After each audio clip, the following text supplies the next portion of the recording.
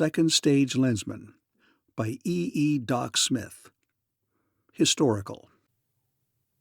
Law enforcement lagged behind crime because the police were limited in their spheres of action while criminals were not. Therefore, when Boskone invented the inertialist drive and commerce throughout the galaxy became commonplace, crime became so rampant as to threaten the very existence of civilization. Thus came into being the Galactic Patrol, an organization whose highest members are called Lensmen. Each is identified by wearing the lens, a pseudo-living telepathic jewel matched to the ego of its wearer by those master philosophers, the Erisians. The lens cannot be either imitated or counterfeited, since it glows with color when worn by its owner, and since it kills any other who attempts to wear it. Of each million selected candidates for the lens, all except about 100 failed to pass the grueling tests employed to weed out the unfit. Kimball Kinnison graduated number 1 in his class and was put in command of the spaceship Britannia, a war vessel of a new type, using explosives, even though such weapons had been obsolete for centuries. The pirates. The Boskonian conflict was just beginning, so that no one yet suspected that the patrol faced anything worse than highly organized piracy, were gaining the upper hand because of a new and apparently almost unlimited source of power. Kinnison was instructed to capture one of the new type pirate ships in order to learn the secret of that power. He found and defeated a Boskonian warship. Peter Van Buskirk led the storming party of Valerians, men of human type, but of extraordinary size, strength, and agility because of the enormous gravitational forces of their home planet, in wiping out those of the pirate crew not killed in the battle between the two ships. The scientists of the expedition secured the information desired. It could not be transmitted to Prime Base, however, because the pirates blanketed all channels of communication. Boskonian warships were gathering, and the crippled Britannia could neither run nor fight. Therefore, each man was given a spool of tape bearing the data, and all the patrolmen took to the lifeboats. Kinnison and Van Buskirk, in one of the boats, were forced to land upon the planet Delgon, where they joined forces with Worsel, later to become Lensman Worsel, a winged reptilian native of a neighboring planet, Valantia. The three destroyed a number of the overlords of Delgon, a sadistic race of monsters who preyed upon the other races of their solar system by sheer power of mind. Worsel accompanied the patrolmen to Valantia, where all the resources of the planet were devoted to preparing defenses against the expected Boskonian attack. Several others of the Britannia's lifeboats reached Valantia, called by Worsel's prodigious mind working through Kinnison's ego and lens. Kinnison finally succeeded in tapping a communicator beam, thus getting one line upon Helmuth, who spoke for Boskone.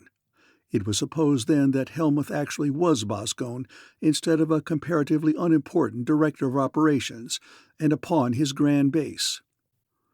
The Boskonians attacked Valantia, and 6 of their vessels were captured. In these ships, manned by Valantian crews, the Tellurians set out for Earth and prime base of the Galactic Patrol. Kinnison's Boskone, the generator of the force which makes inertialess, free in space parlance, flight possible, broke down, wherefore he had to land upon the planet Trenko for repairs. Trenko, the tempestuous, billiard-ball-smooth planet where it rains 47 feet and 5 inches every night, and where the wind blows 800 miles an hour. Trenko, the world upon which is produced thionite, the deadliest and most potent of all habit-forming drugs. Trenko, the mecca of all the Zwilniks, members of the Boskonian drug ring, sometimes loosely applied to any Boskonian of the galaxy. Trenko, whose weirdly charged ether and atmosphere so distort beams and vision that it can be policed only by such beings as the Rigelians, who possess the sense of perception instead of sight and hearing. Lensman Tregonsi of Rigel IV, then in command of the patrol's wandering base upon Trenko, furnished Kinnison a new Boskone, and he again set out for Tellus. Meanwhile, Helmuth, the Boskonian commander, had deduced that some one particular lensman was back of all his setbacks, and that the lens, a complete enigma to the Boskonians, was in some way connected with Arisia. That planet had always been dreaded and shunned by all spacemen. No one would ever say why, but no being who had ever approached that planet uninvited could be compelled even by threat of death to go near it again. Helmuth, thinking himself secure by virtue of his thought screens, the secret of which he had stolen from Valentia, went alone to Arisia to learn how the lens gave its wearer such power. He was stopped at the barrier. His thought screens were useless. The Arisians had given them to Valentia, hence knew how to break them down. He was punished to the verge of insanity, but was finally permitted to return to his grand base, alive and sane, not for your own good, but for the good of that struggling young civilization which you oppose. Kinnison finally reached Prime Base with the all-important data. By building super-powerful battleships called Maulers, the patrol gained a temporary advantage over Boskonia, but a stalemate soon ensued. Kinnison developed a plan of action whereby he hoped to locate Helmuth's grand base, and asked Port Admiral Haynes, Chief of Staff of the entire patrol, for permission to follow it. In lieu of that, however, Haynes informed him that he had been given his release, that he was an unattached lensman, a gray lensman, popularly so called, from the color of the plain leather uniforms they wear. Thus he earned the highest honor which the Galactic Patrol can bestow, for the gray lensman works under no direction whatever. He is as absolutely a free agent as it is possible to be. He is responsible to no one, to nothing save his own conscience. He is no longer of Tellus, nor of the Solarian system, but of the universe as a whole. He is no longer a cog in the immense machine of the patrol. Wherever he may go, throughout the unbounded reaches of space, he is the patrol. In quest of a second line upon Grand Base, Kinnison scouted a pirate stronghold upon Aldebaran 1. Its personnel, however, were not even near human, but were wheelmen, possessed of the sense of perception.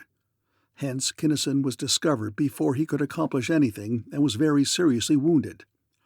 He managed to get back to his speedster and to send a thought to Port Admiral Haynes, who immediately rushed ships to his aid. In Base Hospital, Surgeon General Lacey put him together, and during a long and quarrelsome convalescence, Nurse Clarissa McDougall held them together. Lacey and Haynes connived to promote a romance between nurse and lensman. As soon as he could leave the hospital, he went to Arisia in the hope that he might be permitted to take advanced training, an unheard-of idea. Much to his surprise, he learned that he had been expected to return for exactly such training. Getting it almost killed him, but he emerged infinitely stronger of mind than any man had ever been before. He also now had the sense of perception, a sense somewhat analogous to that of sight, but of vastly greater penetration, power, and scope, and not dependent upon light, a sense only vaguely forecast by ancient work upon clairvoyance. By the use of his new mental equipment, he succeeded in entering a Boskonian base upon Boisia II.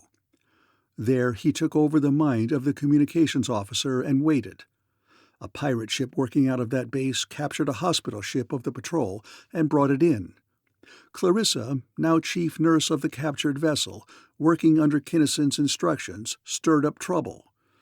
Helmuth from Grand Base interfered, thus enabling the lensman to get his second all-important line. The intersection of the two lines, Boskonian's Grand Base, lay in a star cluster well outside the galaxy. Pausing only long enough to destroy the wheelmen of Aldebaran 1, the project in which his first attempt had failed so dismally, he investigated Helmuth's headquarters. He found fortifications impregnable to any massed attack of the patrol, manned by beings wearing thought screens. His sense of perception was suddenly cut off. The enemy had thrown a thought screen around the whole planet. He returned to Prime Base, deciding en route that boring from within was the only possible way in which that base could be reduced. In consultation with Haynes, the 0 hour was set, at which the grand fleet of the patrol would start raying Helmuth's base with every available projector. Pursuant to his plan, Kinnison again visited Trenko, where Tragonsi and his Rigelians extracted for him 50 kilograms of thionite, the noxious drug which, in microgram inhalations, makes the addict experience all the physical and mental sensations of doing whatever it is that he wishes most ardently to do. The larger the dose, the more intense the sensations, but the slightest overdose means a sudden and super-ecstatic death. Thence to Helmuth's planet, where, by controlling the muscles of a dog whose brain was unscreened, he let himself into the central dome. Here, just before zero time, he released his thionite into the primary airstream, thus wiping out all the pirate personnel except Helmuth, who, in his inner dome, could not be affected. The patrol attacked on schedule. Kinnison killed Helmuth in hand-to-hand combat. Grand Base was blasted out of existence, largely by the explosion of bombs of duodecaplyl atomite placed by the pirates themselves. These bombs were detonated by an enigmatic, sparkling force ball which Kinnison had studied with care. He knew that it was operated by thought, and he suspected, correctly, that it was in reality an intergalactic communicator. Kinnison's search for the real Boskone led to Lundmark's nebula, thenceforth called the Second Galaxy. His ship, the superpowerful Dauntless, met and defeated a squadron of Boskonian warships. The Tellurians landed upon the planet Medon, whose people were fighting a losing war against the forces of Boskone. The Medonians, electrical wizards who had been able to install inertia neutralizers and a space drive upon their planet, moved their world over to our first galaxy. With the cessation of military activity, however, the illicit traffic in habit-forming drugs amongst all races of warm-blooded oxygen breathers had increased tremendously, and Kinnison, deducing that Boskone was the back of the drug syndicate, decided that the best way to find the real leader of the enemy was to work upward through the drug ring. Disguised as a dock walloper, he frequented the saloon of a drug baron and helped to raid it. But although he secured much information, his disguise was penetrated. He called a conference of scientists to devise means of building a gigantic bomb of negative matter. Then, impersonating a Tellurian Secret Service agent who lent himself to the deception, he tried to investigate the stronghold of Prelin of Bronsica, one of Boskone's regional directors. This disguise also failed, and he barely escaped. Ordinary disguises having proved useless against Boskone's clever agents, Kinnison himself became Wild Bill Williams, once a gentleman of Aldebaran II, now a space rat meteor miner. Instead of pretending to drink, he really drank, making of himself a practically bottomless drinker of the most vicious beverages known to space. He became a drug fiend, a Bentlem eater, discovering that his Arisian-developed mind could function at full efficiency even while his physical body was stupefied. He became widely known as the fastest, deadliest performer with twin ray guns that had ever struck the asteroid belts. Thus, through solar system after solar system, he built up an unimpeachable identity as a hard-drinking, wildly carousing, Bentlem-eating, fast-shooting space hellion. A lucky or a very skillful meteor miner, a derelict who had been an Aldebaranian gentleman once and who would be again if he should ever strike it rich and if he could conquer his weaknesses. Physically helpless in a Bentlem stupor, he listened in on a Zwilnik conference and learned that Edmund Crowninshield of Trasilia III was also a regional director of the enemy. Boskone formed an alliance with the overlords of Delgon, and through a hyperspatial tube or vortex, the combined forces again attacked humanity. Not simple slaughter this time, for the overlords tortured their captives and consumed their life forces in sadistic orgies. The conference of scientists solved the mystery of the tube, and the Dauntless attacked through it, returning victorious. Wild Bill Williams struck it rich at last. Forthwith, he abandoned the low dives in which he had been wont to carouse, and made an obvious effort to become again an Aldebaranian gentleman. He secured an invitation to visit Crownenshield's resort. The Boskonian, believing that Williams was basically a drink-and-drug-soaked bum, took him in, to get his 250,000 credits. Relapsing into a characteristically wild debauch, Kinnison Williams did squander a large part of his new fortune, but he learned from Crown and Shield's mind that one Jalti, a Colonian by birth, was Boskone's galactic director, and that Jalti had his headquarters in a star cluster just outside the first galaxy. Pretending bitter humiliation and declaring that he would change his name and disappear, the Grey Lensman left the planet to investigate Jalti's base. He learned that Boskone was not a single entity, but was a council. He also learned that, while the Colonian did not know who or where Boskone was, Eichmil, Jalti's superior, who lived upon the planet Jarnivan in the Second Galaxy, would probably know all about it. Kinnison and Worsel, therefore, set out to investigate Jarnivan. Kinnison was captured and tortured. There was at least one Delgonian upon Jarnivan, but Worsel rescued him before his mind was damaged and brought him back to the patrol's grand fleet with his knowledge intact. Jarnivan was populated by the Ike, a race of monsters as bad as the overlords of Delgon. The Council of Nine, which ruled the noisome planet, was in fact the long-sought, the utterly detested Boskone. The great surgeons of the age, Phillips of Posenium and Wise of the newly acquired planet Medon, demonstrated that they could grow new nervous tissue, even new limbs and organs if necessary. Again, Clarissa McDougall nursed Kinnison back to health, and this time the love between them would not be denied. The grand fleet of the patrol was assembled, and with Kinnison in charge of operations, swept outward from the first galaxy. Jalti's planet was destroyed by means of the Negasphere, the negative matter bomb, then on to the second galaxy. There, the patrol forces destroyed Jarnivan, the planet of the Ike, by smashing it between two barren planets which had been driven there in the free, inertialess condition. These planets, having opposite intrinsic velocities, were placed one upon each side of Jarnivan. Then their Bergenholms were cut, restoring inertia and intrinsic velocity, and when that frightful collision was over, a minor star had come into being. Grand Fleet returned to our galaxy. Galactic civilization rejoiced. Earth in particular made merry, and Prime Base was the center of celebration. And in Prime Base, Kinnison, supposing that the war was over and that his problem was solved, threw off his Grey Lensman's burden and forgot all about the Boskonian menace. Marrying his Chris, he declared, was the most important thing in the universe. But how wrong he was. For even as Lensman and Sector Chief Nurse were walking down a hallway of Base Hospital after a conference with Lacey and Haynes regarding that marriage.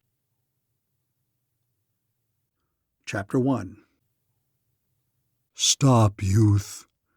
The voice of that nameless, incredibly ancient Arisian who was Kinnison's instructor, and whom he had thought of and spoken of simply as mentor, thundered silently deep within the Lensman's brain.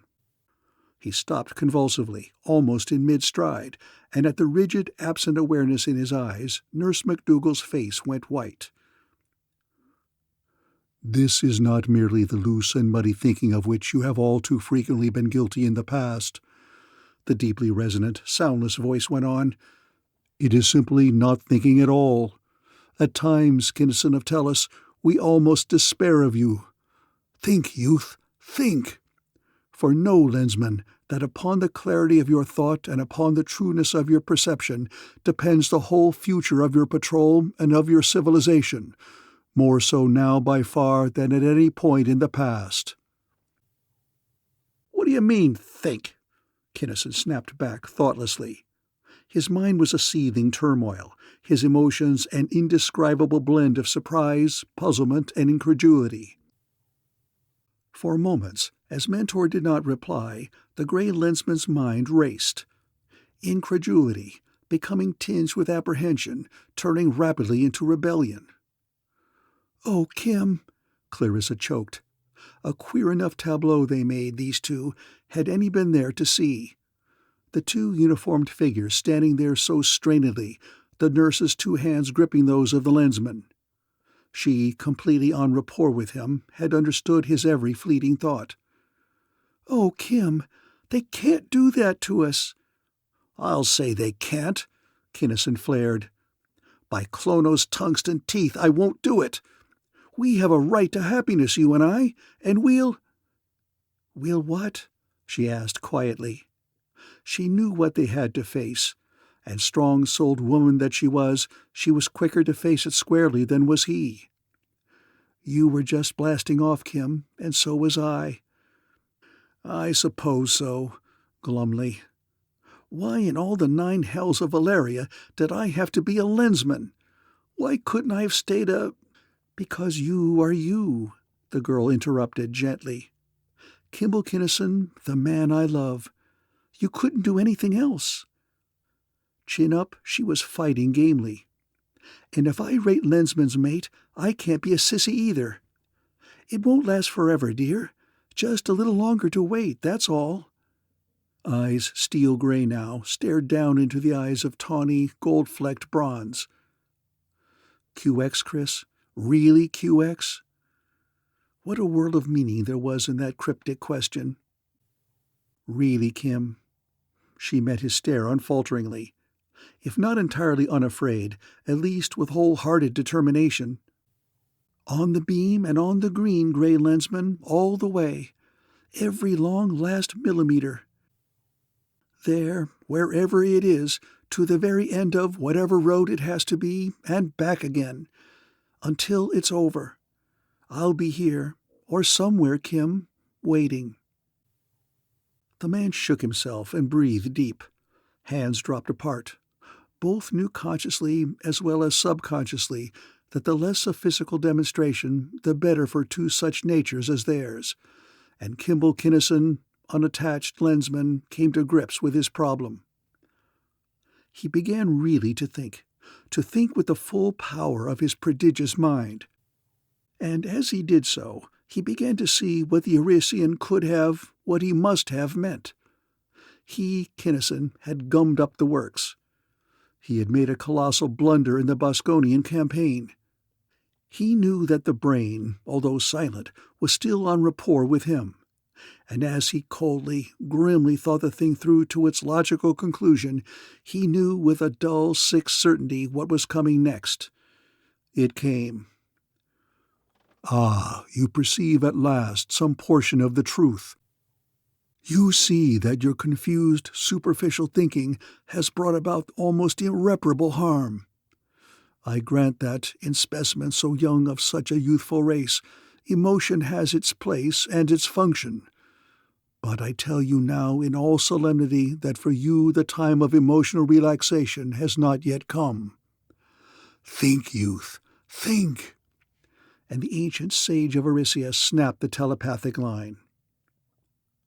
As one, without a word, nurse and lensman retraced their way to the room they had left so shortly before. Port Admiral Haynes and Surgeon General Lacey still sat upon the nurse's davenport, scheming roseate schemes having to do with the wedding they had so subtly engineered. "Back so soon? Forget something, McDougal?" Lacey asked amiably. Then, as both men noticed the couple's utterly untranslatable expression, "What happened? Break it out, Kim," Haynes commanded. "Plenty, Chief," Kinnison answered quietly. "Mentor, my Arisian, you know, stopped us before we got to the elevator. Told me that I'd put my foot in it clear up to the hip joint on that Boskonian thing. That instead of being all buttoned up, my fool blundering has put us further back than we were when we started." "Mentor, you're Arisian. Told you. Put us back." It was an entirely unpremeditated, unconscious duet. The 2 old officers were completely dumbfounded. Arisians never had come out of their shells, they never would. Infinitely less disturbing would have been the authentic tidings that a brick house had fallen upstairs. They had nursed this romance along so carefully, had timed it so exactly, and now it had gone pfft. It had been taken out of their hands entirely. That thought flashed through their minds first. Then, as catastrophe follows lightning's flash, the real knowledge exploded within their consciousness that in some unguessable fashion or other the whole Boskonian campaign had gone pfft too. Port Admiral Hayes, master tactician, reviewed in his keen strategist's mind every phase of the recent struggle, without being able to find a flaw in it. "There wasn't a loophole anywhere," he said aloud. "Where did they figure we slipped up?" "We didn't slip. I slipped," Kinnison stated flatly.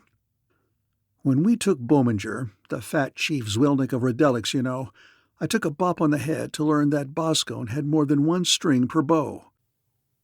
Observers, independent, for every station at all important. I learned that fact thoroughly then, I thought. At least we figured on Boskone's having lines of communication passed, not through his regional directors, such as Prelin of Bronsika. Since I changed my line of attack at that point, I did not need to consider whether or not Crowninshield of Trasilia III was bypassed in the same way.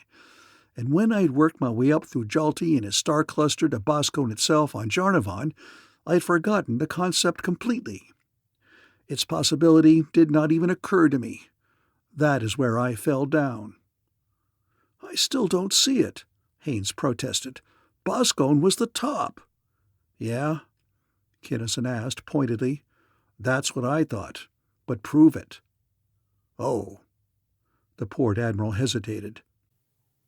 "We had no reason to think otherwise. Looked at it in that light, this intervention would seem to be conclusive. But before that, there were no—" "There were so," Kinnison contradicted. "But I didn't see them then. That's where my brain went sour. I should have seen them. Little things mostly, but significant. Not so much positive as negative indices. Above all, there was nothing whatever to indicate that Boskone actually was the top. That idea was the product of my own wishful and very low-grade thinking, with no basis or foundation in fact or in theory. And now," he concluded bitterly, "because my skull is so thick that it takes an idea 100 years to filter through it, because a sheer bare fact has to be driven into my brain with a Valerian maul before I can grasp it, we're sunk without a trace." "Wait a minute, Kim. We aren't sunk yet," the girl advised shrewdly. "The fact that, for the first time in history, an Arisian has taken the initiative in communicating with a human being means something big, really big. Mentor does not indulge in what he calls loose and muddy thinking. Every part of every thought he sent carries meaning, plenty of meaning." "What do you mean?" As one, the three men asked substantially the same question. The Lensman, by virtue of his faster reactions, being perhaps half a syllable in the lead. "I don't know exactly," Clarissa admitted. "I've got only an ordinary mind, and it's firing on half its jets or less right now. But I do know that his thought was almost irreparable, and that he meant precisely that, nothing else. If it had been wholly irreparable, he not only would have expressed his thought that way, but he would have stopped you before you destroyed Jarnavan. I know that. Apparently, it would have been wholly irreparable if we had got—" She faltered, blushing, then went on, "If we had kept on about our own personal affairs. That's why he stopped us. We can win out, he meant, if you keep on working. It's your oyster, Kim. It's up to you to open it. You can do it, too. I just know that you can." "But why didn't he stop you before you fellows smashed Boskone?" Lacey demanded, exasperated. "I hope you're right, Chris. It sounds reasonable," Kinnison said thoughtfully. Then to Lacey, "That's an easy one to answer, Doctor, because knowledge that comes the hard way is knowledge that really sticks with you. If he had drawn me a diagram before, it wouldn't have helped the next time I get into a jam. This way it will. I've got to learn how to think if it cracks my skull. Really think," he went on, more to himself than to the other three, "to think so that it counts." "Well, what are we going to do about it?" Haynes was, he had to be, to get where he was and to stay where he was, quick on the uptake. "Or more specifically, what are you going to do, and what am I going to do?" "What I am going to do will take a bit of mulling over. Kinnison replied slowly. Find some more leads and trace them up is the best that occurs to me right now. Your job and procedure are rather clearer. You remarked out in space that Boskone knew that Tellus was very strongly held. That statement, of course, is no longer true. Huh? Haynes half pulled himself up from the Davenport, then sank back. Why? He demanded.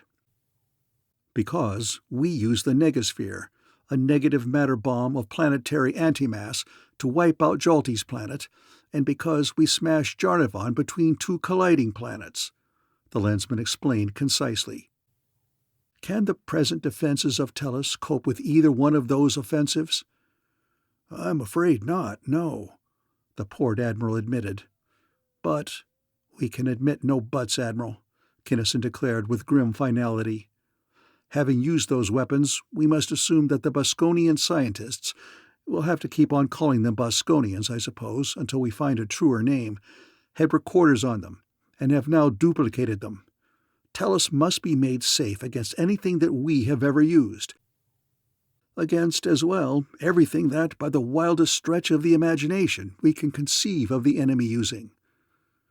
You're right, I can see that, Haynes nodded. We have been underestimating them right along, Kinnison went on. At first, we thought that they were merely organized outlaws and pirates. Then, when it was forced upon us that they could match us, overmatch us in some things, we still would not admit that they must be as large and as widespread as we are, galactic in scope.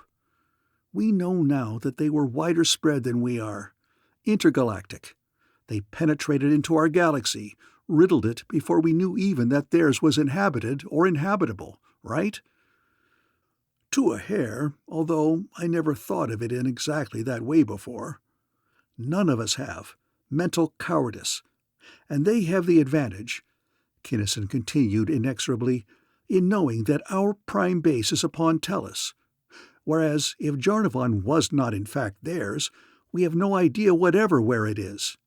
And another point. Does that fleet of theirs, as you look back on it, strike you as having been a planetary outfit? Well, Jarnavan was a big planet, and the Ike were a mighty warlike race. Quibbling a bit, aren't you, Chief? Uh-huh, Haynes admitted, somewhat sheepishly. The probability is very great that no one planet either built or maintained that fleet. And that leads us to expect what? Counterattack. In force, everything they can shove this way. However, they've got to rebuild their fleet, besides designing and building the new stuff. We'll have time enough, probably, if we get started right now. But, after all, Jarnavan may have been their vital spot, Lacey submitted. Even if that were true, which it probably isn't, the now thoroughly convinced Port Admiral sided with Kinnison. It doesn't mean a thing, Sawbones. If they should blow Tellus out of space, it wouldn't kill the Galactic Patrol. It would hurt it, of course, but it wouldn't cripple, would go ahead with it. My thought exactly, from Kinnison. I check you to the proverbial 19 decimals. Well, there's a lot to do. I better be getting at it. And Haynes and Lacey got up to go. Gone now was all thought of demerits or infractions of rules. Each knew what a wrenching the young couple had undergone. See you in my office when convenient? I'll be there directly, Chief, as soon as I tell Chris here goodbye. At about the same time that Haynes and Lacey went to Nurse McDougal's room, Wursel the Valantian arrowed downward through the atmosphere toward a certain flat roof. Leather wings shot out with a snap, and in a blast of wind, Valantians can stand 11 Tellurian gravities. He came in to his customary appalling landing and dived unconcernedly down a nearby shaft. Into a corridor along which he wriggled blithely to the office of his old friend, Master Technician Laverne Thorndyke. "Vern, I have been thinking," he announced, as he coiled all but about 6 feet of his sinuous length into a tight spiral upon the rug and thrust out half a dozen weirdly stalked eyes. "That's nothing new," Thorndyke countered.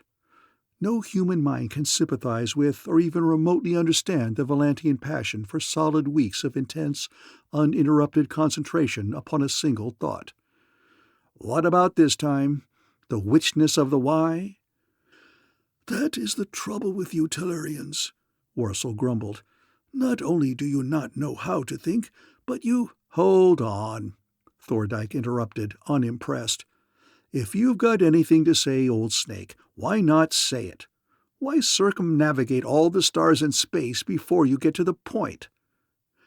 I have been thinking about thought. So what? The technician derided. That's even worse. That's a dizzy spiral if there ever was one. Thought and Kinnison, Worsel declared with finality. Kinnison? Oh, that's different. I am interested, very much so. Go ahead. And his weapons. His delameters, you know. No, I don't know, and you know that I don't know. What about them? They are so obvious. The Valantian finally found the exact thought he wanted. So big, and so clumsy, and so obtrusive.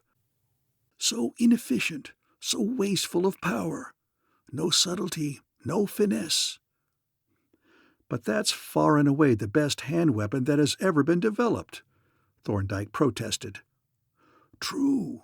Nevertheless, a millionth of that power, properly applied, could be at least 1,000,000 times as deadly. How? The Tellurian, although shocked, was dubious. I have reasoned it out that thought in any organic being is and must be connected with one definite organic compound. This one. The Valantian explained didactically, the while there appeared within the technician's mind the space formula of an incredibly complex molecule, a formula which seemed to fill not only his mind, but the entire room as well.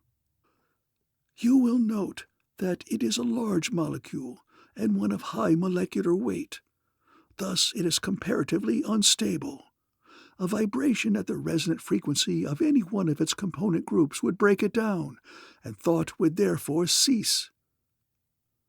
It took perhaps a minute for the full import of the ghastly thing to sink into Thorndyke's mind. Then, every fibre of him flinching from the idea, he began to protest. But he doesn't need it, Worsel. He's got a mind already that can— It takes much mental force to kill, Worsel broke in equably. But that method can slay only a few at a time, and it is exhausting work. My proposed method would require only a minute fraction of a watt of power and scarcely any mental force at all. And it would kill. It would have to. That reaction could not be made reversible. Certainly, Worsel concurred. I never could understand why you soft-headed, soft-hearted, soft-bodied human beings are so reluctant to kill your enemies. What good does it do merely to stun them? QX, skip it. Thorndyke knew that it was hopeless to attempt to convince the utterly unhuman Worsel of the fundamental rightness of human ethics. But nothing has ever been designed small enough to project such a wave. I realize that. Its design and construction will challenge your inventive ability. Its smallness is its great advantage. He could wear it in a ring, in the bracelet of his lens, or, since it will be actuated, controlled and directed by thought, even embedded surgically beneath his skin. How about backfires? Thorndyke actually shuddered. Projection, shielding. Details, mere details, Worsel assured him, with an airy flip of his scimitarred tail. That's nothing to be running around loose, the man argued. Nobody could tell what killed them, could they? Probably not, Worsel pondered briefly. No, certainly not. The substance must decompose in the instant of death from any cause. And it would not be loose, as you think. It should not become known, even. You would make only the one, of course. Oh, you don't want one, then? Certainly not. What do I need of such a thing? Kinnison only, and only for his protection. Kim can handle it. but he's the only being this side of Arisia that I trust with one. QX, give me the dope on the frequency, waveform, and so on, and I'll see what I can do. Chapter 2.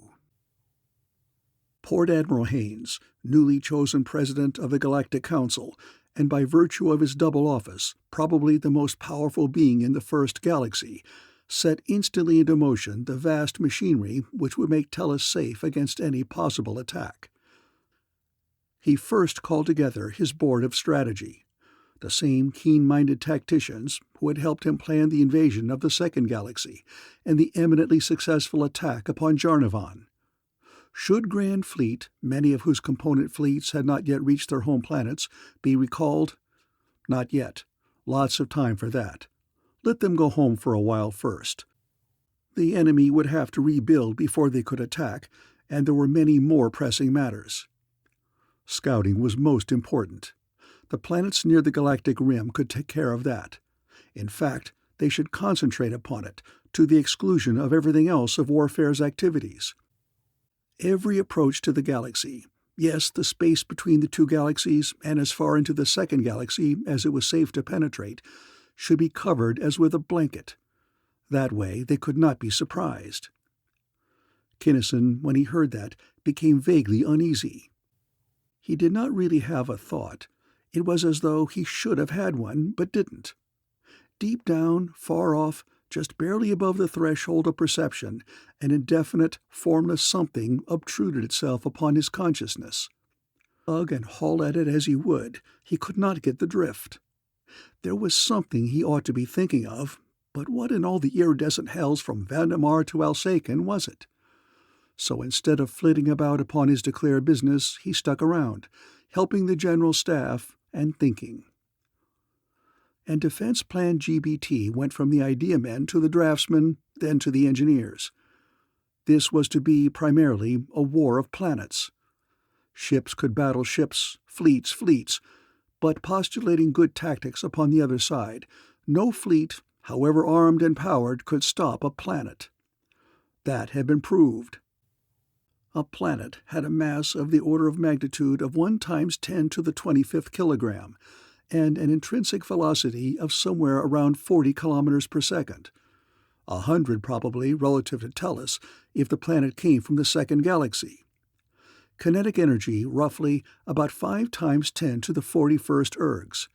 No, that was nothing for any possible fleet to cope with. Also, the attacking planets would of course be inertialess until the last strategic instant. Very well, they must be made inert prematurely, when the patrol wanted them that way, not the enemy. How? The Bergen homes upon those planets would be guarded with everything the Boskonians had. The answer to that question, as worked out by the engineers, was something they called a supermolar. It was gigantic, cumbersome, and slow, but little faster indeed than a free planet. It was like Helmuth's fortresses of space, only larger. It was like the special defense cruisers of the patrol, except that its screens were vastly heavier. It was like a regular Mauler, except that it had only one weapon.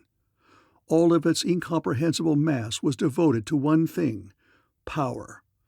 It could defend itself, and if it could get close enough to its objective, it could do plenty of damage. Its dreadful primary was the first weapon ever developed capable of cutting a Q-type helix squarely in two. And in various solar systems, uninhabitable and worthless planets were converted into projectiles. Dozens of them, possessing widely varying masses and intrinsic velocities. One by one, they flitted away from their parent suns and took up positions, not too far away from our solar system, but not too near. And finally Kinnison, worrying at his tantalizing thought as a dog worries a bone, crystallized it. Prosaically enough, it was an extremely short and flamboyantly waggling pink shirt which catalyzed the reaction, which acted as the seed of the crystallization. Pink, a Chicladorian. Zilpik, the navigator, overlords of Delgon. Thus flashed the train of thought, culminating in, "Oh, so that's it!" he exclaimed aloud. "That's it, as sure as hell's a man-trap!" He whistled raucously at a taxi, took the wheel himself, and broke, or at least bent, most of the city's traffic ordinances in getting to Haynes' office. The port admiral was always busy, but he was never too busy to see Grey Lensman Kinnison, especially when the latter demanded the right-of-way in such terms as he used then. "The whole defense setup is screwy," Kinnison stated, baldly and at once. "I thought from the first that I was overlooking a bet, but I couldn't locate it.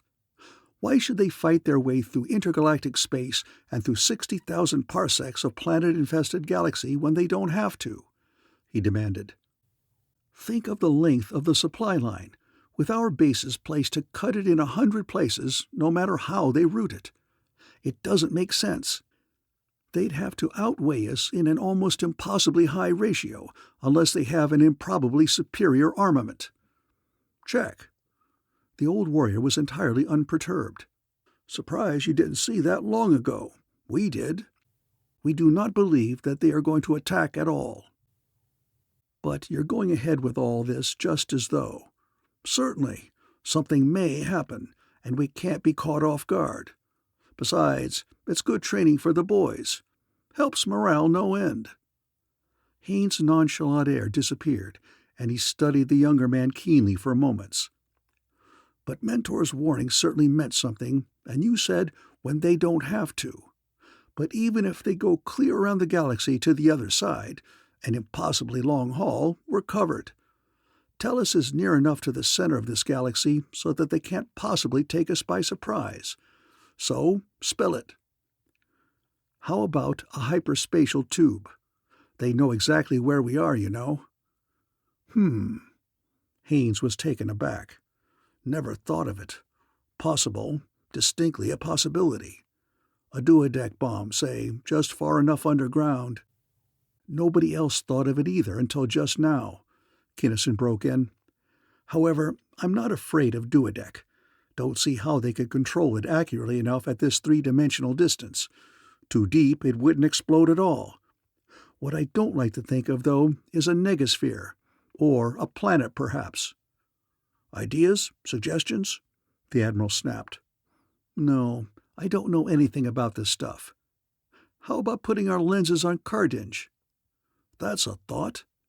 And in seconds they were in communication with Sir Austin Cardinge, Earth's mightiest mathematical brain. "Kinnison, how many times must I tell you that I am not to be interrupted?" The aged scientist's thought was a crackle of fury. "How can I concentrate upon vital problems if every young whippersnapper in the system is to perpetrate such abominable, such outrageous intrusions?" "Hold it, Sir Austin. Hold everything," Kinnison soothed. "I'm sorry. I wouldn't have intruded if it hadn't been a matter of life or death. But it would be a worse intrusion, wouldn't it, if the Boskonians sent a planet about the size of Jupiter, or a negasphere, through one of their extra-dimensional vortices into your study? That's exactly what they're figuring on doing." What? Cardinge snapped, like a string of firecrackers. He quieted down then and thought. And Sir Austin Cardinge could think, upon occasion and when he felt so inclined, could think in the abstruse symbology of pure mathematics with a cogency equaled by few minds in the universe. Both lensmen perceived those thoughts, but neither could understand or follow them. No mind, not a member of the Conference of Scientists, could have done so. "They can't." Of a sudden the mathematician cackled, gleefully disdainful. "Impossible. Quite definitely impossible. There are laws governing such things, Kinnison, my impetuous and ignorant young friend. The terminus of the necessary hypertube could not be established within such proximity to the mass of the sun. This is shown by—" "Never mind the proof. The fact is enough," Kinnison interposed hastily. "How close to the sun could it be established?" "I couldn't say offhand," came the cautiously scientific reply. "More than 2 astronomical units, certainly, but the computation of the exact distance would require some little thought. It would, however, be an interesting, if minor, problem. I will solve it for you if you like, and advise you of the exact minimum distance." "Please do so," "Thanks a million," and the Lensman disconnected. "The conceited old goat," Haines snorted. "I'd like to smack him down." "I felt like it more than once, but it wouldn't do any good. You've got to handle him with gloves. Besides, you can afford to make concessions to a man with a brain like that." "I suppose so. But how about that infernal tube? Knowing that it cannot be set up within or very near Tellus helps some, but not enough. We've got to know where it is, if it is. Can you detect it?" "Yes. That is, I can't, but the specialist can, I think. Wise of Medon would know more about that than anyone else. Why wouldn't it be a thought to call him over here?" "It would that." And it was done. Wise of Medon and his staff came, conferred, and departed. Sir Austin Cardinge solved his minor problem, reporting that the minimum distance from the sun's center to the postulated center of the terminus of the vortex, actually the geometrical origin of the three-dimensional figure which was the hyperplane of intersection, was 3.647, approximately, astronomical units. The last figure being tentative and somewhat uncertain because of the rapidly moving masses of Jupiter. "Cover everything beyond 3 units out in every direction," Haines directed when he got that far along the tape. He had no time to listen to an hour of mathematical dissertation. What he wanted was facts. Shortly thereafter, 5-man speedsters, plentifully equipped with new instruments, flashed at full drive along courses carefully calculated to give the greatest possible coverage in the shortest possible time. Unobtrusively, the loose planets closed in upon the solar system.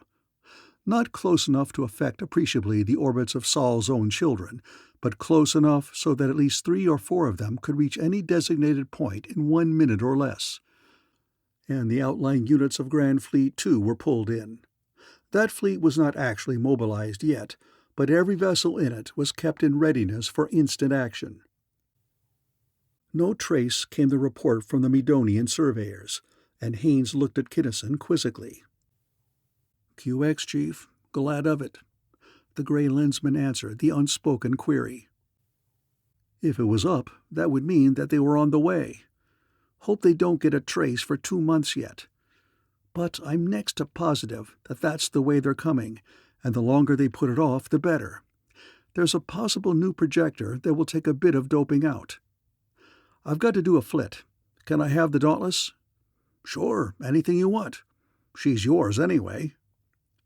Kinnison went, and, wonder of wonders, he took Sir Austin Cardinge with him.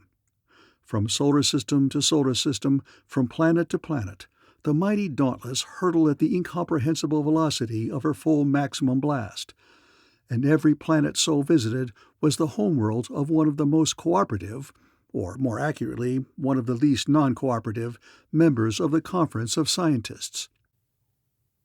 For days, brilliant but more or less unstable minds struggled with new and obdurate problems. Struggled heatedly and with friction, as was their wont. Few, if any, of those mighty intellects would have really enjoyed a quietly studious session, even had such a thing been possible. Then Kinnison returned his guests to their respective homes and shot his flying warship laboratory back to Prime Base. And even before the Dauntless landed, the first few hundreds of a fleet which was soon to be numbered in the millions of meteor miners' boats began working like beavers to build a new and exactly designed system of asteroid belts of iron meteors. And soon, as such things go, new structures began to appear here and there in the void. Comparatively small these things were, tiny in fact compared to the patrol's maulers. Unarmed too, carrying nothing except defensive screen. Each was, apparently, simply a powerhouse.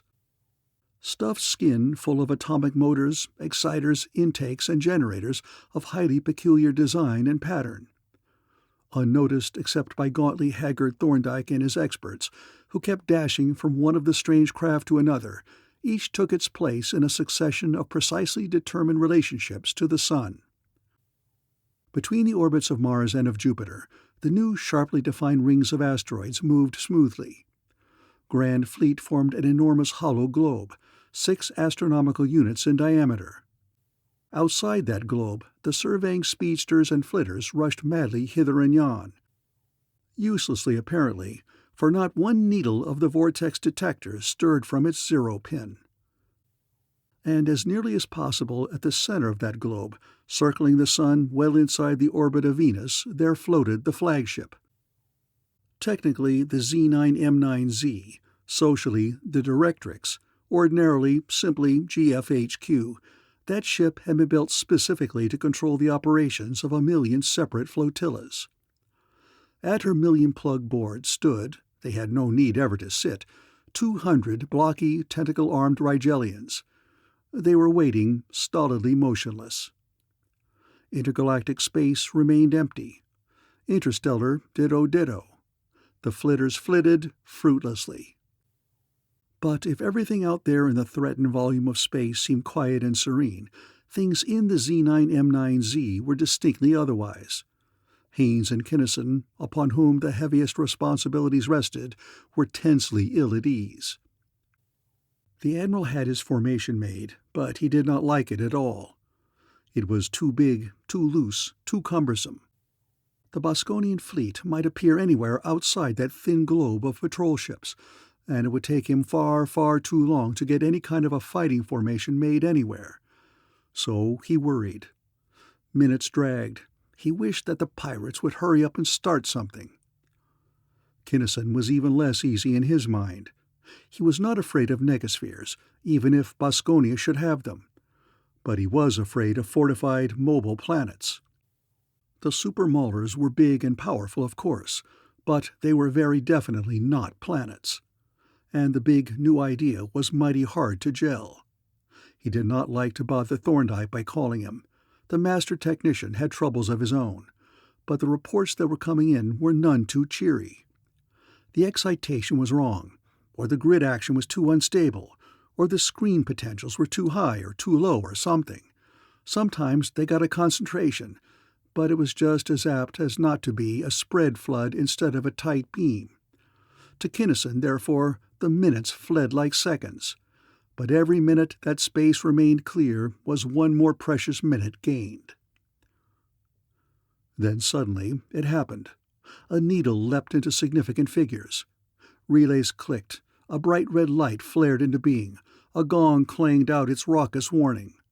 A fractional instant later, 10,000 other gongs and 10,000 other ships came brazenly to life as the discovering speedster automatically sent out its numbers and position. And those other ships, surveyors all, flashed toward that position and dashed frantically about. There's the task to determine, in the least number of seconds possible, the approximate location of the center of the emergence. For Port Admiral Haines, canny old tactician that he was, had planned his campaign long since. It was standing plain in his tactical tank, to englobe the entire space of emergence of the foe and to blast them out of existence before they could maneuver. If he could get into formation before the Boskonians appeared, it would be a simple slaughter. If not, it might be otherwise. Hence, seconds counted. And hence he had had high-speed computers working steadily for weeks at the computation of courses for every possible center of emergence. "Get me that center, fast!" Haines barked at the surveyors, already blasting at maximum. It came in. The chief computer yelped a string of numbers. Selected loose-leaf binders were pulled down, yanked apart, and distributed on the double, leaf by leaf. And, "Get it over there, especially the shock globe," the Port Admiral yelled. For he himself could direct the engagement only in broad. Details must be left to others. To be big enough to hold in any significant relationship the millions of lights representing vessels, fleets, planets, structures, and objectives, the operations tank of the Directrix had to be 700 feet in diameter.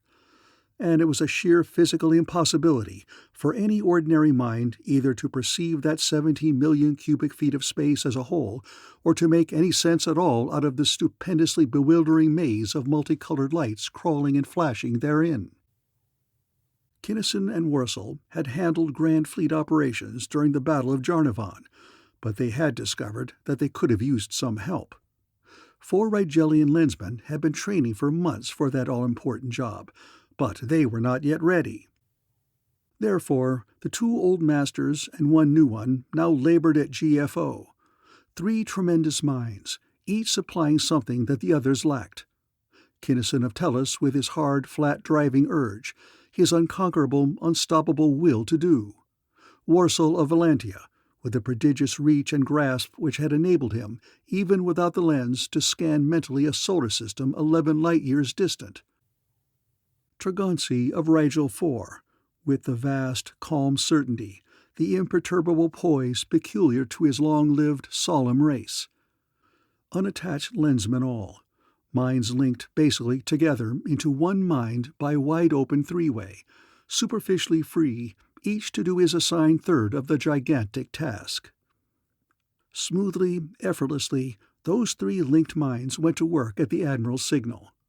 Orders shot out along tight beams of thought to the stolid hundreds of Rigelian switchboard operators, and thence along communicator beams to the pilot rooms, wherever stationed. Flotillas, squadrons, subfleets flashed smoothly toward their newly assigned positions. Super maulers moved ponderously toward theirs. The survey ships, their work done, vanished. They had no business anywhere near what was coming next. Small they were, and defenseless. A speedster's screens were as efficacious as so much vacuum against the forces about to be unleashed. The powerhouses also moved. Maintaining rigidly their cryptic mathematical relationship to each other and the sun, they went as a whole into a new one with respect to the circling rings of tightly packed meteors and the invisible, non-existent mouth of the Boskonian vortex. Then, before Haynes' formation was nearly complete, the Boskonian fleet materialized. Just that. One instant, space was empty. The next, it was full of warships. A vast globe of battle wagons in perfect fighting formation. They were not free, but inert and deadly. Haynes swore viciously under his breath. The lensmen pulled themselves together more tensely. But no additional orders were given. Everything that could possibly be done was already being done. Whether the Boskonians expected to meet a perfectly placed fleet, or whether they expected to emerge into empty space to descend upon a defenseless Tellus, is not known or knowable. It is certain, however, that they emerged in the best possible formation to meet anything that could be brought to bear. It is also certain that, had the enemy had a Z9M9Z and a Kinnison-Wursel-Tragonsi combination scanning its operations tank, the outcome might well have been otherwise than it was. For that ordinarily insignificant delay, that few minutes of time necessary for the Boskonians' orientation, was exactly that required for these 200 smoothly working Rigelians to get civilization's shock globe into position. 1,000,000 beams, primaries raised to the hellish heights possible only to Medonian conductors and insulation, lashed out almost as one. Screens stiffened to the urge of every generable watt of defensive power. Bolt after bolt of quasi-solid lightning struck and struck and struck again. Q-type helices bored, gouged, and searingly hit. Rods and cones, planes and shears of incredibly condensed pure force, clawed, tore, and ground in mad abandon. Torpedo after torpedo, charged to the very skin with duodec, loosed its horribly detonate cargo against flinching wall shields in such numbers and with such violence as to fill all circumambient space with an atmosphere of almost planetary density. Screen after screen, wall shield after wall shield, in their hundreds and their thousands, went down. A full eighth of the patrol's entire count of battleships were wrecked, riddled, blown apart, or blasted completely out of space in the paralyzingly cataclysmic violence of that first, seconds-long, mind-shaking, space-racking encounter. Nor could it have been otherwise, for this encounter had not been at battle range, not even at point-blank range. The warring monsters of the void were packed practically screen to screen. But not a man died, upon civilization's side at least, even though practically all of the myriad of ships composing the inner sphere, the shock globe, was lost. For they were automatic, manned by robots. What little superintendence was necessary had been furnished by remote control. Indeed, it is possible, although perhaps not entirely probable, that the shock globe of the foe was similarly manned. That first frightful meeting gave time for the reserves of the patrol to get there, and it was then that the superior operations control of the Z9M9Z made itself tellingly felt. Ship for ship, beam for beam, screen for screen, the Boskonians were perhaps equal to the patrol, but they did not have the perfection of control necessary for unified action. The field was too immense, the number of contending units too enormously vast. But the mind of each of the three unattached lensmen read aright the flashing lights of this particular volume of the gigantic tank, and spread their meaning truly in the infinitely smaller space model beside which Admiral Haynes, master tactician, stood. Scanning the entire space of battle as a whole, he rapped out general orders applying perhaps to 100 or to 500 planetary fleets.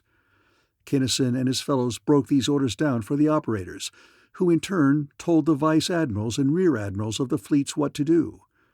They gave detailed orders to the units of their commands, and the line officers, knowing exactly what to do and precisely how to do it, did it with neatness and dispatch. There was no doubt, no uncertainty, no indecision or wavering. The line officers, even the rear and vice admirals, knew nothing, could know nothing whatever of the progress of the engagement as a whole. But they had worked under the Z9M9Z before. They knew that the Maestro Haynes did know the battle as a whole. They knew that he was handling them as carefully and as skillfully as a master at chess plays his pieces upon the square-filled board. They knew that Kinnison or Worcel or Tragonsi was assigning no task too difficult of accomplishment. They knew that they could not be taken by surprise, attacked from some unexpected and unprotected direction, knew that, although in those hundreds of thousands of cubic miles of space there were hundreds of thousands of highly inimical and exceedingly powerful ships of war, none of them were, or shortly could be, in position to do them serious harm. If there had been, they would have been pulled out of there beaucoup fast. They were as safe as anyone in a warship in such a war could expect or even hope to be. Therefore, they acted instantly, directly, wholeheartedly, and efficiently, and it was the Boskonians who were taken, repeatedly and by the thousands, by surprise. For the enemy, as has been said, did not have the patrol's smooth perfection of control.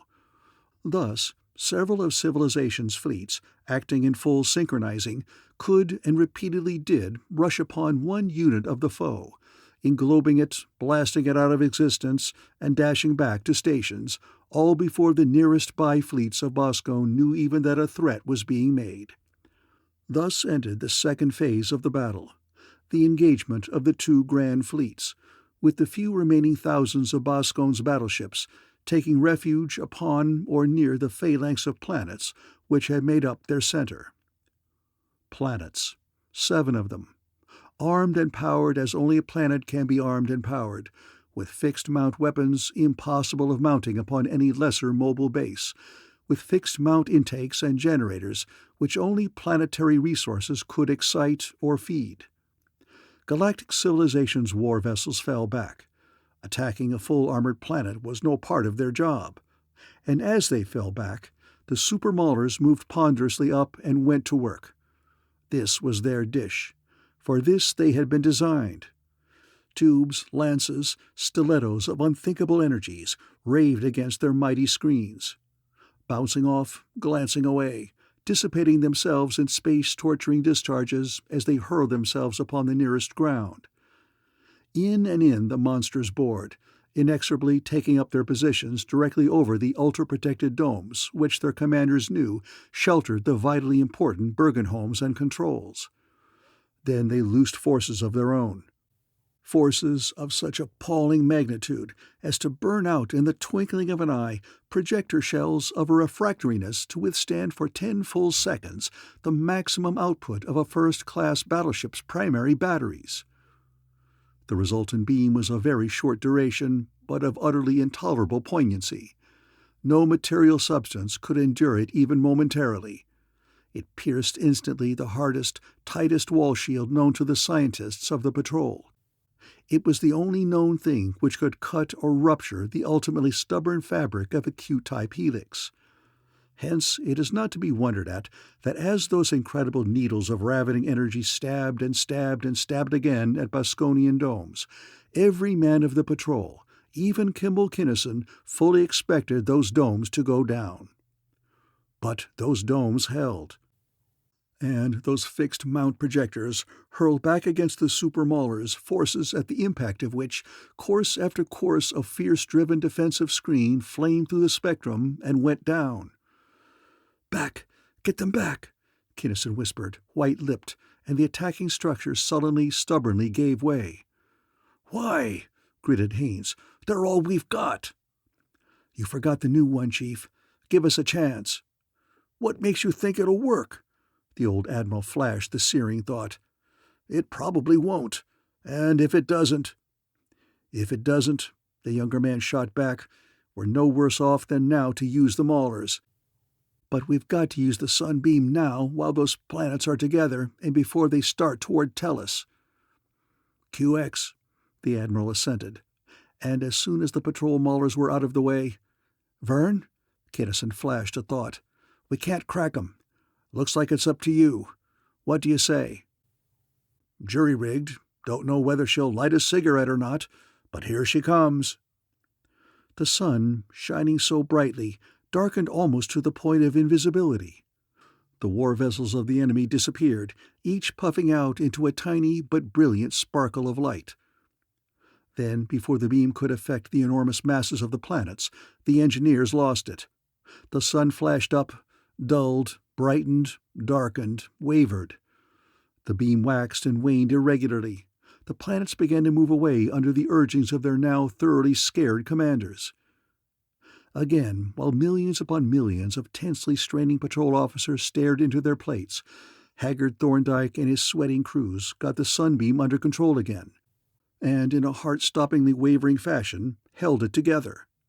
It flared, sputtered, ballooned out, but very shortly, before they could get out of its way, the planets began to glow. Ice caps melted, then boiled. Oceans boiled, their surfaces almost exploding into steam. Mountain ranges melted and flowed sluggishly down into valleys. The Boskonian domes of force went down and stayed down. "QX, Kim, let it be," Haines ordered. "No use overdoing it. Not bad-looking planets. Maybe we can use them for something." The sun brightened to its wonted splendor. The planets began visibly to cool.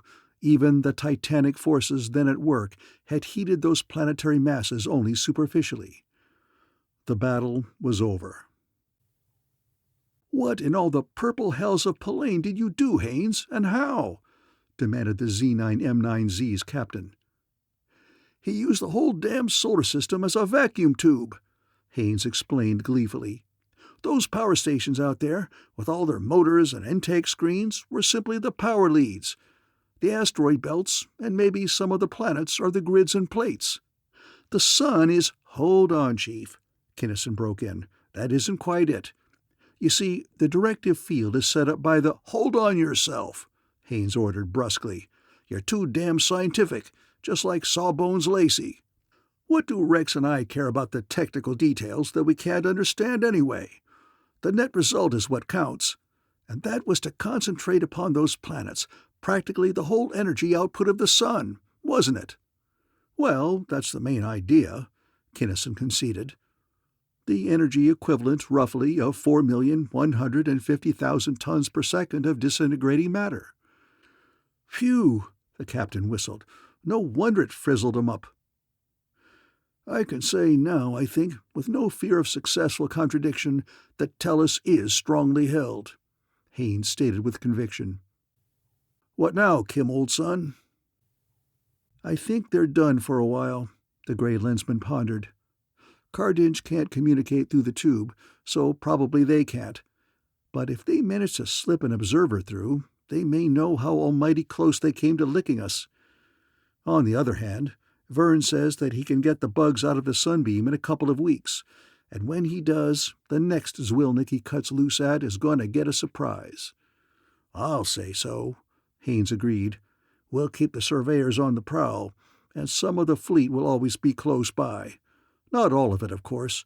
We'll adopt a schedule of reliefs, but enough of it to be useful. That ought to be enough, don't you think?" "I think so, yes," Kinnison answered thoughtfully.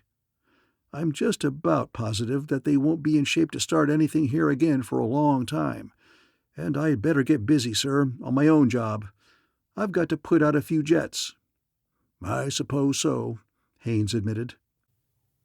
For Tellus was strongly held now, so strongly held that Kinnison felt free to begin again the search upon whose successful conclusion depended, perhaps, the outcome of the struggle between Boskone and the galactic civilization.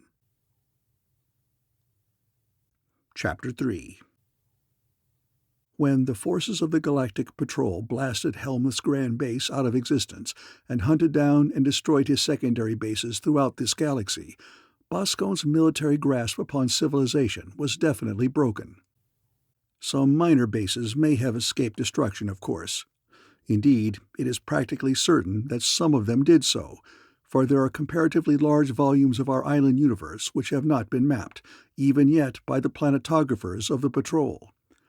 It is equally certain, however, that they were relatively few and of no real importance. For warships, being large, cannot be carried around or concealed in a vest pocket. A war fleet must of necessity be based upon a celestial object not smaller than a very large asteroid.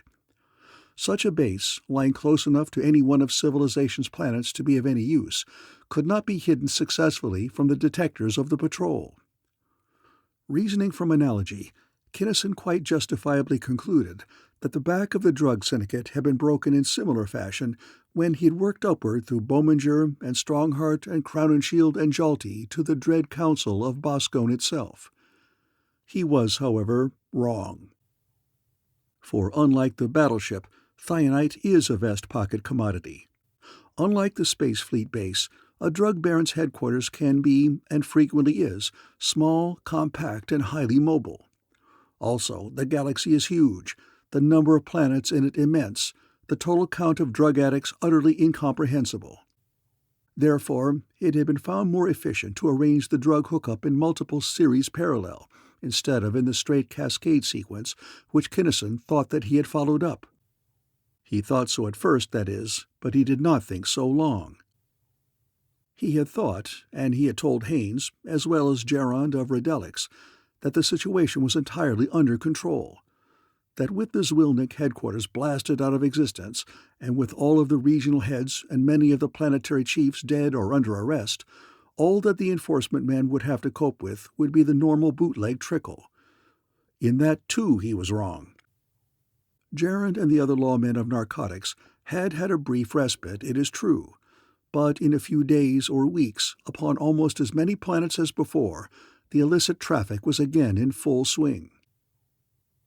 After the Battle of Tellus, then, it did not take the Grey Lensman long to discover the above facts. Indeed, they were pressed upon him. He was, however, more relieved than disappointed at the tidings, for he knew that he would have material upon which to work. If his original opinion had been right, if all lines of communication with the now completely unknown ultimate authorities of the Zwilniks had been destroyed, his task would have been an almost hopeless one. It would serve no good purpose here to go into details covering his early efforts, since they embodied, in principle, the same tactics as those which he had previously employed. He studied, he analyzed, he investigated. He snooped and he spied. He fought, upon occasion he killed. And in due course, and not too long a course, he cut into the sign of what he thought must be a key Zwilnik. Not upon Bronsika, or Redelics, or Chicladoria, or any other distant planet, but right upon Tellus. But he could not locate him. He never saw him upon Tellus.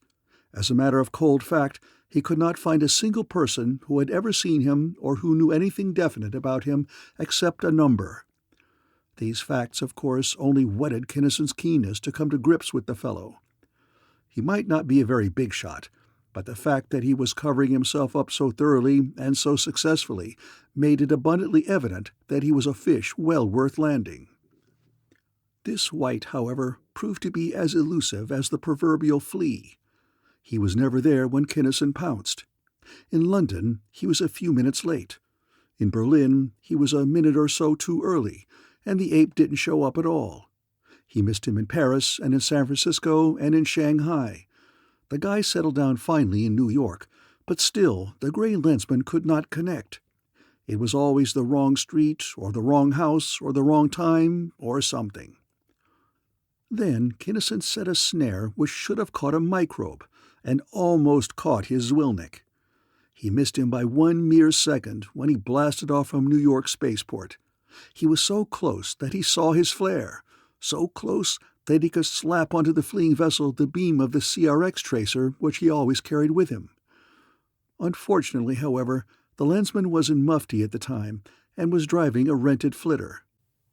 His speedster, altogether too spectacular and obvious a conveyance to be using in a hush-hush investigation, was at prime base. He didn't want the speedster anyway, except inside the Dauntless. He'd go organize this time to chase the lug clear out of space if he had to. He shot in a call for the big cruiser, and while it was coming, he made luridly sulphurous inquiry. Fruitless. His orders had been carried out to the letter, except in the one detail of not allowing any vessel to take off. This takeoff absolutely could not be helped. It was just one of those things. The ship was a patrol speedster from Deneb 5, registry number so-and-so. Said he was coming in for servicing. Came in on the north beam, identified himself properly. Lieutenant Quirkenfall of Deneb 5, he said he was, and it checked. It would check, of course. The Zwilnik that Kinnison had been chasing so long certainly would not be guilty of any such raw, crude work as a faulty identification. In fact, right then, he probably looked just as much like Quirkenfall as the lieutenant himself did. He wasn't in a hurry at all, the informant went on. He waited around for his landing clearance, then slanted in on his assigned slide to the service pits. In the last 100 yards, though, he shot off to one side and sat down, plop, broadside on, clear over there in the far corner of the field. But he wasn't down but a second, sir. Long before anybody could get to him, before the cruisers could put a beam on him even, he blasted off as though the devil were on his tail. Then you came along, sir, but we did put a CRX tracer on him. I did that much myself, Kinnison stated morosely. He stopped just long enough to pick up a passenger, my Zwilnik, of course, then flitted. And you fellows let him get away with it.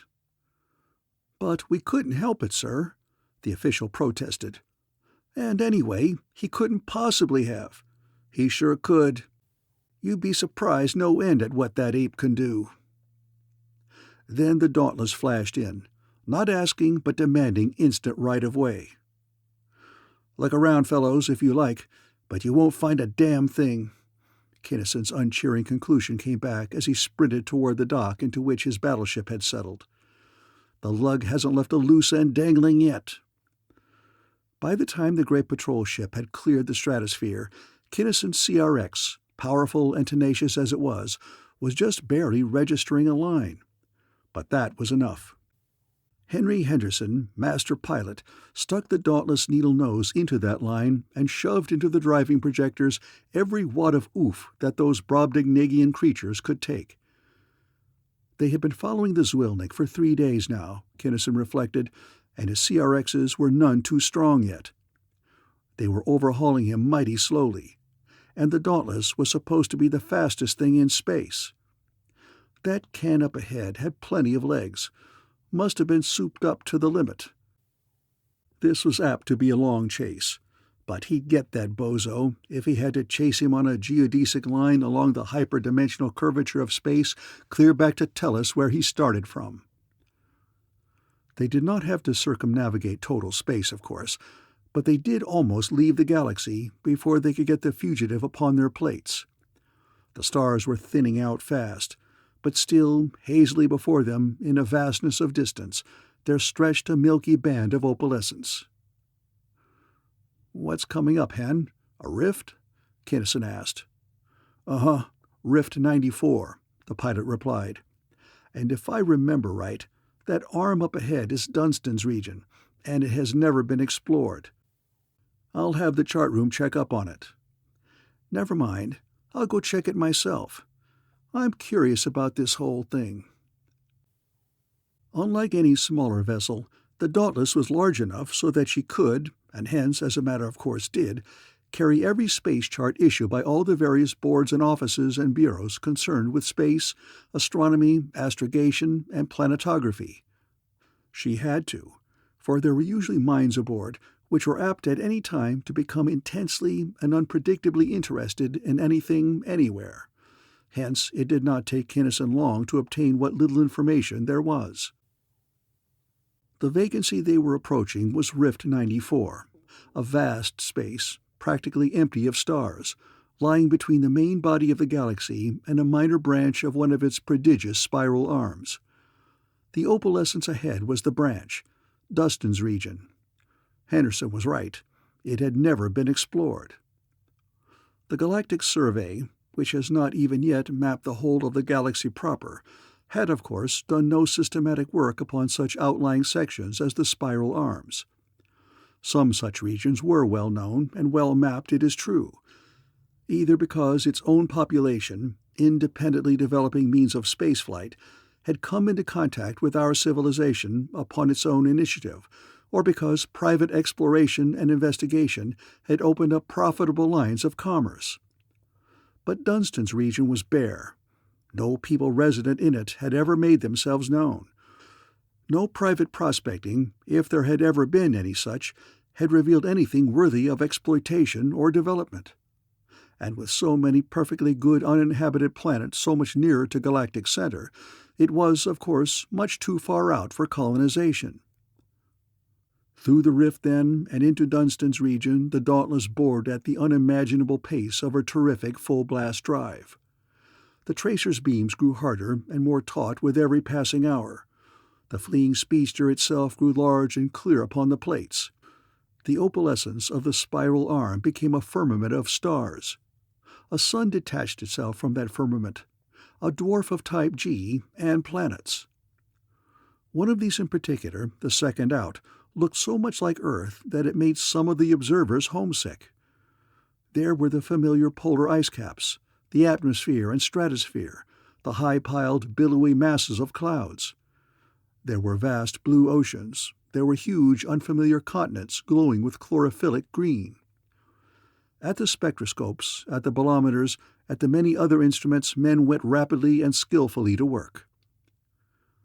"Hope the ape's heading for 2, and I think he is," Kinnison remarked as he studied the results. "People living on that planet would be human to 10 places for all the tea in China. No wonder he was so much at home on Tellus. Yup, it's 2. There, he's gone inert. Whoever is piloting that can went to school just one day in his life, and that day it rained and the teacher didn't come," Henderson snorted. "And he's trying to bounce her down on her tail. Look at her bounce and flop around. He's just begging for a crack-up. If he makes it, it'll be bad, plenty bad," Kinnison mused. "He'll gain a lot of time on us while we're rounding the globe on our landing spiral." "Why spiral, Kim? Why not follow him down, huh? Our intrinsic is no worse than his. It's the same one, in fact." "Get conscious, Hen. You haven't got a speedster under you now." "So what? I can certainly handle this scrap heap a damn sight better than that ground gripper is handling that speedster." Henry Henderson, Master Pilot No. 1 of the service, was not bragging. He was merely voicing what to him was the simple and obvious truth. "Mass is what?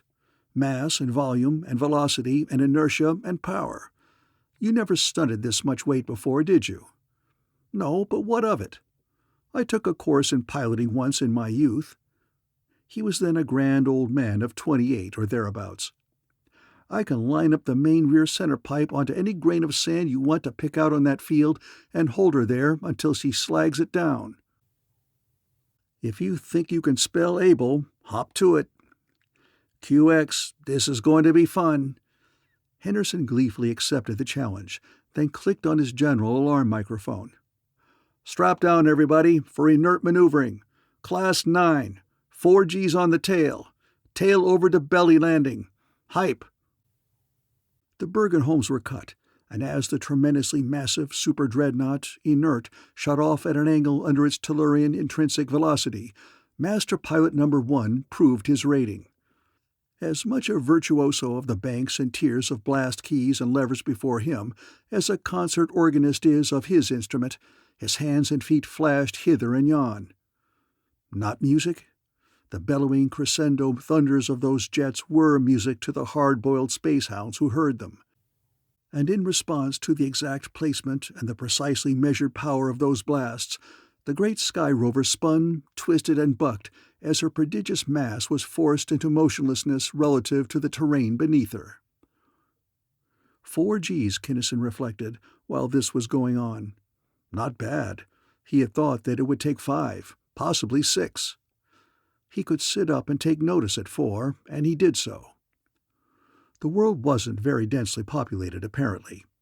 Quite a few cities, but all just about on the equator. Nothing in the temperate zones at all. Even the highest power revealed no handiwork of man. Virgin forest, untouched prairie.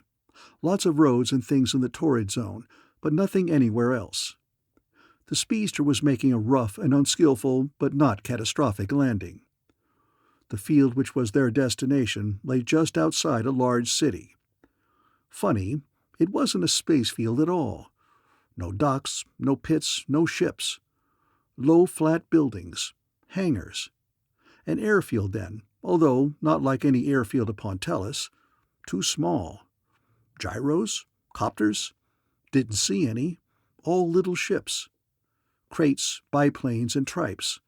Made of wire and fabric. What a world! What a world! The Dauntless landed, fairly close to the now deserted speedster. "Hold everything, men," Kinnison cautioned. "Something funny here. I'll do a bit of looking around before we open up." He was not surprised that the people in and around the airport were human to at least 10 places of classification. He had expected that from the planetary data. Nor was he surprised at the fact that they wore no clothing. He had learned long since that, while human or near-human races, particularly the women, wore at least a few ornaments, the wearing of clothing as such, except when it was actually needed for protection, was far more the exception than the rule. And just as a Martian, out of deference to conventions, wears a light robe upon Tellus, Kinnison, as a matter of course, stripped to his evenly tanned hide when visiting planets upon which nakedness was de rigueur. He had attended more than one state function, without a quibble or a qualm, tastefully attired in a pair of sandals and his delameters. No, the startling fact was that there was not a man in sight anywhere around the place. There was nothing male perceptible as far as his sense of perception could reach.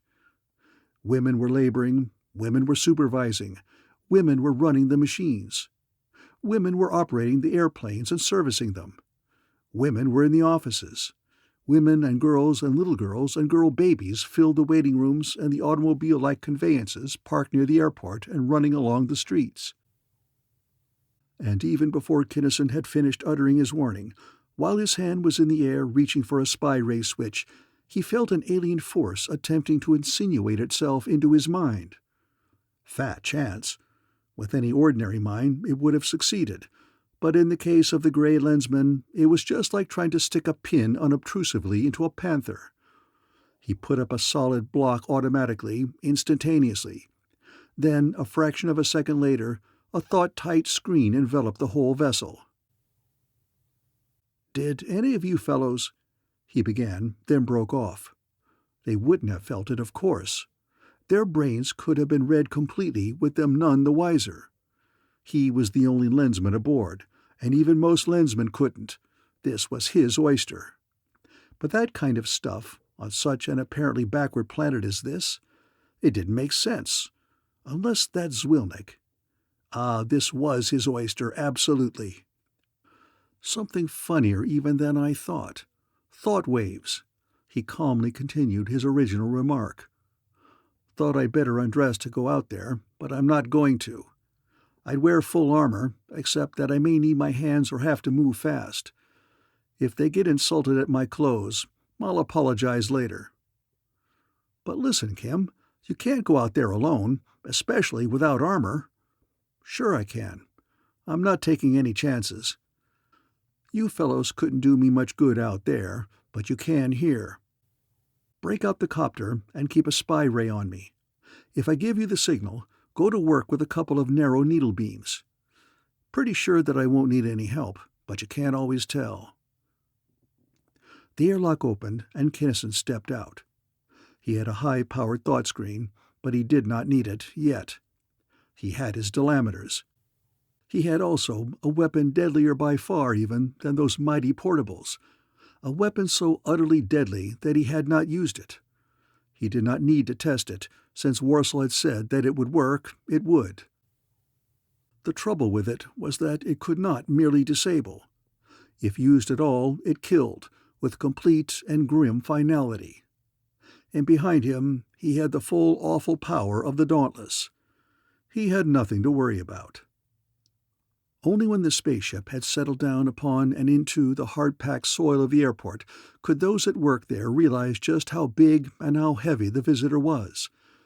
Practically everyone stopped work and stared, and they continued to stare as Kinnison strode toward the office. The Lensman had landed on many strange planets. He had been met in diverse fashions and with various emotions, but never before had his presence stirred up anything even remotely resembling the sentiments written so plainly upon these women's faces and expressed even more plainly in their seething thoughts. Loathing, hatred, detestation, not precisely any one of the three, yet containing something of each. As though he were a monstrosity, a revolting abnormality that should be destroyed on sight.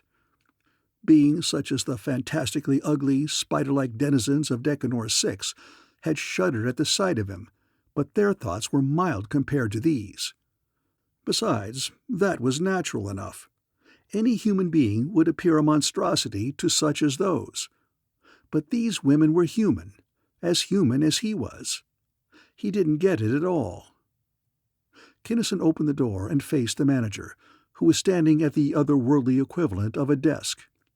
His first glance at her brought to the surface of his mind one of the peculiarities which he had already unconsciously observed. Here, for the first time in his life, he saw a woman without any touch whatever of personal adornment. She was tall and beautifully proportioned, strong and fine. Her smooth skin was tanned to a rich and even brown. She was clean, almost blatantly so.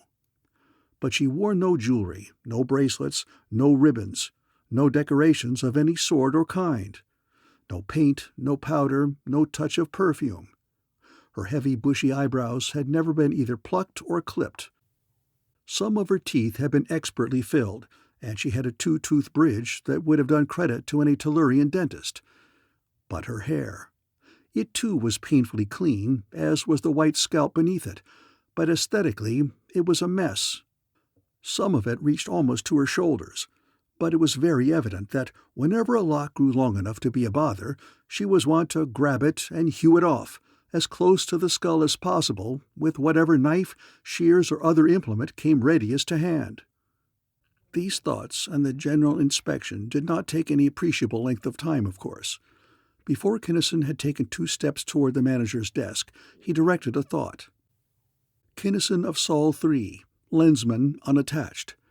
It is possible, however, that neither Tellus nor the lens are known upon this planet? Neither is known, nor do we care to know them, she replied coldly. Her brain was keen and clear, her personality vigorous, striking, forceful.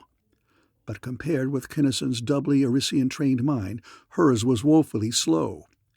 He watched her assemble the mental bolt which was intended to slay him then and there. He let her send it, then struck back. Not lethally, not even paralyzingly, but solid enough so that she slumped down, almost unconscious, into a nearby chair. "It's good technique to size a man up before you tackle him, sister," he advised her when she had recovered. "Couldn't you tell from the feel of my mind block that you couldn't crack it?" "I was afraid so," she admitted hopelessly. "But I had to kill you if I possibly could. Since you are the stronger, you will, of course, kill me." Whatever else these peculiar women were, they were stark realists. "Go ahead, get it over with." "But it can't be." Her thought was a wail of protest.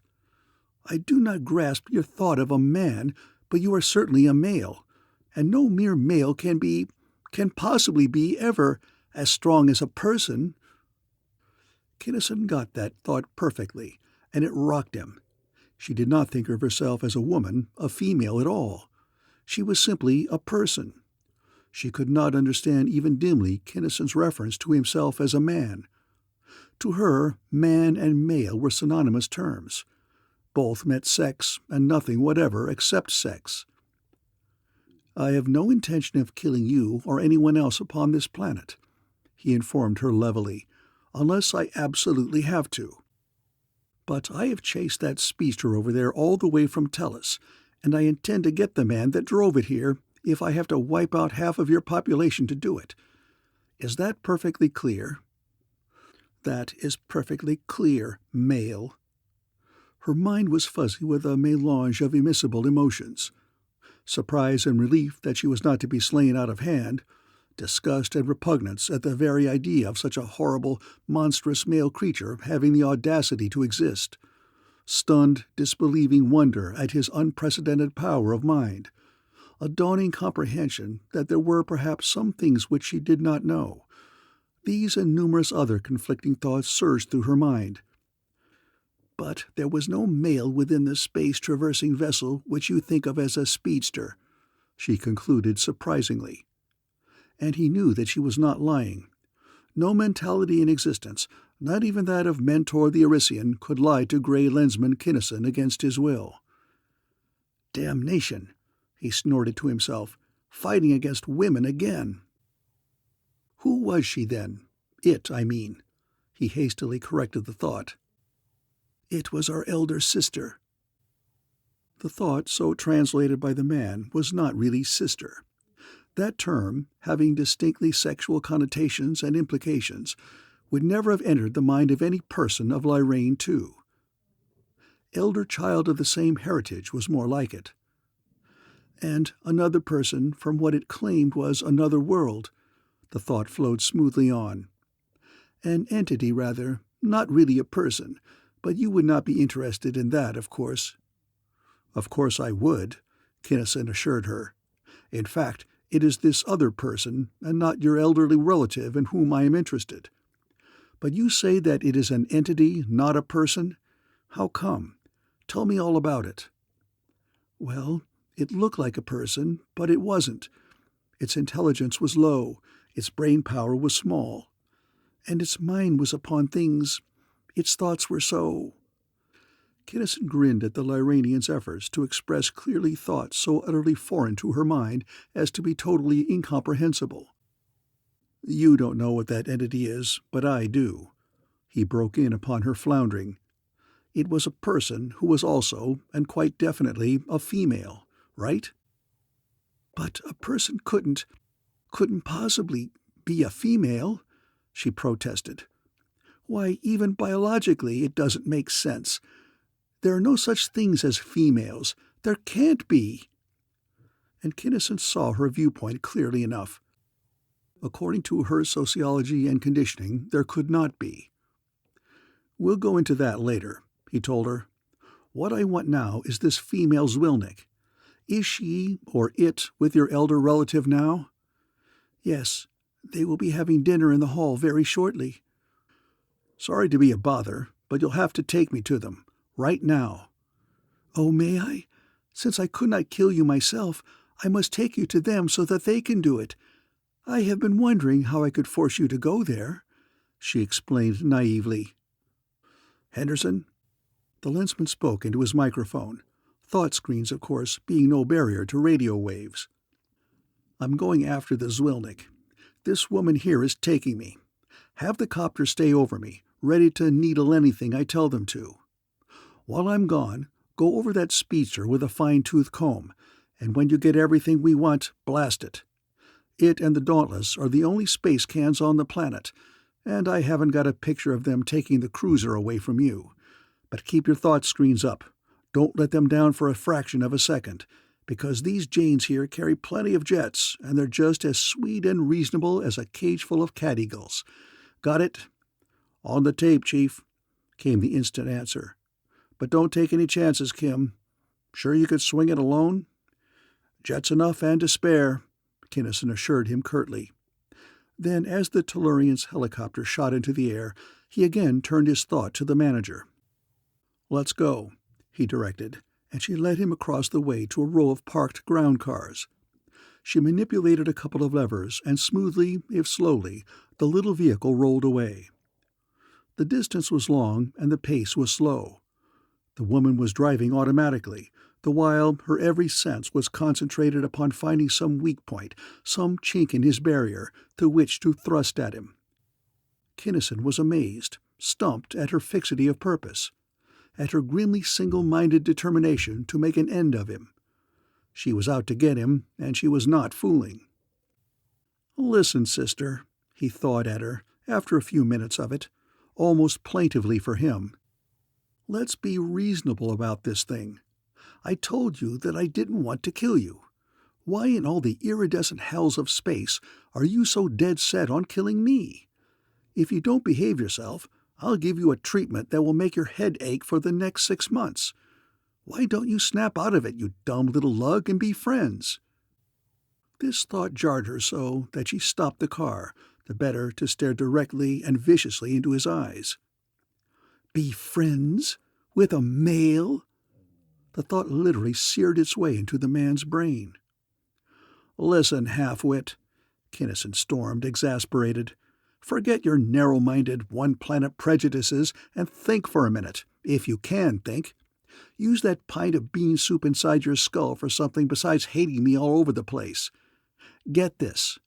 I am no more a male than you are the kind of a female that you think, by analogy, such a creature would have to be if she could exist in a sane and logical world." "Oh." The Lyranian was taken aback at such cavalier instruction. "But the others, those in your so-immense vessel, they are of a certainty males," she stated with conviction. "I understood what you told them via your telephone without conductors. You have mechanical shields against the thought which kills, yet you do not have to use it, while the others, males indubitably, do. You yourself are not entirely a male. Your brain is almost as good as a person's." "Better, you mean," he corrected her. "You're wrong. All of us of the ship are men, all alike. But a man on a job can't concentrate all the time on defending his brain against attack, hence the use of thought screens.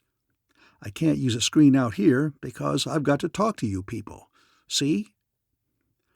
"You fear us, then, so little?" She flared, all of her old animosity blazing out anew. "You consider our power, then, so small a thing?" "Right. Right to a hair," he declared with tightening jaw.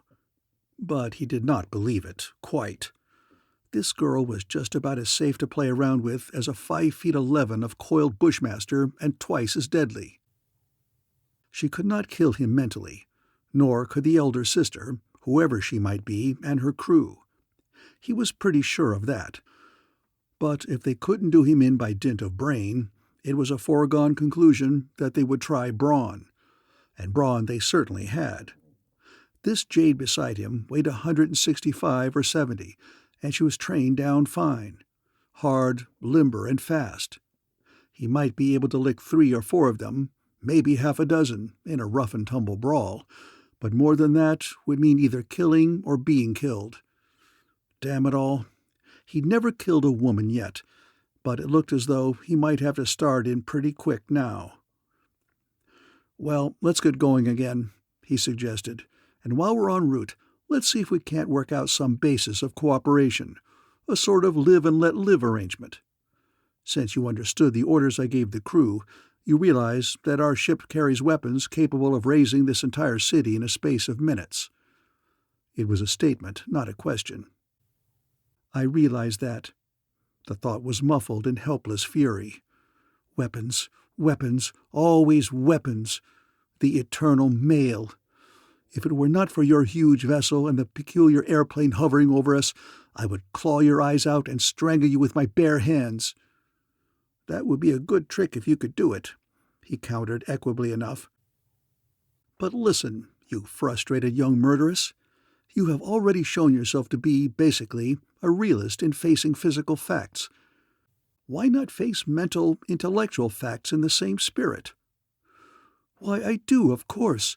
I always do." "You do not," he contradicted sharply. "Males, according to your lights, have two and only two attributes. 1, they breed. 2, they fight. They fight each other and everything else to the death and at the drop of a hat. Right?" "Right, but nothing. Let me talk. Why didn't you breed the combativeness out of your males hundreds of generations ago?" "They tried it once, but the race began to deteriorate," she admitted. "Exactly. Your whole setup is cockeyed, unbalanced. You can think of me only as a male, one to be destroyed on sight, since I am not like one of yours. Yet when I could kill you and had every reason to do so, I didn't. We can destroy you all, but we won't unless we must. What's the answer?" "I don't know," she confessed frankly. Her frenzied desire for killing abated, although her ingrained antipathy and revulsion did not. "In some ways you do seem to have some of the instincts and qualities of almost a person." "I am a person." "You are not. Do you think that I am to be misled by the silly coverings you wear?" "Just a minute. I am a person of a race having 2 equal sexes, equal in every way. Numbers, too, 1 man and 1 woman." And he went on to explain to her, as well as he could, the sociology of civilization. "Incredible!" she gasped at the thought. "But true," he assured her.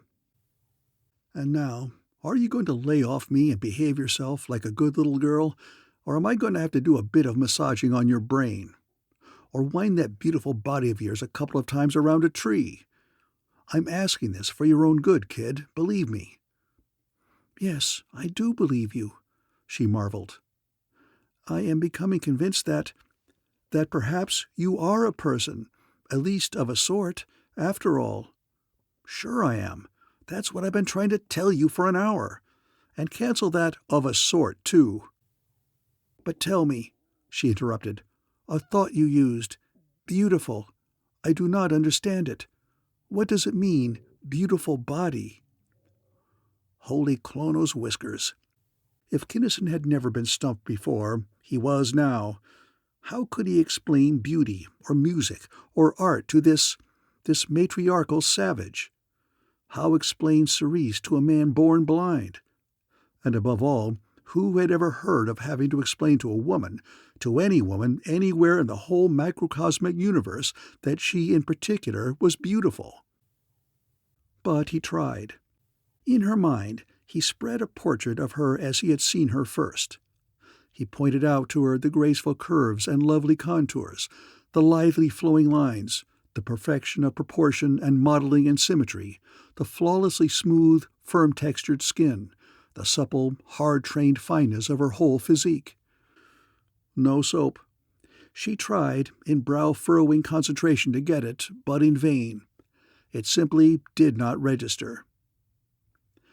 "But that is merely efficiency, everything you have shown," she declared. "Nothing else. I must be so, for my own good and for the good of those to come. But I think that I have seen some of your beauty." And in turn, she sent into his mind a weirdly distorted picture of a human woman. The Zwilnik he was following, Kinnison decided instantly. She would be jeweled, of course, but not that heavily. A horse couldn't carry that load. And no woman ever born put paint on that thick, or reeked so a violent perfume, or plucked her eyebrows to such a thread, or indulged in such a hairdo. "If that is beauty, I want none of it," the Lyranian declared. Kinnison tried again. He showed her a waterfall this time, in a stupendous gorge, with appropriate cloud formations and scenery. That, the girl declared, was simply erosion, geological formations and meteorological phenomena, beauty still did not appear. Painting, it appeared to her, was a waste of pigment and oil, useless and inefficient. For any purpose of record, the camera was much more precise and truthful. Music, vibrations in the atmosphere, would of necessity be simply a noise. And noise, any kind of noise, was not efficient. "You poor little devil," the lensman gave up. "You poor, ignorant, soul-starved little devil. And the worst of it is that you don't even realize, and never can realize, what you are missing." "Don't be silly." For the first time the woman actually laughed. "You are utterly foolish to make such a fuss about such trivial things." Kinnison quit, appalled. He knew now that he and this apparently human creature beside him were as far apart as the galactic poles in every essential phase of life. He had heard of matriarchies, but he had never considered what a real matriarchy, carried to its logical conclusion, would be like. This was it. For ages there had been, to all intents and purposes, only one sex, the masculine element never having been allowed to rise above the fundamental necessity of reproducing the completely dominant female. And that dominant female had become, in every respect save the purely and necessitously physical one, absolutely and utterly sexless. Men, upon Lyrain II, were dwarfs about 30 inches tall. They had the temper and the disposition of a mad Redeligian cat-eagle, the intellectual capacity of a Zabriskan Fantima. They were not regarded as people, either at birth or at any subsequent time. To maintain a static population, each person gave birth to one person, on the grand average. The occasional male baby, about 1 in 100, did not count. He was not even kept at home, but was taken immediately to the maleatorium, in which he lived until attaining maturity. 1 man to 100 or so women for a year, then death. The 100 persons had their babies at 21 or 22 years of age. They lived to an average age of 100 years, then calmly blasted their male's mind and disposed of his carcass. The male was not exactly an outcast, not precisely a pariah. He was tolerated as a necessary adjunct to the society of persons, but in no sense whatever was he a member of it. The more Kinnison pondered this hookup, the more appalled he became. Physically, these people were practically indistinguishable from human Tellurian Caucasian women, but mentally, intellectually, in every other way, how utterly different. Shockingly, astoundingly so to any really human being whose entire outlook and existence is fundamentally, however unconsciously or subconsciously, based upon and conditioned by the prime division of life into 2 fully cooperant sexes. It didn't seem at first glance that such a case could have such terrific effects, but here they were. In cold reality, these women were no more human than were the Ike. Take the Posenians, or the Rigelians, or even the Valantians. Any normal, stay-at-home Tellurian woman would pass out cold if she happened to stumble onto Wurzel in a dark alley at night. Yet, the members of his repulsively reptilian-appearing race, merely because of having a heredity of equality and cooperation between the sexes, were in essence more nearly human than were these tall, splendidly built, actually and intrinsically beautiful creatures of Lyrain II. "This is the hall," the person informed him, as the car came to a halt in front of a large structure of plain gray stone. "Come with me." Gladly. And they walked across the peculiarly bare grounds. They were side by side, but a couple of feet apart. She had been altogether too close to him in the little car. She did not want this male, or any male, to touch her or to be near her. And considerably to her surprise, if the truth were to be known, the feeling was entirely mutual. Kinnison would have preferred to touch a Borovian slime lizard. They mounted the granite steps. They passed through the dull, weather-beaten portal. They were still side by side, but they were now a full yard apart. Chapter 4. "Listen, my beautiful but dumb guide," Kinnison counseled the Lyranian girl as they neared their objective. "I see that you're forgetting all your good Girl Scout resolutions and are getting all hot and bothered again. I'm telling you now for the last time to watch your step. If that Zwilnik person has even a split-second's warning that I am on her tail, all hell will be out for noon, and I don't mean perchance." "But I must notify the Elder One that I am bringing you in," she told him. "One simply does not intrude unannounced. It is not permitted." "QX. Stick to the announcement, though, and don't put out any funny ideas. I'll send a thought along just to make sure." But he did more than that, for even as he spoke, his sense of perception was already in the room to which they were going. It was a large room and bare, filled with tables except for a clear central space upon which at the moment a lithe and supple person was doing what seemed to be a routine of acrobatic dancing, interspersed with suddenly motionless posings and posturings of extreme technical difficulty. At the tables were seated 100 or so Lyranians eating. Kinnison was not interested in the floor show, whatever it was, nor in the masked Lyranians. The Zwilnik was what he was after. There she was, at a ringside table, a small square table seating 4, near the door. Her back was to it. Good. At her left, commanding the central view of the floor, was a redhead sitting in a revolving reclining chair, the only such seat in the room. Probably the big noise herself, the Elder One. No matter, he wasn't interested in her either, yet. His attention flashed back to his proposed quarry, and he almost gasped. For she, like Dessa Desplaines, was an Aldebaranian, and she was everything that the Desplaines woman had been, more so if possible. She was a 7-sector call-out, a thionite dream if there ever was one. And jewelry. This Lyranian tiger hadn't exaggerated that angle very much at that. Her breast shields were of gold and platinum filigree, thickly studded with diamonds, emeralds, and rubies in intricate designs. Her shorts, or rather trunks, were of monarchan glamourette, blazing with gems. A cleverly concealed dagger with a jeweled haft and a vicious little fang of a blade. Rings, even a thumb ring.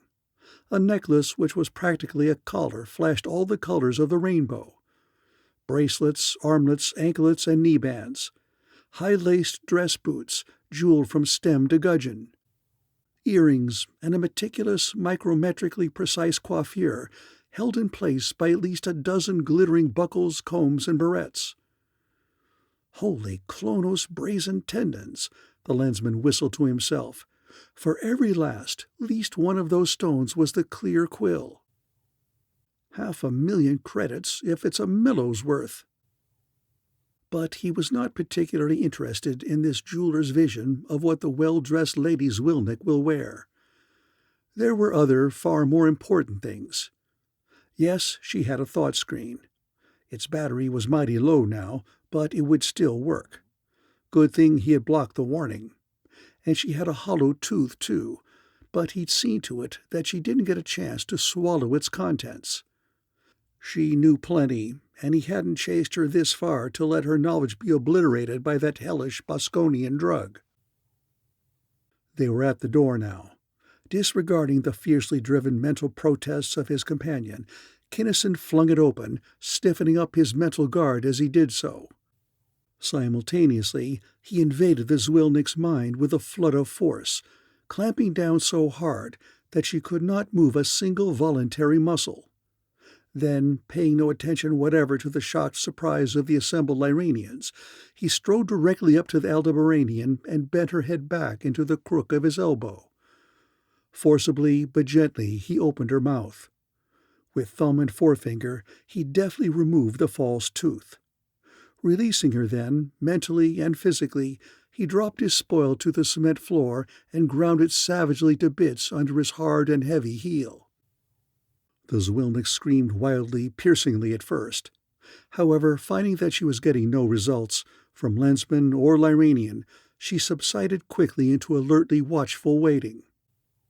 Still unsatisfied, Kinnison flipped out one of his delameters and flamed the remains of the capsule of worse than paralyzing fluid, caring not a whit that his vicious portable, even in that brief instant, seared a hole a foot deep into the floor.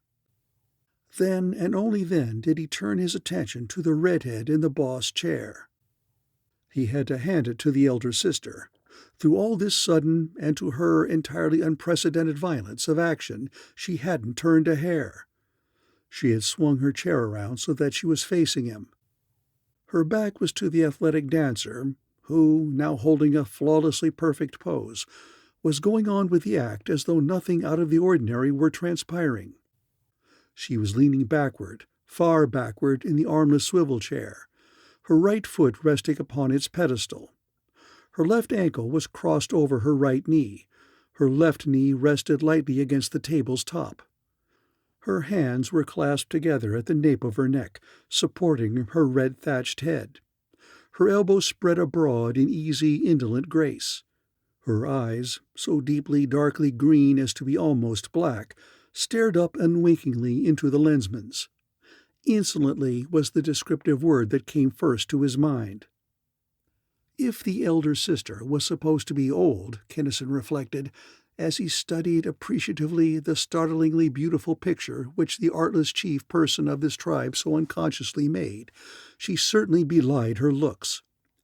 As far as looks went, she really qualified. Whatever it took, she in abundant measure had. Her hair was not really red either. It was a flamboyant, gorgeous auburn, about the same color as Chris' own, and just as thick. And it wasn't all haggled up. Accidentally, of course, and no doubt because on her particular job her hair didn't get in the way very often, it happened to be a fairly even shoulder-length bob. What a mop! And damned if it wasn't wavy.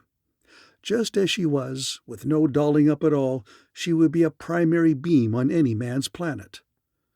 She had this Zwilnick here, knockout that she was, and with all her war paint and feathers, blasted clear out of the ether. But this queen bee had a sting. She was still boring away at his shield. He'd better let her know that she didn't even begin to have enough jets to swing that load.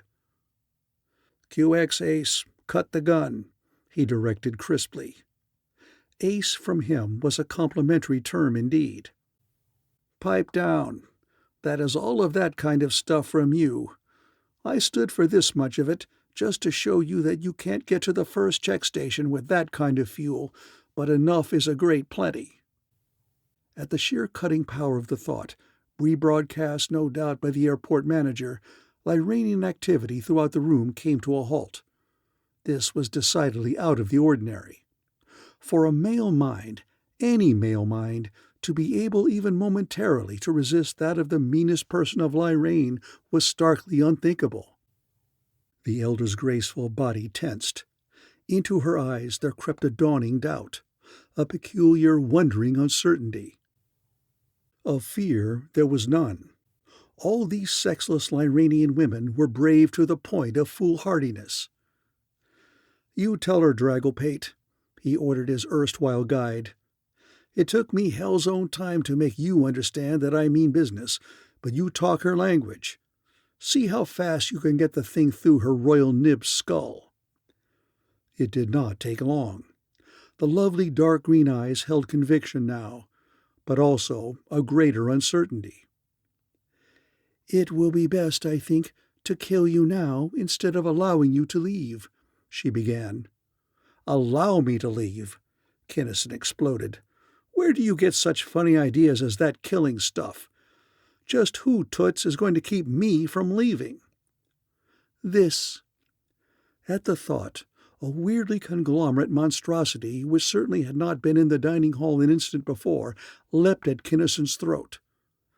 It was a frightful thing indeed, combining the worst features of the reptile and the feline, a serpent's head upon a panther's body. Through the air it hurtled, terrible claws unsheathed to rend and venomous fangs outthrust to stab. Kinnison had never before met that particular form of attack, but he knew instantly what it was. Knew that neither leather nor armor of proof, nor screen of force could stop it. He knew that the thing was real only to the woman and himself, that it was not only invisible, but non-existent to everyone else. He also knew how ultimately deadly the creature was, knew that if claw or fang should strike him, he would die then and there. Ordinarily very efficient, to the Lensman this method of slaughter was crude and amateurish. No such figment of any other mind could harm him unless he knew that it was coming, unless his mind was given ample time in which to appreciate, in reality to manufacture, the danger he was in. And in that time his mind could negate it. He had two defenses.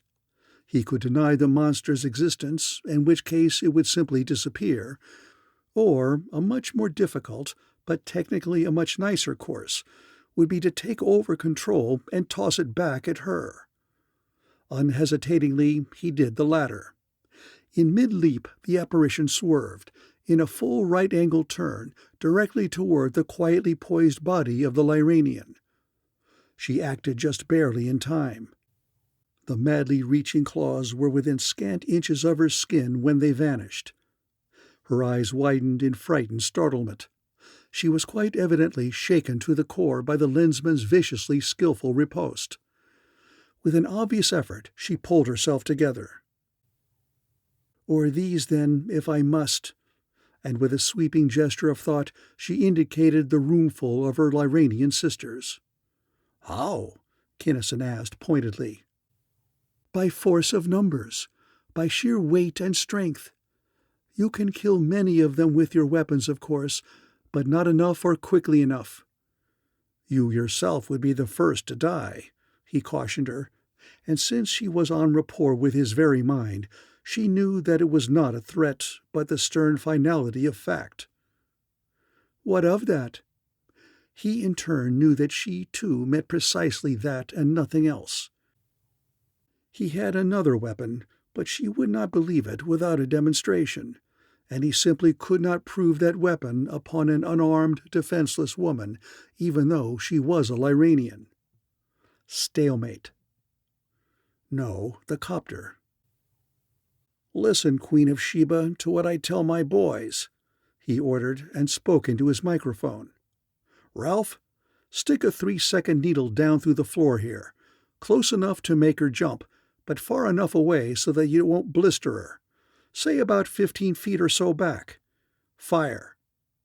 At Kinnison's word, a narrow but ragingly incandescent pencil of destruction raved downward through the ceiling and floor. So inconceivably hot was it that if it had been a fraction larger, it would have ignited the elder sister's very chair. Effortlessly, insatiably, it consumed everything in its immediate path, radiating the while the entire spectrum of vibrations. It was unbearable, and the auburn-haired creature did indeed jump, in spite of herself, halfway to the door. The rest of the hitherto imperturbable persons clustered together in panic-stricken knots. "You see, Cleopatra," Kinnison explained as the dreadful needle beam expired, "I've got plenty of stuff if I want to, or have to use it. The boys up there will stick a needle like that through the brain of anyone or everyone in this room if I give the word. I don't want to kill any of you unless it's necessary, as I explained to your misbarbered friend here, but I am leaving here alive and all in one piece, and I'm taking this Aldebaranian along with me in the same condition. If I must, I'll lay down a barrage like that sample you just saw, and only the Zwilnik and I will get out alive. How about it?" "What are you going to do with the stranger?" the Lyranian asked, avoiding the issue. "I'm going to take some information away from her, that's all. Why? What were you going to do with her yourselves?" "We were and are going to kill it," came flashing reply. The lethal bolt came even before the reply, but fast as the elder one was, the gray Lensman was faster. He blinked out the thought, reached over and flipped on the Aldebaranian's thought screen. "Keep it on until we get to the ship, sister," he spoke aloud in the girl's native tongue. "Your battery's low, I know, but it'll last long enough." These hens seem to be strictly on the peck. I'll say they are. You don't know the half of it. Her voice was low, rich, vibrant. Thanks, Kinnison. Listen, Scarlet Top, what's the percentage in playing so dirty? The Lensman complained then. I'm doing my damnedest to let you off easy, but I'm all done dickering. Do we go out of here peaceably, or do we fry you and your crew to cinders in your own lard and walk out over the grease spots? It's strictly up to you, but you'll decide right here and right now. The elder one's face was hard, her eyes flinty. Her fingers were curled into ball-tight fists. I suppose, since we cannot stop you, we must let you go free, she hissed in a helpless but controlled fury. If by giving my life and the lives of all these others we could kill you, here and now would you too die. But as it is, you may go. But why all the rage? The puzzled Lensman asked. You strike me as being, on the whole, reasoning creatures. You in particular went to tell us with this Zwilnik here, so you should know. I do know, the Lyranian broke in.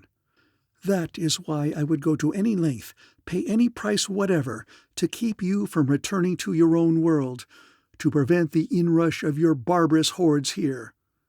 Oh, so that's it, Kinnison exclaimed. You think that some of our people might want to settle down here, or to have traffic with you? Yes. She went on into a eulogy concerning Lyrane too, concluding, I have seen the planets and the races of your so-called civilization, and I detest them and it. Never again shall any of us leave Lyrane, nor, if I can help it, shall any stranger ever again come here. Listen, Angel Face, the man commanded. You're as mad as a Radaligian cat-eagle. You're as cockeyed as Trenko's ether. Get this and get it straight. To any really intelligent being of any one of 40 million planets, your whole Iranian race would be a total loss with no insurance. You're a god-forsaken, spiritually and emotionally starved, barren, mentally ossified, and completely monstrous mess. If I, personally, never see either you or your planet again, that will be exactly 27 minutes too soon. This girl here thinks the same of you as I do. If anybody else ever hears of Lyrane and thinks he wants to visit it, I'll knock a hip down on him if I have to keep him away from here. Do I make myself clear? Oh, yes, perfectly. She fairly squealed in schoolgirlish delight. The Lensman's tirade, instead of infuriating her further, had been sweet music to her peculiarly insular mind. Go then at once. Hurry. Oh, please hurry. Can you drive the car back to your vessel, or will one of us have to go with you? Thanks. I could drive your car, but it won't be necessary. The copter will pick us up. He spoke to the watchful Ralph, then he and the Aldebaranian left the hall, followed at a careful distance by the throng. The helicopter was on the ground waiting. The man and the woman climbed aboard. Clear ether, persons. The Lensman waved a salute to the crowd, and the Tellurian craft shot into the air. Thence to the Dauntless, which immediately did likewise, leaving behind her upon the little airport a fused blob of metal that had once been the Zwilnik speedster. Kinnison studied the white face of his captive, then handed her a tiny canister. Fresh battery for your thought screen generator. Yours is about shot. Since she made no motion to accept it, he made the exchange himself and tested the result. It worked. What's the matter with you, kid, anyway? I'd say that you were starved if I hadn't caught you at a full table. I am starved, the girl said simply. I couldn't eat there. I knew that they were going to kill me, and it sort of took away my appetite. Well, what are we waiting for? I'm hungry too. Let's go eat. Not with you either, any more than with them. I thanked you, Lensman, for saving my life there, and I meant it. I thought then, and still think, that I would rather have you kill me than those horrible monstrous women, but I simply can't eat. But I'm not even thinking of killing you. Can't you get that through your skull? I don't make war on women. You ought to know that by this time." "You will have to." The girl's voice was low and level. "You didn't kill any of those Lyranians, no, but you didn't chase them a million parsecs either. We have been taught ever since we were born that you patrolmen always torture people to death. I don't quite believe that of you personally, since I have had a couple of glimpses into your mind, but you'll kill me before I'll talk. At least, I hope and I believe that I can hold out." "Listen, girl," Kinnison was in deadly earnest. "You are in no danger whatever. You are just as safe as though you were in Klono's hip pocket. You have some information that I want, yes, and I will get it, but in the process, I will neither hurt you nor do you mental or physical harm. The only torture you will undergo will be that which, as now, you give yourself." "But you called me a Zwilnik, and they always kill them," she protested. "Not always. In battles and in raids, yes. Captured ones are tried in court. If found guilty, they used to go into the lethal chambers. Sometimes they do yet, but not usually. We have mental therapists now who can operate on a mind if there's anything there worth saving." "And you think that I will wait to stand trial upon Tellus in the entirely negligible hope that your bewhiskered, fossilized therapist will find something in me worth saving?" "You won't have to," Kinnison laughed. "Your case has already been decided, in your favor. I am neither a policeman nor a narcotics man, but I happen to be qualified as judge, jury, and executioner. I am a therapist to boot. I once saved a worse Zwilnik than you are, even though she wasn't quite such a knockout. Now, do we eat?" "Really? You aren't just giving me the needle?" The lensman flipped off her screen and gave her unmistakable evidence. The girl, hitherto so unmovedly self-reliant, broke down. She recovered quickly, however, and in Kinnison's cabin she ate ravenously. "Have you a cigarette?" She sighed with repletion when she could hold no more food. "Sure. Alsconite, Venerian, Tellurian, most anything. We carry a couple of 100 different brands. What would you like?" "Tellurian, by all means. I had a package of Cammerfields once. They were gorgeous. Would you have those by any chance?" "Uh-huh," he answered her. "Quartermaster, carton Cammerfields, please." It popped out of the pneumatic tube in seconds. "Here you are, sister." The glittery girl drew the fragrant smoke deep down into her lungs. "Ah, that tastes good.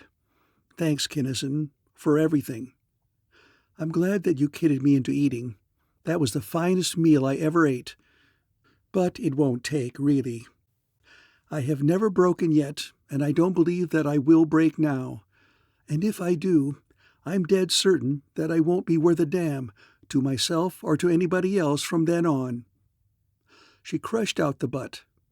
"So let's get on with the 3rd degree. Bring on your rubber hose and your lights and the drip can." "You're still on the wrong foot, Toots," Kinnison said pityingly. What a frightful contrast there was between her slimly rounded body in its fantastically gorgeous costume and the stark somberness of her eyes. "There'll be no 3rd degree, no hose, no lights, nothing like that. In fact, I'm not even going to talk to you until you've had a good long sleep. You don't look hungry anymore, but you're still not in tune by 7,000 kilocycles.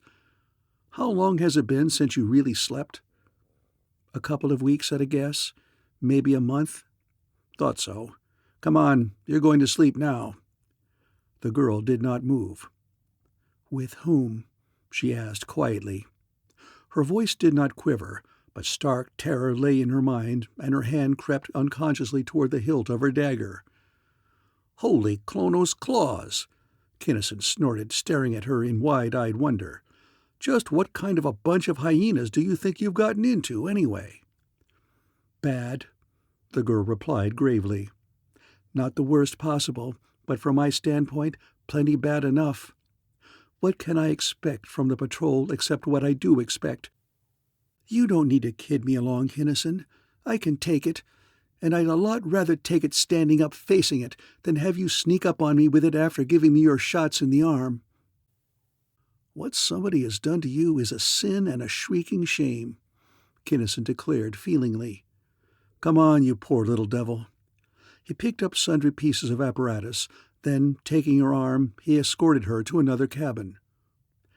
That door, he explained carefully, is solid tool steel. The lock is on the inside, and it cannot be picked. There are only 2 keys to it in the universe, and here they are. There is a bolt, too, that cannot be forced by anything short of a hydraulic jack. Here is a full-coverage screen, and here's a 20-foot spy ray block. There is your stuff out of the speedster. If you want help or anything to eat or drink, or anything else that can be expected aboard a star wagon, there's the communicator. QX? Then you really mean it? Absolutely, he assured her. Just that. You are completely the master of your destiny, the captain of your soul. Good night. Good night, Kinnison. Good night, and thanks. The girl threw herself face downward upon the bed in a storm of sobs. Nevertheless, as Kinnison started back toward his own cabin, he heard the massive bolt click into its socket and felt the blocking screens go on. Chapter 5. Some 12 or 14 hours later, after the Aldebaranian girl had had her breakfast, Kinnison went to her cabin. Hi, cutie, you look better. By the way, what's your name, so we'll know what to call you? Ilona. Ilona what? No what, just Ilona, that's all. How do they tell you from the other Ilonas, then? Oh, you mean my registry number. In the Aldebaranian language, there are not the symbols. It would have to be the Ilona who is the daughter of Porlikant, the potter who lives in the house of... Hold everything. We'll call you Ilona Potter. He eyed her keenly. I thought your Aldebaranian wasn't so hot. Didn't seem possible that I could have got that rusty. You haven't been on Aldebaran 2 for a long time, have you? No, we moved to Lonabar when I was about 6. Lonabar? Never heard of it. I'll check up on it later. Your stuff was all there, wasn't it? Did any of the red-headed person's things get mixed in? Things?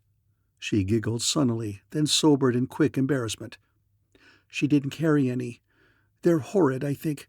Positively indecent to run around that way. Glad you brought the point up. You've got to put on some clothes aboard this ship, you know. Me? She demanded. Why, I'm fully dressed. She paused, then shrank together visibly. Oh, Tellurians, I remember all those coverings. You mean, then, you think I'm shameless and indecent, too? No, not at all. Yet. At his obvious sincerity, Ilona unfolded again. Most of us, especially the officers, have been on so many different planets, had dealings with so many different types and kinds of entities, that we're used to anything. When we visit a planet that goes naked, we do also, as a matter of course. When we hit up one that muffles up to complete invisibility, we do that too. When in Rome, be a Roman candle, you know. The point is that we're at home here. You're the visitor. It's all a matter of convention, of course, but a rather important one. Don't you think so? Covering up, certainly. Uncovering is different. They told me to be sure to, but I simply can't. I tried it back there, but I felt naked. QX, we'll have the tailor make you a dress or two. Some of the boys haven't been around very much, and you look pretty bare to them. Everything you've got on, jewelry and all, would make a Tellurian sunsuit, you know. Then have them hurry up the dress, please. But this isn't jewelry. It is... Jet back, beautiful.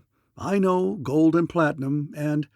The metal is expensive, yes, Ilona conceded. These alone, she tapped one of the delicate shields, cost 5 days of work. But base metal stains the skin blue and green and black, so what can one do? As for the beads, they're synthetics, junk. Poor girls, if they buy it themselves, Do not wear jewelry, but beads like these. Half a day's work buys the lot." "What?" Kinnison demanded. "Certainly. Rich girls only, or poor girls who do not work, wear real jewelry, such as— The Aldebaranian has not the words. Let me think it, you please." "Sorry, nothing there that I recognize at all," Kinnison answered, after studying a succession of thought images of multicolored, spectacular gems. "That's one to file away in the book, too, believe me. But as to that junk you've got draped all over yourself, half a day's pay, what do you work at for a living when you work?" "I'm a dancer, like this." She leapt lightly to her feet, and her left boot whizzed past her ear in a flashingly fast high kick. Then followed a series of gyrations and contortions, for which the Lensman knew no names, during which the girl seemed a practically boneless embodiment of suppleness and grace. She sat down, meticulous hairdress scarcely rumpled, not a buckle or bracelet awry, breathing hardly one count faster. "Nice," Kinnison applauded briefly. "Hard for me to evaluate such talent as that. However, upon Tellus, or any one of 1,000 other planets I could point out to you, you can sell that junk you're wearing for, at a rough guess, about 50,000 days' work." "Impossible." "True, nevertheless. So, before we land, you better give them to me, so that I can send them to a bank for you under guard." "If I land." As Kinnison spoke, Ilona's manner changed, darkened as though an inner light had been extinguished. "You have been so friendly and nice, I was forgetting where I am and the business ahead. Putting it off won't make it any easier. Better be getting on with it, don't you think?" "Oh, that's all done, long ago." "What?" she almost screamed. "It isn't. It couldn't be." "Sure.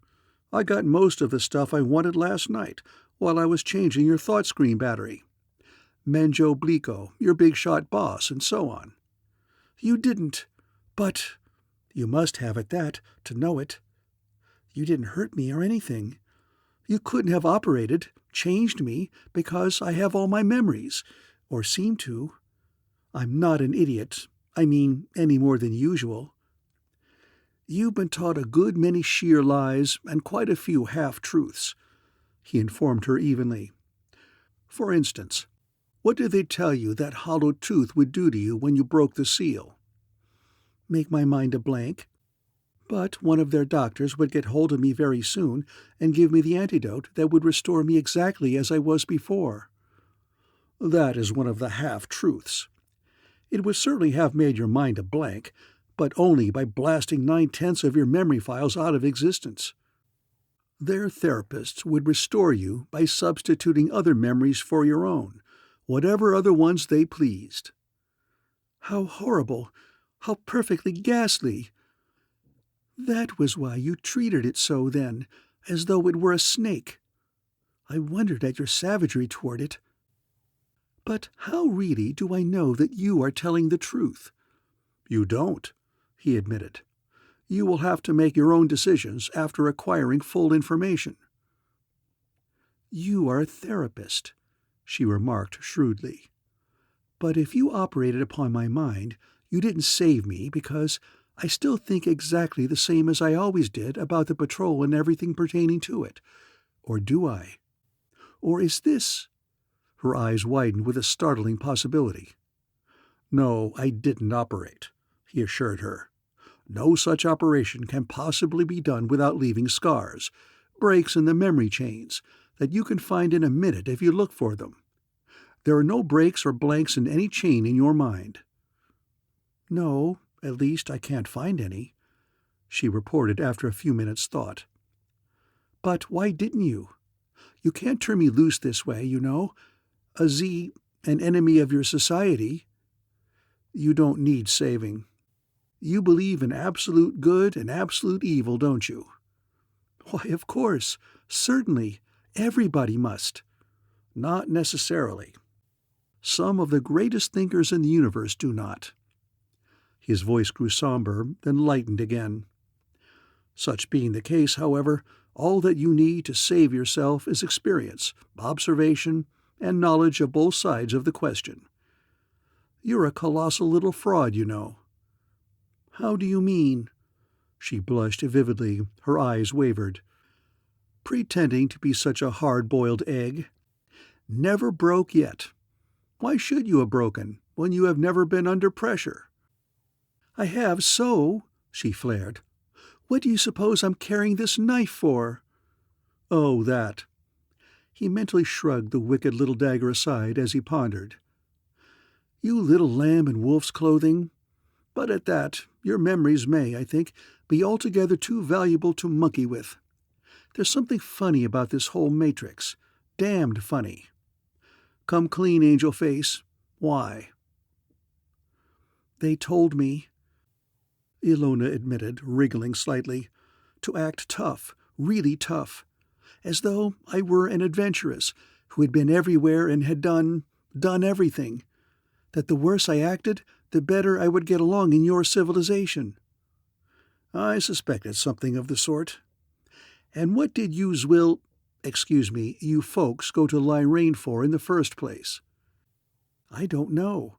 From chance remarks I gathered that we were to land upon one of the planets, any one I supposed, and wait for somebody." "What were you personally going to do?"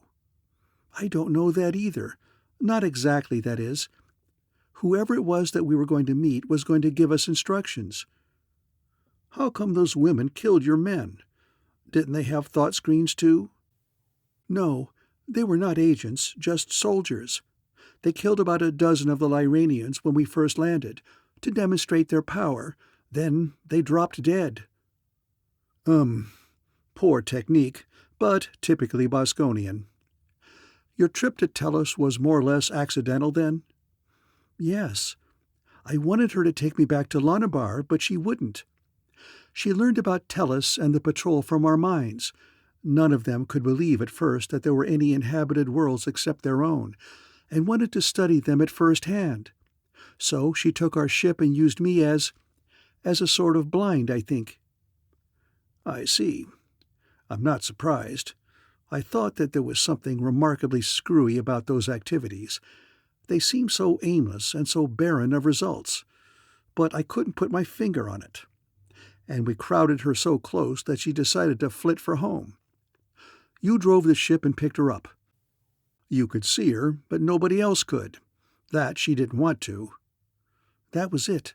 She said that she was being hampered by a mind of power. That was you, of course." "And others. Well, that's that for a while." He called the tailor in. No, he didn't have a thing to make a girl's dress out of, especially not a girl like that. She should wear glamorette and sheer, very sheer. He didn't know a thing about ladies' tailoring either. He hadn't made a gown since he was knee-high to a duck. All he had in the shop was coat linings. Perhaps nylon would do, after a fashion. He remembered now. He did have a bolt of gray nylon that wasn't good for linings, not stiff enough. Far too heavy, of course, but it would drape well. It did. She came swaggering back an hour or so later, the hem of her skirt swishing against the tops of her high-laced boots. "Do you like it?" she asked, pirouetting gaily. "Fine," he applauded, and it was. The tailor had understated tremendously both his ability and the resources of his shop. "Now what? I don't have to stay in my room all the time now, please." "I'll say not. The ship is yours. I want you to get acquainted with every man on board. Go anywhere you like, except the private quarters, of course, even to the control room. The boys all know that you're at large." "The language. But I'm talking English now." "Sure. I've been giving it to you right along. You know it as well now as I do." She stared at him in awe. Then, her natural buoyancy asserting itself, she flitted out of the room with a wave of her hand. And Kinnison sat down to think. A girl, a kid who wasn't dry behind the ears yet, wearing beads worth a full-grown fortune, sent somewhere to do what? Lyrane, too, a perfect matriarchy. Lonabar, a planet of Zwilniks that knew all about Tellus, but that Tellus had never even heard of, sending expeditions to Lyrane. To the system, perhaps, not specifically to Lyrane 2. Why? For what? To do what? Strange new jewels of fabulous value. What was the hookup? It didn't make any kind of sense yet. Not enough data. And faintly, waveringly, barely impinging upon the outermost, most tenuous fringes of his mind, he felt something. The groping, questing summons of an incredibly distant thought. Male of civilization, person of Tellus, Kinnison of Tellus, Lensman Kinnison of Sol 3, any lens-bearing official of the Galactic Patrol. Endlessly, the desperately urgent, almost imperceptible thought implored. Kinnison stiffened. He reached out with the full power of his mind, seized the thought, tuned to it, and hurled a reply. And when that mind really pushed a thought, it traveled. Kinnison of Tellus acknowledging. His answer fairly crackled on its way. "You do not know my name." The stranger's thought came clearly now. "I am the Tuts, the Queen of Sheba, the Cleopatra, the elder person of Lyrane 2. Do you know me, O Kinnison of Sol 3? "I know you," he shot back. What a brain, what a terrific brain that sexless woman had. "We are invaded by man-like beings in ships of space, who wear screens against our thoughts and who slay without cause. Will you help us with your ship of might and your mind of power?" "Just a sec, Toots." "Henderson!" Orders snapped. The Dauntless spun end for end. "QX, Helen of Troy," he reported then. "We're on our way back there at maximum blast. Say, that name Helen of Troy fits you better than anything else I have called you. You don't know it, of course, but that other Helen launched 1,000 ships. You're launching only one. But believe me, babe, the old Dauntless is some ship." "I hope so." The person of Lyrane 2, ignoring the byplay, went directly to the heart of the matter in her usual pragmatic fashion. "We have no right to ask. You have every reason to refuse." "Don't worry about that, Helen. We're all good little Boy Scouts at heart. We're supposed to do a good deed every day, and we have missed a lot of days lately." "You are what you call kidding, I think." A matriarch could not be expected to possess a sense of humor. "But I do not lie to you or pretend. We did not, do not now, and never will like you or yours. With us now, however, it is that you are much the lesser of two terrible evils. If you will aid us now, we will tolerate your patrol." "And that's big of you, Helen, no fooling." The Lensman was really impressed. The plight of the Lyranians must be desperate indeed. "Just keep a stiff upper lip, all of you. We're coming loaded for bear, and we're not exactly creeping." Nor were they. The big cruiser had plenty of legs, and she was using them all. The engineers were giving her all the oof that her drivers would take. She was literally blasting a hole through space. She was traveling so fast that the atoms of substance in the interstellar vacuum, merely waveforms though they were, simply could not get out of the flyer's way. They were being blasted into nothingness against the dauntless wall shields. And throughout her interior, the patrol ship, always in complete readiness for strife, was being gone over again with microscopic thoroughness to be put into more readiness, if possible, even than that. After a few hours, Ilona danced back to Kinnison's con room, fairly bubbling over. "They're marvelous, Lensman," she cried. "Simply marvelous." "What are marvelous?" "The boys," she enthused. "All of them. They're here because they want to be. Why, the officers don't even have whips. They like them, actually. The officers who push the little buttons and things, and those who walk around and look through the little glass things, and even the gray-haired old man with the 4 stripes, why, they like them all. And the boys were all putting on guns when I left. Why, I never heard of such a thing. And they're just simply crazy about you. I thought it was awfully funny that you took off your guns as soon as the ship left Lyrane, and that you don't have guards around you all the time, because I thought sure somebody would stab you in the back or something. But they don't even want to, and that's what's so marvelous. And Hank Henderson told me, "Save it," he ordered. "Jet back, Angel Face, before you blow a fuse." He had been right in not operating. This girl was going to be a mine of information concerning Boskonian methods and operations, and all without knowing it. That's what I've been trying to tell you about our civilization, that it's founded upon the freedom of the individual to do pretty much as he pleases, as long as it is not to the public harm, and as far as possible, equality of all the entities of civilization. "Uh-huh, I know you did." She nodded brightly, then sobered quickly. "But I couldn't understand it. I can't understand it yet. I can scarcely believe that you all are so... You know, don't you, what would happen if this were a Lunabarian ship and I would go running around talking to officers as though I were their equal?" "No, what?" "It's inconceivable, of course. It simply couldn't happen. But if it did, I would be punished terribly. Perhaps, though, at a first offense, I might be given only a 20-scar whipping." At his lifted eyebrow, she explained, "One that leaves 20 scars that show for life. That's why I'm acting so intoxicated, I think. You see," she hesitated shyly, "I am not used to being treated as anybody's equal, except, of course, other girls like me. Nobody is on Lonabar. Everybody's higher or lower than you are. I'm going to simply love this when I get accustomed to it."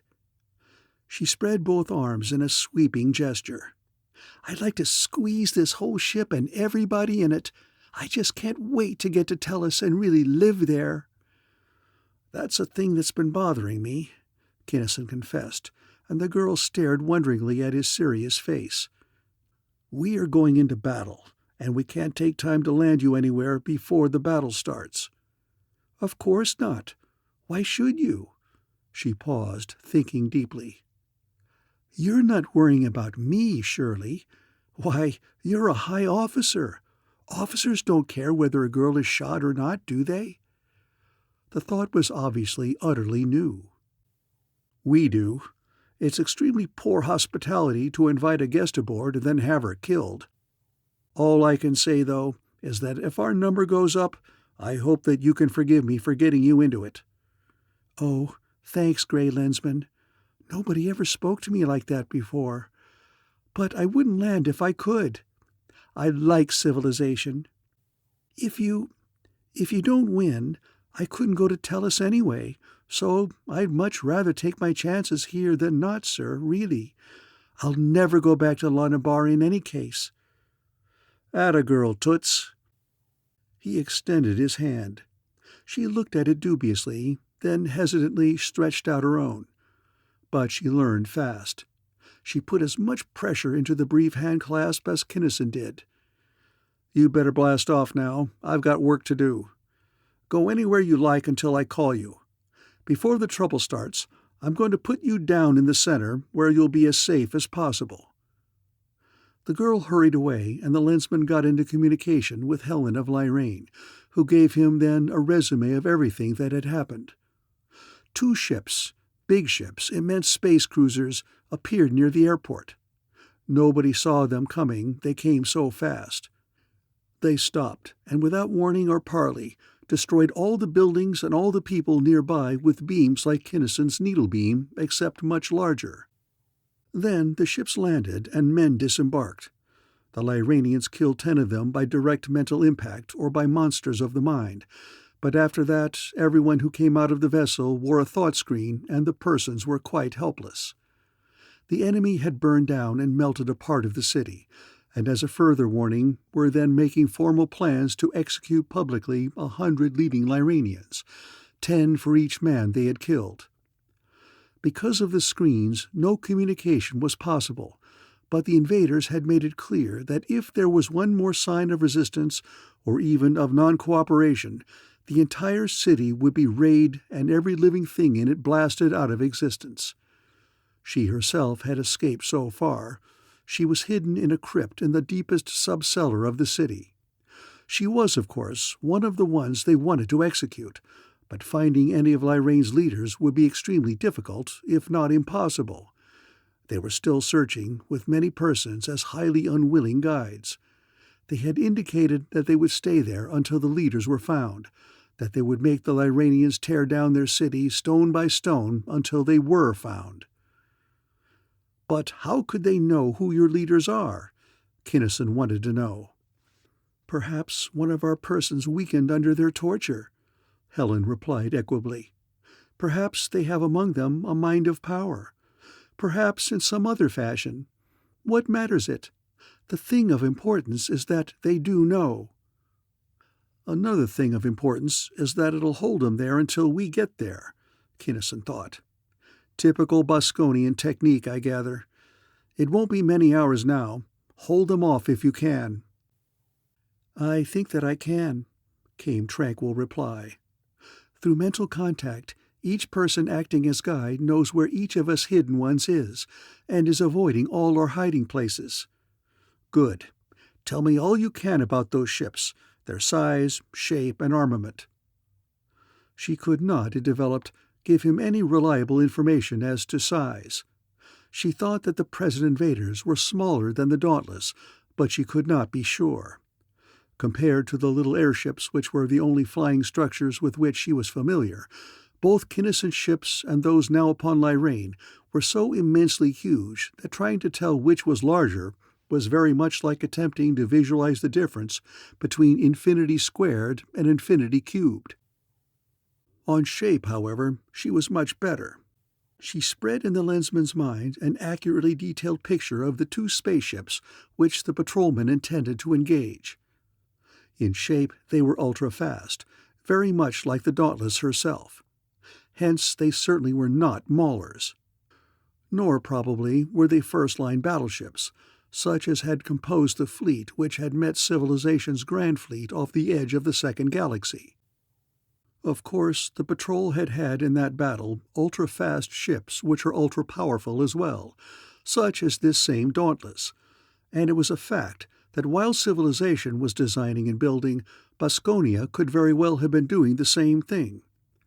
On the other hand, since the enemy could not logically be expecting real trouble in Dunstan's region, these cans might very well be second-line or out-of-date stuff.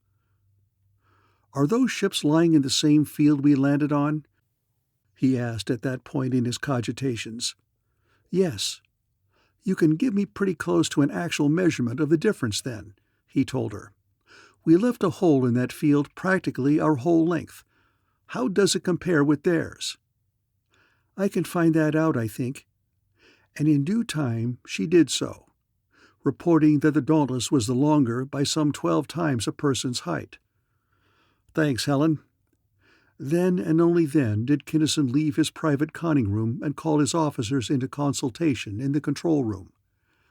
He told them everything he had learned and deduced about the two Boskonian vessels which they were about to attack. Then, the heads bent over a visitank, the patrolmen began to discuss strategy and tactics. Chapter 6. As the Dauntless approached Lyraine 2 so nearly that the planet showed a perceptible disk upon the plates, the observers began to study their detectors carefully.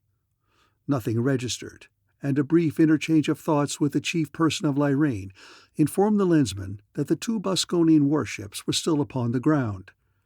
Indeed, they were going to stay upon the ground until after the 100 Lyranian leaders, most of whom were still safely hidden, had been found and executed, exactly as per announcement. The strangers had killed many persons by torture, and were killing more in attempts to make them reveal the hiding places of the leaders, but little if any real information was being obtained. Good technique, perhaps, from a bull-headed, dictatorial standpoint, but it strikes me as being damned poor tactics, grunted Malcolm Craig, the Dauntless' grizzled captain, when Kinnison had relayed the information.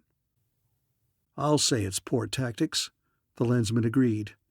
"If Helmuth or one of the living military hotshots of his caliber were down there, one of those cans would be out on guard flitting all over space. But how could they be expecting trouble way out here, 9,000 parsecs from anywhere?" argued Chatway, the chief firing officer. "They ought to be. That's the point." This from Henderson. "Where do we land, Kim? Did you find out?" "Not exactly. They're on the other side of the planet from here now. Good thing we don't have to get rid of a Tellurian intrinsic this time. It'll be a near thing as it is." And it was. Scarcely was the intrinsic velocity matched to that of the planet when the observers reported that the airport upon which the enemy lay was upon the horizon. Inertialess, the Dauntless flashed away, going inert and into action simultaneously when within range of the Zwilnik ships. Within range of one of them, that is, for short as the time had been, the crew of one of the Boskonian vessels had been sufficiently alert to get her away. The other one did not move, then or ever. The patrolman acted with flawless smoothness of long practice and perfect teamwork. At the first sign of Zwilnik activity as revealed by his spy rays, Nelson, the chief communications officer, loosed a barrage of ethereal and subethereal static interference through which no communications beam or signal could be driven. Captain Craig barked a word into his microphone, and every dreadful primary that could be brought to bear erupted as one weapon. Chief Pilot Henderson, after a casual glance below, cut in the Bergenholms, tramped in his blasts, and set the cruiser's narrow nose into his tracer's line. One glance was enough.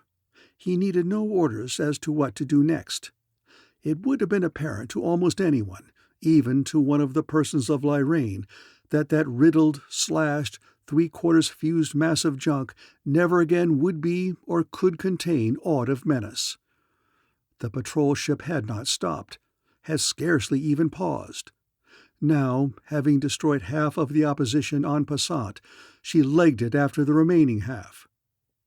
"Now what, Kim?" asked Captain Craig. "We can't englobe him, and he no doubt mounts tractor shears.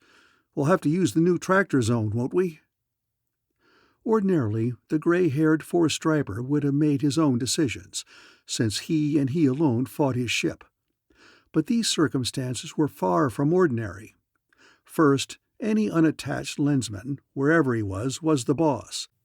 Second, the tractor zone was new, so brand new that even the Dauntless had not as yet used it. Third, the ship was on detached duty, assigned directly to Kinnison to do with as he willed. Fourth, said Kinnison was high in the confidence of the Galactic Council, and would know whether or not the present situation justified the use of the new mechanism. "If he can cut a tractor, yes," the Lensman agreed. "Only one ship. He can't get away, and he can't communicate. Safe enough. Go to it." The Tellurian ship was faster than the Boskonian, and, since she had been only seconds behind at the start, she came within striking distance of her quarry in short order. Tractor beams reached out and seized, but only momentarily did they hold. At the first pull they were cut cleanly away. No one was surprised. It had been taken for granted that all Boskonian ships would by this time have been equipped with tractor shears. These shears had been developed originally by the scientists of the patrol. Immediately following that invention, looking forward to the time when Boskone would have acquired it, those same scientists set themselves to the task of working out something which would be just as good as a tractor beam for combat purposes, but which could not be cut. They got it finally, a globular shell of force, very much like a meteorite screen except double in phase. That is, it was completely impervious to matter moving in either direction, instead of only to that moving inwardly. Even if exact data as to generation, gauging, distance, and control of this weapon were available, which they very definitely are not, it would serve no good end to detail them here. Suffice it to say that the Dauntless mounted tractor zones and had ample power to hold them. Closer up, the patrol ship blasted. The zone snapped on, well beyond the Boskonian, and tightened. Henderson cut the Bergenholms. Captain Craig snapped out orders, and Chief Firing Officer Chatway and his boys did their stuff. Defensive screens full out, the pirate stayed free and tried to run. No soap. She merely slid around upon the frictionless inner surface of the zone. She rolled and she spun. Then she went inert and rammed. Still no soap. She struck the zone and bounced with all of her mass and against all the power of her driving thrust. The impact jarred the Dauntless to her very skin, but the zone's anchorage had been computed and installed by top-flight engineers, and they held. And the zone itself held. It yielded a bit, but it did not fail, and the sheer planes of the pirates could not cut it. Then, no other course being possible, the Boskonians fought. Of course, theoretically, surrender was possible, but it simply was not done. No pirate ship ever had surrendered to a patrol force, however large. None ever would. No patrol ship had ever surrendered to Boskone, or would. That was the unwritten but grimly understood code of this internecine conflict between two galaxy-wide and diametrically opposed cultures. It was and had to be a war of utter and complete extermination. Individuals or small groups might be captured bodily, but no ship, no individual even, ever, under any conditions, surrendered.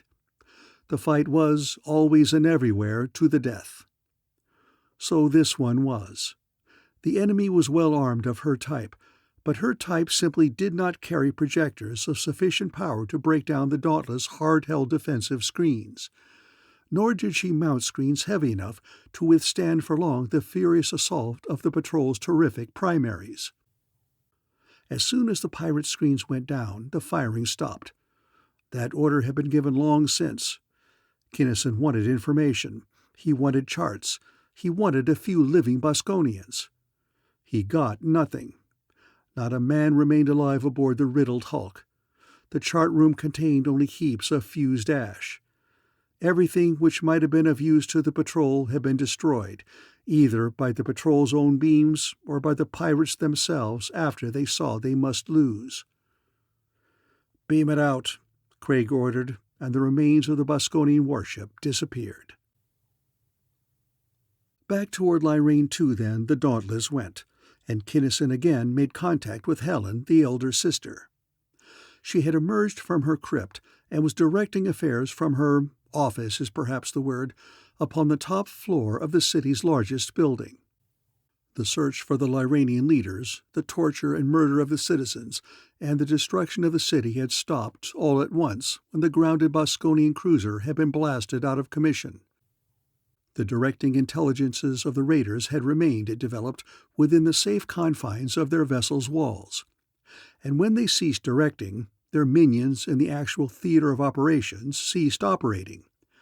They had been grouped uncertainly in an open square, but at the first glimpse of the returning Dauntless they had dashed into the nearest large building, each man seizing one or sometimes two persons as he went. They were now inside, erecting defenses, and very evidently intending to use the Lyranians both as hostages and as shields. Motionless now, directly over the city, Kinnison and his officers studied through their spy rays the number, armament, and disposition of the enemy force. There were 130 of them, human to about 6 places. They were armed with the usual portable weapons carried by such parties. Originally, they had had several semi-portable projectors, but since all heavy stuff must be powered from the mothership, it had been abandoned long since. Surprisingly, though, they wore full armor. Kinnison had expected only thought screens, since the Lyranians had no offensive weapons save those of the mind. But apparently, either the pirates did not know that or else were guarding against surprise. Armor was and is heavy, cumbersome, a handicap to fast action, and a nuisance generally. Hence, for the Boskonians to have dispensed with it would not have been poor tactics. True, the patrol did attack, but that could not have been what was expected. In fact, had such an attack been in the cards, that Boskonian punitive party would not have been on the ground at all. It was equally true that canny old Helmuth, who took nothing whatever for granted, would have had his men in armor. However, he would have guarded much more completely against surprise, but few commanders indeed went to such lengths of precaution as Helmuth did. Thus Kinnison pondered. This ought to be as easy as shooting fish down a well, but you better put out space scouts just the same, he decided as he punched a call for Lieutenant Peter Van Buskirk. Bus, do you see what we see? Uh-huh, we've been peeking a bit, the huge Dutch Valerian responded happily. QX, get your gang wrapped up in their tinware. I'll see you at the main lower starboard lock in 10 minutes. He switched off and turned to an orderly. Break out my GP cage for me, will you, Spike? And I'll want the copters. Tell them to get hot. But listen, Kim, and you can't do that, Kinnison, came simultaneously from chief pilot and captain, neither of whom could leave the ship in such circumstances as these. They, the vessel's two top officers, were bound to her, while the Lensman, although ranking both of them even aboard ship, was not and could not be bound by anything. Sure I can. You fellows are just jealous, that's all, Kinnison retorted cheerfully. I not only can, I've got to go with the Valerians. I need a lot of information, and I can't read a dead man's brain, yet.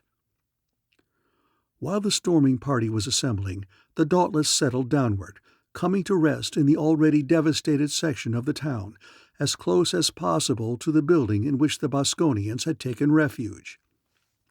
102 men disembarked, Kinnison, Van Buskirk, and the full company of 100 Valerians. Each of those space-fighting wildcats measured 78 inches or more from sole to crown. Each was composed of 400 or more pounds of the fantastically powerful, rigid, and reactive brawn, bone, and sinew necessary for survival upon a planet having surface gravity almost 3 times of that of small, feeble Terra. Because of the women held captive by the pirates, the Valerians carried no machine rifles, no semi-portables, no heavy stuff at all. Only their delameters, and of course their space axes. A Valerian trooper without his space axe? Unthinkable. A dire weapon indeed, the space axe. A combination and sublimation of battle axe, mace, bludgeon, and lumberman's picaroon. 30 pounds of hard, tough, space-tempered alloy. A weapon of potentialities limited only by the physical strength and bodily agility of its wielder. And Van Buskirk's Valerians had both, plenty of both. One-handed, with simple flicks of his incredible wrist, the smallest Valerian of the Dauntless boarding party could manipulate his atrocious weapon as effortlessly as, and almost unbelievably faster than, a fencing master handles his rapier, or an orchestra conductor waves his baton. With machine-like precision, the Valerians fell in and strode away. Van Buskirk in the lead, the helicopters hovering overhead, the gray Lensman bringing up the rear. Tall and heavy, strong and agile as he was, for a Tellurian, he had no business in that front line, and no one knew that fact better than he did.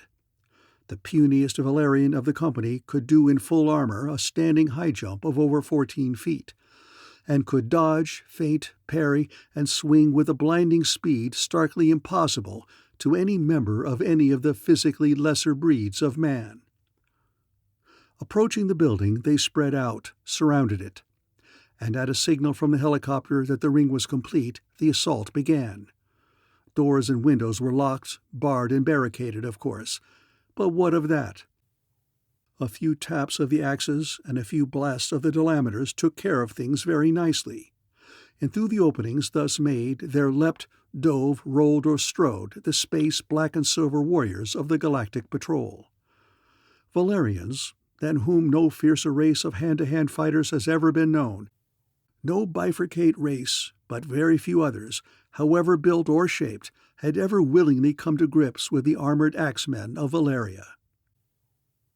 Not by choice, then, but of necessity, and in sheer desperation, the pirates fought.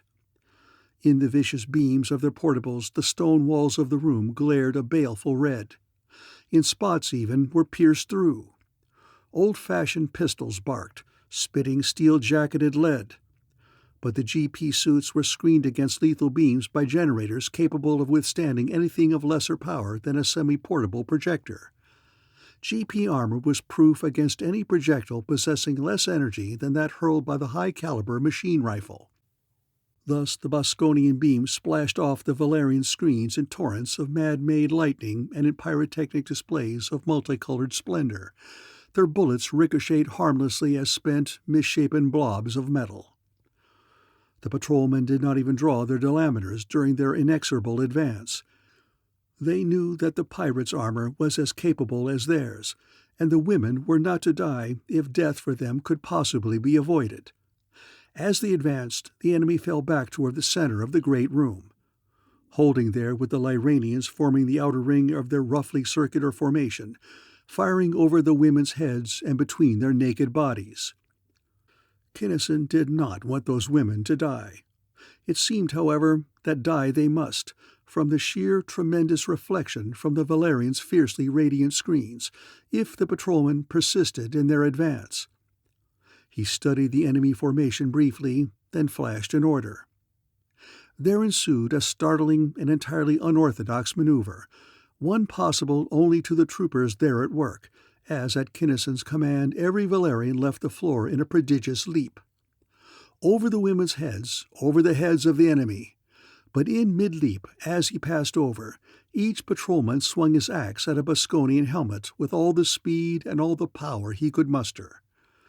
Most of the enemy died then and there, for the helmet has never been forged which is able to fend the diamond beak of a space axe driven as each of those was driven. The fact that the Valerians were 9 or 10 feet off the floor at the time made no difference whatever. They were space fighters, trained to handle themselves and their weapons in any position or situation, with or without gravity, with or without even inertia. "You persons, run! Get out of here! Scram!" Kinnison fairly shouted the thought as the Valerians left the floor, and the matriarchs obeyed, frantically. Through doors and windows they fled, in all directions and at the highest possible speed.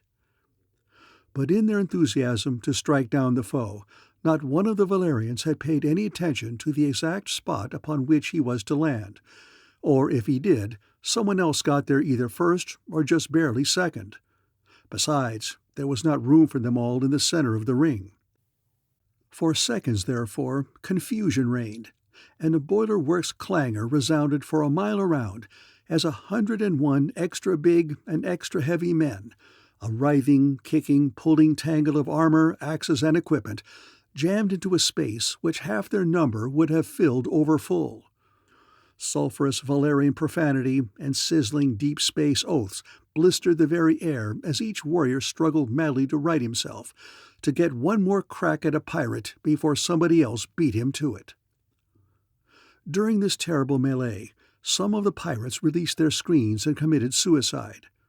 A few got out of the room, but not many. Not far. The men in the helicopters saw to that. They had needle beams powered from the Dauntless, which went through the screens of personal armor as a knife goes through ripe cheese. "Save it, guys! Hold everything!" Kinnison yelled, as the tangled mass of Valerians resolved itself into erect and warlike units. "No more axe work! Don't let them kill themselves! Catch them alive!" They did so quickly and easily. With the women out of the way, there was nothing to prevent the Valerians from darting right up to the muzzles of the foe's delameters. Nor could the enemy dodge or run half fast enough to get away. Armored, shielded hands batted the weapons away. If an arm or leg broke in the process, what the hell? And the victim was held motionless until his turn came to face the mind-reading Kinnison. Nothing. Nothing flat. A string of zeros. And bitterly silent, Kinnison led the way back to the Dauntless. The men he wanted, the ones who knew anything, were the ones who killed themselves, of course. Well, why not? In like case, officers of the patrol had undoubtedly done the same. The live ones didn't know where their planet was, could give no picture even of where it lay in the galaxy, did not know where they were going nor why. Well, so what? Wasn't ignorance the prime characteristic of the bottom layers of dictatorships everywhere? If they had known anything, they would have been under orders to kill themselves too, and would have done it. In his con room in the Dauntless, his black mood lightened somewhat, and he called the elder person. "Helen of Troy, I suppose that the best thing we can do now for your peace of mind, prosperity, well-being, etc., is to drill out of here as fast as Klano and the Nash Beb King will let us, right?" "Why, that is—" The matriarch was badly flustered at the lensman's bald summation of her attitude. She did not want to agree, but she certainly did not want these males around a second longer than was necessary. "Just as well say it, because it goes double for me. You can play it clear across the board, Toots, that if I ever see you again, it will be because I can't get out of it." Then to his chief pilot, "QX-Hen, give her the oof. Back to Tellus." Chapter 7. Through the ether, the mighty Dauntless bored her serene way homeward, at the easy touring blast for her of some 80 parsecs an hour. The engineers inspected and checked their equipment, from instrument needles to blast nozzles, relining, repairing, replacing anything and everything which showed any sign of wear or strain because of what the big vessel had just gone through. Then they relaxed into their customary routine of killing time. The games of a dozen planets, and the vying with each other in the telling of outrageously untruthful stories. The officers on watch lolled at ease in their cushioned seats, making much ado of each tiny thing as it happened, even the changes of watch.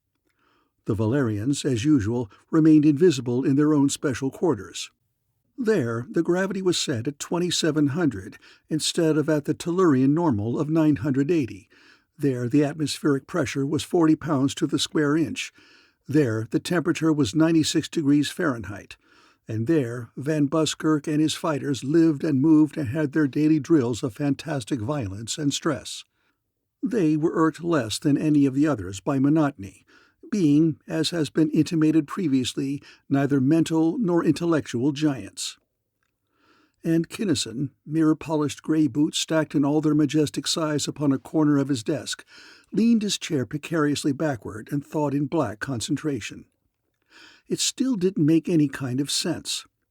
He had just enough clues, fragments of clues, to drive a man nuts. Menjo Bliko was the man he wanted. On Lonabar. To find one was to find the other. But how in the steaming hells of Venus was he going to find either of them?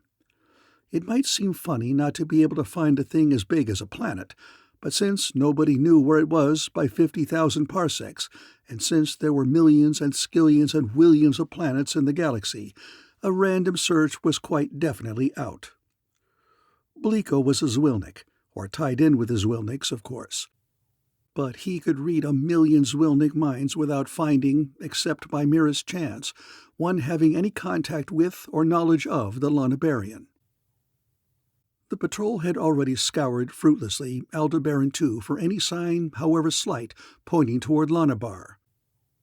The planetographers had searched the files, the charts, the libraries thoroughly.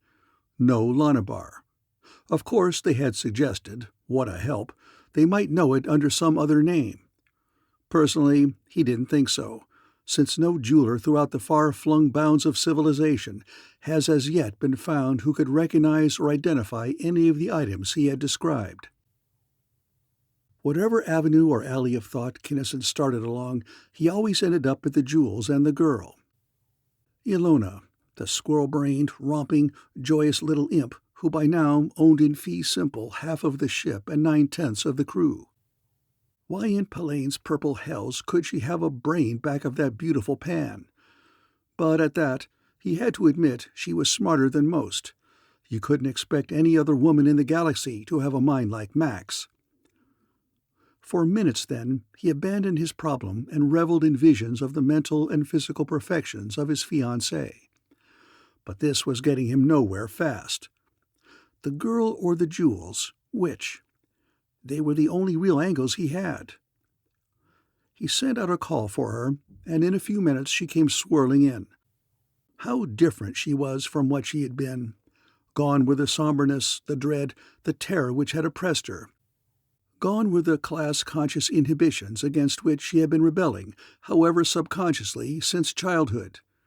Here she was free. The boys were free. Everybody was free. She had expanded tremendously, unfolded. She was living as she had never dreamed it possible to live. Each new minute was an adventure in itself. Her black eyes, once so dull, sparkled with animation, radiated her sheer joy in living. Even her jet-black hair seemed to have taken on a new luster and gloss in its every precisely arranged wavelet. "Hi, Lensman," Ilona burst out before Kinnison could say a word or think a thought in greeting. "I'm so glad you sent for me, because there's something I've been wanting to ask you for days. The boys are going to throw a blowout, with all kinds of stunts, and they want me to do a dance. QX, do you think?" "Sure, why not?" "Clothes," she explained. "I told them I couldn't dance in a dress, and they said that I wasn't supposed to, that acrobats didn't wear dresses when they performed on Tellus. I said they lied like thieves, and they swore they didn't. Said to ask the old man—" She broke off, two knuckles jammed into her mouth, expressive eyes wide in sudden fright. "Oh, excuse me, sir," she gasped. "I didn't—" "'Smatter? What bit you?" Kinnison asked, then got it. "Oh, the old man, huh?" "QX, Angel Face. That is standard nomenclature in the patrol. Not with you folks, though, I take it." "I'll say not," she breathed. She acted as though a catastrophe had been averted by the narrowest possible margin. "Why, if anybody got caught even thinking such a thing, the whole crew would go into the steamer that very minute. And if I would dare to say hi to Menjo Blico—" She shuddered. "Nice people," Kinnison commented. "But are you sure that I'm not getting any of the boys into trouble?" she pleaded. "For after all, none of them ever dare call you that to your face, you know." "You haven't been around enough yet," he assured her. "On duty, no. That's discipline, necessary for efficiency. And I haven't hung around the wardrooms much of late, been too busy. But at the party, you'll be surprised at some of the things they call me, if you happen to hear them. You've been practicing, keeping in shape?" "Uh-huh," she confessed, "in my room, with the spy ray block on." "Good. No need to hide, though, and no need to wear dresses any time you're practicing. The boys were right on that. What do you think of this pseudo-inertia as compared to the real thing?" He did not actually care what she thought of it. He was merely making conversation to cover up the fact that he was probing the deepest recesses of her mind. "I like it, even better in some ways. Your legs and arms feel as though they were following through perfectly, but if you kick something or come down too hard in a forward flip, backflips are easy, it doesn't hurt. It's nice." "Must be," he agreed absently. "Got to watch out for yourself, though, when you get back onto a planet. Now, I want you to help me. Will you?" "Yes, sir. In anything I can. Anything, sir," she answered instantly.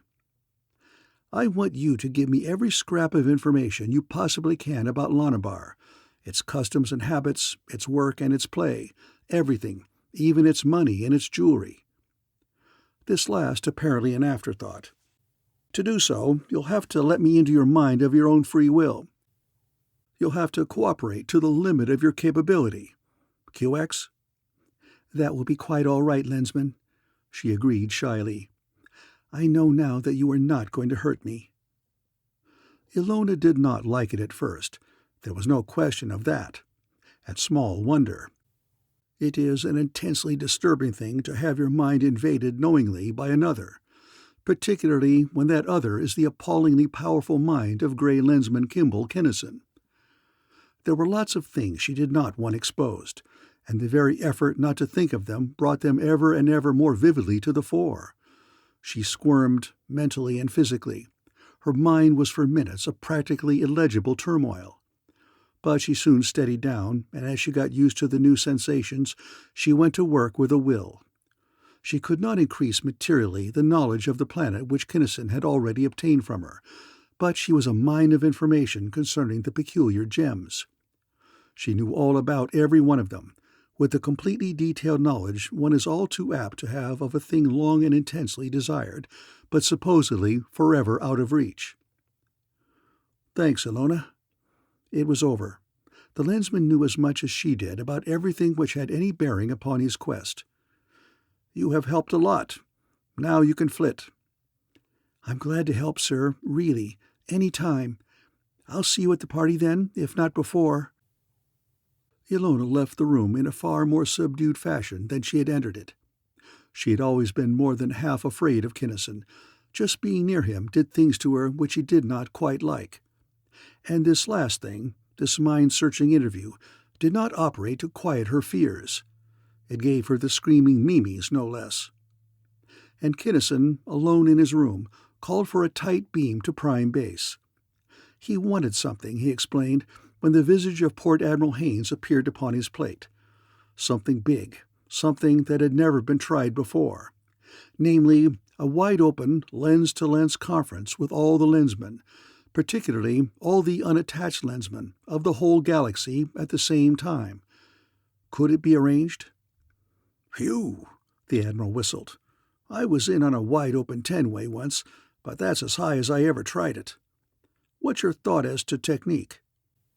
"Set a definite time, far enough ahead to give everybody notice. At that time, have everybody tuned to your frequency. Since everybody will be en rapport with you, we will all be en rapport with each other automatically." "Seems reasonable. Can do, I think. It will take at least a day to arrange the hookup. Day and a half, maybe. Say hour 20 tomorrow?" "QX, hour 20 on the line." The next day dragged, even for the always busy Kinnison. He prowled about aimlessly. He saw the beautiful Aldebaranian several times, noticing as he did so something which he had not hitherto really observed, but which tied in nicely with a fact he had half seen in the girl's own mind before he could dodge it, that whenever she made a twosome with any man, the man was Chief Pilot Henderson. "Blasted hen?" he asked casually, as he came upon the pilot in a corner of a wardroom staring fixedly at nothing. "Out of the ether," Henderson admitted. "I want to talk to you." "GA, we're alone, or better yet, on the lens. About Ilona, the Aldebaranian Zwilnik, I suppose?" "Don't, Kim." Henderson flinched. "She isn't a Zwilnik, really. I'd bet my last millo on that." "Are you telling me or asking me?" the Lensman asked. "I don't know." Henderson hesitated. "I wanted to ask you. You know, you've got a lot of stuff that the rest of us haven't. I'm punctured plenty, and it's getting worse. Is there any reason, Chief, why I shouldn't, get married?" "Every reason in the book why you should, Hen. Why, when I get to be as old as you are, I hope to be retired, married, and the father of 2 or 3 kids." "Damnation, Kim, that isn't what I meant, and you know it." "Think clearly, then. For your own sake, and Ilona's, not mine," Kinnison ordered. "Yes, I know what you mean, but you've got to bring it out into the open yourself to do any good." "QX. Have I the permission of Kimball Kinnison, unattached Lensman of the Galactic Patrol, to marry Ilona Potter, if I've got jets enough to swing it?" Mighty clever, the Lensman thought. Since all the men of the patrol were notoriously averse to going sloppy or maudlin about it, he wondered just how the pilot was going to phrase his question. Hen had done it very neatly, by tossing the buck right back at him. But he wouldn't get sloppy either. The untarnished meteors upon the collars of the patrol stuff was QX for earthly spellbinders, but it didn't fit in anywhere else. So, "That's better," Kinnison approved. "As far as I know, and in this case I bashfully admit that I know it all, everything is on the green. All you've got to worry about is the opposition of 1,200 or so other guys in this can, and the fact that Ilona will probably blast you to a cinder." "Huh? Those apes? That? Watch my jets." Henderson strode away, doubts all resolved, and Kinnison, seeing that hour 20 was very near, went to his own room. Precisely upon the hour, the Lensman tuned not his lens really, since he no longer needed that, but in all probability his very ego to that of Port Admiral Haynes. He had wondered frequently what it was going to feel like, but having experienced it, he could never afterward describe it even in part. It is difficult for any ordinary mind to conceive of its being in complete accord with any other, however closely akin.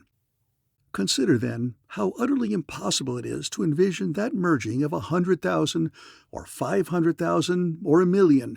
Nobody ever did know how many Lensmen tuned in that day, minds so utterly different that no one human being can live long enough even to see each of the races there represented.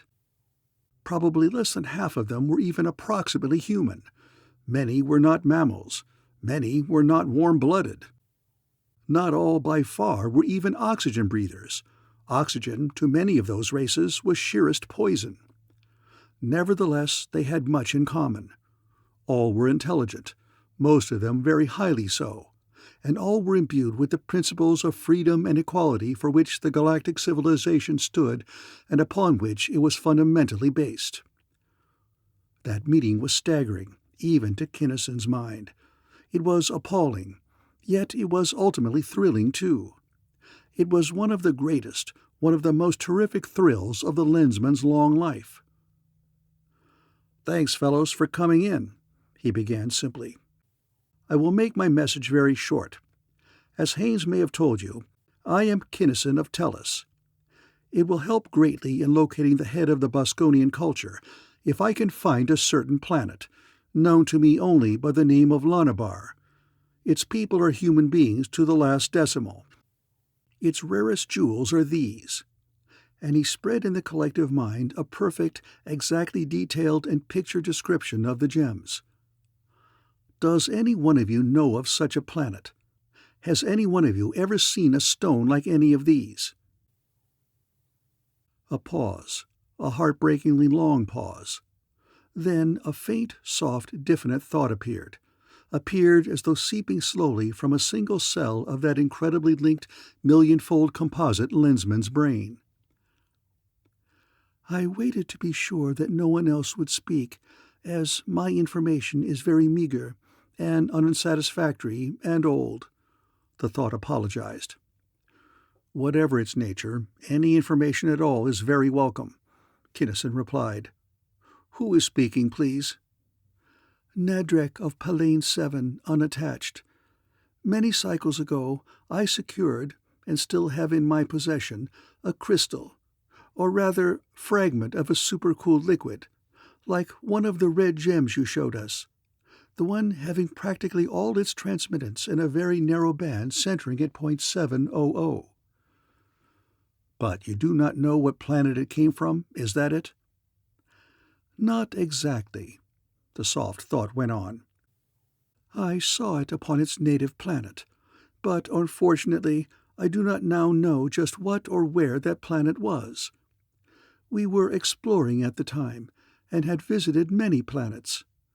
Not being interested in any world having an atmosphere of oxygen, we paused but briefly, nor did we map it.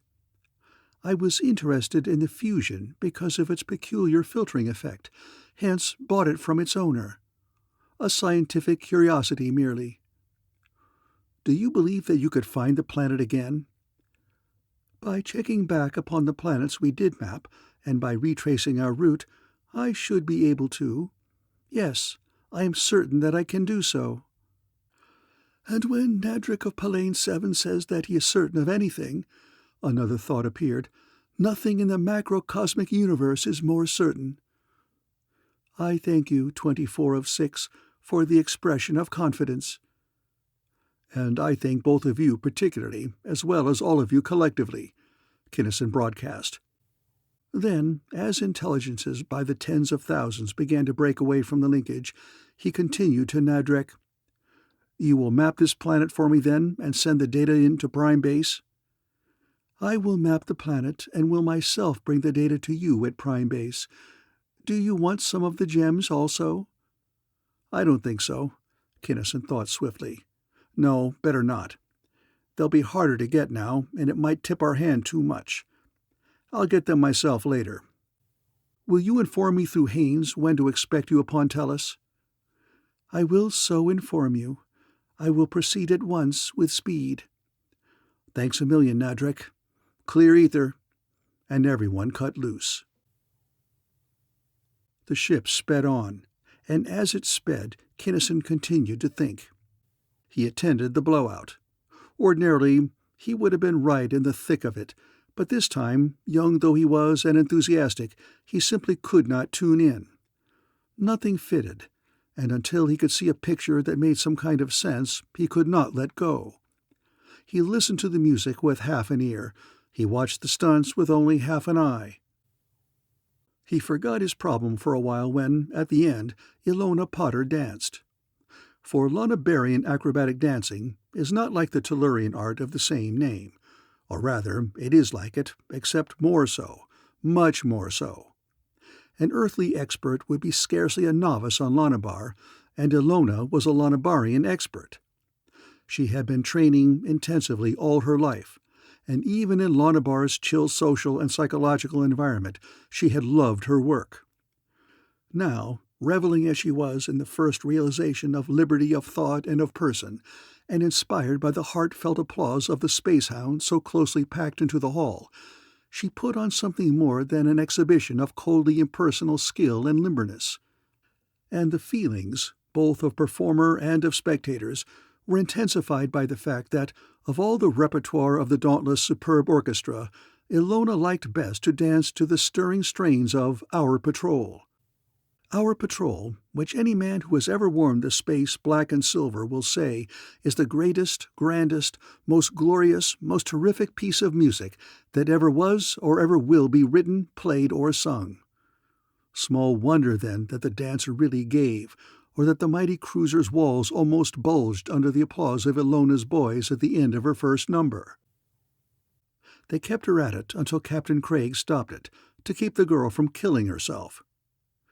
"She's worn down to a nub," he declared, and she was. She was trembling, she was panting, her almost lacquered-down hair stood out in wild disorder. Her eyes were starry with tears, happy tears. Then the ranking officers made short speeches of appreciation, and the spectators carried the actors, actual carrying, in Ilona's case upon an improvised throne, off for refreshments. Back in his quarters, Kinnison tackled his problem again.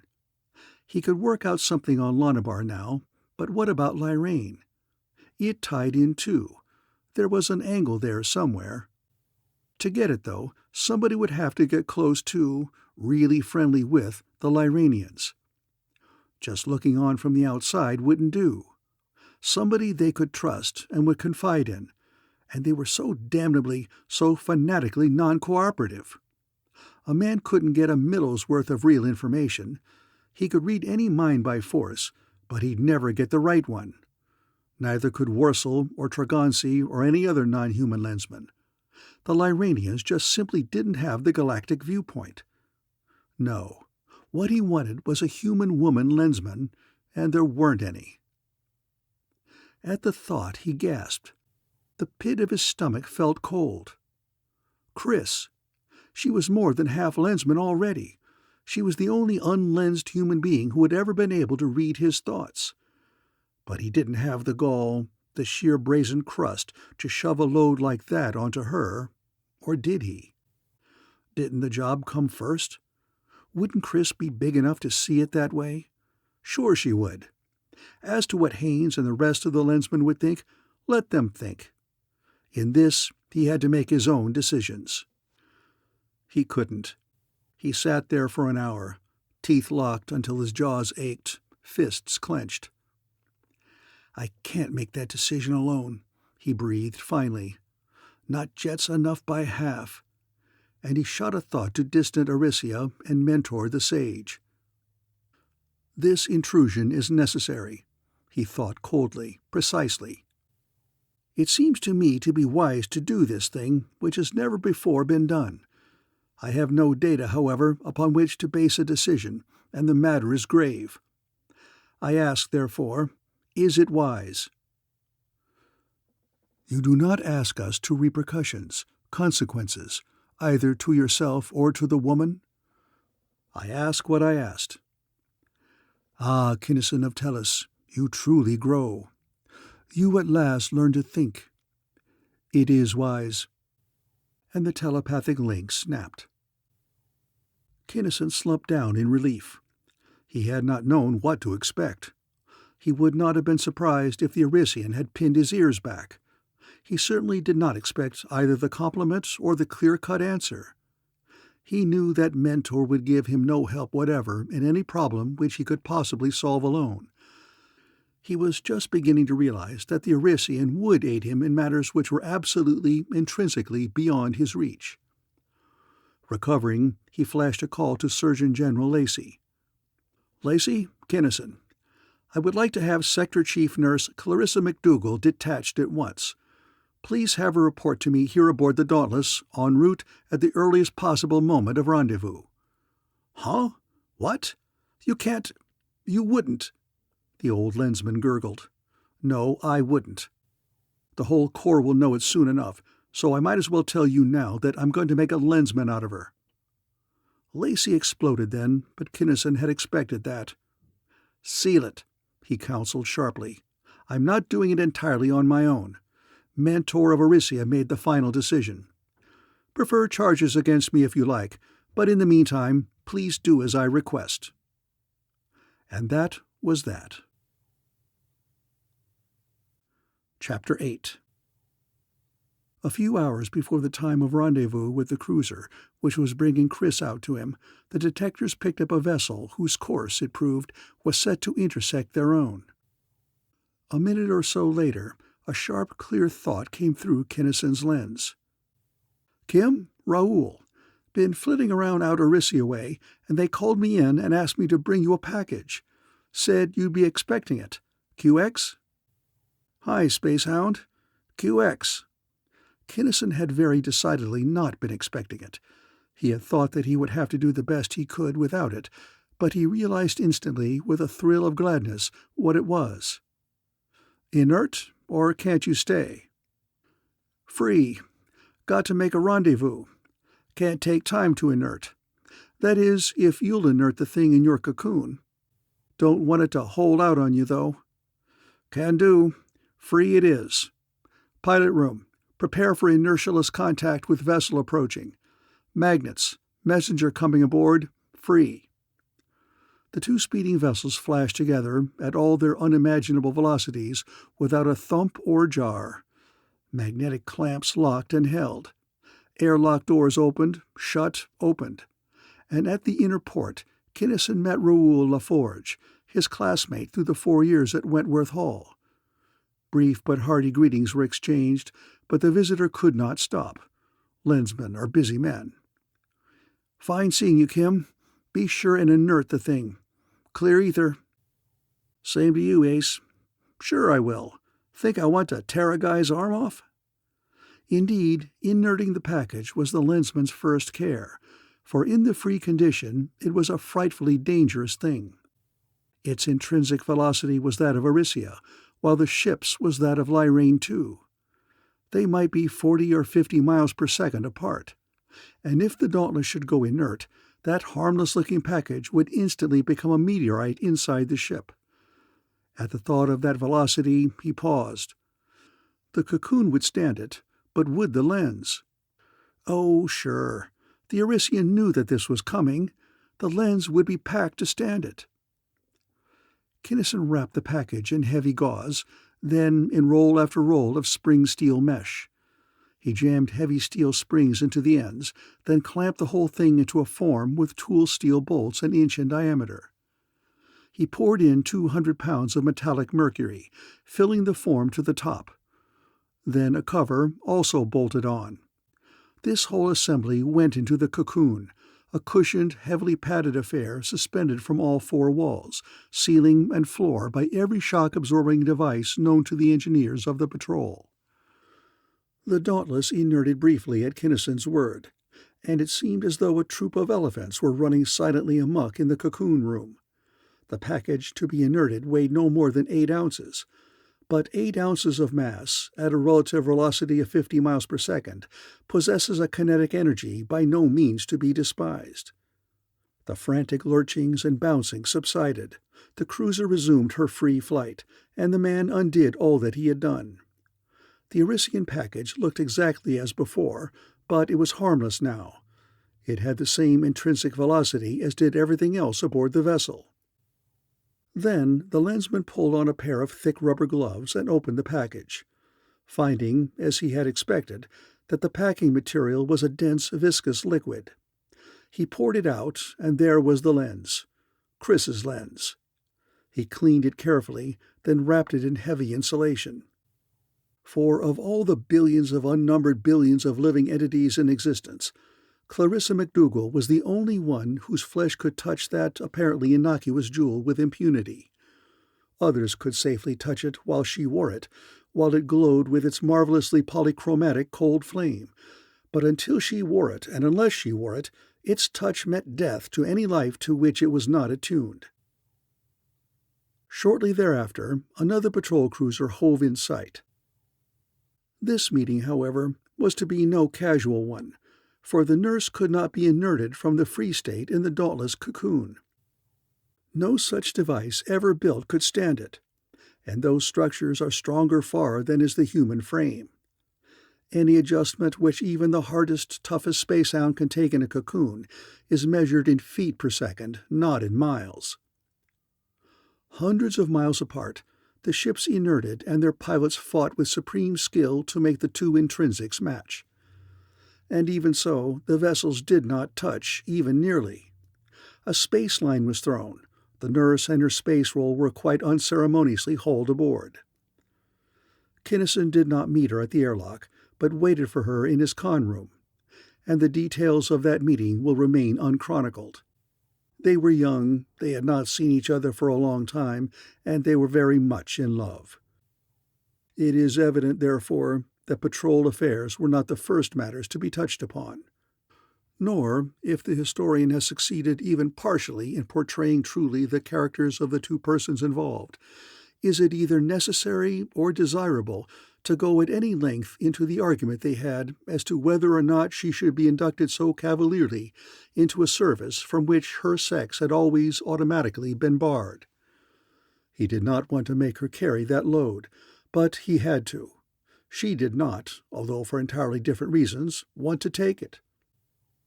He shook out the lens, and holding it in a thick-folded corner of the insulating blanket, flicked one of the girl's fingertips across the bracelet. Satisfied by the fleeting flash of color which swept across the jewel, he snapped the platinum iridium band around her left wrist, which it fitted exactly.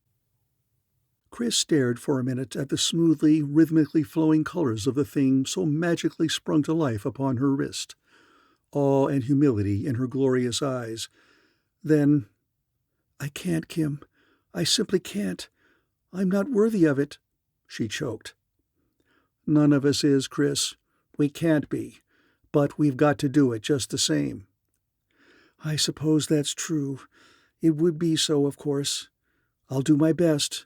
But you know perfectly well, Kim, that I'm not, can't ever be, a real lensman." "Sure you can. Do we have to go over all that again? You won't have some of the technical stuff that we got, of course, but you carry jets that no other lensman ever has had. You're a real lensman. Don't worry about that. If you weren't, do you think that they would have made that lens for you?" "In a way, I see that that must be true, even though I can't understand it. But I'm simply scared to death of the rest of it, Kim." "You needn't be. It'll hurt, but not more than you can stand.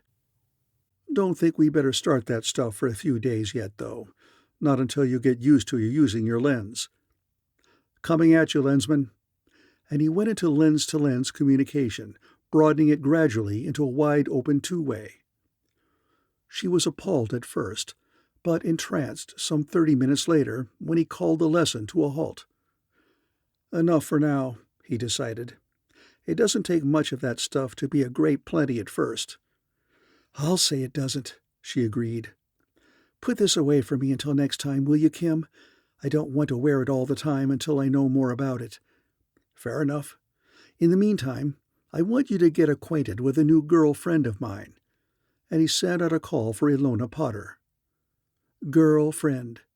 Uh-huh. Study her. Educational no end, and she may be important. Want to compare notes with you on her later, is why I'm not giving you any advance dope on her. Here she comes. Mac, this is Ilona. He introduced them informally. I told them to give you the cabin next to hers, he added to the nurse. I'll go with you to be sure that everything's on the green. It was, and the Lensman left the two together. I'm awfully glad you're here, Ilona said shyly. I've heard so much about you, Miss Mac to you, my dear. All of my friends call me that, the nurse broke in. And you don't want to believe everything you hear, especially aboard this space can.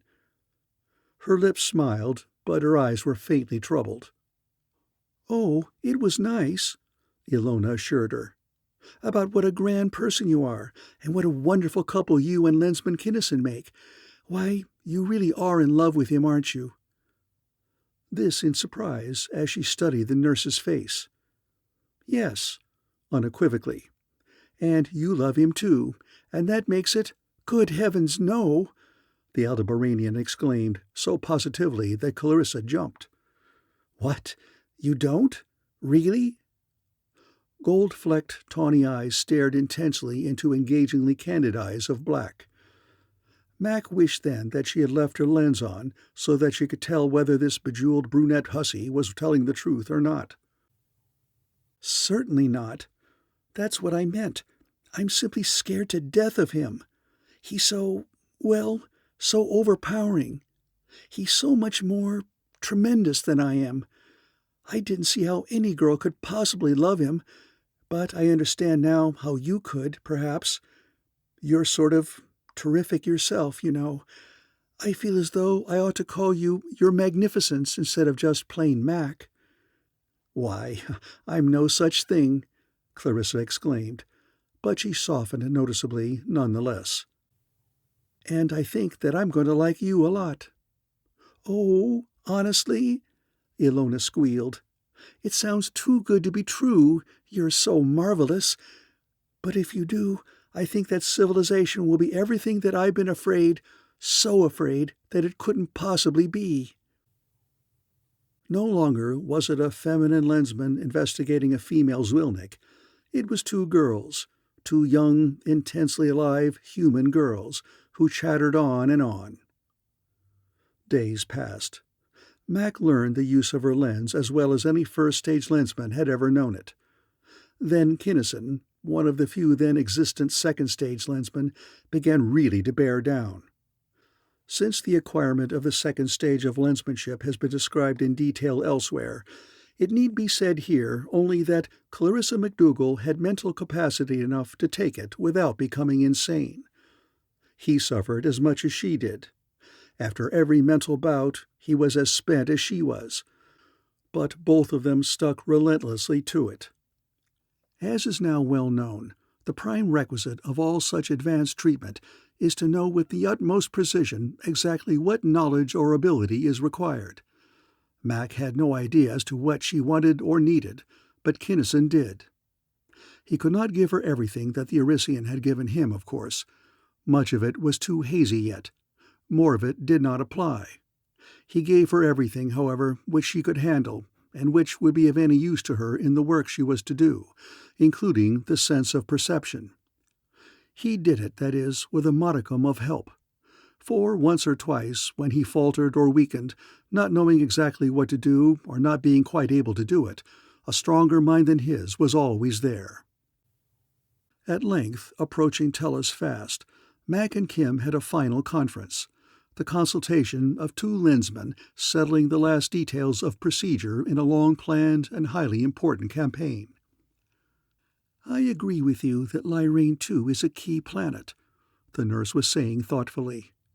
It must be to have those expeditions from Lanabar, and the as-yet unknown planet X centering there. X, certainly, and don't forget the possibility of Y and Z and maybe others, he reminded her. The Lyrane-Lanabar linkage is the only one we're sure of. With you on one end of that and me on the other, it'll be funny if we can't trace out some more. While I'm building up an authentic identity to tackle Bleeko, You'll be getting chummy with Helen of Lyrane. That's about as far ahead as we can plan definitely right now, since this groundwork can't be hurried too much. And I report to you often, frequently in fact. Mac widened her expressive eyes at her man. At least, he agreed. And I'll report to you between times. Oh, Kim, it's nice being a lensman. She snuggled closer. Some way or other, the conference had become somewhat personal. Being en rapport will be almost as good as being together. We can stand it that way, at least. It'll help a lot, Ace, no fooling. That was why I was afraid to go ahead with it on my own hook. I couldn't be sure that my feelings were not in control instead of my judgment, if any. I'd have been certain that it was your soft heart instead of your hard head if it hadn't been for Mentor. She sighed happily. As it is, though, I know that everything is on the green. All done with Ilona? Yes, the darling. She's the sweetest thing, Kim, and a storehouse of information if there ever was one. You and I know more of Boskonian life than anyone of civilization ever knew before, I am sure. And it's so ghastly. We must win, Kim. We simply must, for the good of all creation. We will. Kinnison spoke with grim finality. But back to Ilona. She can't go with me, and she can't stay here with Hank aboard the Dauntless taking me back to Lyrane, and you can't watch her. I'd hate to think of anything happening to her, Kim. It won't, he replied comfortably. Ilyowitz won't sleep nights until he has her as the top-flight solo dancer in his show, even though she doesn't have to work for a living anymore. She will, though, I think, don't you? Probably. Anyway, a couple of Haynes' smart girls are going to be her best friends wherever she goes. Sort of keep an eye on her until she learns the ropes. It won't take long. We owe her that much, I figure. That much, at least. You're seeing to the selling of her jewelry yourself, aren't you? No, I had a new thought on that. I'm going to buy it myself, or rather Cardiff is. They're making up a set of paste imitations. Cardiff has to buy a stock somewhere, why not hers? That's a thought. There's certainly enough of them to stock a wholesaler. Cardiff. I can see that sign, she snickered, almost microscopic letters, severely plain, in the lower right-hand corner of an immense plate glass window. One gem in the middle of an acre of black velvet. Cardiff, the most peculiar, if not quite the most exclusive, jeweler in the galaxy. And nobody except you and me knows anything about him. Isn't that something? Everybody will know about Cardiff pretty soon, he told her. Found any flaws in the scheme yet? Nary a flaw. She shook her head. That is, if none of the boys overdo it, and I'm sure they won't. I've got a picture of it. And she giggled merrily. Think of a whole gang of sleuths from the homicide division chasing poor Cardiff and never quite catching him. Uh-huh, a touching picture indeed. But there goes the signal, and there's Tellus. We're about to land. Oh, I want to see. And she started to get up. Look then, pulling her down into her original place at his side. You've got the sense of perception now, remember? You don't need visiplates. And side by side, arms around each other, the two lensmen watched the docking of their great vessel. It landed. Jewelers came aboard with their carefully made wares. Assured that the metal would not discolor her skin, Ilona made the exchange willingly enough. Beads were beads to her. She could scarcely believe that she was now independently wealthy. In fact, she forgot all about her money after Ilyowitz had seen her dance. You see, she explained to Mac and Kinnison, there were two things I wanted to do until Hank gets back. Travel around a lot and learn all I can about your civilization. I wanted to dance too, but I didn't see how I could. Now I can do all three and get paid for doing them besides. Isn't that marvelous? And Mr. Ilyowitz said that you said that it was QX. Is it really? Right. And Ilona was off. The Dauntless was serviced, and Mac was off to far Lyrane. Lensman Kinnison was supposedly off somewhere also when Cardiff appeared. Cardiff, the ultra, the oh-so-exclusive. Cardiff did not advertise. He catered, word spread fast, to only the very upper flakes of the upper crust. Simple dignity was Cardiff's keynote, his insidiously spread claim, the dignified simplicity of immense wealth and impeccable social position. What he actually achieved, however, was something subtly different. His simplicity was just a hair off beam. His dignity was an affected, not a natural quality. Nobody with less than 1,000,000 credits ever got past his door, it is true. However, instead of being the real creme de la creme of Earth, Cardiff's clients were those who pretended to belong to, or who were trying to force an entrance into, that select stratum. Cardiff was a snob of snobs. He built up a clientele of snobs. And even more than in his admittedly fine and flawless gems, he dealt in equally high-proof snobbery. Betimes came Nadrek, the unattached lensman of Pallane 7, and Kinnison met him secretly at Prime Base. Soft voice as ever, apologetic, diffident, even though Kim had learned that the Pallanian had a record of accomplishment as long as any one of his arms. But it was not an act, not affectation. It was simply a racial trait, for the intelligent and civilized race of that planet is in no sense human. Nadrek was utterly, startlingly unhuman. In his atmosphere there was no oxygen. In his body there flowed no aqueous blood. At his normal body temperature, neither liquid water nor gaseous oxygen could exist. The seventh planet out from any sun would, of course, be cold, but Kinnison had not thought particularly about the point until he felt the bitter radiation from the heavily insulated suit of his guest, perceived how fiercely its refrigerators were laboring to keep its internal temperature down. "If you will permit it, please, I will depart at once," Nadrek pleaded as soon as he had delivered his spool and his message. "My heat dissipators, powerful though they are, cannot cope much longer with this frightfully high temperature."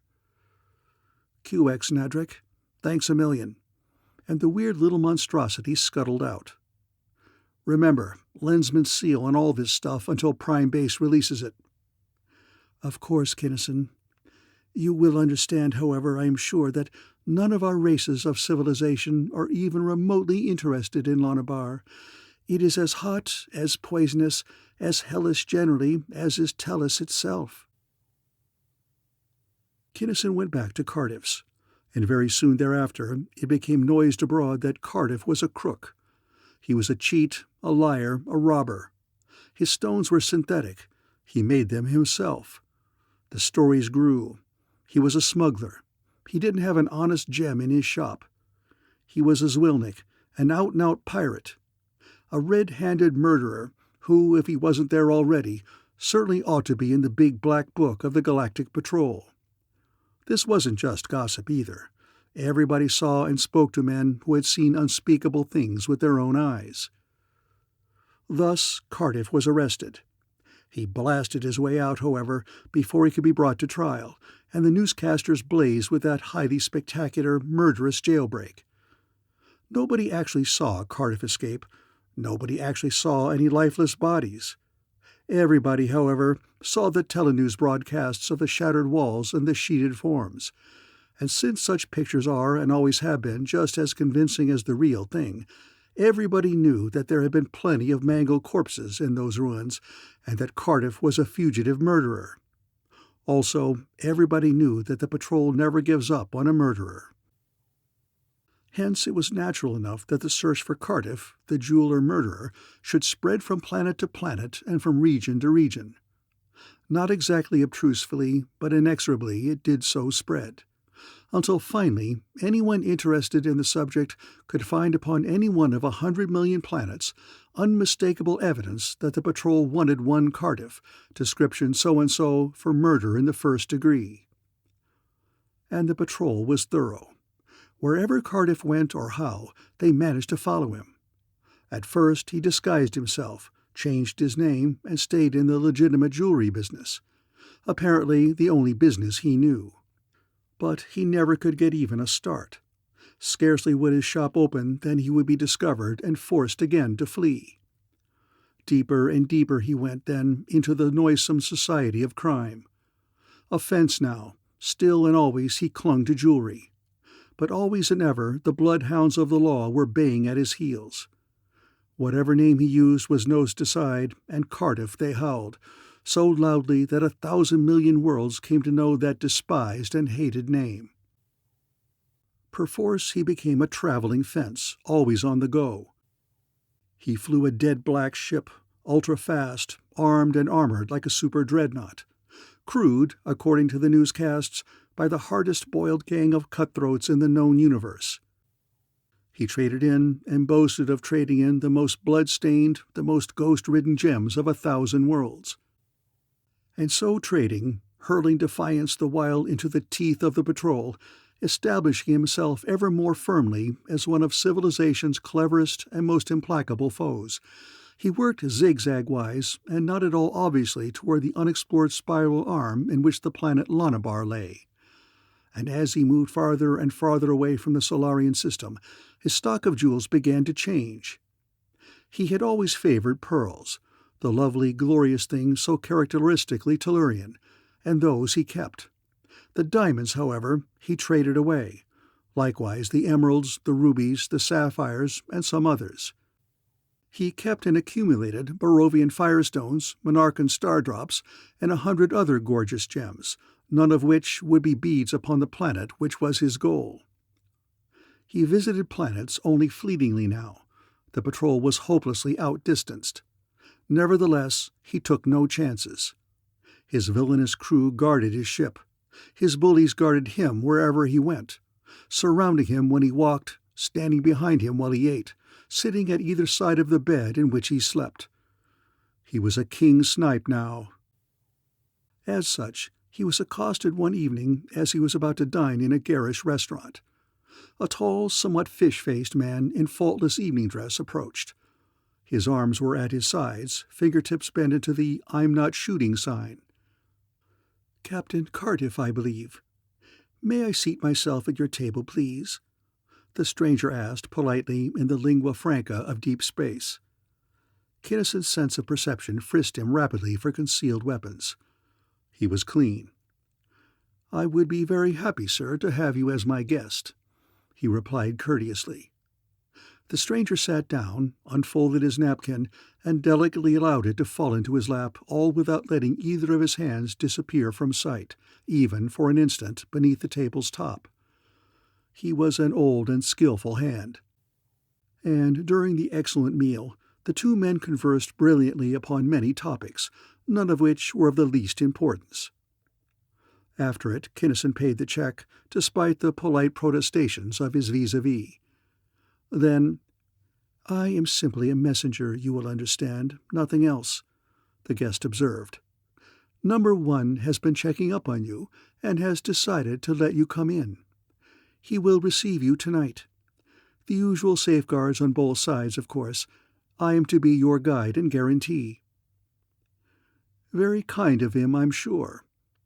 Kinnison's mind raced. Who could this number 1 be? The ape had a thought screen on, so he was flying blind. Couldn't be a real big shot, though, so soon. No use monkeying with him at all. "Please convey my thanks, but also my regrets." "What?" the other demanded. His veneer of politeness had sloughed off. His eyes were narrow, keen, and cold. "You know what happens to independent operators around here, don't you? Do you think that you can fight us?" "Not fight you, no." The Lensman elaborately stifled a yawn. He now had a clue. "Simply ignore you. If you act up, smash you like bugs, that's all. Please tell your number 1 that I do not split my stakes with anybody. Tell him also that I am looking for a choicer location to settle down upon than any I have found as yet.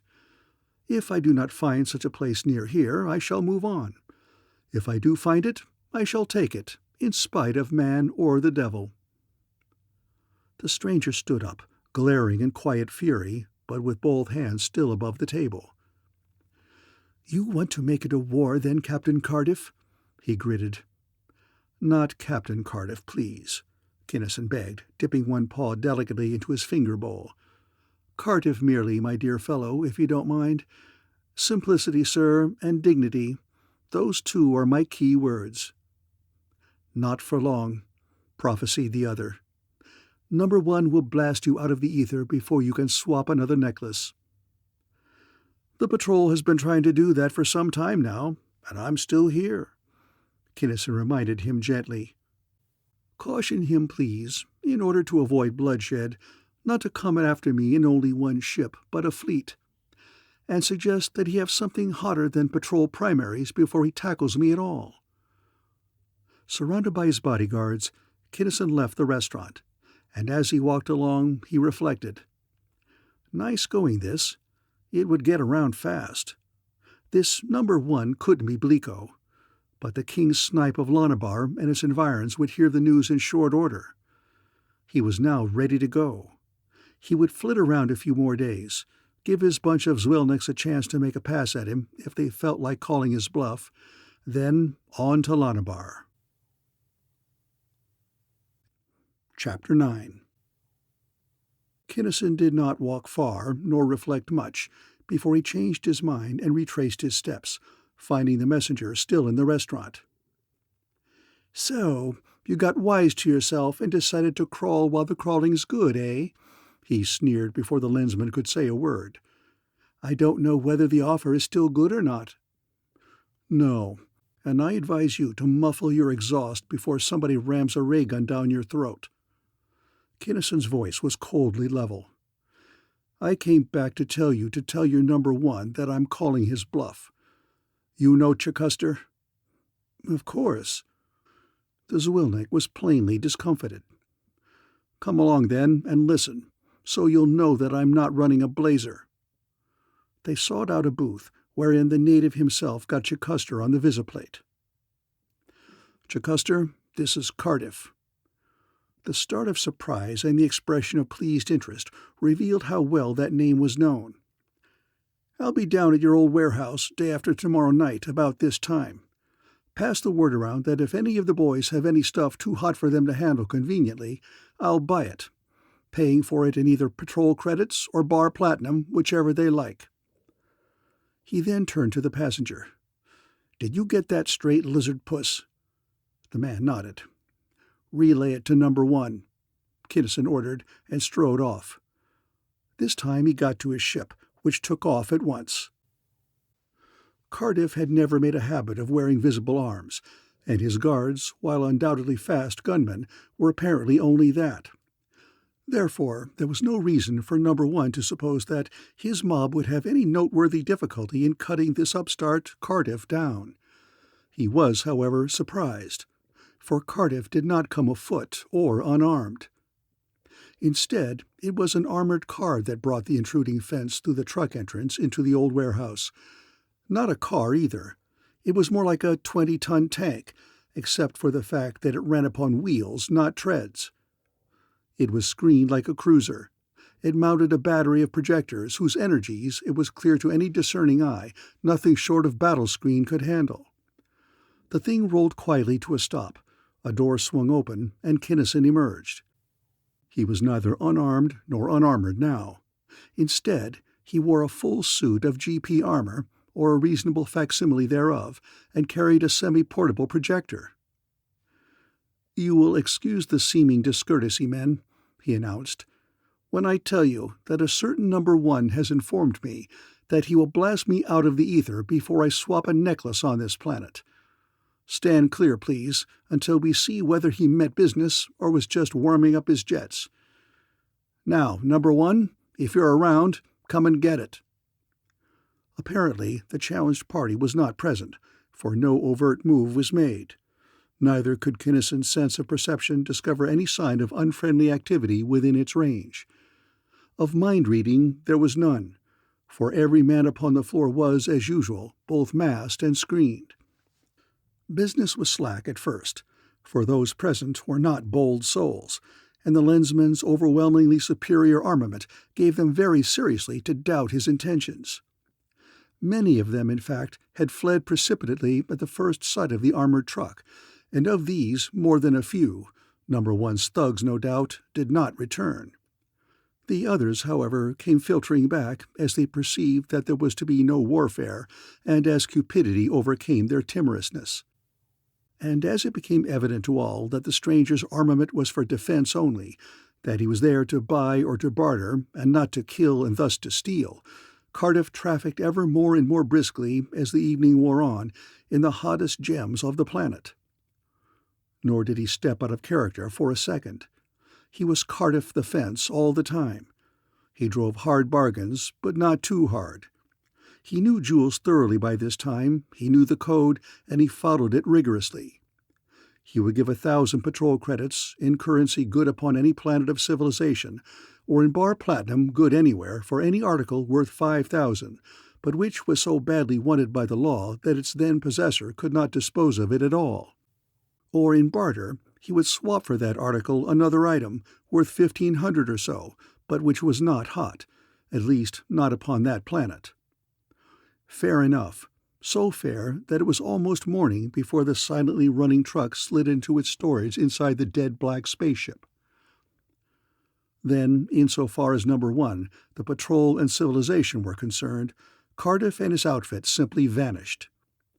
The Zwilnik sub-chief hunted him viciously for a space, then bragged of how he had run him out of the region. The patrol, as usual, bided its time, watching alertly. The general public forgot him completely in the next sensation to arise. Fairly close although he then was to the rim of the galaxy, Kinnison did not take any chances at all of detection in a line toward that rim. The spiral arm beyond Rift 85 was unexplored. It had been of so little interest to civilization that even its various regions were nameless upon the charts, and the Lensman wanted it to remain that way, at least for the time being. Therefore, he left the galaxy in as nearly a straight nadir line as he could without coming within detection distance of any trade route. Then, making a prodigious loop so as to enter the spiral arm from the nadir direction, he threw Nadrek's map into the pilot tank and began the computations which would enable him to place correctly in that three-dimensional chart the brilliant point of light which represented his ship.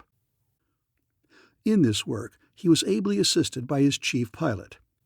He did not have Henderson now, but he did have Watson, who rated Number 2 only by the hair-splitting of the Supreme Board of Examiners. Such hair-splitting was, of course, necessary. Otherwise, no difference at all would have been found within the ranks of the first 50 of the patrol's master pilots, to say nothing of the first 3 or 4, and the rest of the crew did whatever they could. For it was only in the newscasts that Cardiff's crew was one of murderous and villainous pirates. They were, in fact, volunteers, and since everyone is familiar with what that means in the patrol, that statement is as efficient as a book would be. The chart was sketchy and incomplete, of course. Around the flying ship were hundreds, yes, thousands of stars, which were not in the chart at all, but Nadrek had furnished enough reference points so that the pilots could compute their orientation. No need to fear detectors now in these wild waste spaces. They set a right-line course for Lanabar and followed it. As soon as Kinnison could make out the continental outlines of the planet upon the plates, he took over control, as he alone of the crew was upon familiar ground. He knew everything about Lanabar that Ilona had ever learned, and although the girl was a total loss as an astronaut, she did know her geography. Kinnison docked his ship boldly at the spaceport of Alonia, the planet's largest city and its capital. With equal boldness, he registered as Cardiff, filling in some of the blank spaces in the spaceport's routine registry form, not quite truthfully perhaps, and blindly ignoring others. The armored truck was hoisted out of the hold and made its way to Lonia's largest bank, into which it disgorged a staggering total of bar platinum, as well as sundry coffers of hard gray steel. These last items went directly into a private vault, under the watchful eyes and ready weapons of Kinnison's own guards. The truck rolled swiftly back to the spaceport, and Cardiff's ship took off. It did not need servicing at the time, ostensibly for another planet unknown to the patrol, Actually, to go inert into a closed orbit around Lonabar and near enough to it to respond to a call in seconds. Immense wealth can command speed of construction and service. Hence, in a matter of days, Cardiff was again in business. His salon was, upon a larger and grander scale, a repetition of his Tellurian shop. It was simple and dignified and blatantly expensive. Costly rugs covered the floor, impeccable works of art adorned the walls, and 3 precisely correct, flawlessly groomed clerks displayed, with the exact right air of condescending humility, Cardiff's wares for those who wished to view them. Cardiff himself was visible, ensconced within a magnificent plate-glass and gold office in the rear, but he did not ordinarily have anything to do with customers. He waited, nor did he wait long before there happened that which he expected. One of the super-perfect clerks coughed slightly into a microphone. "A gentleman insists upon seeing you personally, sir," he announced. "Very well, I will see him now. Show him in, please." And the visitor was ceremoniously ushered into the presence. "This is a very nice place you have here, Mr. Cardiff, but did it ever occur to you that—" "It never did, and it never will," Kinnison snapped. He still lolled at ease in his chair, but his eyes were frosty and his voice carried an icy sting. "I quit paying protection to little shots a good many years ago. Or are you from Menjo Blico?" The visitor's eyes widened.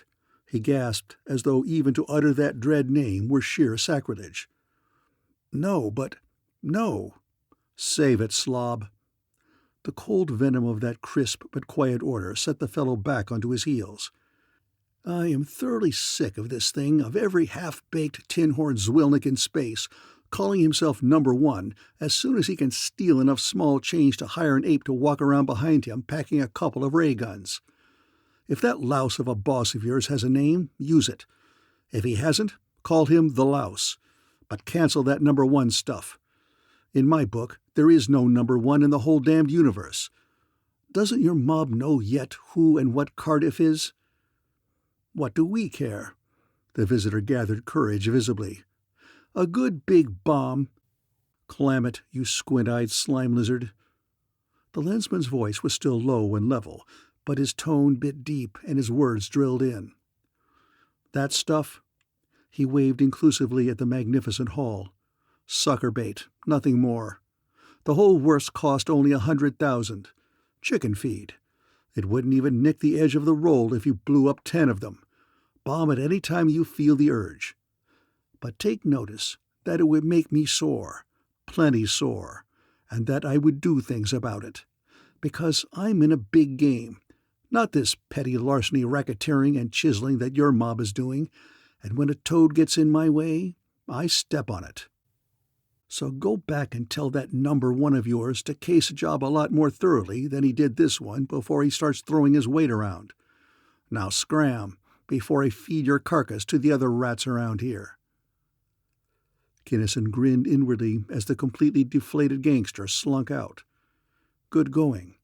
It wouldn't take long for that blast to get action.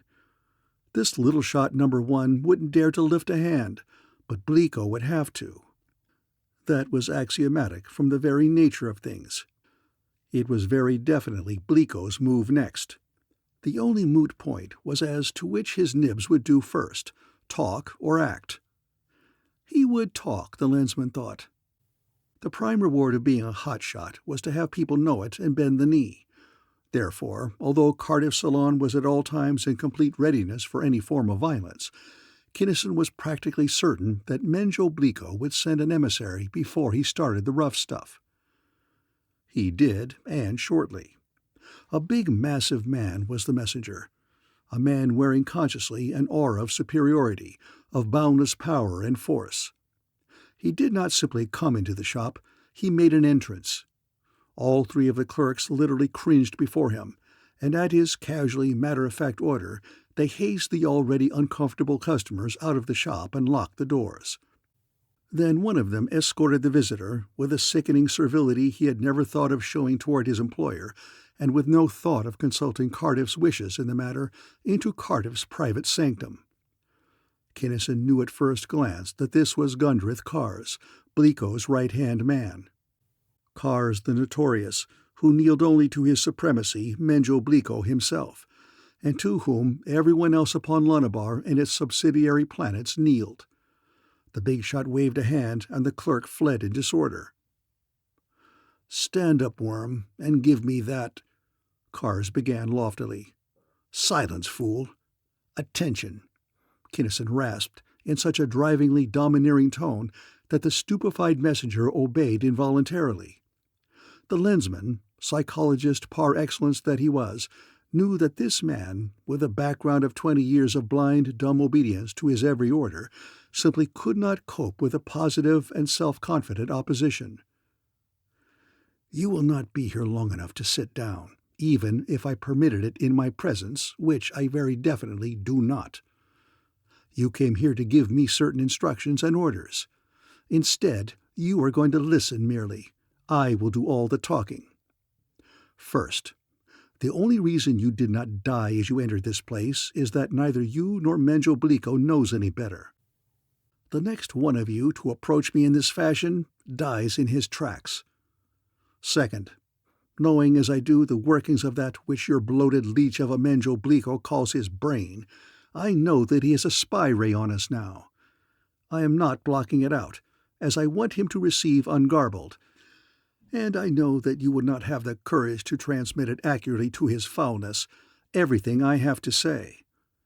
Third, I have been searching for a long time for a planet that I like. This is it.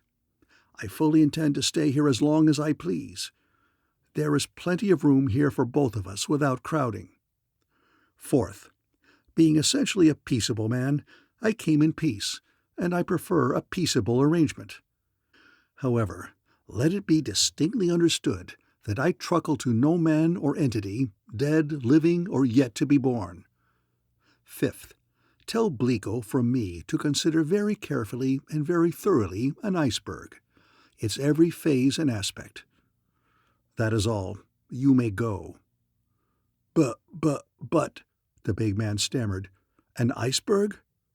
"An iceberg, yes, just that," Kinnison assured him. "Don't bother to try to think about it yourself, since you've got nothing to think with. But his putrescence, Blico, even though he is a mental, moral, and intellectual slime lizard, can think, at least in a narrow, mean, small-souled sort of way. And I advise him in all seriousness to do so. Now get out of here before I burn the seat of your pants off." Cars got, gathering together visibly the shreds of his self-esteem as he did so, the clerk staring the while in dumbfounded amazement. Then they huddled together, eyeing the owner of the establishment with a brand-new respect, a subservient respect heavily laced with awe. "Business as usual, boys," he counseled them, cheerfully enough. "They won't blow up the place until after dark." The clerks resumed their places then, and trade did go on, after a fashion. But Cardiff's force had not recovered its wonted blasé aplomb even at closing time. "Just a moment." The proprietor called his employees together, and reaching into his pocket, distributed among them a sheaf of currency. "In case you don't find the shop here in the morning, you may consider yourselves on vacation at full pay until I call you." They departed, and Kinnison went back to his office. His first care was to set up a spy ray block, a block which had been purchased upon Lunabar, and which was, therefore, certainly pervious to Blico's instruments. Then he prowled about, apparently in deep and anxious thought. But as he prowled, the eavesdroppers could not know that his weight set into operation certain devices of his own highly secret installation, or that when he finally left the shop, no really serious harm could be done to it except by an explosion sufficiently violent to demolish the neighborhood for blocks around. The front wall would go, of course. He wanted it to go. Otherwise, there would be neither reason nor excuse for doing that which for days he had been ready to do. Since Cardiff lived rigorously to schedule and did not have a spy ray block in his room, Blico's methodical and efficient observers always turned off their beams when the observee went to sleep. This night, however, Kinnison was not really asleep, and as soon as the ray went off, he acted. He threw on his clothes and sought the street, where he took a taxi to a certain airport. There he climbed into a rocket plane which was already warmed up and waiting for him. Hanging from her screaming props, the fantastically powerful little plane bulleted upward in a vertical climb, and as she began to slow down from lack of air, her projectors took over. A tractor reached out, seizing her gently. Her wings retracted, and she was drawn into Cardiff's great spaceship, which, a few minutes later, hung poised above one of the largest, richest jewel mines of Lanabar. The mine was, among others, Menjo Blico's personal property. Since overproduction would glut the market, it was being worked by only one shift of men, the day shift. It was now black night. The usual guards were the only men upon the premises. The big black ship hung there and waited. "But suppose they don't, Kim?" Watson asked. "Then we'll wait here every night until they do," Kinnison replied grimly. "But they'll do it tonight for all the tea in China. They'll have to save Blico's face." And they did. In a couple of hours, the observer at a high-powered plate reported that Cardiff's salon had just been blown to bits. Then the patrolman went into action. Blico's mobsmen hadn't killed anybody at Cardiff's, therefore the Tellurians wouldn't kill anyone here. Hence, while 10 immense beam dirigible torpedoes were being piloted carefully down shafts and along tunnels into the deepest bowels of the workings, the guards were given warning that, if they got into their flyers fast enough, they could be 50 miles away and probably safe by zero time. They hurried. At zero time, the torpedoes let go as one. The entire planet quivered under the trip-hammer shock of detonating duodec. For those frightful, those appalling charges had been placed, by computations checked and rechecked, precisely where they would wreak the most havoc, the utmost possible measure of sheer destruction. Much of the rock, however hard, around each one of those incredible centers of demolition was simply blasted out of existence. That is the way duodec, in massive charges, works. Matter simply cannot get out of its way in the first instance of its detonation. Matter's own inherent inertia forbids. Most of the rock between the bombs was pulverized the merest fraction of a second later.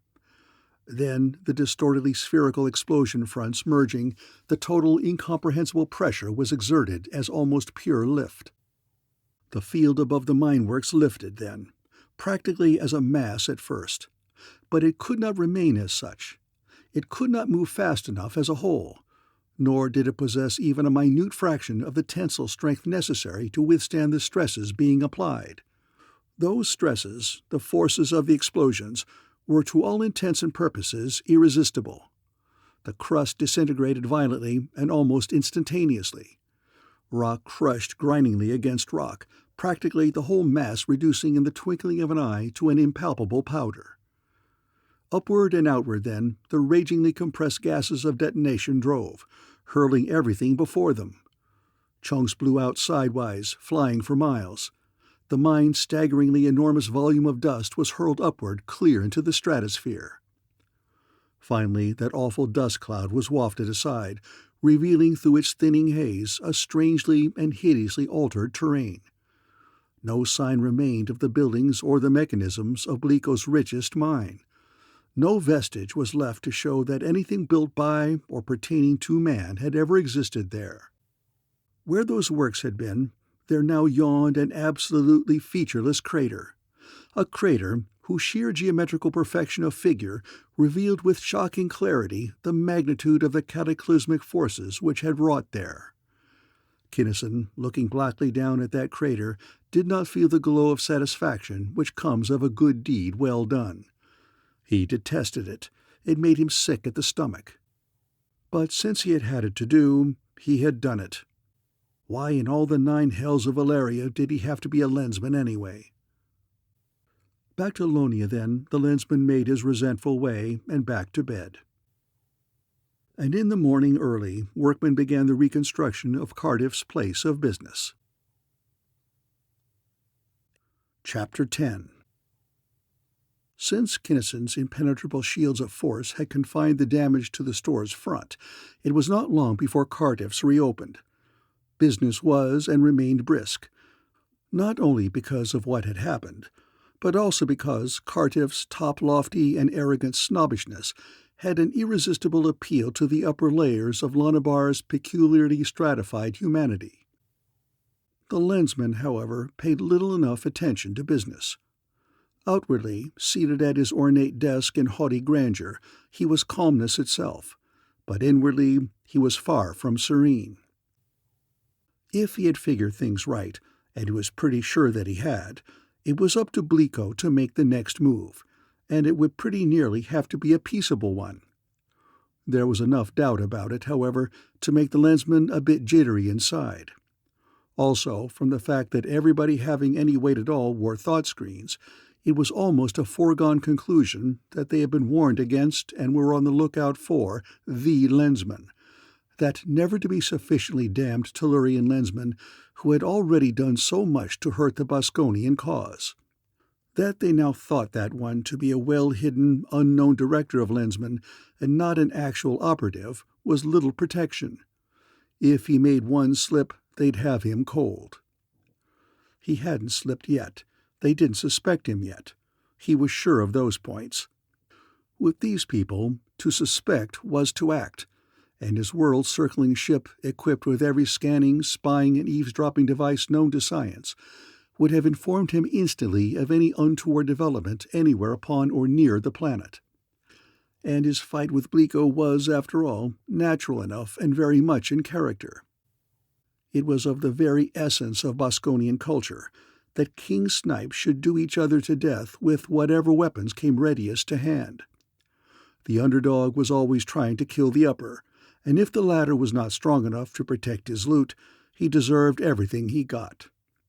A callous philosophy, it is true, but one truly characteristic of civilization's inveterate foes. The higher-ups never interfered. Their own skins were the only ones in which they were interested. They would, Kinnison reflected, probably check back on him just to ensure their own safety, but they would not take sides in this brawl if they were convinced that he was, as he appeared to be, a struggling young racketeer making his way up the ladder of fame and fortune as best he could. Let them check. Cardiff's past had been fabricated especially to stand up precisely that investigation, no matter how rigid it were to be. Hence Kinnison waited, as calmly as might be, for Bliko to move. There was no particular hurry, especially since Chris was finding heavy going and thick ether at her end of the line, too. They had been in communication at least once every day, usually oftener, and Clarissa had reported seethingly, in near-masculine, almost deep-space verbiage, that damned red-headed hussy of a Helen was a hard nut to crack. Kinnison grinned sourly every time he thought of Lyrane, too. Those matriarchs certainly were a rum lot. They were a pig-headed, self-centered, mulishly stubborn bunch of cockeyed knotheads, he decided. Non-galaxy-minded, as short-sightedly antisocial as a flock of mad Radeligian cat-eagles. He'd better— no, he hadn't better either. He'd have to lay off. If Chris, with all her potency and charm, with all her drive and force of will, with all her sheer power of mind and of lens, couldn't pierce their armor, what chance did any other entity of civilization have of doing it? Particularly any male creature. He'd like to wring half their beautiful necks, all of them, but that wouldn't get him to the first check station either. He'd just have to wait until Chris broke through the matriarch's crust. She'd do it, too, by Clono's prehensile tail, and then they'd really ride the beam. So Kinnison waited, and waited, and waited. When he got tired of waiting, he gave a few more lessons in snobbishness and in the gentle art of self-preservation to the promising young Lonabarian thug whom he had selected to inherit the business, lock, stock, and barrel, including goodwill, if any, if, as, and when he was done with it. Then he waited some more. Waited, in fact, until Bliko was forced by his silent pressure to act. It was not an overt act, nor an unfriendly. He simply called him up on the visiphone. "What do you think you're trying to do?" Bliko demanded, his darkly handsome face darker than ever with wrath. You, Kinnison made succinct answer. You should have taken my advice about pondering the various aspects of an iceberg. Bah! The other snorted. That's silliness. Not as silly as you think. It was a warning, Bliko, that which appears above the surface is but a very small portion of my total resources. But you could not or would not learn by precept. You had to have it the hard way. Apparently, however, you have learned. That you have not been able to locate my forces, I am certain. I am almost as sure that you do not want to try me again, at least until you have found out what you do not know. But I can give you no more time. You must decide now, Bliko, whether it is to be peace or war between us. I still prefer a peaceful settlement with an equitable division of the spoils. But if you want war, so be it. I have decided upon peace, the big shot said, and the effort of it almost choked him. I, Menjo Bliko the Supreme, will give you a place beside me. Come to me here at once, so that we may discuss the terms of peace. We will discuss them now, Kinnison insisted. Impossible. Barred and shielded as this room is? It would be, Kinnison interrupted with a nod, for you to make such an admission as you have just made. I do not trust unreservedly this communication line. If you join me now, you may do so in peace. If you do not come to me, here and now, it is war to the death. Fair enough at that, the Lensman admitted. After all, you've got to save your face, and I haven't, yet. And if I team up with you, I can't very well stay out of your palace forever. But before I come there, I want to give you 3 things: a reminder, a caution, and a warning. I remind you that our first exchange of amenities cost you 1,000 times as much as it did me.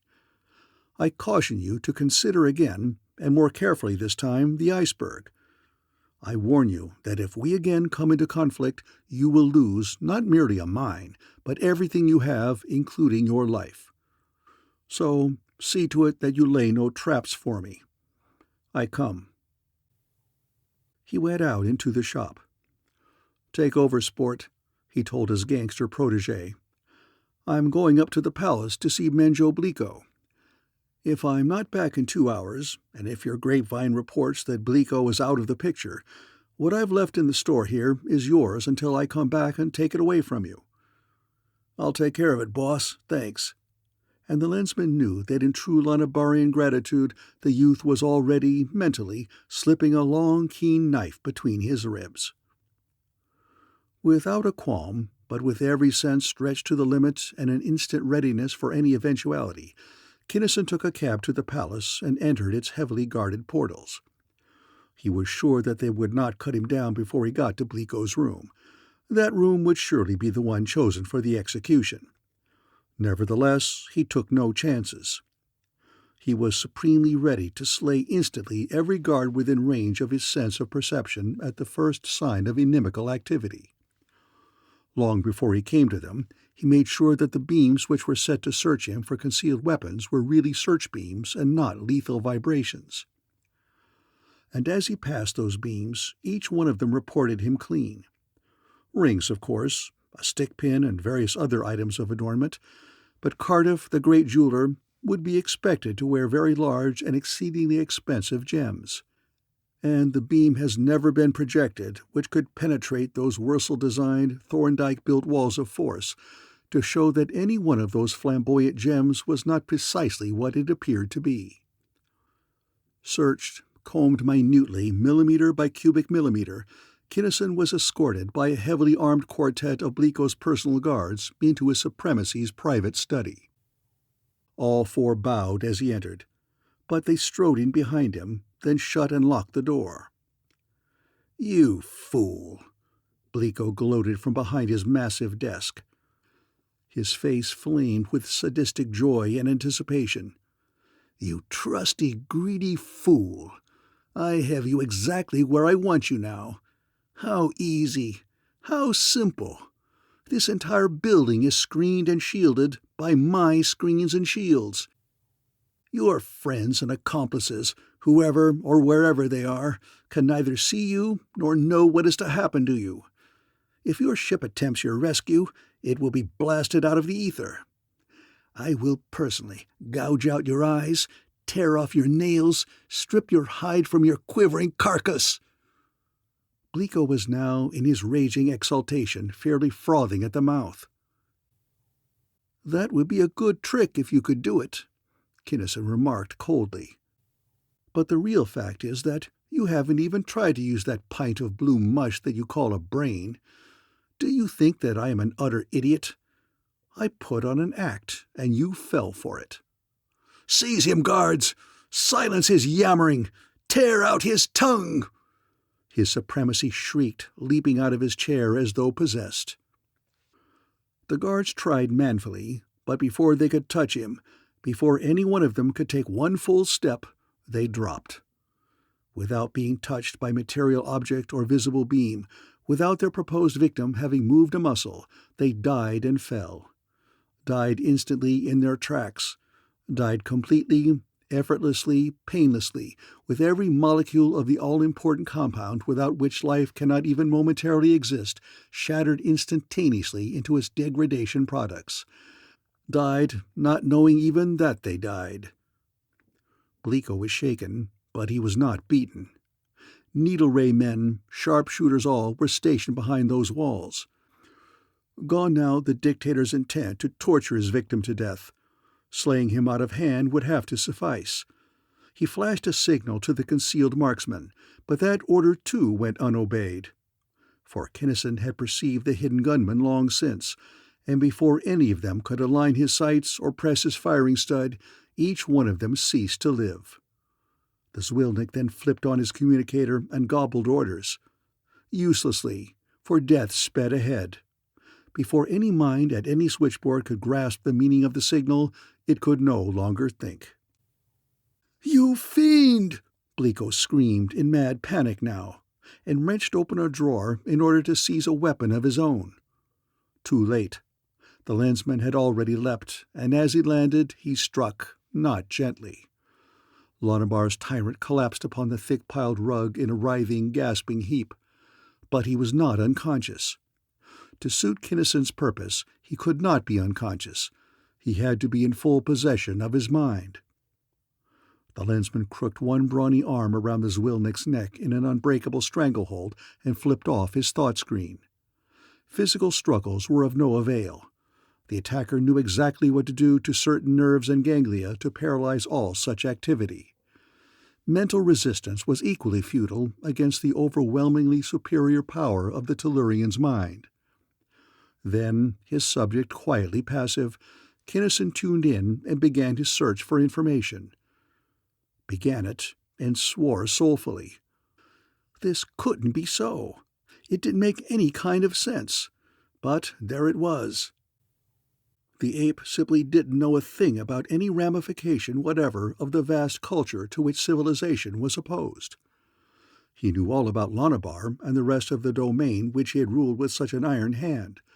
He knew much, altogether too much, about humanity and civilization, and plainly to be read in his mind were the methods by which he had obtained those knowledges, and the brutally efficient precautions he had taken to make sure that civilization would not, in turn, learn of him. Kinnison scowled blackly. His deduction simply couldn't be that far off. And besides, it wasn't reasonable that this guy was the top, or that he had done all that work on his own account. He pondered deeply, staring unseeing at Bliko's placid face. And as he pondered, some of the jigsaw blocks of the puzzle began to click into a pattern. Then, ultra-carefully, with the utmost nicety of which he was capable, he again fitted his mind to that of the dictator and began to trace, one at a time, the lines of memory. Searching, probing, coursing backward and forward along those deeply buried time tracks, until at last he found the breaks and the scars for which he was hunting. For as he had told Ilona, a radical mind operation cannot be performed without leaving scars. It is true that upon cold, unfriendly Jarnavan, after Wurzel had so operated upon Kinnison's mind, Kinnison himself could not perceive that any work had been done. But that, be it remembered, was before any actual change had occurred, before the compulsion had been applied. The false memories supplied by Wurzel were still latent, non-existent. The true memory chains, complete and intact, were still in place. This slug's brain had been operated upon, Kinnison now knew, and by an expert. What the compulsion was, what combination of thought stimuli it was that would restore those now non-existent knowledges, Kinnison had utterly no means of finding out. Bliko himself, even subconsciously, did not know. It had to be, something external, a thought pattern impressed upon Bliko's mind by the Boskonian higher-up whenever he wanted to use him. And to waste time in trying to solve that problem would be the sheerest folly. Nor could he discover how that compulsion had been or could be applied. If he got his orders from the Boskonian High Command direct, there would have to be an intergalactic communicator, and it would in all probability be right here in Bliko's private rooms. No force ball or anything else that could take its place was to be found. Therefore Bliko was, probably, merely another regional director, and took orders from someone here in the First Galaxy. Lyrane? The possibility jarred Kinnison. No real probability pointed that way yet, however. It was simply a possibility, born of his own anxiety. He couldn't worry about it yet. His study of the Zwilnik's mind, unproductive although it was of the desired details of things Boskonian, had yielded one highly important fact. His supremacy of Lonabar had sent at least one expedition to Lyrane too. Yet there was no present memory in his mind that he had ever done so. Kinnison had scanned those files with surpassing care, and knew positively that Bliko did not now know even that such a planet as Lyrane II existed. Could he, Kinnison, be wrong? Could somebody other than Menjo Bliko have sent that ship? Or those ships, since it was not only possible, but highly probable that that voyage was not an isolated instance? No, he decided instantly.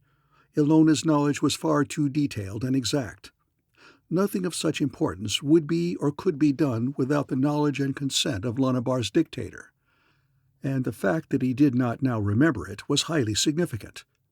It must mean, that the new Boskone, or whoever was back of Boskone, considered the solar system of Lyrane of such vital importance that knowledge of it must never under any circumstances get to Star A Star, the detested, hated, and feared director of Lensman of the Galactic Patrol. And Mac was on Lyrane too, alone. She had been safe enough so far, but... Chris. He sent her an instant thought. "Yes, Kim?" came flashing answer. "Thank Clono and Nashabkeming. You're QX, then?"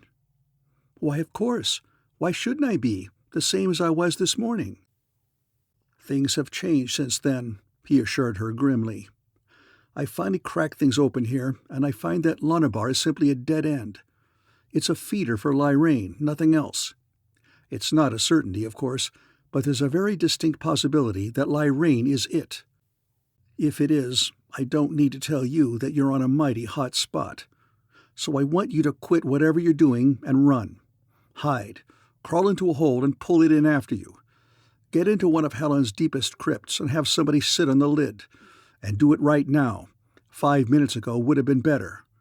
"Why, Kim," she giggled. "Everything here is exactly as it has always been. And surely you wouldn't have a Lensman hide, would you? Would you yourself?" That question was, they both knew, unanswerable. "That's different." He, of course, protested, but he knew that it was not. "Well, anyway, be careful," he insisted. "More careful than you ever were before in your life. Use everything you've got, every second, and if you notice anything, however small, the least bit out of the way, let me know right then." "I'll do that." "You're coming, of course." It was a statement, not a question. "I'll say I am, in force. Bye, Chris." Be careful," and he snapped the line. He had a lot to do. He had to act fast, and he had to be right, and he couldn't take all day in deciding either. Kinnison's mind flashed back over what he had done. Could he cover up? Should he cover up, even if he could? Yes and no. Better not even try to cover Cardiff up, he decided. Leave that trail just as it was, wide and plain, up to a certain point. This point right here. Cardiff would disappear here in Bleako's palace. He was done with Cardiff anyway. They would smell a rat, of course. It stunk to high heaven. They might not, they probably would not, believe that he had died in the ruins of the palace, but they wouldn't know that he hadn't. And they would think that he hadn't found out a thing, and he would keep them thinking so as long as he could. The young thug in Cardiff's would help too, all unconsciously. He would assume the name and station, of course, and fight with everything Kinnison had taught him. That would help. Kinnison grinned as he realized just how much it would help. The real Cardiff would have to vanish as completely, as absolutely without a trace as was humanly possible. They would, of course, figure out in time that Cardiff had done whatever was done in the palace, but it was up to him to see to it that they could never find out how it was done. Wherefore he took from Menjo's mind every iota of knowledge which might conceivably be of use to him thereafter. Then Menjo Bleako died. His corpse fell into a heap upon the floor, and the Lensman strode along the corridors and down stairways. And wherever he went, there death went also. This killing griped Kinnison to the core of his being, but it had to be. The fate of all civilization might very well depend upon the completeness of his butchery this day, upon the sheer mercilessness of his extermination of every foe who might be able to cast any light, however dim, upon what he had just done. Straight to the palace arsenal he went, where he labored briefly at the filling of a bin with bombs. A minute more to set a timer, and he was done. Out of the building he ran. No one stayed him, nor did any later say that they had seen him go. He dumped a dead man out of a car and drove it away at reckless speed. Even at that, however, he was almost too slow. Hurtling stones from the dynamited palace showered down scarcely 100 feet behind his screeching wheels. He headed for the spaceport. Then, changing his mind, braked savagely as he sent lensed instructions to Watson. He felt no compunction about fracturing the rules and regulations made and provided for the landing of spaceships at spaceports everywhere, by having his vessel make a hot blast, unauthorized and quite possibly highly destructive landing to pick him up. Nor did he fear pursuit. The big shots were, for the most part, dead. The survivors and the middle-sized shots were too busy by far to waste time over an irregular incident at a spaceport. Hence, nobody would give anybody any orders, and without explicit orders, no Lunabarian officer would act. No, there would be no pursuit. But they, the ones Kinnison was after, would interpret truly every such irregular incident, wherefore there must not be any. Thus it came about that when the speeding ground car was upon an empty stretch of highway, with nothing in sight in any direction, a spaceship eased down upon muffled underjets directly above it. A tractor beam reached down. Car and man were drawn upward and into the vessel's hold. Kinnison did not want the car, but he could not leave it there. Since many cars had been blown out of existence with Bleako's palace, for this one to disappear would be natural enough. But for it to be found abandoned out in the open country would be a highly irregular and an all too revealing occurrence. Upward through atmosphere and stratosphere the black cruiser climbed. Out into interstellar space she flashed. Then, while Watson coaxed the sleek flyer to do even better than her prodigious best, Kinnison seated himself at the ultrabeam communicator and drilled a beam to Prime Base and Port Admiral Haynes. "Lens to lens, Chief, please," Kinnison cautioned, when the handsome old face, surmounted now by a shock of bushy gray hair, appeared upon his plate. "Didn't want to interrupt anything important, is why I called you through the office instead of direct. You always have the right-of-way, Kim, you know that. You're the most important thing in the galaxy right now," Haynes said soberly. "Well, a minute or so wouldn't make any difference. Not that much difference, anyway," Kinnison replied uncomfortably. "I don't like to lens you unless I have to." And he began his report. Scarcely had he started, however, when he felt a call impinge upon his own lens. Clarissa was calling him from Lyrene 2. "Just a sec, Admiral," he thought rapidly. "Come in, Chris. Make it a three-way with Admiral Haynes." "You told me to report anything unusual, no matter what," the girl began. "Well, I finally managed to get almost chummy with Helen, and absolutely the only unusual thing I can find out about the whole planet or race is that the death rate from airplane crashes began to go up a while ago and is still rising. I don't see how that fact can have any bearing, but am reporting it as per instructions." What kind of crashes?" Kinnison asked. "That's the unusual feature of it. Nobody knows. They just disappear." "What?" Kinnison yelled the thought so forcibly that both Clarissa and Haynes winced under its impact. "Why, yes," she replied innocently. "But I don't see yet that it means—" "It means that you do, right now, crawl into the deepest, most heavily thought-screened hole in Lyrene and stay there until I, personally, come and dig you out," he replied grimly. "It means, Admiral, that I want Wursel and Tragonsi as fast as I can get them. Not orders, of course, but very, very urgent requests. And I want Van Buskirk and his gang of Valerians, and Grand Fleet with all the trimmings, within easy striking distance of Dunstan's region as fast as you can possibly get them there.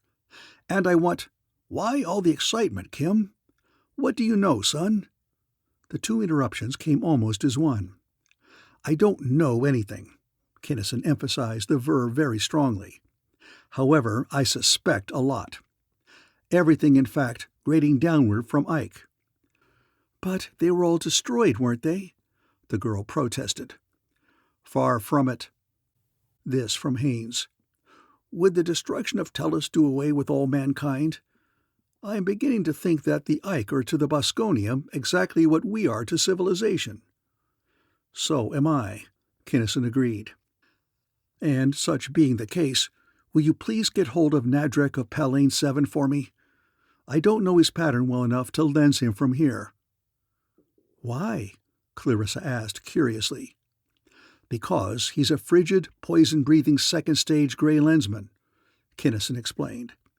"As such, he is much closer to the Ike in every respect than we are, and may very well have an angle that we haven't."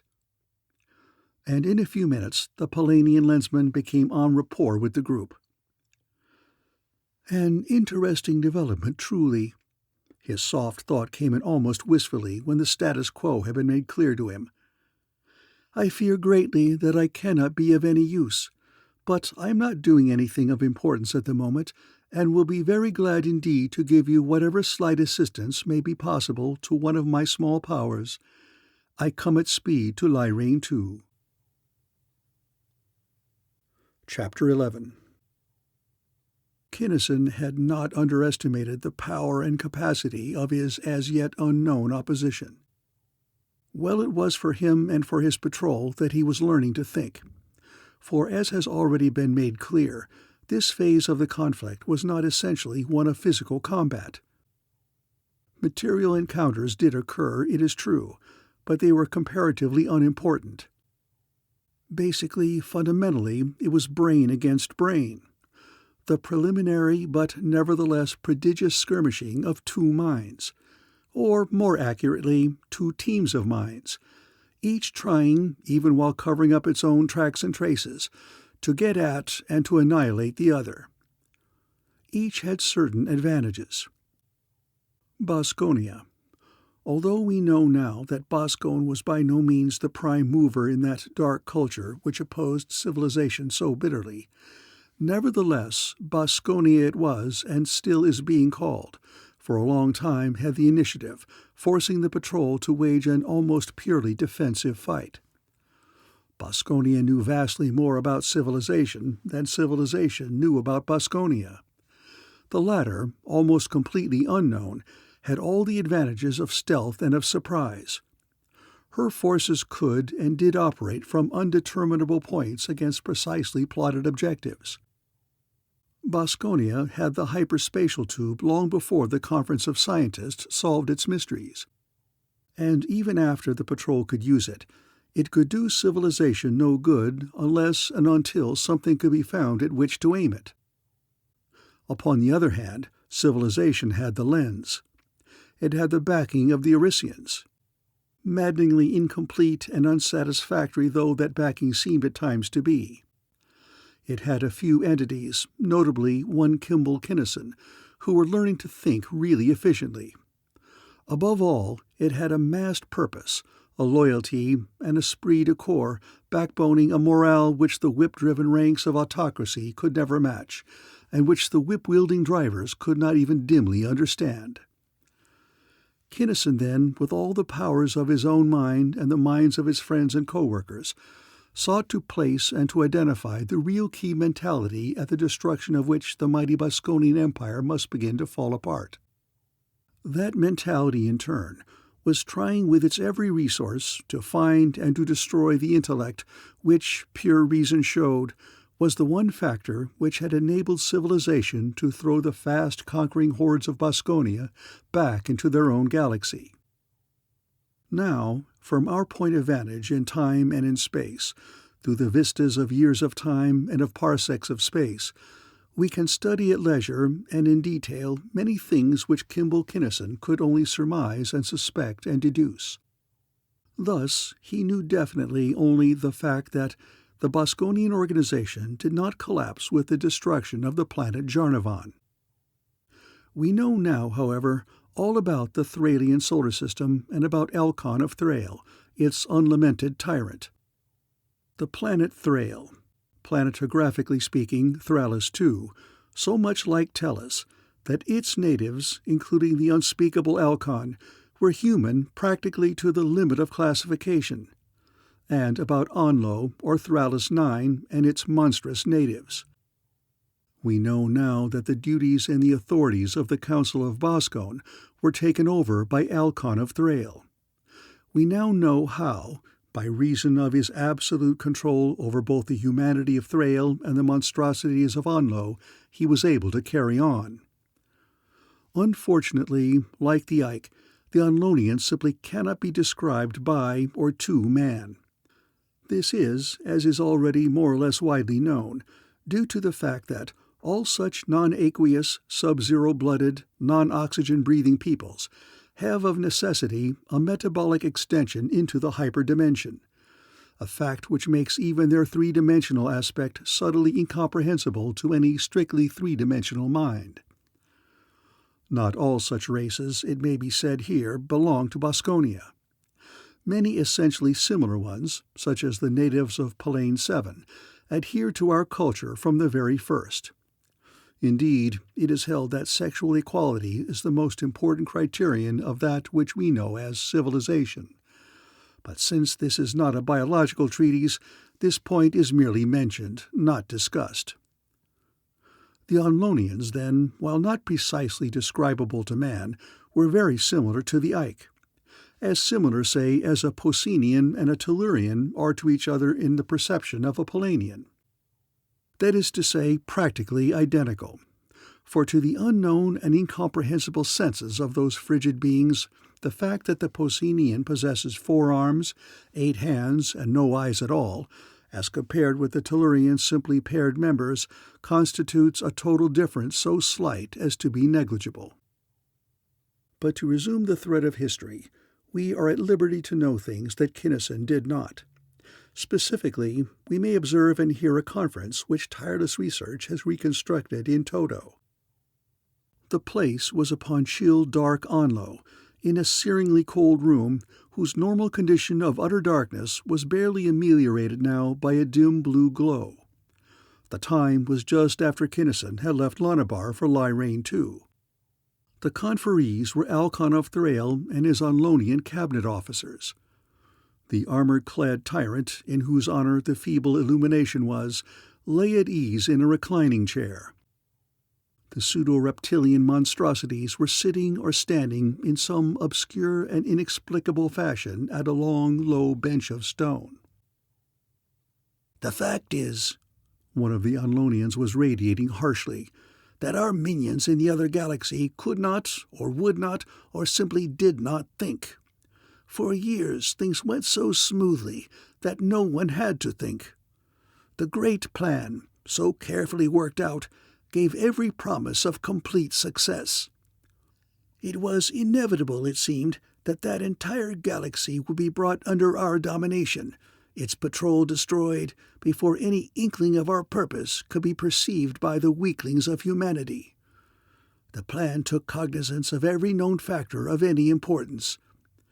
When, however, an unknown, unforeseeable factor, the lens of the patrol, became of real importance, that plan, of course, broke down.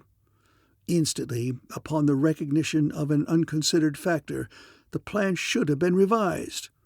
All action should have ceased until that factor had been evaluated and guarded against. But no one of our commanders in that galaxy or handling its affairs ever thought of such a thing." "It is you who are not thinking now," the tyrant of Thrail broke in. "If any underling had dared any such suggestion, you yourself would have been among the first to demand his elimination. The plan should have been revised, it is true, but the fault does not lie with the underlings. Instead, it lies squarely with the Council of Boskone. By the way, I trust that those 6 of that council who escaped destruction upon Jarnavan by means of their hyperspatial tube have been dealt with." "They have been liquidated," another officer replied. "It is well. They were supposed to think, and the fact that they neither coped with the situation nor called it to your attention until it was too late to mend matters, rather than any flaw inherent in the plan, is what has brought about the present absolutely intolerable situation. Underlings are not supposed to think. They are supposed to report facts, and, if so requested, opinions and deductions. Our representatives there were well-trained and skillful. They reported accurately, and that was all that was required of them. Helmuth reported truly, even though Boskone discredited his reports. So did Prelin and Crowninshield and Jalti. The Ike, however, failed in their duties of supervision and correlation, which is why their leaders have been punished and their operators have been reduced in rank, why we have assumed a task which, it might have been supposed and was supposed, lesser minds could have and should have performed. Let me caution you now that to underestimate a foe is a fatal error. Lan of the Ike prated largely upon this very point, but in the eventuality he did, in fact, underestimate very seriously the resources and the qualities of the patrol. With what disastrous consequences we are all familiar. Instead of thinking, he attempted to subject a purely philosophical concept, the lens, to a mathematical analysis. Neither did the heads of our military branch think at all deeply, or they would not have tried to attack Tellus until after this new and enigmatic factor had been resolved. Its expeditionary forces vanished without sign or signal, in spite of its primaries, its negative matter bombs, its supposedly irresistible planets. An accursed Tellus still circles untouched about Sol, its sun. The condition is admittedly not to be borne. But I have always said, and I now do and shall insist, that no further action be taken until the great plan shall have been so revised as reasonably to take into account the lens. What of Arisia? He demanded of a third cabinetier. It is feared that nothing can be done about Arisia at present, that entity replied. Expeditions have been sent, but they were dealt with as simply and as efficiently as were Lan and Amp of the Ike. Planets have also been sent, but they were detected by the patrol and were knocked out by far-ranging dirigible planets of the enemy. However, I have concluded that Arisia, of and by itself, is not of prime immediate importance. It is true that the lens did in all probability originate with the Arisians. It is hence true that the destruction of Arisia and its people would be highly desirable, in that it would ensure that no more lenses would be produced. Such destruction would not do away, however, with the myriads of the instruments which are already in use and whose wearers are operating so powerfully against us. Our most pressing business, it seems to me, is to hunt down and exterminate all Lensmen, particularly the one whom Jalti called the Lensman, who, Eichmill was informed by Lensman Morgan, was known to even other Lensmen only as Star A Star. In that connection, I am forced to wonder, is Star A Star in reality only one mind? That question has been considered both by me and by your chief psychologist, Alcon made answer. Frankly, we do not know. We have not enough reliable data upon which to base a finding of fact. Nor does it matter in the least. Whether 1 or 2 or 1,000, we must find and we must slay until it is feasible to resume our orderly conquest of the universe. We must also work unremittingly upon a plan to abate the nuisance which is Arisia. Above all, we must see to it with the utmost diligence that no iota of information concerning us ever reaches any member of the Galactic Patrol. I do not want either of our worlds to become as Jarnavan now is. "Here, bravo! Nor I!" came a chorus of thoughts, interrupted by an emanation from one of the sparkling force-ball intergalactic communicators. "Yes," Alcon acknowledging, the tyrant took the call. It was as Wilnick upon far Lonabar, reporting through Lyrane 8 everything that Cardiff had done. "I do not know, I have no idea, whether or not this matter is either unusual or important," the observer concluded. "I would, however, rather report 10 unimportant things than miss one which might later prove to have had significance." Right. Report received. And discussion raged. Was this affair actually what it appeared upon the surface to be, or was it another subtle piece of the work of that never-to-be-sufficiently damned Lensman? The observer was recalled. Orders were given and were carried out. Then, after it had been learned that Bleako's palace and every particle of its contents had been destroyed, that Cardiff had vanished utterly, and that nobody could be found upon the face of Lonabar who could throw any light whatever upon the manner or time of his going, then, after it was too late to do anything about it, it was decided that this must have been the work of the Lensman. And it was useless to storm or to rage. Such a happening could not have been reported sooner to so high an office. The routine events of 100 million planets simply could not be reported, nor could they have been considered if they were. And since this Lensman never repeated, his acts were always different, alike only in that they were drably routine acts until their crashing finales. The Boskonian observers never had been and never would be able to report his activities in time. "But he got nothing this time, I am certain of that," the chief psychologist exulted. "How can you be so sure?" Alcon snapped. "Because Menjo Bleako of Lonabar knew nothing whatever of our activities or of our organization, except at such times as one of my men was in charge of his mind," the scientist gloated. "I and my assistants know mental surgery as those crude hypnotists, the Ike, never will know it. Even our lowest agents are having those clumsy and untrustworthy false teeth removed as fast as my therapists can operate upon their minds." "Nevertheless, you are even now guilty of underestimating," Alcon reproved him sharply, energizing a force-ball communicator. "It is quite eminently possible that he who wrought so upon Lonabar may have been enabled, by pure chance perhaps, to establish a linkage between that planet and Lyrane." The cold, crisply incisive thought of an Ike answered the tyrant's call. "Have you of Lyrane perceived or encountered any unusual occurrences or indications?" Alcon demanded. "We have not. Expect them, then." And the Thralian despot transmitted in detail all the new developments. "We always expect new and untoward things," the Ike more than half sneered. We are prepared momently for anything that can happen, from a visitation by Star A Star, or any or all of his Lensmen, up to an attack by the massed Grand Fleet of the Galactic Patrol. Is there anything else, your supremacy? No.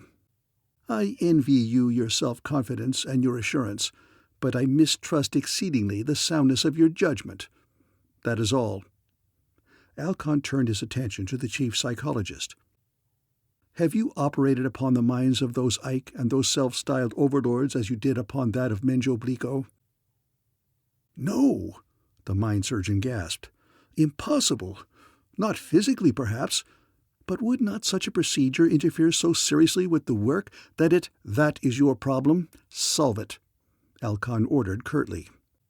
See to it, however, it is solved, and that no traceable linkage exists between any of those minds and us. Any mind capable of thinking such thoughts as those which we have just received is not to be trusted. As has been said, Kinnison X. Cardiff was en route for Lyrane II when the foregoing conference was taking place.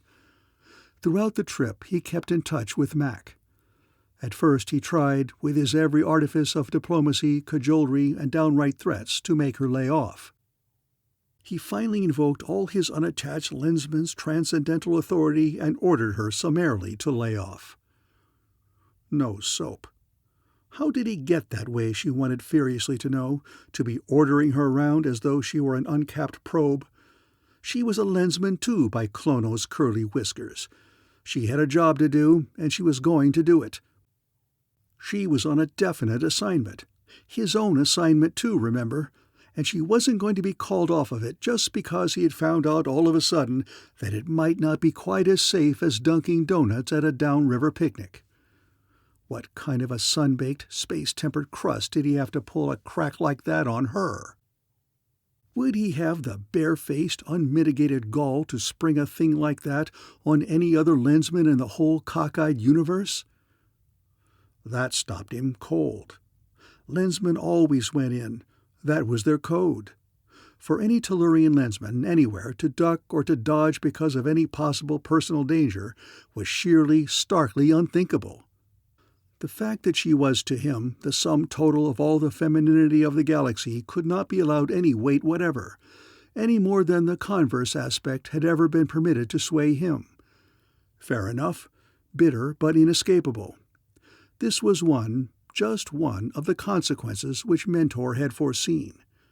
He had foreseen it, too, in a dimly unreal sort of way, and now that it was here, he'd simply have to take it. QX. But be careful, Chris, anyway, he surrendered. Awfully careful, as careful as I would myself. I could be ever so much more careful than that and still be pretty reckless. Her low, entrancing chuckle came through as though she were present in person. And by the way, Kim, did I ever tell you that I am fast getting to be a gray Lensman? You always were, Ace. You couldn't very well be anything else. No, I mean actually gray. Did you ever stop to consider what the laundry problem would be upon this heathenish planet? Chris, I'm surprised at you. What do you need of a laundry? He derided her affectionately. Here you've been blasting me to a cinder about not taking your lensmanship seriously enough, and yet you are violating one of the prime tenets, that of conformation to planetary customs. Shame on you. He felt her hot blush across all those parsecs of empty space. I tried it at first, Kim, but it was just simply terrible. You've got to learn how to be a Lensman, or else quit throwing your weight around like you did a while back. No back-chat either, you insubordinate young jade, or I'll take that lens away from you and heave you into the clink. You and what regiment of Valerians? Besides, it didn't make any difference, she explained triumphantly. These matriarchs don't like me one bit better, no matter what I wear or don't wear. Time passed, and in spite of Kinnison's highly disquieting fears, nothing happened. Right on schedule, the patrol ship eased down to a landing at the edge of the Lyranian airport. Mac was waiting, dressed now not in nurse's white, but in startlingly nondescript gray shirt and breeches. Not the gray leather of my station, but merely dirt color," she explained to Kinnison after the first fervent greetings. "These women are clean enough physically, but I simply haven't got a thing fit to wear. Is your laundry working?" It was, and very shortly Sector Chief Nurse Clarissa McDougal appeared in her wonted, immaculately white, stiffly starched uniform. She did not, then or ever, wear the gray to which she was entitled, nor did she ever, except when defying Kinnison, lay claims to any of the rights or privileges which were so indubitably hers. She was not, never had been, and never would or could be a real lensman, she always did insist. At best, she was only a synthetic, or an imitation, or a sort of an amateur, or maybe a red lensman, handy to have around perhaps for certain kinds of jobs, but absolutely and definitely not a regular lensman. And it was this attitude which was to make the red lensman not merely tolerated, but loved as she was loved by lensmen, patrolmen, and civilians alike throughout the length, breadth, and thickness of civilization's bounds. The ship lifted from the airport and went north into the uninhabited temperate zone. The matriarchs did not have a thing which the Tellurians either needed or wanted. The Lyranians disliked the visitor so openly and so intensely that to move away from the populated belt was the only logical and considerate thing to do. The Dauntless arrived a day later, bringing Wurzel and Tragonsi, followed closely by Nadrek in his ultra-refrigerated speedster. 5 lensmen then studied intently a globular map of Lyrane II, which Clarissa had made. 4 of them, the oxygen breathers, surrounded it in the flesh, while Nadrek was with them only in essence. Physically, he was far out in the comfortably sub-zero reaches of the stratosphere, but his mind was en rapport with theirs. His sense of perception scanned the markings upon the globe as carefully and as accurately as did theirs. "This belt which I have colored pink," Mac explained, "corresponding roughly to the torrid zone, is the inhabited area of Lyrane II. Nobody lives anywhere else. Upon it I have charted every unexplained disappearance that I have been able to find out about. Each of these black crosses is where one such person lived. The black circle, or circles, for frequently there are more than one, connected to each cross by a black line, marks the spot, or spots, where that person was seen for the last time or times. If the black circle is around the cross, it means that she was last seen at home. I'm sorry that I couldn't get any real information, that this jumble is all that I could discover for you." The crosses were distributed fairly evenly all around the globe and throughout the populated zone. The circles, however, tended markedly to concentrate upon the northern edge of that zone, and practically all of the encircled crosses were very close to the northern edge of the populated belt. To 4 of the lensmen present, the full grisly meaning of the thing was starkly plain. Nadrek was the first to speak. "Ah, very well done, Lensman McDougal," he congratulated. "Your data are amply sufficient. A right scholarly and highly informative bit of work, friend Wurzel?" "It is so.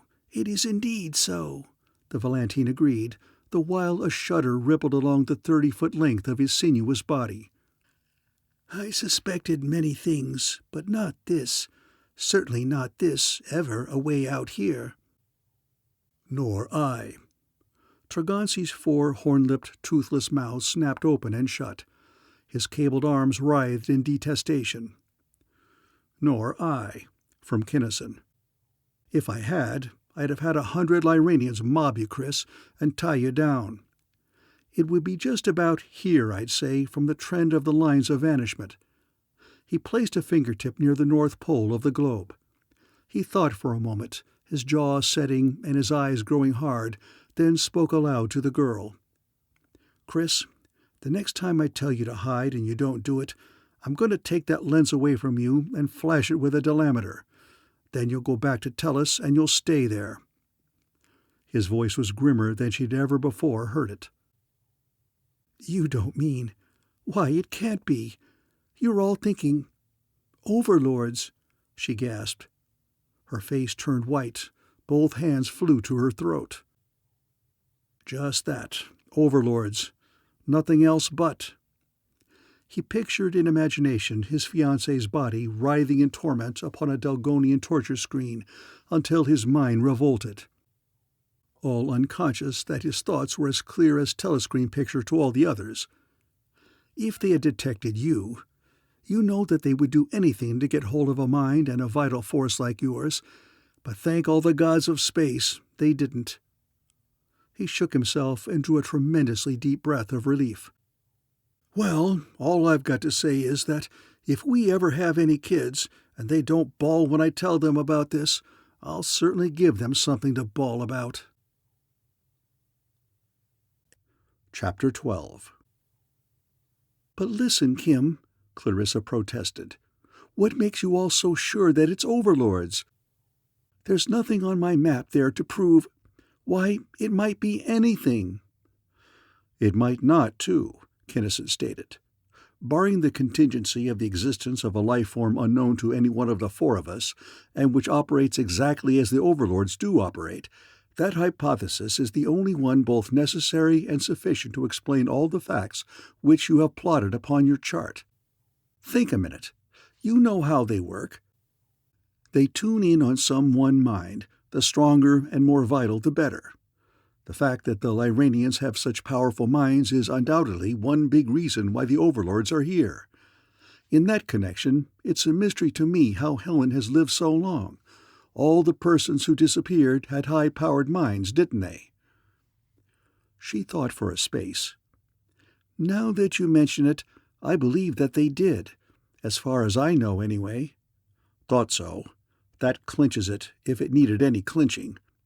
But to go on, they tune in and blank out the victim's mind completely, filling it with an overwhelming urge to rush directly to the cavern. How else can you explain the number of these disappearances? And above all, the fact that the great majority of those lines of yours point directly to that one spot. For your information, I will add that the ones that do not so point are probably just observational errors. The person was seen before she disappeared instead of afterward. But that's so evident, she began. Would they do anything? It wasn't evident to you at first, was it? He countered. And evident or not, they always have worked that way. And as far as anyone has been able to find out, they never have worked any other way. Quite probably, therefore, they can't. The Ike undoubtedly told them to lay off, just as they did before, but apparently they can't do that either, permanently. This torturing and life-eating of theirs seems to be a racial vice, like a drug habit, only worse. They can quit it for a while, but after about so long they simply have to go on another bender. Convinced? Well, I suppose so, she admitted doubtfully, and Kinnison turned to the group at large. There is no doubt, I take it, as to what course of action we are to pursue in the matter of this cavern of overlords? He asked superfluously. There was none. The decision was unanimous and instant that it must be wiped out. The two great ships, the incomparable Dauntless and the camouflaged warship which had served Kinnison Cardiff so well, lifted themselves into the stratosphere and headed north. The Lensmen did not want to advertise their presence, and there was no great hurry. Therefore, both vessels had their thought screens out and both rode upon baffled jets. Practically all of the crewmen of the Dauntless had seen overlords in the substance. So far as is known, they were the only human beings who had ever seen an overlord and had lived to tell of it. 22 of their former fellows had seen overlords and had died. Kinnison, Worsel, and Van Buskirk had slain overlords in unscreened hand-to-hand combat in the fantastically incredible environment of a hyperspatial tube, that uncanny medium in which man and monster could and did occupy the same space at the same time without being able to touch each other, in which the air or pseudo-air is thick and viscous, in which the only substance common to both sets of dimensions, and thus available for combat purposes, is a synthetic material so treated and so saturated as to be of enormous mass and inertia. It is easier to imagine, then, than to describe the emotion which seethed through the crew as the news flew around that the business next in order was the extirpation of a flock of overlords. "How about a couple or 3 nice duodec torpedoes, Kim, steered right down into the middle of that cavern and touched off? Powee! Slick, don't you think?" Henderson insinuated. "Oh, let's not, Kim," protested Van Buskirk, who, as one of the 3 overlord slayers, had been called into the control room. "This ain't going to be in a tube, Kim. It's in a cavern on a planet, made to order for axe work. Let me and the boys put on our screens and bash their ugly damn skulls in for 'em. How about it, huh?" "Not duodec, Hen. Not yet, anyway," Kinnison decided. "As for axe work, Bus, maybe not. Depends. We want to catch some of them alive, so as to get some information. But you and your boys will be good for that, too, so you might as well go and start getting them ready." He turned his thought to his snakish comrade-at-arms. "What do you think, Warsaw? Is this hideout of theirs heavily fortified, or just hidden?" "Hidden, I would say, from what I know of them.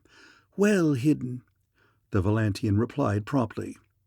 "Unless they have changed markedly, and, like you, I do not believe that a race so old can change that much. I could tune them in, as I have done before, but it might very well do more harm than good." "Certain, too, I'm afraid." Kinnison knew, as well as did Warsaw, that a Valantian was the tastiest dish which could be served up to any overlord. Both knew also, however, the very real mental ability of the foe, knew that the overlords would be sure to suspect that any Valantian so temptingly present upon Lyrane II must be there specifically for the detriment of the Dalgonian race, knew that they would almost certainly refuse the proffered bait. And not only would they refuse to lead Warsaw to their cavern, but in all probability they would cancel even their ordinary activities, thus making it impossible to find them at all, until they had learned definitely that the hook-bearing bait and its accomplices had left the Lyranian solar system entirely. No, what we need right now is a good, strong-willed Lyranian. Shall we go back and grab one? It would take only a few minutes, Henderson suggested, straightening up at his board. Kinnison demurred. That might smell a bit on the cheesy side, too, don't you think, fellows? And Warsaw and Tragansi agreed that such a move would be ill-advised. "Might I offer a barely tenable suggestion?" Nedrick asked diffidently. "I'll say you can. Come in." "Judging by the rate at which Lyranians have been vanishing of late, it would seem that we would not have to wait too long before another one comes hither under their own power. Since the despised ones will have captured her themselves, and themselves will have forced her to come to them, no suspicion will be or can be aroused." "That's a thought, Nedrick. That is a thought," Kinnison applauded. "Shoot us up, will you, Hen? Way up, and hover over the center of the spread of intersections of those lines. Put observers on every plate you've got here. You too, Captain Craig, please, all over the ship. Have half of them search the air all around as far as they can reach for an airplane in flight. Have the rest comb the terrain below, both on the surface and underground, with spy rays for any sign of a natural or artificial cave." "What kind of information do you think they may have, Kinnison?" asked Tragansi, the Rigelian. "I don't know." Kinnison pondered for minutes. "Somebody, around here somewhere, has got some kind of a tie-up with some Boskonian entity or group that is fairly well up the ladder. I'm pretty sure of that. Bleeko sent ships here, one speedster certainly, and there's no reason to suppose that it was an isolated case." "There is nothing to show either that it was not an isolated case," Tragansi commented quietly. "And the speedster landed, not up here near the pole, but in the populated zone. Why? To secure some of the women?" The Rigelian was not arguing against Kinnison. He was, as they all knew, helping to subject every facet of the matter to scrutiny.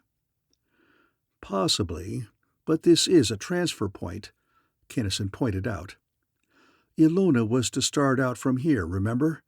And those two ships, coming to meet her, or perhaps each other, or perhaps called there by the speedster's crew for aid. Tregonsi supplied the complete thought. One, but quite possibly not both, Nadric suggested. We agreed, I think, that the probability of a Boskonian connection is sufficiently large to warrant the taking of these overlords alive in order to read their minds? They were. Hence the discussion then turned naturally to the question of how this none-too-easy feat was to be accomplished. The two patrol ships had climbed and were cruising in great, slow circles. The spy ray men and the other observers were hard at work. Before they had found anything upon the ground, however, "Plain ho," came the report, and both vessels, with spy ray blocks out now as well as thought screens, plunged silently into a flatly slanting dive. Directly over the slow Lyranian craft, high above it, they turned as one to match its course and slowed down to match its pace. "Come to life, Kim. Don't let them have her," Clarissa exclaimed. Being on rapport with them all, she knew that both unhuman Wursel and monster Nadric were perfectly willing to let the helpless Lyranian become a sacrifice. She knew that neither Kinnison nor Tregonsi had as yet given that angle of the affair a single thought. "Surely, Kim, you don't have to let them kill her, do you? Isn't showing you the gate, or whatever it is, enough? Can't you rig up something to do something with when she gets almost inside?" "Why, I suppose so." Kinnison wrenched his attention away from a plate. "Oh, sure, Chris. Hen, drop us down a bit and have the boys get ready to spear that crate with a couple of tractors when I give the word." The plane held its course directly toward a range of low, barren, precipitous hills. As it approached them, it dropped, as though to attempt a landing upon a steep and rocky hillside. "She can't land there," Kinnison breathed. "And overlords would want her alive, not dead. Suppose I've been wrong all the time. Get ready, fellows," he snapped. "Take her at the very last possible instant, before she crashes now." As he yelled the command, the powerful beams leapt out, seizing the disaster-bound vehicle in a gently unbreakable grip.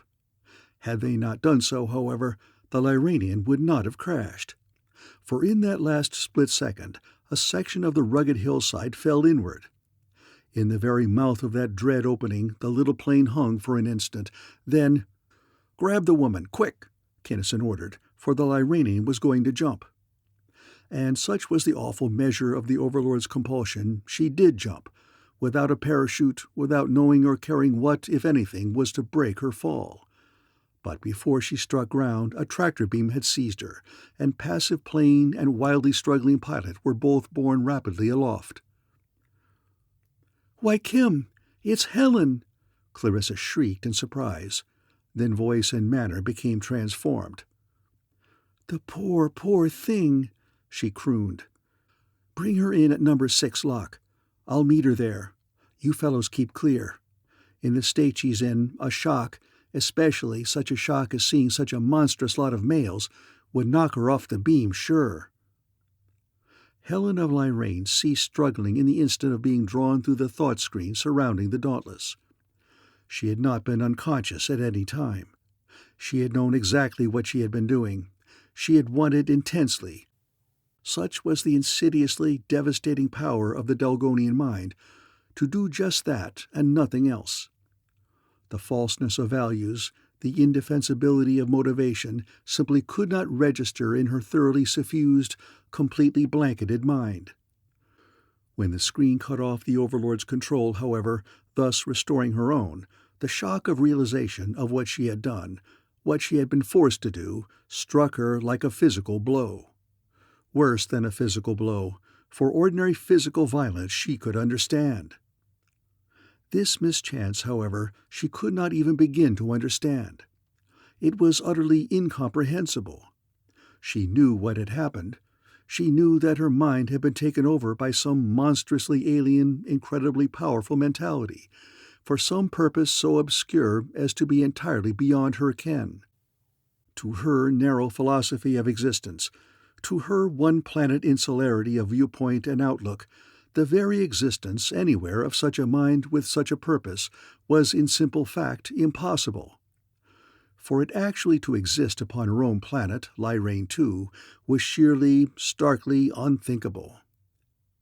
She did not recognize the Dauntless, of course. To her, all spaceships were alike. They were all invading warships full of enemies. All things and all beings originating elsewhere than upon Lyrane II were perforce enemies. Those outrageous males, the Tellurian Lensman and his cohorts, had pretended not to be inimical, as had the peculiar, white-swathed Tellurian near-person who had been worming itself into her confidence in order to study the disappearances, but she did not trust even them. She now knew the manner of, if not the reason for, the vanishment of her fellow Lyranians. The tractors of the spaceship had saved her from whatever fate it was that impended. She did not, however, feel any thrill of gratitude. One enemy or another, what difference did it make? Therefore, as she went through the blocking screen and recovered control of her mind, she set herself to fight with every iota of her mighty mind and with every fiber of her lithe, hard-schooled tigress body. The airlock doors opened and closed. She faced, not an armed and armored male all set to slay, but the white-clad person whom she already knew better than she ever would know any other non-Lyranian. "Oh, Helen," the girl half-sobbed, throwing both arms around the still-braced chief person. "I'm so glad that we got you in time. And there will be no more disappearances, dear. The boys will see to that." Helen did not know really what disinterested friendship meant. Since the nurse had put her into a wide-open two-way, however, she knew beyond all possibility of doubt that these Tellurians wished her and all her kind well, not ill, and the shock of that knowledge, superimposed upon the other shocks which she had so recently undergone, was more than she could bear. For the first and only time in her hard, busy, purposeful life, Helen of Lyrane fainted dead away in the circle of the Earth girl's arms. The nurse knew that this was nothing serious. In fact, she was professionally quite in favor of it. Hence, instead of resuscitating the Lyranian, she swung the pliant body into a carry. As has been previously intimated, Clarissa MacDougall was no more a weakling physically than she was mentally, and without waiting for orderlies and stretcher, she bore it easily away to her own quarters. And there, instead of administering restoratives, she took out her ubiquitous hypodermic and made sure that her patient would rest quietly for many hours to come. Chapter 13. In the meantime, the more warlike forces of the Dauntless had not been idle.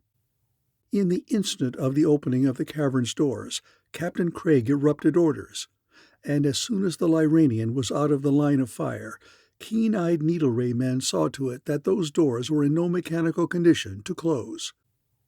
The Dauntless settled downward, landed in front of the entrance to the cavern. The rocky, broken terrain meant nothing to her. The hardest, jaggedest boulders crumbled instantly to dust as her enormous mass drove the file-hard, inflexible armor of her mid-zone deep into the ground.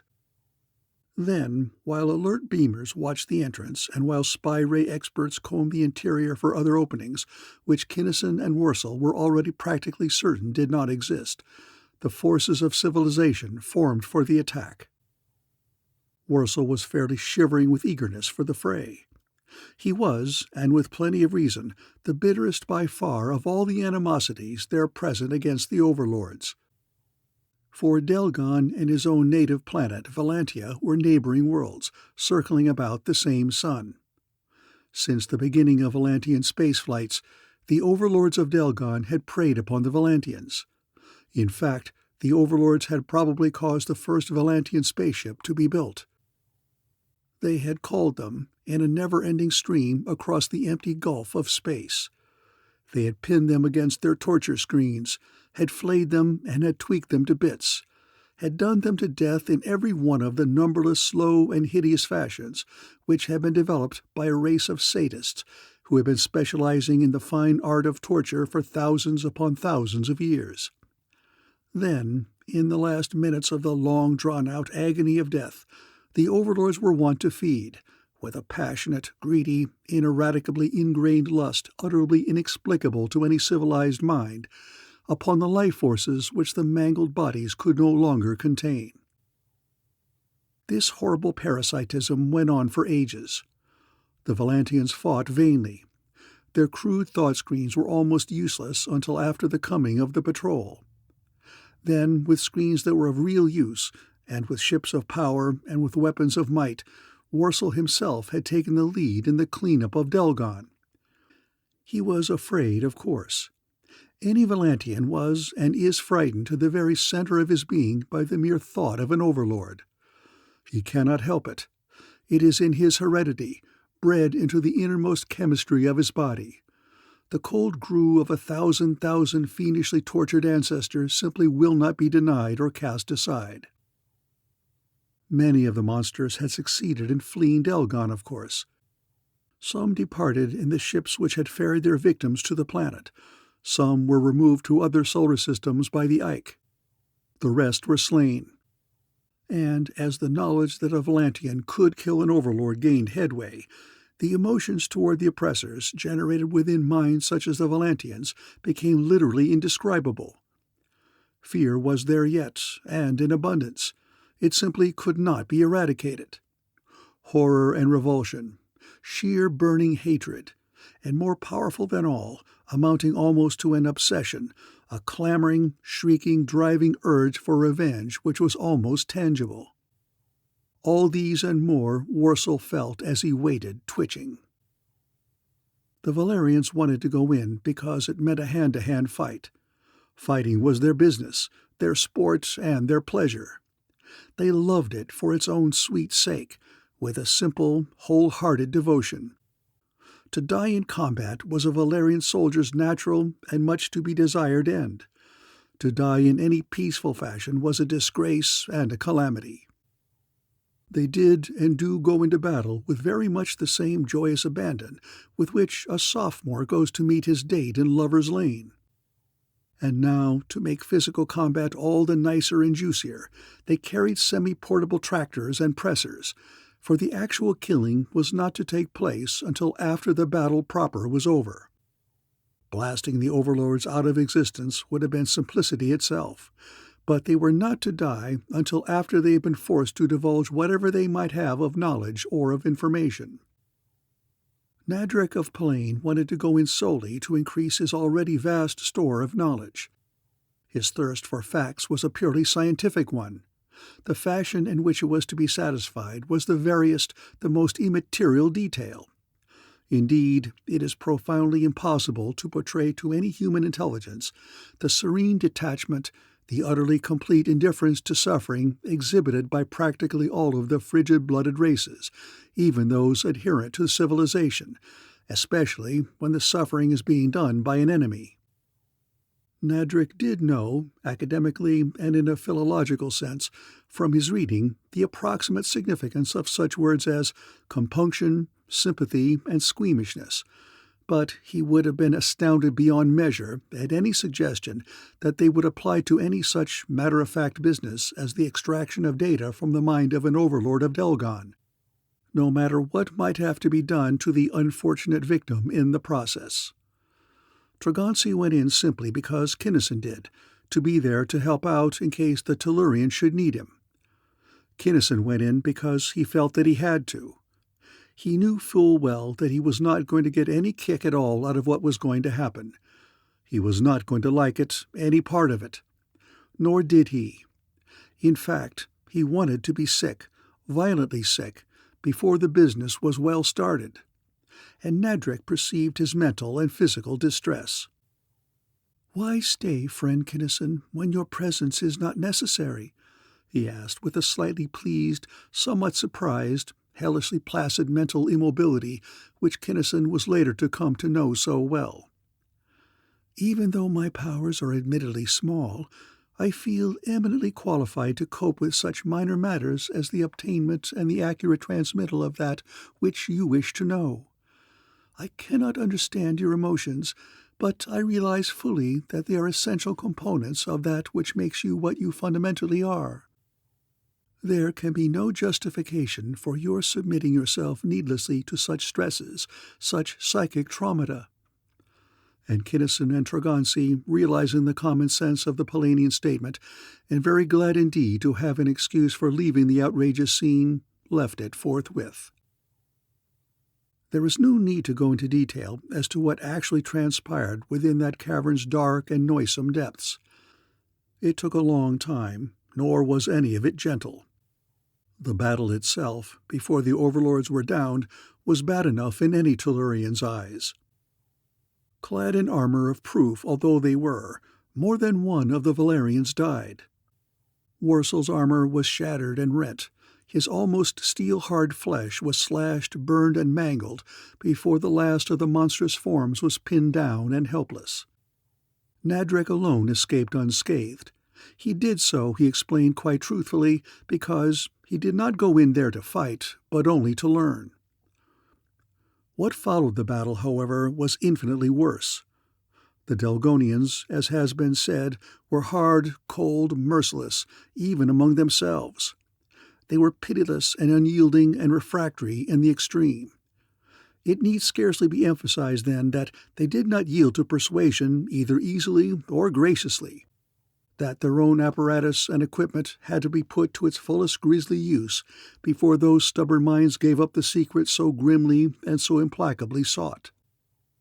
Worsel, the raging Valantian, used those torture tools with a vengeful savagery and a snarling ferocity which are at least partially understandable.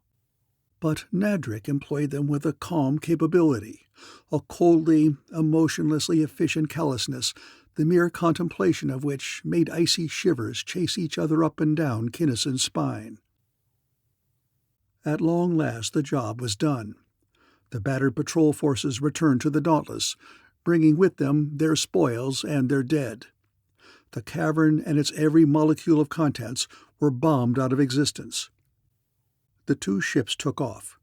Carteff's heavily armed merchantman to do the long flit back to Tellus, the Dauntless to drop Helen and her plane off at her airport, and then to join her sister super-dreadnoughts which were already beginning to assemble in Rift 94.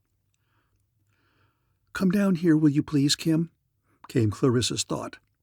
"I've been keeping her pretty well blocked out, but she wants to talk to you. In fact, she insists upon it, before she leaves the ship." Now that is something," the Lensman exclaimed and hurried to the nurse's cabin. There stood the Lyranian queen, a full 5 inches taller than Mac's 5 feet 6, a good 35 pounds heavier than Mac's not inconsiderable 145. Hard, fine, supple. Erectly poised she stood there, an exquisitely beautiful statue of pale bronze, her flaming hair a gorgeous riot. Head held proudly high, she stared only slightly upward into the Earthman's quiet, understanding eyes.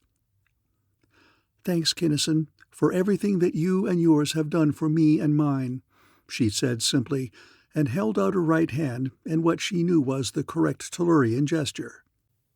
Helen," Kinnison denied gently, making no motion to grasp the proffered hand, which was promptly and enthusiastically withdrawn. "Nice, and it's really big of you, but don't strain yourself." This was neither slang nor sarcasm. He meant precisely and only what he said. Don't overdrive in trying to force yourself to like us men too much or too soon. You must get used to us gradually. We like you a lot, and we respect you even more, but we have been around and you haven't. You can't be feeling friendly enough yet to enjoy shaking hands with me. You certainly haven't got jets enough to swing that load, so this time we'll take the thought for the deed. Keep trying, though, Toots, old girl, and you'll make it yet. In the meantime, we're all pulling for you, and if you ever need any help, shoot us a beam on the communicator Chris is giving you. Clear ether, Ace." "Clear ether, McDougal and Kinnison." Helen's eyes were softer than either of the Tellurians had ever seen them before. "There is, I think, something of wisdom, of efficiency in what you have said. It may be, that is, there is a possibility, you of civilization are perhaps persons, of a sort that is, after all. Thanks, really thanks, I mean this time. Goodbye." Helen's plane had already been unloaded. She disembarked and stood beside it, watching, with a peculiarly untranslatable expression, the huge cruiser until it was out of sight.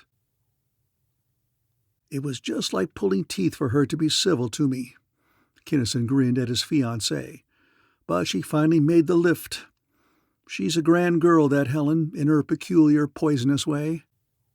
"Why, Kim," Mac protested, "she's nice, really, when you get to know her. And she's so stunningly, so ravishingly beautiful." "Uh-huh," Kinnison agreed, without a trace of enthusiasm. "Cast her in chilled stainless steel, she'd just about do as she is without any casting, and she'd make a mighty fine statue." "Kim, shame on you!" the girl exclaimed. "Why, she's the most perfectly beautiful thing I ever saw in my whole life." Her voice softened. "I wish that I looked like that," she added wistfully. "She's beautiful enough, in her way, of course," the man admitted, entirely unimpressed. "But then, so is a Radeligian cat-eagle, so is a spire of frozen helium, and so is a 6-foot-long armor-piercing punch. As for you wanting to look like her, I'm terrifically glad that you don't.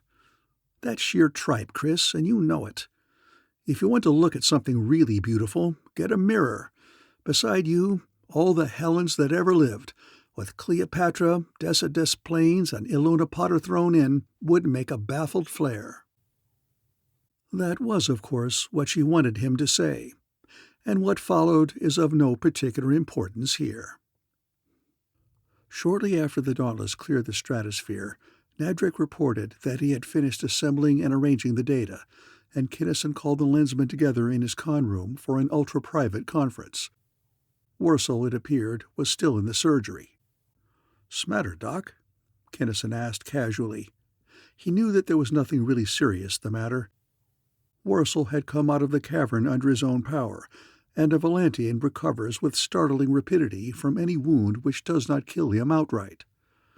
"Having trouble with your stitching?" "I'll say we are," the surgeon grunted. "Have to bore holes with an electric drill and use lineman's pliers. Just about done now, though. He'll be with you in a couple of minutes." And in a very little more than the stipulated time, the Valantian joined the other Lensman. He was bandaged and taped and did not move at his customary headlong pace, but he fairly radiated self-satisfaction, bliss, and contentment. He felt better, he declared, than he had at any time since he cleaned out the last cavern upon Delgon. Kinnison stopped the interplay of thoughts by starting up his Lensman's projector. This mechanism was something like the ordinary three-dimensional color and sound machine, except instead of emitting sounds, it radiated thoughts. Sometimes the thoughts of one or more overlords, at other times the thoughts of the Ike or other beings as registered upon the minds of the overlords, at still others the thoughts of Nadrek or Worsel complaining or amplifying a preceding thought passage, or some detail which was being shown at the moment. The spool of tape now being run, with others, formed the Lensman's record of what they had done. This record would go to Prime Base under Lensman's seal. That is, only a Lensman could handle it or see it. Later, after the emergency had passed, copies of it would go to various central libraries, and thus become available to properly accredited students. Indeed, it is only from such records, made upon the scene and at the time by keen-thinking, logical, truth-seeking Lensmen, that such a factual, minutely detailed history as this can be compiled. And your historian is supremely proud that he was the first person other than a Lensman to be allowed to study a great deal of this priceless data. Worsel knew the gist of the report. Nadrek, the compiler, knew it all. But to Kinnison, Mac, and Tregonsi, the unreeling of the tape brought shocking news. For, as a matter of fact, the overlords had known more, and there was more in the Lyranian solar system to know than Kinnison's wildest imaginings had dared to suppose. That system was one of the main focal points for the Zwilnick business of an immense volume of space. Lyrane 2 was the meeting place, the dispatcher's office, the nerve center from which thousands of invisible, immaterial lines reached out to thousands of planets, peopled by warm-blooded oxygen breathers. Menjoblico had sent to Lyrane 2 not one expedition, but hundreds of them. The affair of Ilona and her escorts had been the veriest, the most trifling incident. The overlords, however, did not know of any Boskonian in the Second Galaxy. They had no superiors anywhere. The idea of anyone or anything anywhere being superior to an overlord was unthinkable.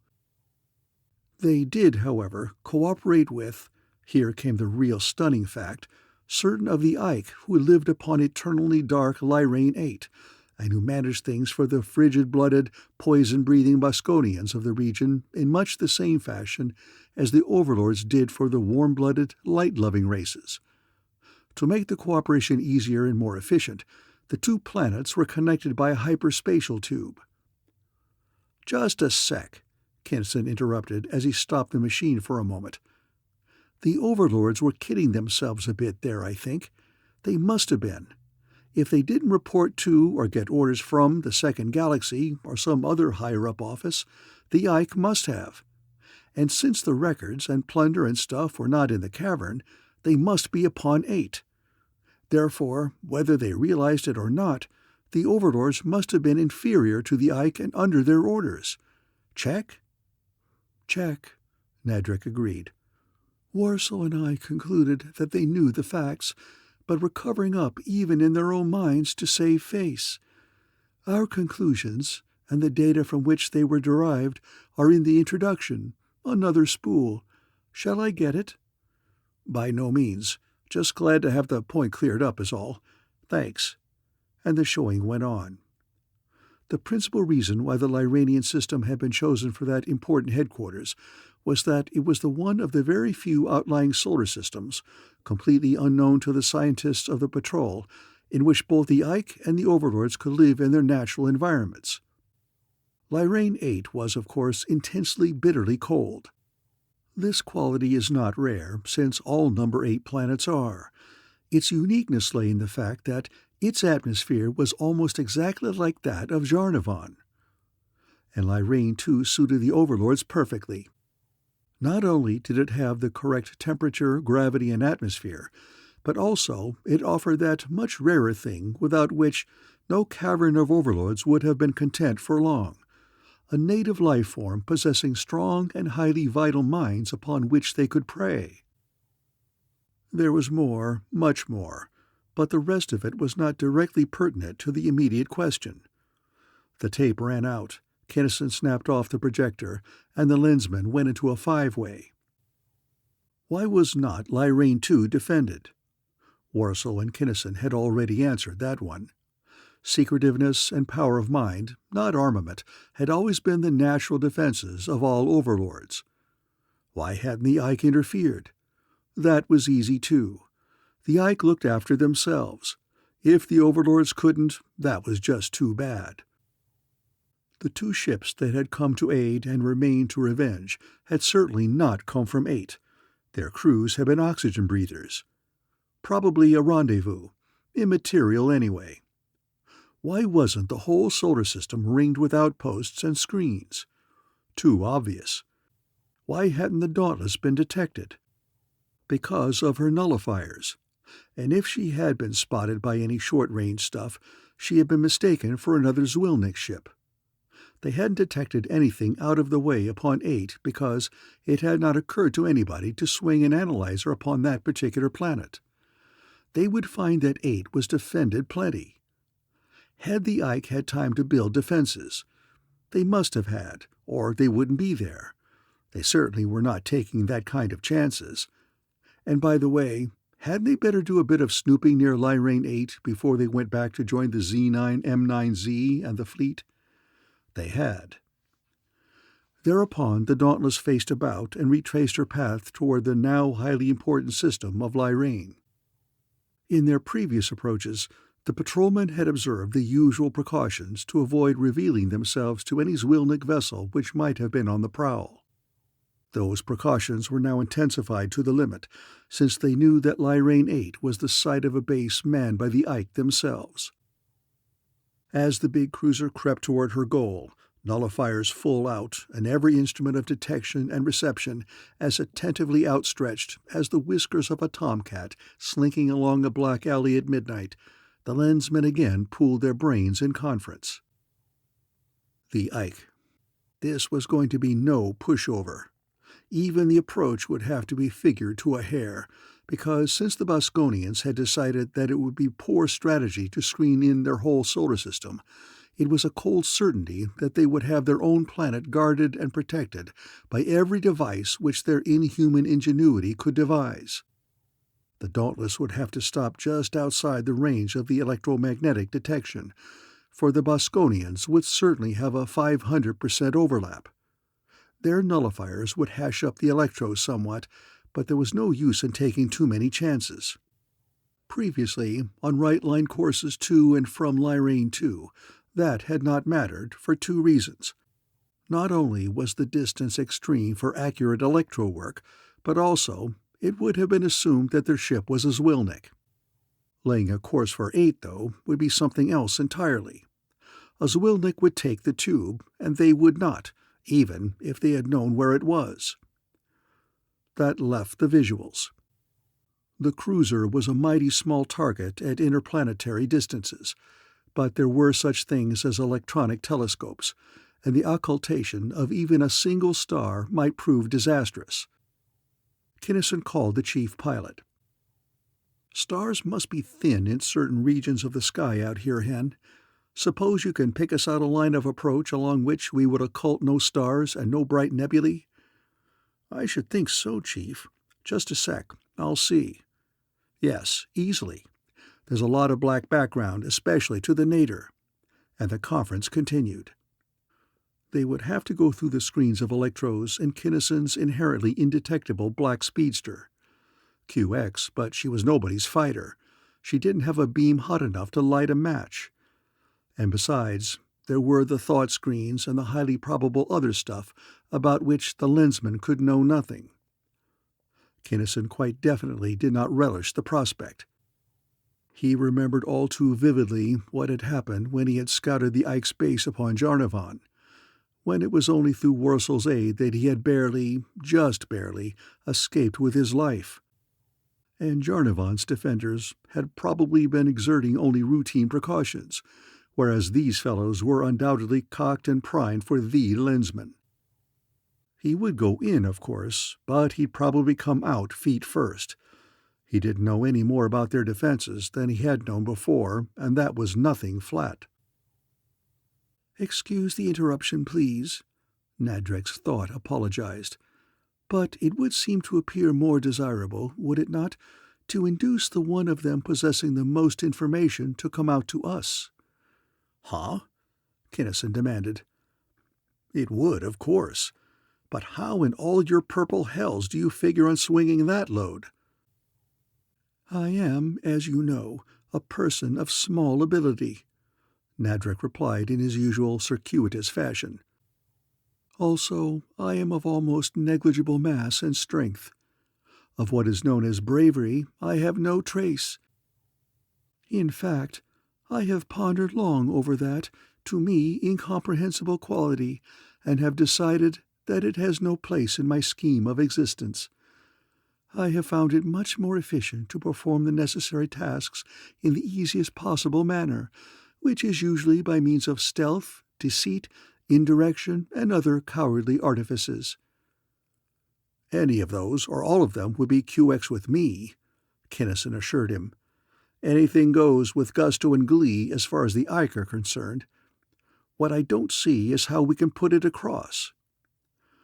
"Thought screens interfered so seriously with my methods of procedure," the Polanian explained, "that I was forced to develop a means of puncturing them without upsetting their generators. The device is not generally known, as it is still in a very crude experimental form, but it does function in a meager, unsatisfactory way. Might I suggest that the 4 of you put on heated armor and come with me to my vessel in the hold? It will take some little time to transfer my apparatus and equipment to your speedster." "Is it non-ferrous, undetectable?" Kinnison asked. "Of course," Nadrek replied in surprise. "I work, as I told you, by stealth. My vessel is, except for certain differences necessitated by racial considerations, a duplicate of your own." "Why didn't you say so?" Kinnison wanted to know. "Why bother to move the gadget? Why not use your speedster?" "Because I was not asked. We should not bother. The only reason for using your vessel is so that you will not suffer the discomfort of wearing armor," Nadrek replied categorically. "Cancel it, then," Kinnison directed. "You've been wearing armor all the time you were with us. Turnabout for a while will be QX. Better that way, anyway, as this is very definitely your party, not ours. Not?" "As you say, and with your permission," Nadrek agreed. "Also, it may very well be that you will be able to suggest improvements in my device, whereby its efficiency may be increased." "I doubt it." The Tellurian's already great respect for this retiring, soft-spoken, cowardly lensman was increasing constantly. "But we would like to study it, and perhaps copy it if you so allow." "Gladly." And so it was arranged. The Dauntless crept among a black, backgrounded pathway and stopped. Nadrek, Warsaw, and Kinnison, 3 were enough, and neither Mac nor Trogansi insisted upon going, boarded the Palanian speedster. Away from the mothership it sped upon muffled jets, and through the far-flung, heavily overlapped electromagnetic detector zones, through the outer thought screens. Then, ultra-slowly, as space speeds go, the speedster moved forward, feeling for whatever other blocking screens there might be. All 3 of those lensmen were in fact detectors themselves. Their Arisian-imparted special senses made ethereal, even sub-ethereal vibrations actually visible or tangible, but they did not depend only upon their bodily senses. That speedster carried instruments unknown to space pilotry, and the lensmen used them unremittingly. When they came to a screen, they opened it, so insidiously that its generating mechanisms gave no alarms. Even a meteorite screen, which was supposed to forbid the passage of any material object, yielded without protest to Nadrek's subtle manipulation. Slowly, furtively, a perfectly absorptive black body sinking through blackness so intense as to be almost palpable, the Palanian speedster settled downward toward the Boskonian fortress of Lyrain 8. Chapter 14. This is perhaps as good a place as any to glance in passing at the fashion in which the planet Lonabar was brought under the aegis of civilization. No attempt will or can be made to describe it in any detail, since any adequate treatment of it would fill a volume. Indeed, many volumes have already been written concerning various phases of the matter, and since it is not strictly germane to the subject in hand. However, some knowledge of the modus operandi in such cases is highly desirable for the full understanding of this history, in view of the vast number of planets which Coordinator Kinnison and his associates did have to civilize before the second galaxy was made secure. Scarcely had Cardiff Kinnison moved out than the patrol moved in. If Lonabar had been heavily fortified, a fleet of appropriate size and power would have cleared the way. As it was, the fleet which landed was one of transports, not of battleships, and all the fighting from then on was purely defensive. Propagandists took the lead. Psychologists, lensmen skilled not only in languages but also in every art of human relationships. The case of civilization was stated plainly and repeatedly. The errors and the fallacies of autocracy were pointed out. A nucleus of government was formed, not of civilization's imports, but of solid Lonabarian citizens who had passed the lensman's tests of ability and trustworthiness. Under this local government, a pseudo-democracy began haltingly to function. At first, its progress was painfully slow. But as more and more of the citizens perceived what the patrol actually was doing, it grew apace.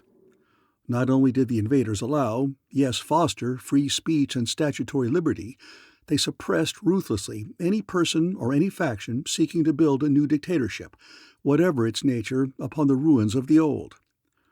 That news traveled fast, and laboring always and mightily upon civilization's side were the always present, however deeply buried, urges of all intelligent entities towards self-expression. There was opposition, of course. Practically all of those who had waxed fat upon the old order were very strongly in favor of its continuance. There were hordes of the downtrodden who had so long and so dumbly endured oppression that they could not understand anything else, in whom the above-mentioned urges had been beaten and tortured almost out of existence. They themselves were not opposed to civilization. For them it meant at worst only a change of masters, but those who sought by the same old wiles to re-enslave them were foes indeed. Menjoblico's sycophants and retainers were told to work or starve. The fat hogs could support the new order or else. The thugs had to choose between honest cooperation with their fellow men and flitting to some Zwilnik planet. Those who tried to prey upon and exploit the dumb masses were extirpated one and all. Little could be done, however, about the dumb themselves, for in them the spark was feeble indeed. The new government nursed that spark along, the while ruling them as definitely, although not as harshly, as had the old. The Lensman backing the struggling young civilization, knowing full well that in the children, or in the children's children of these great unfortunates, the spark would flame up into a great white light. It is seen that this government was not and could not for many years become a true democracy. It was, in fact, a benevolent semi-autocracy, autonomous in a sense, yet controlled by the Galactic Council through its representatives, the Lensmen. It was, however, so infinitely more liberal than anything theretofore known by the Lonibarians as to be a political revelation, and since corruption, that cosmos-wide curse of democracy, was not allowed a first fingerhold, the principles of real democracy and of civilization took deeper root year by year. To get back into the beam of narrative, Nadrek's blackly indetectable speedster settled to ground far from the Boskone central dome, well beyond the far-flung screens. The Lensmen knew that no life existed outside that dome, and they knew that no possible sense of perception could pierce those defenses. They did not know, however, what other resources of detection, of offense or of defense, the foe might possess. Hence, the greatest possible distance at which they could work efficiently was the best distance. "I realize that it is useless to caution any active mind not to think at all," Nadrek remarked as he began to manipulate various and sundry controls. "But you already know from the nature of our problem that any extraneous thought will wreak untold harm. For that reason, I beg of you to keep your thought screens up at all times, no matter what happens. It is, however, imperative that you be kept informed, since I may require aid or advice at any moment.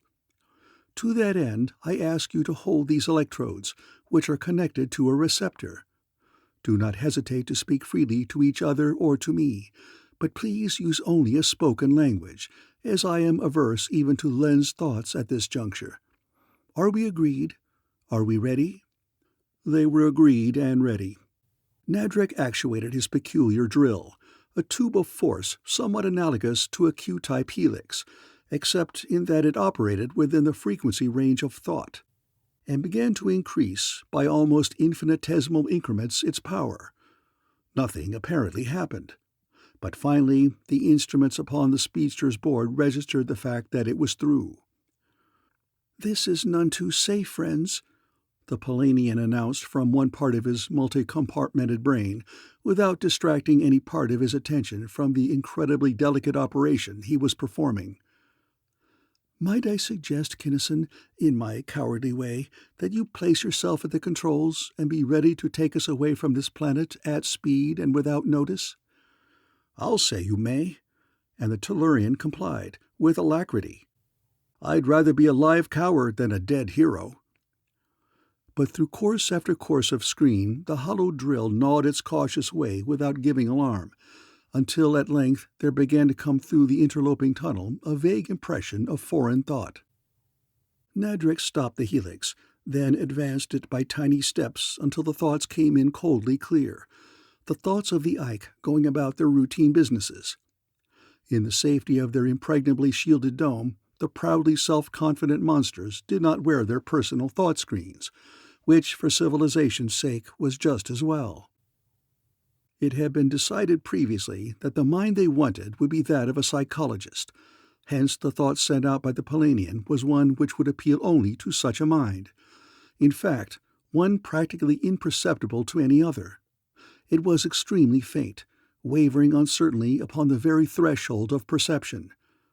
It was so vague, so formless, so inchoate that it required Kinnison's intensest concentration even to recognize it as a thought. Indeed, so starkly unhuman was Nadrek's mind that of his proposed quarry that it was all the Tellurian Lensman could do to recognize it. It dealt fragmentarily and in the merest glimmerings with the nature and the mechanisms of the first cause, with the fundamental ego, its raison d'etre, its causation, its motivation, its differentiation, with the stupendously awful concepts of the prime origin of all things ever to be. Unhurried, monstrously patient, Nadrek neither raised the power of the thought nor hastened its slow tempo. Stolidly, for minute after long minute, he held it, spraying it throughout the vast dome as mist is sprayed from an atomizer nozzle. And finally he got a bite.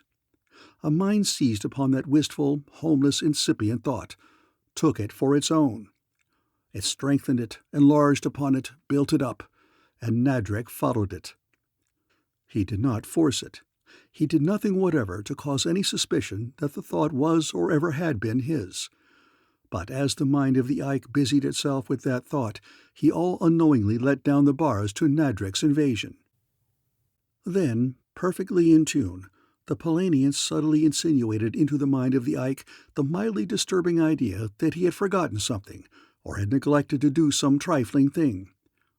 This was the first really critical instant, for Nadrek had no idea whatever of what his victim's duties were or what he could have left undone. It had to be something which would take him out of the dome and toward the patrolman's concealed speedster, but what it was the Ike would have to develop for himself. Nadrek could not dare to attempt even a partial control at this stage and at this distance. Kinnison clenched his teeth and held his breath, his big hands clutching fiercely the pilot's bars.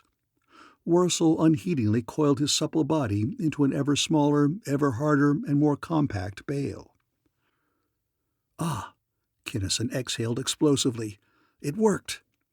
The psychologist, at Nadrek's impalpable suggestion, had finally thought of the thing. It was a thought screen generator which had been giving a little trouble and which really should have been checked before this. Calmly, with the mild self-satisfaction which comes of having successfully recalled to mind a highly elusive thought, the Ike opened one of the dome's unforceable doors and made his unconcerned way directly toward the waiting Lensman. And as he approached, Nadrek stepped up by logarithmic increments the power of his hold. "Get ready, please, to cut your screens and to synchronize with me in case anything slips and he tries to break away," Nadrek cautioned, but nothing slipped. The Ike came up unseen to the speedster's side and stopped. The drill disappeared. A thought screen encompassed the group narrowly. Kinnison and Wurzel released their screens and also tuned in to the creature's mind.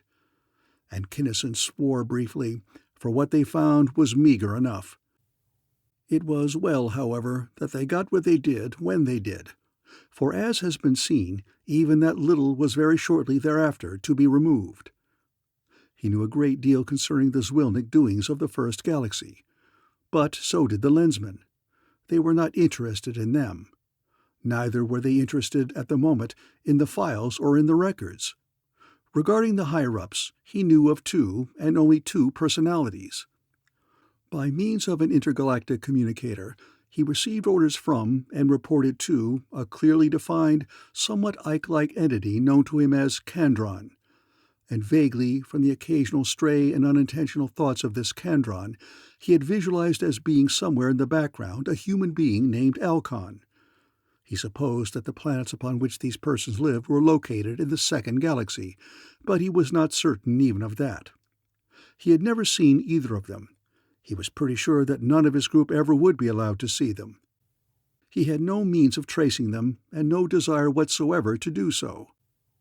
The only fact he really knew was that at irregular intervals Kandron got into communication with this base of the Ike. That was all. Kinnison and Worsel let go, and Nadrek, with a minute attention to detail which would be wearisome here, jockeyed the unsuspecting monster back into the dome. The native knew fully where he had been and why. He had inspected the generator and had found it in good order. Every second of elapsed time was accounted for exactly. He had not the slightest inkling that anything out of the ordinary had happened to him or anywhere around him. As carefully as the speedster had approached the planet, she departed from it. She rejoined the Dauntless, in whose control room Kinnison lined out a solid communicator beam to the Z9M9Z and to Port Admiral Haynes. He reported crisply, rapidly, everything that had transpired. "So, our best bet, Chief, is for you and the fleet to get out of here as fast as Clono will let you," he concluded. "Go straight out Rift 94, staying as far away as possible from both the spiral arm and the galaxy proper. Unlimber every spotting screen you've got. Put them to work along the line between Lyrane and the second galaxy. Plot all the punctures, extending the line as fast as you can. We'll join you at Max and transfer to the Z9M9Z. Her tank is just what the doctors ordered for the job we've got to do." "Well, if you say so, I suppose that's the way it's got to be," Haynes grumbled. He had been growling and snorting under his breath ever since it had become evident what Kinnison's recommendation was to be. "I don't like this thing of standing by and letting Zwilniks thumb their noses at us, like Prelin did on Bronsika. That was once too damned often." "Well, you got him finally, you know," Kinnison reminded quite cheerfully. "And you can have these Ike, too, sometime." "I hope," Haynes acquiesced, something less than sweetly. "QX, then, but put out a few jets. The quicker you get out here, the sooner we can get back and clean out this hoorah's nest." Kinnison grinned as he cut his beam. He knew that it would be some time before the Port Admiral could hurl the metal of the patrol against Lyrane 8, but even he did not realize just how long a time it was to be. What occasioned the delay was not the fact that the communicator was in operation only at intervals. So many screens were out, they were spaced so far apart, and the punctures were measured and aligned so accurately that the periods of non-operation caused little or no loss of time. Nor was it the vast distance involved, since, as has already been pointed out, the matter in the intergalactic void is so tenuous that spaceships are capable of enormously greater velocities than any attainable in the far denser medium filling interstellar space. No, what gave the Boskonians of Lyrane 8 their greatly lengthened reprieve was simply the direction of the line established by the communicator beam punctures. Reasoning from analogy, the Lensman had supposed that it would lead them into a star cluster, fairly well away from the main body of the galaxy in either the zenith or the nadir direction. Instead of that, however, when the patrol surveyors got close enough to the second galaxy so that their cone of possible error was very small in comparison with the gigantic lens of the island universe which they were approaching, it became clear that their objective lay deep within the galaxy itself. At least the prolongation of their line led well into it, and that fact gave the Lensman to pause. "I don't like this line a bit, Chief," Kinnison told the Admiral then. "Maybe it runs into a cluster on this side, but we can't figure on it. It'd smell like Limburger to have a fleet of this size and power nosing into their home territory, along what must be one of the hottest lines of communication they've got." "Check," Port Admiral Haynes agreed. "QX so far, but it would begin to stink pretty quick now. We've got to assume that they know about spotting screens, whether they really do or not. If they do, they'll have this line trapped from stem to gudgeon, and the minute they detect us, they'll cut this line out entirely. Then where'll you be?" "Right back where I started from. That's what I'm yapping about. And to make matters worse, it's 1,000 to 1 that the ape we're looking for is not going to be anywhere near the end of this line." "Huh? How do you dope that out?" Haynes demanded. "Logic. We're getting up now to where these Wilniks can really think. You have already assumed that they know that we can trace their beam, and we know that they know about our detector nullifiers. Go further. Assume that they have deduced, from things we have already done, that we have ships, one or two at least, that are inherently indetectable and almost perfectly absorptive. Where does that land you? I see. Since they can't change the nature of the beam, they would run it through a series of relays, with each leg trapped with everything they could think of, and at the first sign of interference with any one of them, they would switch to another, maybe halfway across the galaxy. Also, they might very well move it around once in a while anyway, just on general principles. Check. That's why you had better take the fleet back home, leaving Nadrek and me to work the rest of this line with our speedsters. Don't be silly, son. I thought you could think. And Haynes gazed quizzically at the younger man. What else? Where am I overlooking a bet? Kinnison demanded. It is elementary tactics, young man, the Admiral instructed, to cover up any small, quiet operation with a large and noisy one. Thus, if I want to make an exploratory sortie in one sector, I should always attack in force in another. But what would it get us? Kinnison expostulated. What's the advantage to be gained to make up for the unavoidable losses? Don't be dumb. Advantage? Listen. Haynes' bushy gray hair fairly bristled in eagerness. We've been on the defensive long enough.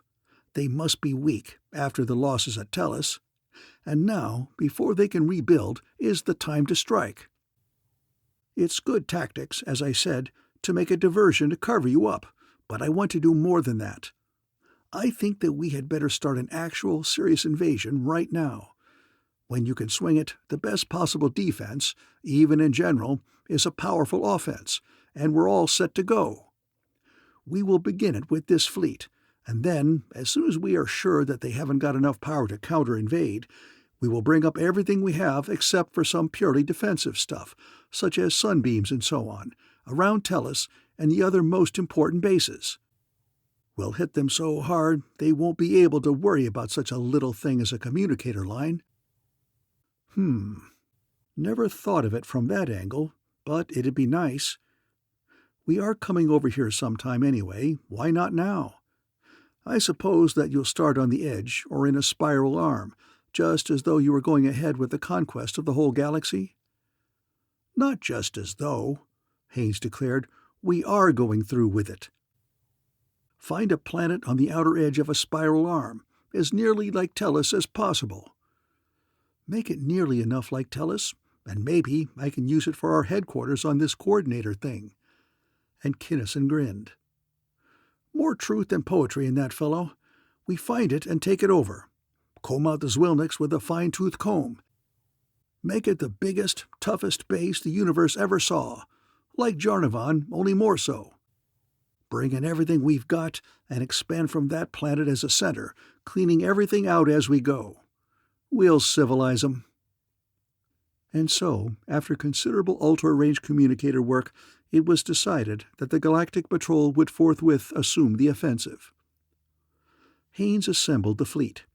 Then, while the two black speedsters kept unobtrusively on the task of plotting the line, civilization's mighty armada moved a few thousand parsecs aside and headed at normal Turing blast for the nearest outcropping of the second galaxy. There was nothing of stealth in this maneuver, nothing of finesse, excepting in the arrangement of the units. First, far in the van, flew the prodigious, irregular cone of scout cruisers. They were comparatively small, not heavily armed or armored, but they were ultra-fast and were provided with the most powerful detectors, spotters, and locators known. They adhered to no rigid formation, but at the will of their individual commanders, under the direct supervision of Grand Fleet operations in the Z9M9Z, flashed hither and thither ceaselessly, searching, investigating, mapping, reporting. Backing them up came the light cruisers and the cruising bombers, a new type this latter, designed primarily to bore into close quarters and to hurl bombs of negative matter. Third in order were the heavy defensive cruisers.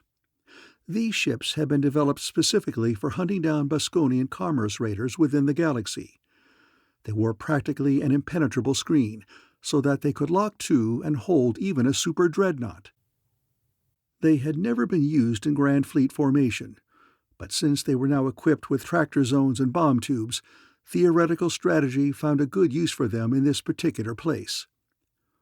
Next came the real warhead, a solidly packed phalanx of maulers. All the ships up ahead had, although in varying degrees, freedom of motion and of action. The scouts had practically nothing else. Fighting was not their business.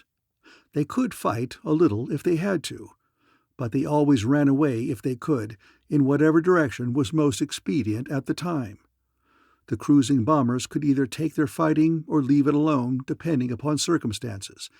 In other words, they fought light cruisers but ran away from big stuff, stinging as they ran. The heavy cruisers would fight anything short of a mauler, but never in formation. They always broke ranks and fought individual dogfights ship to ship. But that terrific spearhead of maulers had no freedom of motion whatever. It knew only one direction, straight ahead. It would swerve aside for an inert planet, but for nothing smaller. And when it swerved, it did so as a whole, not by parts. Its function was to blast through, straight through, any possible opposition, if and when that opposition should have been successful in destroying or dispersing the screens of lesser vessels preceding it. A sunbeam was the only conceivable weapon with which that stolid, power-packed mass of metal could not cope, and the patrolmen devoutly hoped the Zwilniks didn't have any sunbeams yet. A similar formation of equally capable maulers, meeting it head-on, could break it up, of course. Theoretical results and wargame solutions of this problem did not agree, either with each other or among themselves, and the thing had never been put to the trial of actual battle. Only one thing was certain. When and if that trial did come, there was bound to be, as in the case of the fabled meeting of the irresistible force with the immovable object, a lot of very interesting byproducts. Flanking the maulers, streaming gracefully backward from their massed might in a parabolic cone, were arranged the heavy battleships and the super dreadnoughts, and directly behind the bulwark of flying fortresses, tucked away inside the protecting envelope of big battle wagons, floated the Z9M9Z, the brains of the whole outfit. There were no free planets, no negaspheres of planetary antimass, no sunbeams. Such things were useful either in the defense of a prime base or for an all-out, ruthlessly destructive attack upon such a base. Those slow, cumbersome, supremely powerful weapons would come later, after the patrol had selected the planet which they intended to hold against everything which the Boskonians could muster. This present expedition had as yet no planet to defend. It sought no planet to destroy. It was the vanguard of civilization, seeking a suitable foothold in the second galaxy, and thoroughly well equipped to argue with any force mobile enough to bar its way. While it has been said that there was nothing of stealth in this approach to the second galaxy, it must not be thought that it was unduly blatant or obvious. Any carelessness or ostentation would have been very poor tactics indeed. Civilization's Grand Fleet advanced in strict formation, with every routine military precaution. Its nullifiers were full on, every blocking screen was out, every plate upon every ship was hot and was being scanned by alert and keen-eyed observers. But every staff officer from Port Admiral Haynes down, and practically every line officer as well, knew that the enemy would locate the invading fleet long before it reached even the outer fringes of the galaxy toward which it was speeding. That stupendous tonnage of ferrous metal could not be disguised, nor could it by any possible artifice be made to simulate any normal tenet of the space which it occupied. The gigantic flares of the heavy stuff could not be baffled, and the combined grand flare of the Grand Fleet made a celestial object which would certainly attract the electronic telescopes of plenty of observatories. And the nearest such scopes, instruments of incredible powers of resolution, would be able to pick them out, almost ship by ship, against the relatively brilliant background of their own flares. The patrolmen, however, did not care. This was, and was intended to be, an open, straightforward invasion. the first wave of an attack which would not cease until the Galactic Patrol had crushed Boskone throughout the entire second galaxy. Grand Fleet bored serenely on, superbly confident in her awful might, grandly contemptuous of whatever she was to face. She stormed along, uncaring that at that very moment the foe was massing his every defensive arm to hurl her back or to blast her out of existence. Chapter 15. As Haynes and the Galactic Council had already surmised, Boskone was now entirely upon the defensive. She had made her supreme bid in the effort which had failed so barely to overcome the defenses of hard-held Tellus. It was, as has been seen, a very near thing indeed, but the Zwilnik chieftains did not and could not know that. Communication through the hyperspatial tube was impossible. No ordinary communicator beam could be driven through the patrol scramblers. No Boskonian observers could be stationed near enough to the scene of action to perceive or to record anything that had occurred, and no single Zwilnik ship or entity survived to tell of how nearly Tellus had come to extinction. And, in fine, it would have made no difference in the mind of Alcon of Thrail if he had known. A thing which was not a full success was a complete failure. To be almost a success meant nothing. The invasion of Tellus had failed. They had put everything they had into that gigantically climactic enterprise. They had shot the whole wad, and it had not been enough.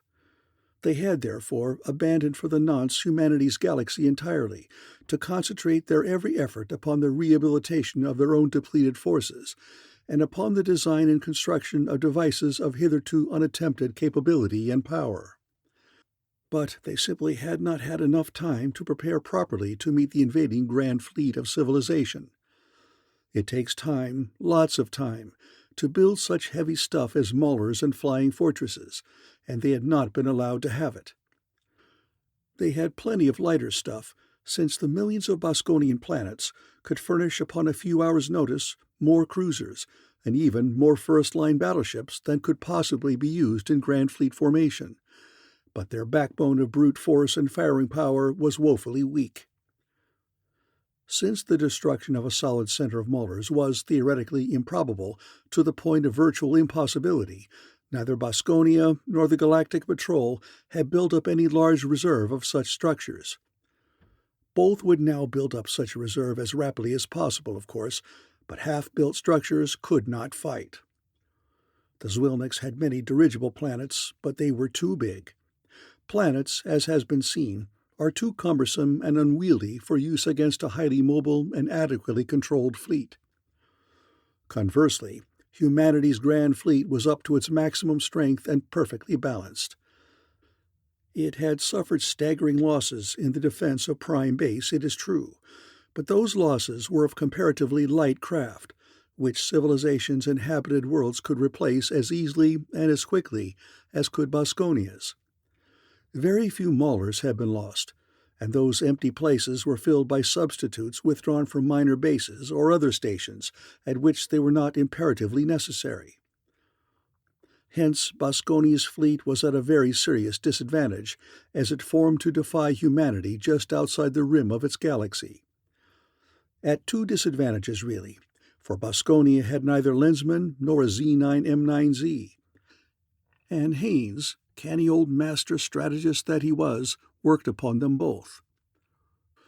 Grand Fleet so far had held to one right-line course, and upon this line the Zwilnik defense had been built. Now Haynes swung aside, forcing the enemy to reform. They had to engage him. He did not have to engage them. Then, as they shifted, raggedly as he had supposed and had hoped that they would, he swung again. Again and again, the formation of the enemy becoming more and more hopelessly confused with each shift. The scouts had been reporting constantly. In the 700-foot lenticular tank of the Directrix there was spread in exact detail the disposition of every unit of the foe. 4 Rigelian Lensmen, now thoroughly trained and able to perform the task almost as routine, condensed the picture, summarized it, in Haynes' 10-foot tactical tank. And finally, so close that another swerve could not be made, and with the line of flight of his solid fighting corps pointing straight through the loosely disorganized nucleus of the enemy, Haines gave the word to engage. The scouts, remaining free, flashed aside into their prearranged observing positions. Everything else went inert and bored ahead. The light cruisers and the cruising bombers clashed first, and a chill struck at Haines' stout old heart as he learned that the enemy did have negative matter bombs. Upon that point there had been much discussion. One view was that the Boskonians would have them, since they had seen them in action and since their scientists were fully as capable as were those of civilization. The other was that, since it had taken all the massed intellect of the Conference of Scientists to work out a method of handling and of propelling such bombs, and since the Boskonians were probably not as cooperative as were the civilized races, they could not have them. Approximately half of the light cruisers of Grand Fleet were bombers. This was deliberate, for in the use of the new arm there were involved problems which theoretical strategy could not solve definitely.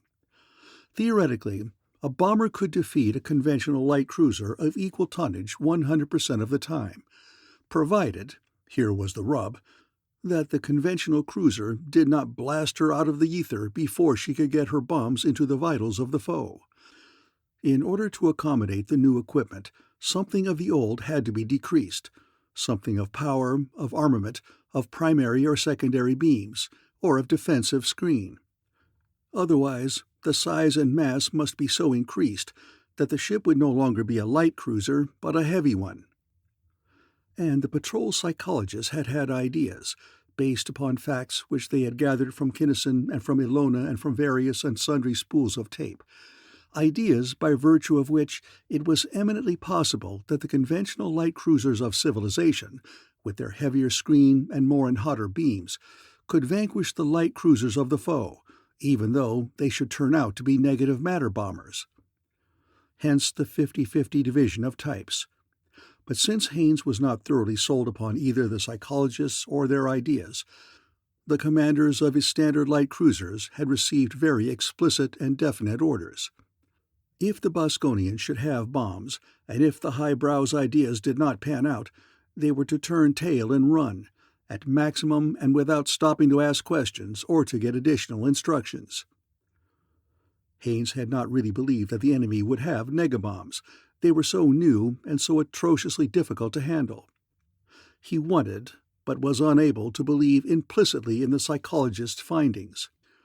Therefore, as soon as he saw what was happening, he abandoned his tank for a moment to seize a plate and get into full touch with the control room of one of the conventional light cruisers then going into action.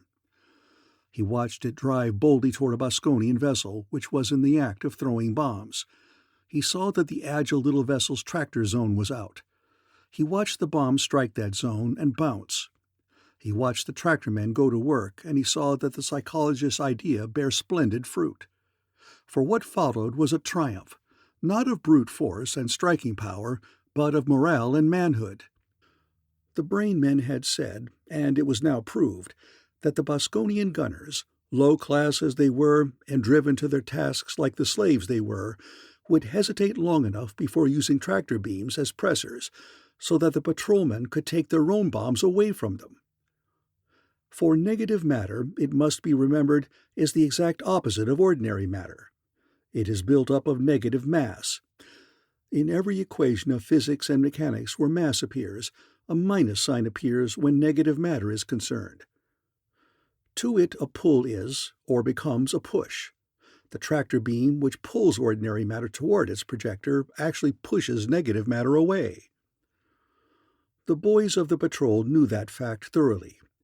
They knew all about what they were doing and why. They were there because they wanted to be, as Ilona had so astoundingly found out, and they worked with their officers, not because of them. With the patrol's gun crews, it was a race to see which crew could capture the first bomb and the most. Aboard the Boskonian, how different it was.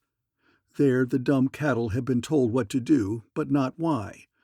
They did not know the fundamental mechanics of the bomb tubes they operated by rote, did not know that they were essentially tractor beam projectors. They did know, however, that tractor beams pulled things toward them. And when they were ordered to swing their ordinary tractors upon the bombs, which the patrolmen were so industriously taking away from them, they hesitated for seconds, even under the lash. This hesitation was fatal. Haynes' gleeful gunners, staring through their special finders, were very much on their toes. Seconds were enough. Their fierce-driven tractors seized the inimical bombs in mid-space, and before the Boskonians could be made to act in the only possible opposition, hurled them directly backward against the ship which had issued them. Ordinary defensive screen did not affect them. Repulsor screen, meteorite, and wall shields only sucked them inward the faster. And ordinary matter and negative matter cannot exist in contact. In the instant of touching, one atom of negative matter and one of normal matter unite and disappear. One negabomb was enough to put any cruiser out of action, but here there were usually 3 or 4 at once, sometimes as many as 10, enough almost to consume the total mass of a ship. A bomb struck, 8 in. Through solid armor it melted. Atmosphere rushed out, to disappear en route, for air is normal matter. Along beams and trusses, the hellish hypersphere traveled freakishly, although usually in the direction of greatest mass. It clung greedily. Down stanchions it flowed, leaving nothing in its wake, flooding all circumambient space with lethal emanations. Into and through converters, into pressure tanks which blew up enthusiastically. Men's bodies it did not seem to favor, not massive enough perhaps, but even them it did not refuse if offered. A Boskonian, gasping frantically for air which was no longer there and already half mad, went completely mad as he struck savagely at the thing and saw his hand and his arm to the shoulder vanish instantaneously as though they had never been. Satisfied, Haynes wrenched his attention back to his tank. Most of his light cruisers were through and in the clear. They were reporting by thousands. Losses were very small. The conventional type cruisers had won either by using the enemy's own bombs, as he had seen them used, or by means of their heavier armor and armament. The bombers had won in almost every case, not by superior force, for in arms and equipment they were all to intents and purposes identical with their opponents, but because of their infinitely higher quality of personnel. To brief it, scarcely a handful of Boskonia's light cruisers were able to flee the fatal scene. The heavy cruisers came up, broke formation, and went doggedly to work. They were the blockers. Each took one ship, a heavy cruiser or a battleship, out of the line, and held it out.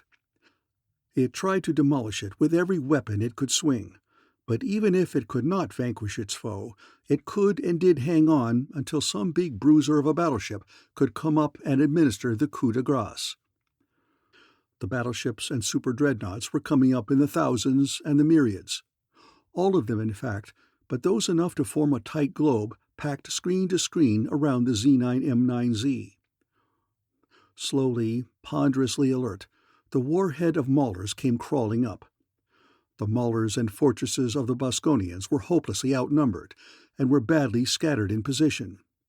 Hence this meeting of the ultra-heavies was not really a battle at all, but a slaughter.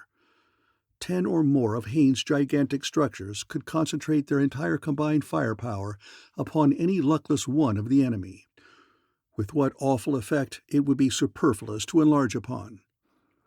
When the mighty fortresses had done their work, they englobed the directrix, enabling the guarding battleships to join their sister moppers up.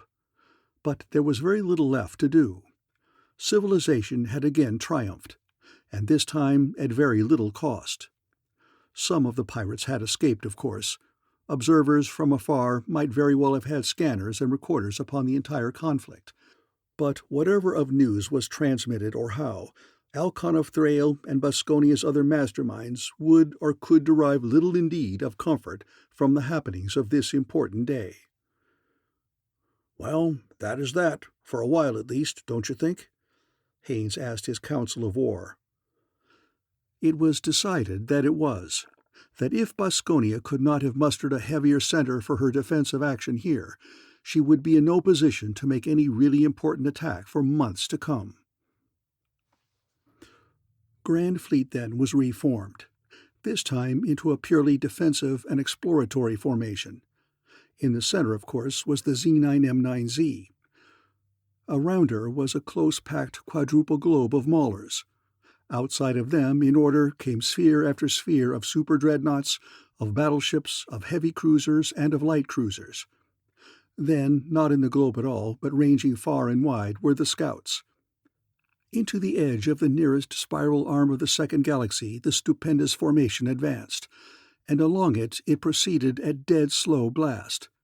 Dead slow to enable the questing scouts to survey thoroughly each planet of every solar system as they came to it. And finally, an Earth-like planet was found. Several approximately Tellurian worlds had been previously discovered and listed as possibilities, but this one was so perfect that the search ended then and there. Apart from the shape of the continents and the fact that there was somewhat less land surface and a bit more salt water, it was practically identical with Tellus.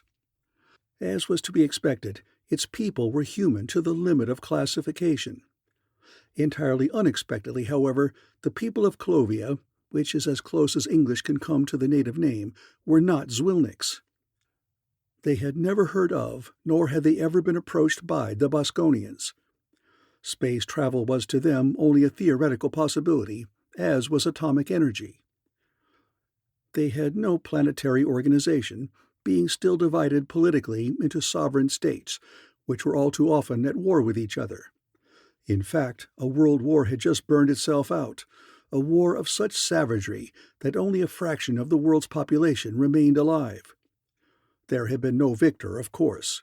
All had lost everything. The survivors of each nation, ruined as they were and without either organization or equipment, were trying desperately to rebuild some semblance of what they had once had. Upon learning these facts, the psychologists of the patrol breathed deep sighs of relief. This kind of thing was made to order. Civilizing this planet would be simplicity itself, and it was. The Clovians did not have to be overawed by a show of superior force. Before this last horribly internecine war, Clovia had been a heavily industrialized world, and as soon as the few remaining inhabitants realized what civilization had to offer, that no one of their neighboring competitive states was to occupy a superior position, and that full worldwide production was to be resumed as soon as was humanly possible, their relief and joy were immeasurable. Thus the patrol took over without difficulty. But they were, the Lensmen knew, working against time. As soon as the Zwilniks could get enough heavy stuff built, they would attack, grimly determined to blast Clovia and everything upon it out of space. Even though they had known nothing about the planet previously, it was idle to hope that they were still in ignorance either of its existence or of what was in general going on there. Haynes' first care was to have the heaviest metalry of the Galactic Patrol, loose planets, sunbeams, fortresses, and the like, rushed across the void to Clovia at maximum. Then, as well as putting every employable of the new world to work, at higher wages than he had ever earned before, the patrol imported millions upon millions of men, with their women and families, from hundreds of Earth-like planets in the first galaxy. They did not, however, come blindly. They came knowing that Clovia was to be primarily a military base, the most supremely powerful base that had ever been built. They knew that it would bear the brunt of the most furious attacks that Boskone could possibly deliver. They knew full well that it might fall. Nevertheless, men and women, they came in their multitudes. They came with high courage and high determination, glorying in that which they were to do. People who could and did so glory were the only ones who came, which fact accounts in no small part for what Clovia is today. People came and worked and stayed. Ships came and trafficked. Trade and commerce increased tremendously. And further abroad, as there came into being upon that formerly almost derelict planet some 70-odd gigantic defensive establishments, there crept out an ever-widening screen of scout ships, with all their high-powered feelers hotly outstretched. Meanwhile, Kinnison and frigid-blooded Nadric had worked their line, leg by tortuous leg, to Onlo and thence to Thrail. A full spool should be devoted to that working alone, but unfortunately, as space here must be limited to the barest essentials, it can scarcely be mentioned. As Kinnison and Haynes had foreseen, that line was heavily trapped. Luckily, however, it had not been moved so radically that the searchers could not rediscover it. The Zwilniks were, as Haynes had promised, very busily engaged with other and more important matters. All of those traps were deadly, and many of them were ingenious indeed. So ingenious as to test to the utmost the cowardly Polanian's skill and mental scope. All, however, failed. The two lensmen held to the line in spite of the pitfalls, and followed it to the end. Nadrek stayed upon or near Onlo to work in its frightful environment against the monsters to whom he was biologically so closely allied, while the Tellurian went on to Thrail to try conclusions with that planet's physically human tyrant, Alcon. Again, he had to build up an unimpeachable identity, and here there were no friendly thousands to help him do it. He had to get close, really close, to Alcon, without antagonizing him or in any way arousing his hair-trigger suspicions. Kinnison had studied that problem for days. Not one of his previously used artifices would work, even had he dared to repeat a procedure. Also, time was decidedly of the essence. There was a way. It was not an easy way, but it was fast, and if it worked at all, it would work perfectly. Kinnison would not have risked it even a few months back, but now he was pretty sure that he had jets enough to swing it. He needed a soldier of about his own size and shape. Details were unimportant. The man should not be in Alcon's personal troops, but should be in a closely allied battalion, from which promotion into that select body would be logical. He should be relatively inconspicuous, yet with a record of accomplishment, or at least of initiative, which would square up with the rapid promotions which were to come. The details of that manhunt are interesting, but not of any real importance here, since they did not vary in any essential from other searches which have been described at length. He found him, a lieutenant in the Royal Guard, and the ensuing mind study was as assiduous as it was insidious. In fact, the lensman memorized practically every memory chain in the fellow's brain. Then the officer took his regular furlough and started for home, but he never got there. Instead, it was Kimball Kinnison who wore the Thralian's gorgeous full-dress uniform, and who greeted in exactly appropriate fashion the Thralian's acquaintances and lifelong friends. A few of these, who chanced to see the guardsman first, wondered briefly at his changed appearance, or thought that he was a stranger. Very few, however, and very briefly, for the lensman's sense of perception was tensely alert and his mind was strong.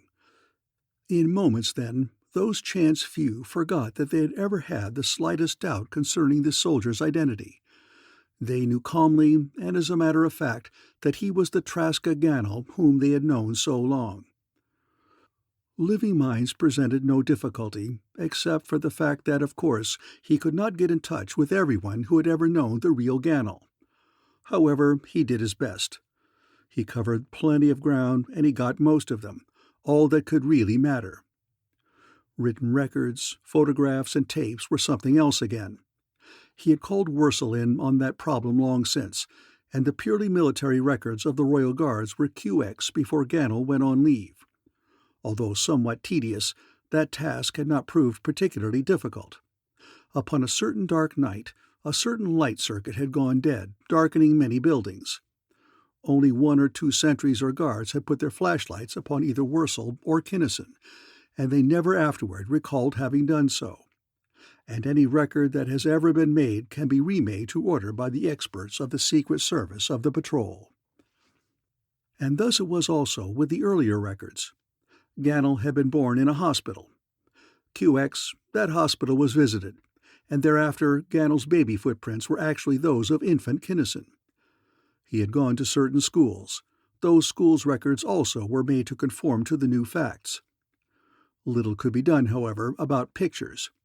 No man can possibly remember how many times he has had his picture taken, or who has the negatives, or to whom he had given photographs, or in what papers, books, or other publications his likeness has appeared. The older pictures, Kinnison decided, did not count. Even if the likenesses were good, he looked enough like Ganel so that the boy or the callow youth might just about as well have developed into something that would pass for Kinnison in a photograph as into the man which he actually did become. Where was the dividing line? The Lensman decided, or rather the decision was forced upon him, that it was at his graduation from the military academy. There had been an annual, in which volume appeared an individual picture, fairly large, of each member of the graduating class. About 1,000 copies of the book had been issued, and now they were scattered all over space. Since it would be idle even to think of correcting them all, he could not correct any of them. Kinnison studied that picture for a long time. He didn't like it very well. The cub was just about grown up, and this photo looked considerably more like Ganel than it did like Kinnison. However, the expression was self-conscious, the pose strained, and after all, people hardly ever looked at old annuals. He'd have to take a chance on that.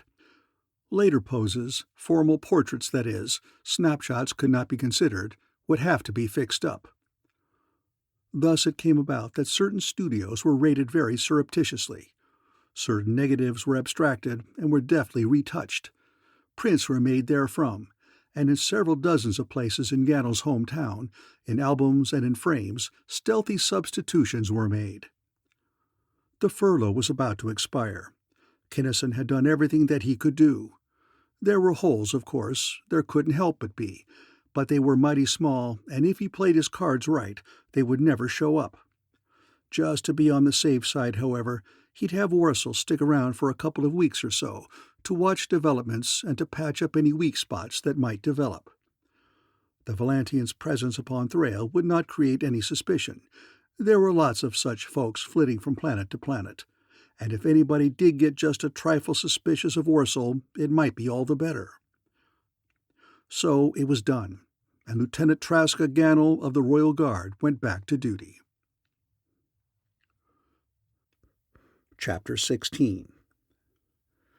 Nedrick, the furtive Polanian, had prepared as thoroughly in his own queerly underhanded fashion as had Kinnison in his bolder one. Nedrick was cowardly, in earthly eyes, there could be no doubt of that, as cowardly as he was lazy, or at least, if not exactly lazy, highly averse to any unnecessary effort. To his race, however, those traits were eminently sensible, and those qualities did in fact underlie his prodigious record of accomplishment. Being so careful of his personal safety, he had lived long and would live longer. By doing everything in the easiest possible way, he had conserved his resources. Why take chances with a highly valuable life? Why be so inefficient as to work hard in the performance of a task when it could always be done in some easy way? Nedrick moved in upon Onlo then, absolutely imperceptibly. His dark, cold, devious mind, so closely akin to those of the Onlonians, reached out, indetectably en rapport with theirs. He studied, dissected, analyzed, and neutralized their defenses one by one. Then his ultra-black speedster, securely hidden from their every prying mechanism and sense, although within easy working distance of the control dome itself, he snuggled down into his softly cushioned resting place, and methodically, efficiently, he went to work. Thus, when Alcon of Thrail next visited his monstrous henchman, Nedrick flipped a switch, and every thought of the Zwilniks conference went permanently on record. "What have you done, Kandron, about the Lensman?" the tyrant demanded in harsh tones. "What have you concluded?" "We have done very little," the chief psychologist replied coldly. "Beyond the liquidation of a few Lensmen, with nothing whatever to indicate that any of them had any leading part in our recent reverses, our agents have accomplished nothing. As to conclusions, I have been unable to draw any except the highly negative one that every Boskonian psychologist who has ever summed up the situation has, in some respect or other, been seriously in error." "And only you are right," Alcon sneered. "Why?" "I am right only in that I admit my inability to draw any valid conclusions," Kandron replied imperturbably. "The available data are too meager, too inconclusive, and above all, too contradictory to justify any positive statements. There is a possibility that there are two Lensmen who have been and are mainly responsible for what has happened. One of these, the lesser maybe, note well that I say maybe, not is, a Tellurian or an Aldebaranian or some other definitely human being. The other, and by far the more powerful one, is apparently absolutely and entirely unknown except by his works. Star A Star, Elcon declared. Call him so if you like, Kandron assented flatly. But this Star A Star is an operator. As the supposed director of Lensman, he is merely a figment of the imagination. But this information came from the Lensman Morgan, Alcon protested. He was questioned under the drug of truth. He was tortured and all but slain. The overlord of Delgon consumed all his life force except for the barest possible moiety. How do you know all these things? Kandron asked, unmoved. Merely from the report of the overlord and from the highly questionable testimony of one of the Ike, who was absent from the scene during all of the most important time? You suspect, then, that— Alcon broke off, shaken visibly. I do, the psychologist replied dryly.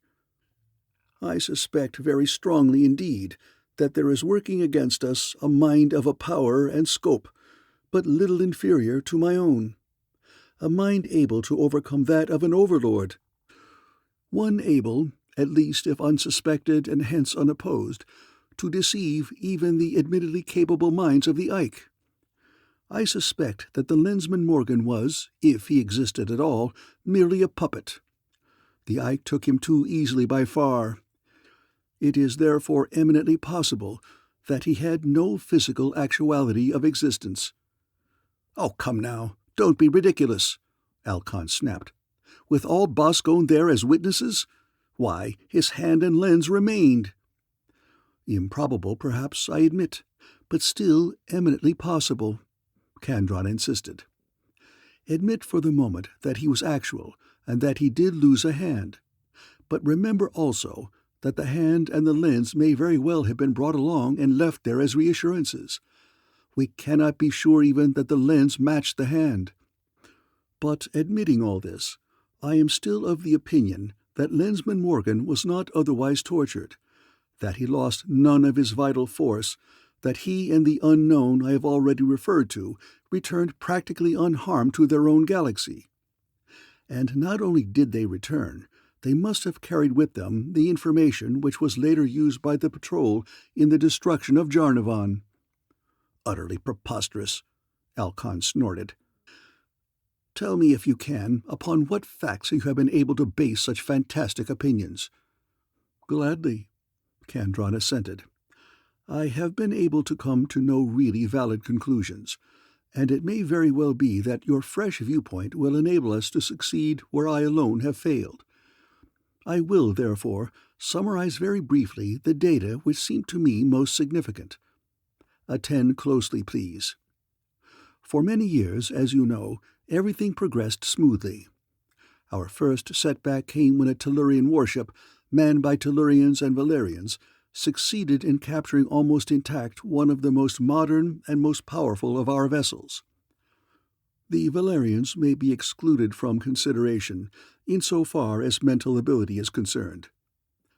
At least one Tellurian escaped in one of our own supposedly derelict vessels. This one, whom Helmuth thought of and reported as the Lensman, eluding all pursuers, went to Valantia, upon which planet he so wrought as to steal bodily 6 of our ships sent there especially to hunt him down. In those ships he won his way back to Tellus in spite of everything Helmuth and his force could do. Then there were the 2 episodes of the Wheelmen of Aldebaran I. In the first one, a Tellurian Lensman was defeated, possibly killed.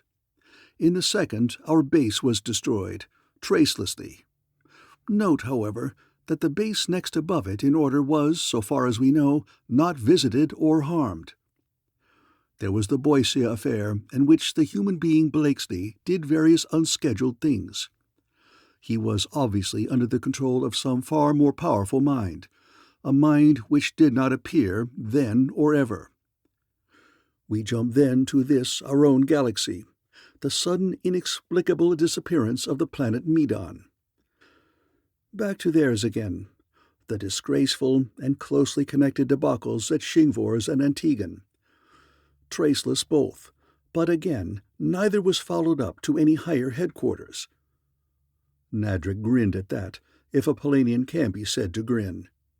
Those matters were purely his own. He had done what he had been requested to do, thoroughly. No following up had been either necessary or desirable. Then Redelics. Kandron's summary went concisely on. The female agents, Bominger, the Colonian observers, all wiped out. Was or was not some human lensman to blame? Everyone, from Chester Q. Fordyce down to a certain laborer upon the docks, was suspected, but nothing definite could be learned. The senselessly mad crew of the 27L462P, Wynor Grantlia. Again completely traceless. Reason obscure, and no known advantage gained, as this sequence also was dropped. Nadrek pondered briefly over this material. He knew nothing of any such matters, nor, he was pretty sure, did Kinnison. The lensman apparently was getting credit for something that must have been accidental or wrought by some internal enemy. QX, he listened again. After the affair of Bronsica, in which so many lensmen were engaged, that particularization was impossible, and which again was not followed up. We jumped to the asteroid Euphrosyne, Miner's Nest, and Wild Bill Williams of Aldebaran II. If it was a coincidence that Bill Williams became William Williams and followed our line to Trasilia, it is a truly remarkable one, even though, supposedly, said Williams was so stupefied with drugs as to be incapable either of motion or perception. Jalti's headquarters was apparently missed. However, it must have been invaded, tracelessly, for it was the link between Trasilia and Jarnavon was found and was destroyed. Now, before we analyze the more recent events, what do you yourself deduce from the above facts? Kandron asked. While the tyrant was cogitating, Nadrek indulged in a minor gloat. This psychologist, by means of impeccable logic and reasoning from definitely known facts, had arrived at such erroneous conclusions. However, Nadrek had to admit his own performances and those in which Kinnison had acted indetectably, when added to those of some person or persons unknown, did make a really impressive total. You may be right, Alcon admitted finally. At least two entirely different personalities and methods of operation. Two lensmen are necessary to satisfy the above requirements, and, as far as we know, sufficient. One of the necessary two is a human being, the other an absolutely unknown. Cardiff was, of course, the human lensman. A masterly piece of work that, but with the cooperation of the patrol, both logical and fairly simple. This human being is always in evidence, yet is so cleverly concealed by his very obviousness that nobody ever considers him important enough to be worthy of a close scrutiny. Or perhaps— That is better, Kandron commented. You are beginning to see why I was so careful in saying that the known Tellurian factor may be, not is, of any real importance. But he must be, Alcon protested. It was a human being who tried and executed our agent. Cardiff was a human being, to name only two. Of course, Kandron admitted half contemptuously. But we have no proof whatever that any of those human beings actually did, of their own volition, any of the things for which they have been given credit. Thus it is now almost certain that that widely advertised mine-ray machine was simply a battery of spotlights. A man operating them may very well have done nothing else. Similarly, Cardiff may have been an ordinary gangster controlled by the lensman. We may as well call him Star A Star as anything else, or a lensman or some other member of the patrol acting as a dummy to distract our attention from Star A Star, who himself did the real work all unperceived. Proof? The tyrant snapped. No proof, merely a probability, the Unlonian stated flatly. We know, however, definitely and for a fact, visiplates and long-range communicators cannot be hypnotized, that Blakesley was one of Helmuth's own men. Also, that he was the same man, both as a loyal Boskonian of very ordinary mental talents and as an enemy having a mental power which he, as Blakesley, never did and never could possess. I see, Alcon thought deeply. Very cogently put. Instead of there being two Lensmen, working sometimes together and sometimes separately, you think that there is only one really important mind, and that this mind at times works with or through some Tellurian? But not necessarily the same Tellurian, exactly, and there is nothing to give us any indication whatever as to Star A*'s real nature or race. We cannot even deduce whether or not he is an oxygen breather, and that is bad. Very bad, the tyrant assented. Star A* or Cardiff or both working together found Lonabar. They learned of the overlords, or at least of Lyrane II. By sheer accident, if they learned it there at all, I am certain of that, Kandron insisted. They did not get any information from Menjo Blico's mind. There was none there to get. Accident or not, what boots it? Alcon impatiently brushed aside the psychologist's protests. They found Blico and killed him. A raid upon the cavern of the overlords upon Lyrane II followed immediately. From the reports sent by the overlords to the Ike of Lyrane VIII, we know that there were 2 patrol ships involved. One, not definitely identified as Cardiff's, took no part in the real assault. The other, the super dreadnought Dauntless, did that alone. She was manned by Tellurians, Valerians, and at least one Valantian. Since they went to the trouble of taking the overlords alive, we may take it for granted that they obtained from them all the information they possessed before they destroyed them and their cavern. It is at least highly probable that they did so, Kandron admitted. We have, then, many questions and few answers. And the tyrant strode up and down the dimly blue-lit room.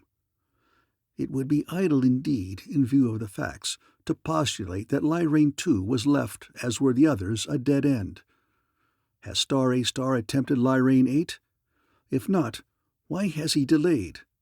If so, did he succeed or fail in penetrating the defenses of the Ike? They swear that he did not, that he could not. Of course, Kandron sneered. But while asking questions, why not ask why the patrol chose this particular time to invade our galaxy in such force as to wipe out our grand fleet? To establish themselves so strongly as to make it necessary for us of the High Command to devote our entire attention to the problem of dislodging them? "What?" Alcon exclaimed, then sobered quickly and thought for minutes. "You think, then, that—" His thoughts died away. "I do so think," Kandron thought glumly. "It is very decidedly possible, yes, perhaps even probable, that the Ike of Lyrane VIII were able to offer no more resistance to the penetration of Star A* than was Jalti the Colonian. That this massive thrust was timed to cover the insidious tracing of our lines of communication or whatever other leads the Lensmen have been able to discover. But the traps, the alarms, the screens and zones!" Alcon exclaimed, manifestly jarred by this new and disquietingly keen thought. "No alarm was tripped, as you know. No trap was sprung," Kandron replied quietly. "The fact that we have not as yet been attacked here may or may not be significant. Not only is Onlo very strongly held, not only is it located in such a central position that their lines of communication would be untenable, but also— Do you mean to admit you may have been invaded and searched, tracelessly?" Alcon fairly shrieked the thought. "Certainly," the psychologist replied coldly. "While I do not believe that it has been done, the possibility must be conceded. What we could do, we have done. But what science can do, science can circumvent. To finish my thought, it is a virtual certainty that it is not Onlo and I who are their prime objectives, but Thrail and you. Especially you." "You may be right. You probably are right. but with no data whatever upon who or what Star A Star really is, with no tenable theory as to how he could have done what actually has been done, speculation is idle." Upon this highly unsatisfactory note, the interview closed. Alcon the Tyrant went back to Thrail, and as he entered his palace grounds, he passed within 40 inches of his nemesis. For Star A Star Kinnison Traska Ganel was, as Alcon himself so clearly said, rendered invisible and imperceptible by his own obviousness. Although obvious, Kinnison was very busy indeed. As a lieutenant of guardsmen, the officer in charge of a platoon whose duties were primarily upon the ground, he had very little choice of action. His immediate superior, the first lieutenant of the same company, was not much better off. The captain had more authority and scope, since he commanded aerial as well as ground forces. Then, disregarding sidelines of comparative seniority, came the major, the colonel, and finally the general, who was in charge of all the regular armed forces of Thrail's capital city. Alcon's personal troops were, of course, a separate organization, but Kinnison was not interested in them yet. The major would be high enough, Kinnison decided. Big enough to have considerable authority and freedom of motion, and yet not important enough to attract undesirable attention. The first lieutenant, a stodgy, strictly rule-of-thumb individual, did not count. He could step right over his head into the captaincy. The real Ganel had always, in true Zwilnig fashion, hated his captain and had sought in devious ways to undermine him. The pseudo-Ganel despised the captain as well as hating him, and to the task of sapping he brought an ability enormously greater than any which the real Ganel had ever possessed. Good Boskonian technique was to work upward by stealth and treachery, aided by a carefully built-up personal following of spies and agents. Ganel had already formed such a staff, had already selected the man who, in the natural course of events, would assassinate the first lieutenant. Kinnison retained Ganel's following, but changed subtly its methods of operation. He worked almost boldly. He himself criticized the captain severely, within the hearing of two men whom he knew to belong body and soul to his superior. This brought quick results. He was summoned peremptorily into the captain's office, and knowing that the company commander would not dare to have him assassinated there, he went. In that office there were a dozen people. It was evident that the captain intended this rebuke to be a warning to all upstarts forever. "Lieutenant Traska Ganel, I have had my eye upon you and your subversive activities for some time," the captain ordered. "Now, purely as a matter of form, and in accordance with paragraph 5, section 724 of General Regulations, you may offer whatever you have of explanation before I reduce you to the ranks for insubordination." "I have a lot to say," Kinnison replied coolly.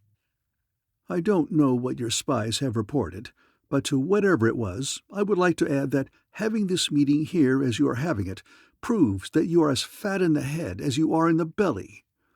"Silence! Seize him, men!" the captain commanded fiercely. He was not really fat. He had only a scant inch of equatorial bulge, but that small surplusage was a sore point indeed. "Disarm him." "The first man to move dies in his tracks," Kinnison countered, his coldly venomous tone holding the troopers motionless. He wore two hand weapons, more or less similar to delaminators, and now his hands rested lightly upon their butts. "I cannot be disarmed until after I have been disrated, as you know very well, and that will never happen. For if you demote me, I will take an appeal, as is my right, to the Colonel's court, and there I will prove that you are stupid, inefficient, cowardly, and unfit generally to command. You really are, and you know it. Your discipline is lax and full of favoritism. Your rewards and punishments are assessed not by logic, but by whim, passion, and personal bias. Any court that can be named would set you down into the ranks where you belong, and would give me your place. If this is insubordination, and if you want to make something out of it, you pussy-gutted, pusillanimous, brainless tub of lard, cut in your jets." The maligned officer half rose, white-knuckled hands gripping the arms of his chair, then sank back craftily. He realized now that he had blundered. He was in no position to face the rigorous investigation which Gannel's accusation would bring on. But there was a way out. This could now be made a purely personal matter, in which a duel would be de rigueur. And in Boskonian dueling, the superior officer, not the challenged, had the choice of weapons. He was a master of the saber. He had outpointed Gannel regularly in the regimental games. Therefore, he choked down his wrath and— "These personal insults, gratuitous and false as they are, take the matter out of military channels," he declared smoothly. "Meet me then tomorrow, half an hour before sunset, in the place of swords. It will be with sabers." Accepted. Kinnison meticulously followed the ritual. To first blood or to the death? This question was superfluous. The stigma of the Lensman's epithets, delivered before such a large group, could not possibly be expunged by the mere letting of a little blood. "To the death," curtly. "So be it, O Captain." Kinnison saluted punctiliously, executed a snappy about-face, and marched stiffly out of the room. QX. This was fine, strictly according to Hoyle. The captain was a swordsman, surely, but Kinnison was no slouch. He didn't think that he would have to use a thought beam to help him. He had had 5 years of intensive training. Quarterstaff, nightstick, club, knife, and dagger. Foil, epee, rapier, saber, broadsword, scimitar, bayonet, what have you. With practically any nameable weapon, any Lensman had to be as good as he was with fists and feet. The place of swords was in fact a circular arena, surrounded by tiers of comfortably padded seats. It was thronged with uniforms, with civilian formal afternoon dress, and with modish gowns, for such duels as this were sporting events of the first magnitude. To guard against such trickery as concealed armor, the contestants were almost naked. Each wore only silken trunks and a pair of low shoes, whose cross-ribbed, flexible composition soles could not be made to slip upon the corrugated surface of the cork-like material of the arena's floor. The colonel himself, as master of ceremonies, asked the usual perfunctory questions. No, reconciliation was impossible. No, the challenged would not apologize. No, the challenger's honor could not be satisfied with anything less than mortal combat. He then took 2 sabers from an orderly, measuring them to be sure that they were of precisely the same length. He tested each edge for keenness, from hilt to needlepoint, with an expert thumb. He pounded each hilt with a heavy testing club. Lastly, still in view of the spectators, he slipped a guard over each point and put his weight upon the blades. They bent alarmingly, but neither broke, and both snapped back truly into shape. No spy or agent everyone then knew had tampered with either one of those beautiful weapons. Removing the point guards, the colonel again inspected those slenderly lethal tips and handed 1 saber to each of the duelists. He held out a baton, horizontal and shoulder-high. Gannel and the captain crossed their blades upon it. He snapped his stick away, and the duel was on. Kinnison fought in Gannel's fashion exactly, in his characteristic crouch and with his every mannerism. He was, however, a trifle faster than Gannel had ever been, just enough faster so that by the exertion of everything he had of skill and finesse, he managed to make the Zwilnick's blade meet steel instead of flesh during the first long 5 minutes of furious engagement. The guy was good, no doubt of that. His saber came writhing in to disarm. Kinnison flicked his massive wrist. Steel slithered along steel, hilt clanged against heavy basket hilt. 2 mighty right arms shot upward, straining to the limit. Breast to hard-ridged breast, left arms pressed against bulgingly corded backs, every taut muscle from floor-gripping feet up to powerful shoulders thrown into the effort. The battlers stood motionlessly en tableau for seconds. The ape wasn't fat at that, Kinnison realized then. He was as hard as cordwood underneath. Not fat enough, anyway, to be anybody's pushover. Although he was probably not in good enough shape to last very long. He could probably wear him down. He wondered fleetingly, if worst came to worst, whether he would use his mind or not. He didn't want to, but he might have to. Or would he, even then? Could he? But he'd better snap out of it. He couldn't get anywhere with this body check business. The Zwilnik was fully as strong as he was. They broke, and in the breaking, Kinnison learned a brand new cut. He sensed it coming, but he could not parry or avoid it entirely, and the crowd shrieked madly as the captain's point slashed into Ganel's trunks, and a stream of crimson trickled down Ganel's left leg. Stamp, stamp, cut, thrust, feint, slash, and parry, the grim game went on. Again, in spite of all he could do, Kinnison was pinked, this time by a straight thrust aimed at his heart. He was falling away from it, though, so got only half an inch or so of the point in the fleshy part of his left shoulder. It bled spectacularly, however, and the throng yelled ragingly for the kill. Another, he never did know exactly how he got that one, in the calf of his right leg, and the bloodthirsty mob screamed still louder. Then, the fine edge of the captain's terrific attack worn off, Kinnison was able to assume the offensive. He maneuvered his foe into an awkward position, swept his blade aside, and slashed viciously at the neck. But the Thralian was able partially to cover. He ducked frantically, even while his parrying blade was flashing up. Steel clanged, sparks flew, but the strength of the lensman's arm could not be entirely denied. Instead of the whole head, however, Kinnison's razor-edged weapon snicked off only an ear and a lock of hair. Again the spectators shrieked frenzied approval. They did not care whose blood was shed, so long as it was shed. And this duel, of two superb swordsmen so evenly matched, was the best they had seen for years. It was, and promised to keep on being, a splendidly gory show indeed. Again and again the duelists engaged at their flashing top speed. Once again each drew blood before the colonel's whistle shrilled. Time out for repairs. To have either of the contestants bleed to death, or even to the point of weakness, was no part of the code.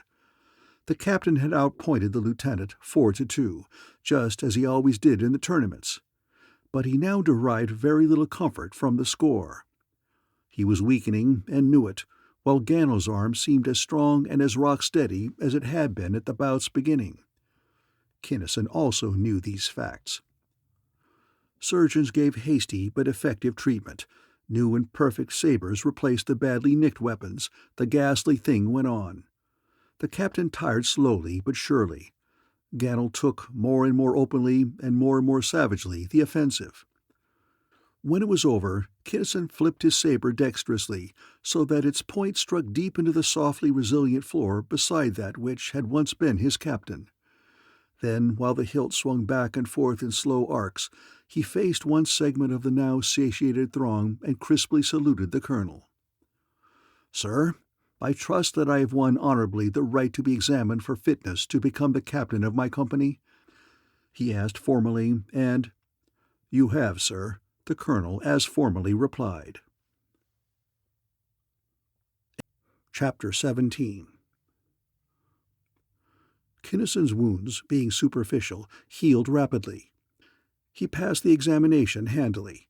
He should have, since, although it was rigorous and comprehensive, Traska Ganel himself could have passed it, and Kinnison, as well as knowing practically everything that the Thralian had ever learned, had his own vast store of knowledge upon which to draw.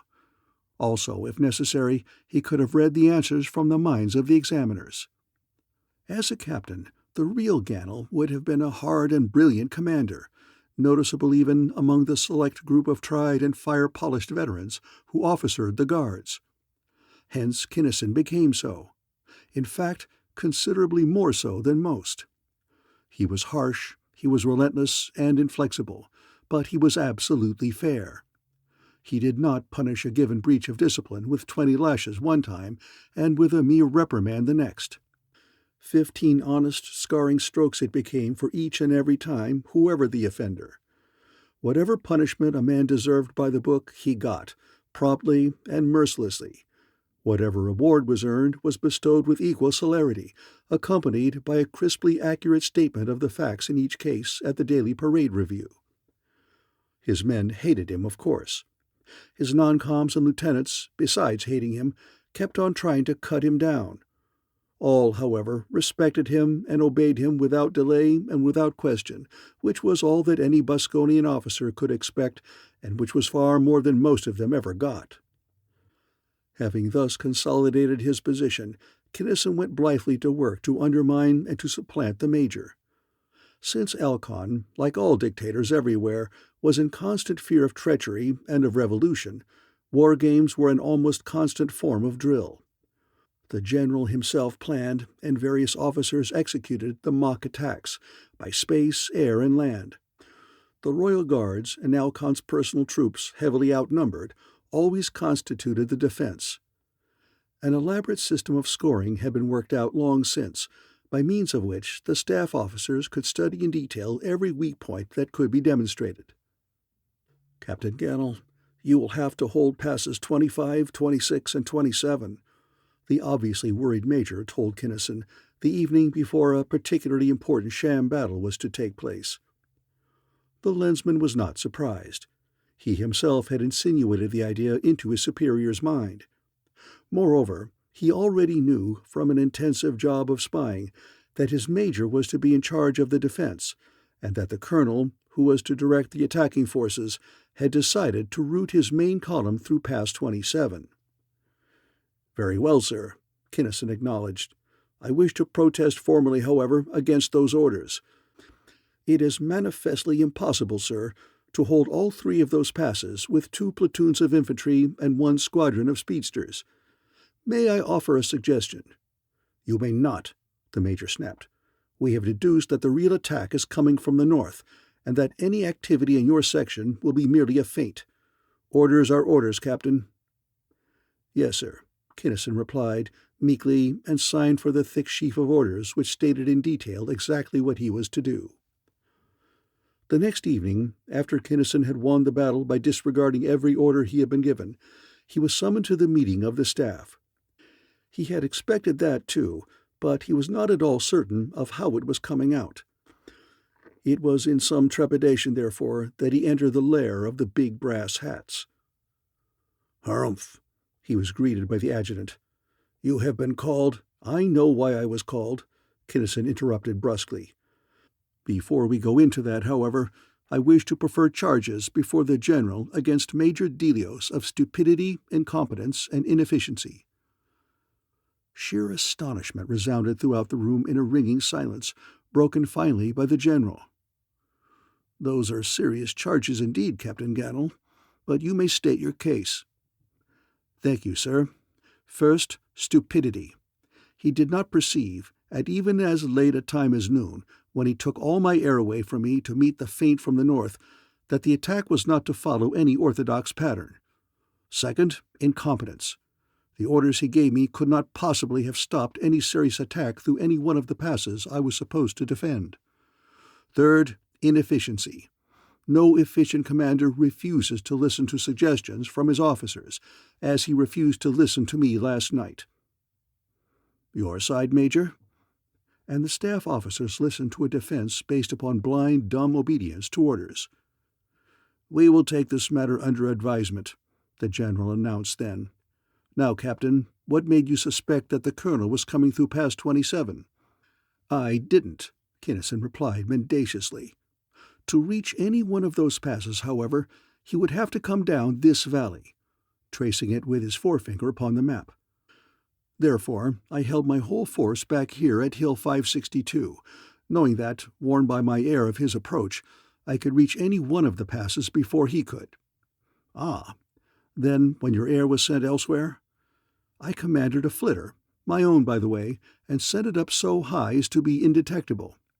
I then ordered motorcycle scouts out, for the enemy to capture, to make the commander of any possible attacking or reconnaissance force think that I was blind." "Ah, smart work. And then?" "As soon as my scout reported troop movements in the valley, I got my men ready to roll. When it became certain that Pass 27 was the objective, I rushed everything I had into pre-selected positions commanding every foot of that pass. Then, when the colonel walked into the trap, I wiped out most of his main column. However, I had a theoretical loss of 3/4 of my men in doing it," bitterly. "If I had been directing the defense, I would have wiped out the colonel's entire force, ground and air both, with a loss of less than 2%. This was strong talk. "Do you realize, Captain Gannell, that this is sheer insubordination?" the general demanded. "That you are in effect accusing me also of stupidity in planning and in ordering such an attack?" "Not at all, sir," Kinnison replied instantly. "It was quite evident, sir, that you did it deliberately, to show all of us junior officers the importance of thought. To show us that, while unorthodox attacks may possibly be made by unskilled tacticians, any such attack is of necessity fatally weak if it be opposed by good tactics. In other words, that orthodox strategy is the only really good strategy. Was not that it, sir?" Whether it was or not, that viewpoint gave the general an out, and he was not slow in taking advantage of it. He decided then and there, and the always subservient staff agreed with him, that Major Delios had indeed been stupid, incompetent, and inefficient, and Captain Gannell forthwith became Major Gannell. Then the Lensman took it easy. He wangled and finagled various and sundry promotions and replacements until he was once more surrounded by a thoroughly subsidized personal staff and in good position to go to work upon the colonel. Then, however, instead of doing so, he violated another Boskonian precedent by having a frank talk with the man whom normally he should have been trying to displace. "You have found out that you can't kill me, Colonel," he told his superior after making sure that the room was really shielded. "Also, that I can quite possibly kill you. You know that I know more than you do, that all my life, while you other fellows were helling around, I have been working and learning, and that I can, in a fairly short time, take your job away from you without killing you. However, I don't want it." "You don't want it?" The colonel stared narrow-eyed. "What do you want, then?" He knew, of course, that Gannell wanted something. "Your help," Kinnison admitted candidly. "I want to get onto Alcon's personal staff as advisor. With my experience and training, I figure that there's more in it for me there than here in the Guards. Here's my proposition. If I help you by showing you how to work out your field problems and in general building you up however I can instead of tearing you down, will you use your great influence with the General and Prime Minister Foston to have me transferred to the household?" "Will I? I'll say I will," the colonel agreed with fervor. He did not add, "if I cannot kill you first." That was understood. And Kinnison did build the colonel up. He taught him things about the military business which that staff officer had never even suspected. He sounded depths of strategy theretofore completely unknown to the Zwilnik. And the more Kinnison taught him, the more eager the colonel became to get rid of him. He had become suspicious and only reluctantly cooperative at first, but as soon as he realized that he could not kill his tutor, and that if the latter stayed in the Guards, it would be only a matter of days, at most of weeks, until Gannell would force himself into the colonelcy by sheer force of merit, he pulled in earnest every wire that he could reach. Before the actual transfer could be effected, however, Kinnison received a call from Nadrek. "Excuse me, please, for troubling you," the Polanian apologized, "but there has been a development in which you may perhaps be interested. This Kandron has been given orders by Alcon to traverse a hyperspatial tube, the terminus of which will appear at coordinates 217, 493, 28, at hour 11 of the 7th Thralian day from the present." "Fine business. And you want to chase him, huh?" Kinnison jumped at the conclusion. "Sure, go ahead. I'll meet you there. I'll fake some kind of an excuse to get away from here, and we'll run him ragged." "I do not," Nadrek interrupted decisively. "If I leave my work here, it will all come undone. Besides, it would be dangerous and foolhardy. Not knowing what lies at the other end of that tube, we could make no plans and could have no assurance of safety or even of success. You should not go either. That is unthinkable. I am reporting this matter in view of the possibility that you may think it significant enough to warrant the sending of some observer whose life is of little or no importance." "Oh, uh-huh. I see. Thanks, Nadrek." Kinnison did not allow any trace of his real thought to go out before he broke the line. Then, "Funny ape, Nadrek," he cogitated as he called Haines. "I don't get his angle at all. I simply can't figure him out. Haines, Kinnison," and he reported in full. "The Dauntless has all the necessary generators and equipment, and the place is far enough out so that she can make the approach without any trouble," the Lensman concluded. "We'll burn whatever is at the other end of that tube clear out of the ether. Send along as many of the old gang as you can spare. Wish we had time to get Cardinge. He'll howl like a wolf at being left out, but we've got only a week." "Cardinge is here," Haines broke in. "He has been working out some stuff for Thorndyke on the Sunbeam. He is finished now, though, and will undoubtedly want to go along." "Fine." And explicit arrangements for the rendezvous were made. It was not unduly difficult for Kinnison to make his absence from duty logical, even necessary. Scouts and observers reported inexplicable interferences with certain communication lines. With thoughts of the Lensman suffusing the minds of the higher-ups, and because of Gannel's already demonstrated prowess and keenness, he scarcely had to signify a willingness to investigate the phenomena in order to be directed to do so. Nor did he pick a crew of his own sycophants. Instead, he chose the 5 highest-ranking privates of the battalion to accompany him upon this supposedly extremely dangerous mission. Apparently completely unaware, 2 of them belonged to the colonel, 2 to the general, and 1 to the captain who had taken his place. The colonel wished Major Gannel good luck verbally, even while hoping fervently that the Lensman would make cold meat of him in a hurry. And Kinnison gravely gave his well-wisher thanks as he set out.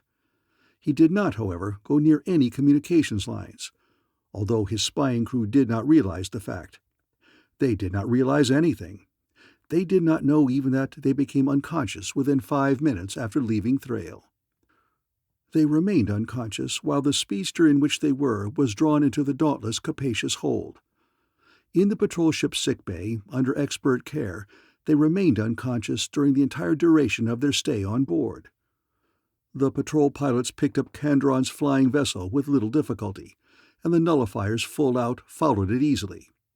When the Zwilnick ship slowed down to feel for the vortex, the Dauntless slowed also, and baffled her driving jets as she sneaked up to the very edge of the electro-detector range. When the objective disappeared from the 3-dimensional space, the point of vanishment was marked precisely, and up to that point the patrol ship flashed in seconds. The regular driving blasts were cut off, the special generators were cut in. Then, as the force fields of the ship reacted against those of the Boskonian shore station, the patrolmen felt again in all their gruesome power the appallingly horrible sensation of interdimensional acceleration. For that sensation is, literally, indescribable. A man in good training can overcome seasickness, airsickness, and space sickness. He can overcome the nausea and accustom himself to the queasily terrifying endless fall sensation of weightlessness. He can and does become so inured to as to regard as perfectly normal the outrages to the sensibilities incident to inertialessness in its crudest forms. No man has, however, been able to get used to interdimensional acceleration. It is best likened to a compression, not as a whole, but atom by atom. A man feels as though he were being twisted, corkscrewed in some monstrously obscure fashion, which permits him neither to move from his place nor to remain where he is. It is a painless but utterly revolting transformation, progressing in a series of waves. A rearrangement, a writhing, crawling distortion, an incomprehensibly impossible extrusion of each ultimate particle of his substance in an unknowable, ordinarily non-existent direction.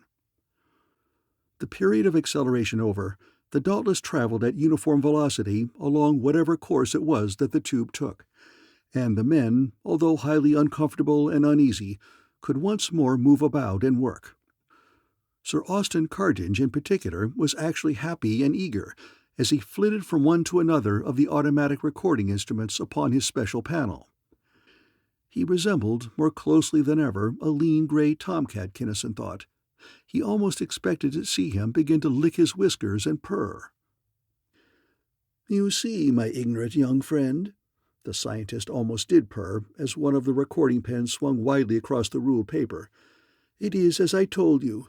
The lack of exact data upon even one tiny factor of this extremely complex phenomenon is calamitous. While my notes were apparently complete and were certainly accurate, our experimental tubes did not function perfectly. The time factor was irreconcilable, completely so in every respect, even that of departure from and return to normal space, and it is unthinkable that time, one of the fundamental units, is or can be intrinsically variable." "You think so?" Kinnison broke in. "Look at that," pointing to the ultimate of timepieces, Cardinge's own triplex chronometer. "Number 1 says that we have been in this tube for an hour. Number 2 says a little over 9 minutes. And according to number 3, we won't be starting for 20 minutes yet. It must be running backward. Let's see you comb that out of your whiskers." "Oh, But only momentarily was Sir Austin taken aback. I was right all the time," he cackled gleefully. "I thought it practically impossible for me to commit an error or to overlook any possibilities, and I have now proved that I did not. Time, in this hyperspatial region or condition, is intrinsically variable in major degree." "And what does that get you?" Kinnison asked pointedly. "Much, my impetuous youngster, much," Cardinge replied. "We observe, we note facts. From the observation and facts we theorize, and we deduce, thus arriving very shortly at the true inwardness of time." "You hope," the Lensman snorted dubiously. And in his skepticism he was right, and Sir Austin was wrong. For the actual nature and mechanism of time remained and still constitute a mystery, or at least an unsolved problem. The Arisians, perhaps, understand time. No other race does. To some of the men, then, and to some of the clocks and other time-measuring devices, the time seemed, or actually was, very long. To other and similar beings and mechanisms it seemed, or was, short. Short or long, however, the Dauntless did not reach the Boskonian end of the hyperspatial tube. In mid-flight there came a crunching, twisting clunk, and an abrupt reversal of the inexplicably horrible interdimensional acceleration, a deceleration as sickeningly disturbing, both physically and mentally, as the acceleration had been. While within the confines of the hyperspatial tube, every eye of the Dauntless had been blind. To every beam upon every frequency, visible or invisible, ether-borne or carried upon the infinitely faster waves of the sub-ether, the murk was impenetrable. Every plate showed the same mind-numbing blankness. A vague, eerily shifting, quasi-solid blanket of formless, textureless grayness. No lightness or darkness, no stars or constellations or nebulae, no friendly deep space blackness, nothing. Deceleration ceased. The men felt again the wonted homeliness and comfort of normal pseudo-inertia. Simultaneously, the gray smear of the visiplates faded away into commonplace areas of jetty black, pierced the brilliantly dimensionless varicolored points of light which were the familiar stars of their own familiar space. But were they familiar? Was that our galaxy, or anything like it? They were not. It was not. Kinnison stared into his plate, aghast. He would not have been surprised to have emerged into three-dimensional space anywhere within the second galaxy. In that case, he would have seen a Milky Way, and from its shape, apparent size, and texture, he could have oriented himself fairly closely in a few minutes. But the Dauntless was not within any lenticular galaxy. Nowhere was there any sign of a Milky Way. He would not have been really surprised to have found himself and his ship out in the open intergalactic space. In that case, he would have seen a great deal of dead black emptiness, blotched with 100 or so lenticular bodies which were in fact galaxies. Orientation would then have been more difficult, but with the aid of the patrol charts it could have been accomplished. But here there were no galaxies, no nebulae of any kind. Chapter 18. Here, upon the background of a blackness so intense as to be obviously barren of nebular material, there lay a multitude of blazingly resplendent stars, and nothing except stars. A few hundred were of a visual magnitude of about -3. Approximately the same number were of -2 or thereabouts, and so on down. But there did not seem to be a star or other celestial object in that starkly incredible sky of an apparent magnitude of greater than about +4. "What do you make of this, Sir Austin?"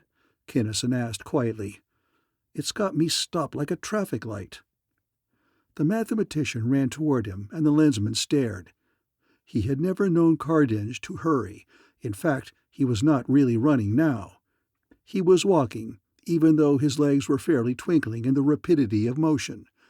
As he approached Kinnison, his mad pace gradually slowed to normal.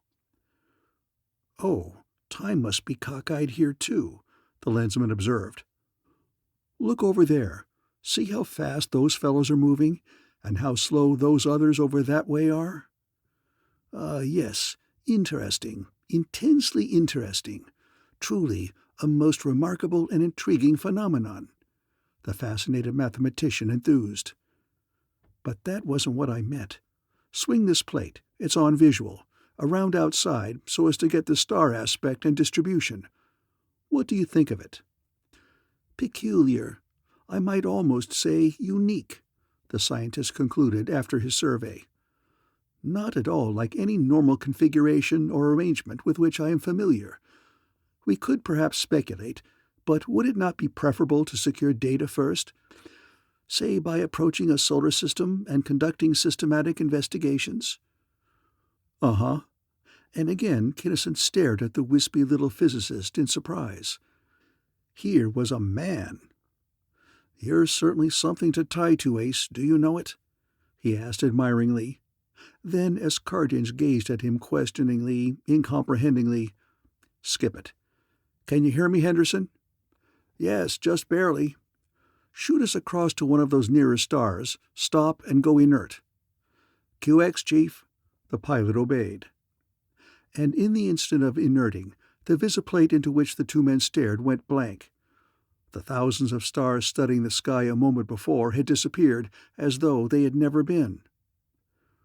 "Why, how in all the yellow hells of space can that happen?" Kinnison blurted. Without a word, Cardinge reached out and snapped the plate's receiver over from visual to ultra, whereupon the stars reappeared as suddenly as they had vanished. "Something screwy somewhere," the lensman protested. "We can't have an inert velocity greater than that of light. It's impossible." "Few things, if any, can be said definitely to be impossible, and everything is relative, not absolute," the old scientist declared pompously. "This space, for instance. You have not yet perceived, I see, even that you are not in the same three-dimensional space in which we have heretofore existed." Kinnison gulped. He was going to protest about that, too, but in the face of Cardinge's unperturbed acceptance of the fact, he did not quite dare to say what he had in mind. "That is better," the old man declaimed. "Do not get excited. To do so dulls the mind. Take nothing for granted. Do not jump at conclusions. To commit either of those errors will operate powerfully against success. Working hypotheses, young man, must be based upon accurately determined facts, not upon mere guesses, superstitions, or the figments of personal prejudices." But, QX, skip it." 9/10 of the Dauntless crew would have gone out of control at the impact of the knowledge of what had happened. Even Kinnison's powerful mind was shaken. Cardinge, however, was, not seemed to be, but actually was, as calm and as self-contained as though he were in his own quiet study. "Explain it to me, will you please, in words of as nearly one syllable as possible?" "Our looser thinkers have for centuries speculated upon the possibility of an entire series of different spaces existing simultaneously, side by side in a hypothetical hypercontinuum. I have never indulged in such time-wasting, but now that actual corroborative data have become available, I regard it as a highly fruitful field of investigation. Two extremely significant facts have already become apparent: the variability of time and the non-applicability of our so-called laws of motion. Different spaces, different laws, it would seem. But when we cut our generators in that other tube, we emerged into our own space, Kinnison argued. How do you account for that? I do not as yet try to account for it, Cardinge snapped. Two very evident possibilities should already be apparent, even to your feeble brain. One, that at the moment of release, your vessel happened to be situated within a fold of our own space. Two, that the collapse of the ship's force fields always returns it to its original space, while the collapse of those of the shore station always forces it into some other space. In the latter case, it would be reasonable to suppose that the persons or beings at the other end of the tube may have suspected that we were following Kandron, and, as soon as he landed, cut off their forces deliberately to throw us out of space. They may even have learned that persons of lesser ability, so treated, never return. Do not allow yourself to be at all impressed by any of these possibilities, however, as the truth may very well lie in something altogether different. Bear it in mind that we have as yet very little data upon which to formulate any theories, and that the truth can be revealed only by a very careful, accurate, and thorough investigation. Please note also that I would surely have discovered and evaluated all these unknowns during the course of my as yet incomplete study of our own hyperspatial tubes, that I am merely continuing here a research in which I have already made noteworthy progress. Kinnison really gasped at that. The guy was certainly terrific. He called the chief pilot. Go freehand and start flitting for a planet. We've got to sit down somewhere before we can start back home. When you find one, land free. Stay free and watch your bergs. I don't have to tell you what will happen if they quit on us. Then Thorndyke. Vern, break out some personal neutralizers. We've got a job of building to do, inertialess.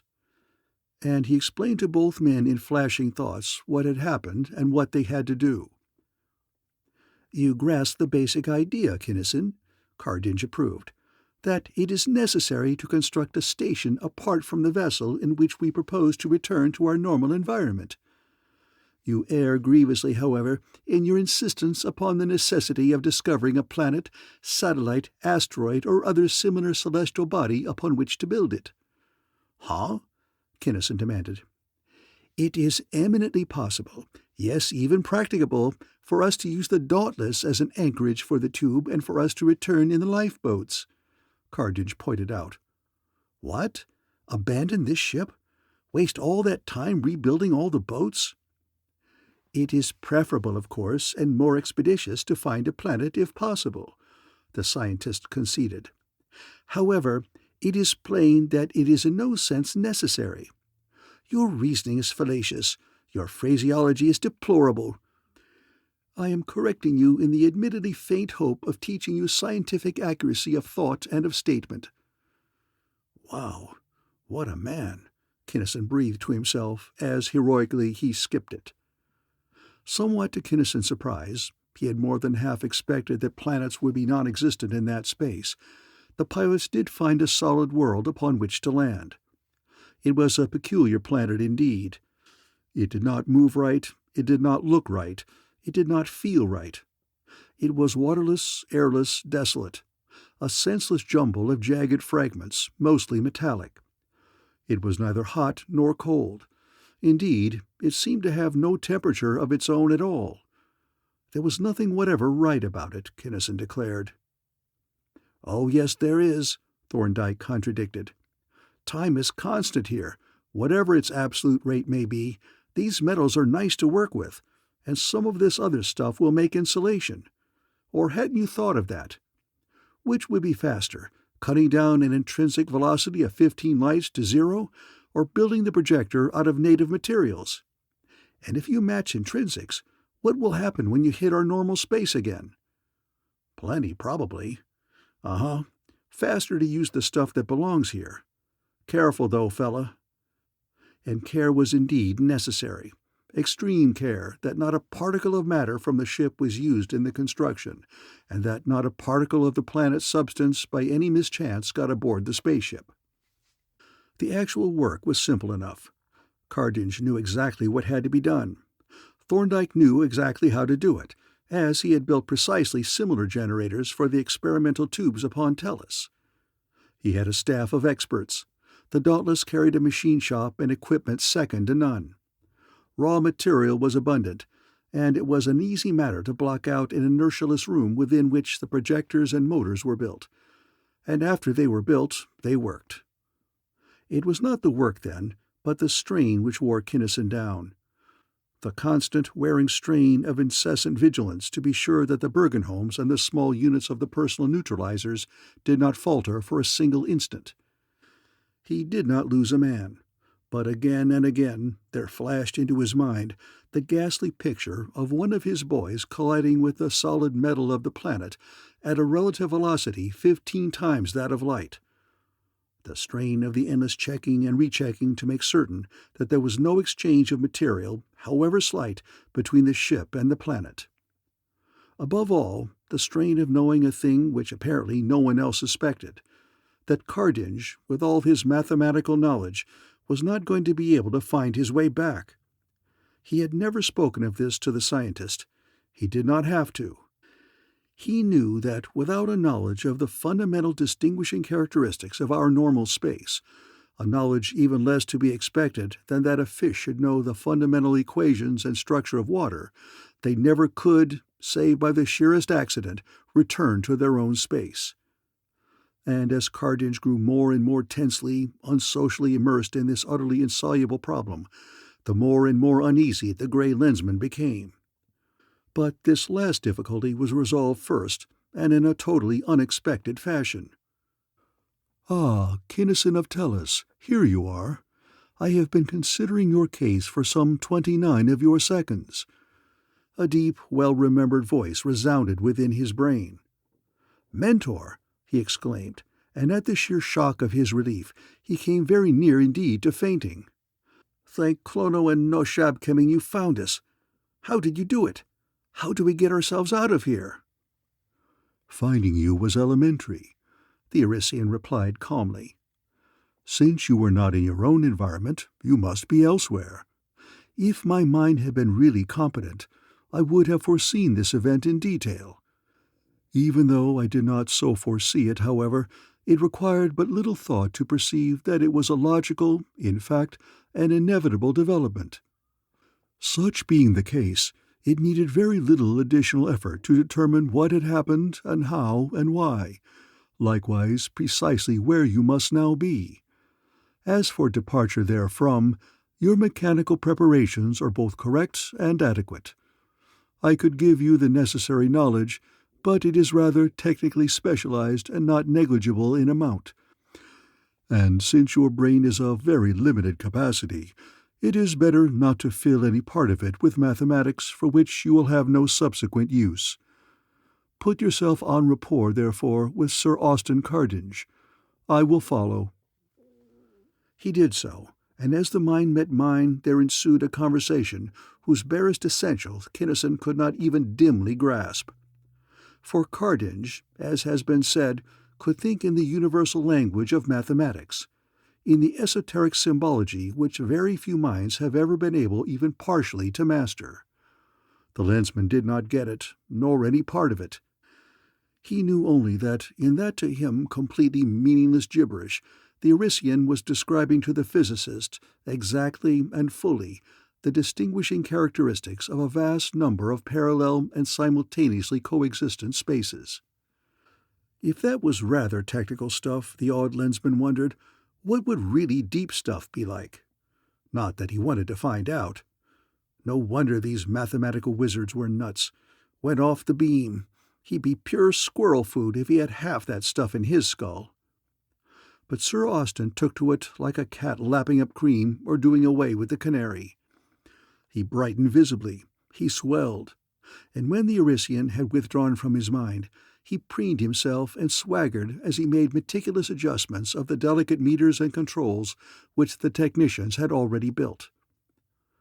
Preparations complete, Cartridge threw in the switches, and everything belonging to the Dauntless was rushed aboard. The neutralizers, worn so long and cherished so assiduously, were taken off with profound sighs of relief. The vessel was briefly, tentatively inerted. QX, no faster-than-light meteorites tore volatilizingly through her mass. So far, so good. Then the ship's generators were energized, and smoothly, effortlessly, the big battle wagon took the interdimensional plunge. There came the expected, but nevertheless almost unendurable acceleration. The imperceptible, unloggable flight through the drably featureless grayness. The horrible deceleration. Stars flashed beautifully upon the plates. "We made it!" Kinnison shouted in relief when he had assured himself that they had emerged into real space inside the second galaxy, only a few parsecs away from their point of departure. "By Clono's golden grin, Sir Austin, you figured it to a red whisker.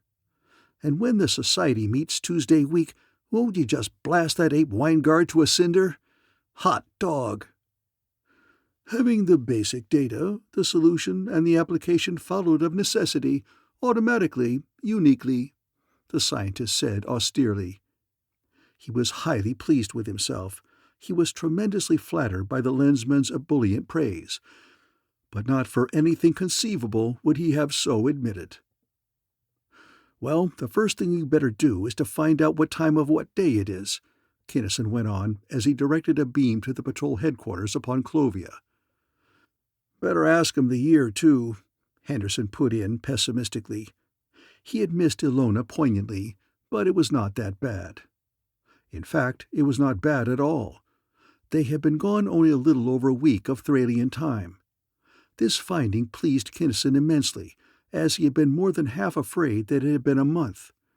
He could explain a week easily enough, but anything over 2 weeks would have been tough to handle. The supplies of the Thralian speedster were adjusted to fit the actual elapsed time, and Worsel and Kinnison engraved upon the minds of the 5 unconscious guardsmen completely detailed, even though equally completely fictitious, memories of what they and Major Gannel had done since leaving Thrail. Their memories were not exactly alike, of course.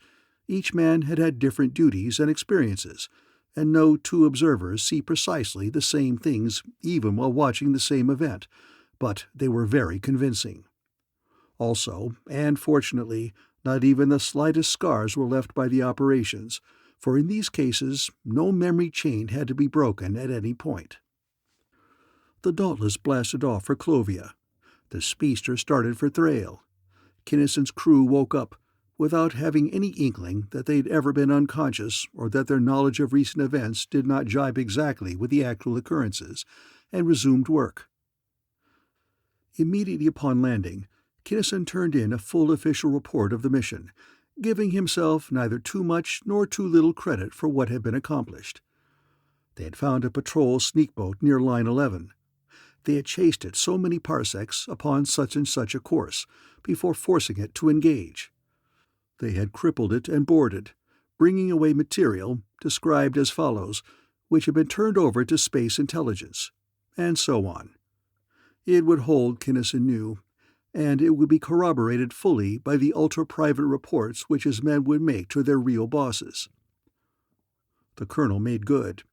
Hence, with due pomp and ceremony, Major Traska Gannel was inducted into the household. He was given one of the spy ray screen cigarette boxes in which Alcon's most trusted officers were allowed to carry their private secret insignia. Kinnison was glad to get that. He could carry his lens with him now if the thing was really ray-proof, instead of leaving it buried in a can outside the city limits. The lensman went to his first meeting of the advisory cabinet with his mind set on a hair trigger. He hadn't been around Alcon very much, but he knew that the tyrant had a stronger mind shield than any untreated human being had any right to have. He'd have to play this mighty close to his chest. He didn't want any Zwilnik reading his mind, yet he didn't want to create suspicion by revealing the fact that he too had an impenetrable block. As he approached the cabinet chamber, he walked into a zone of hypnosis and practically bounced. He threw up his head. It was all he could do to keep his barriers down. It was general, he knew, not aimed specifically at him. To fight the hypnotist would be to call attention to himself, as the only man able either to detect his work or to resist him, would give the whole show away. Therefore, he let the thing take hold, with reservations, of his mind. He studied it. He analyzed it. Sight only, eh? QX, he let Alcon have superficial control, and he wouldn't put too much faith in anything he saw. He entered the room, and during the preliminaries he reached out delicately to touch imperceptibly mind after mind. All the ordinary officers were on the level. Now he'd see about the Prime Minister. He'd heard a lot about this Boston, but had never met him before. He'd see what the guy really had on the ball.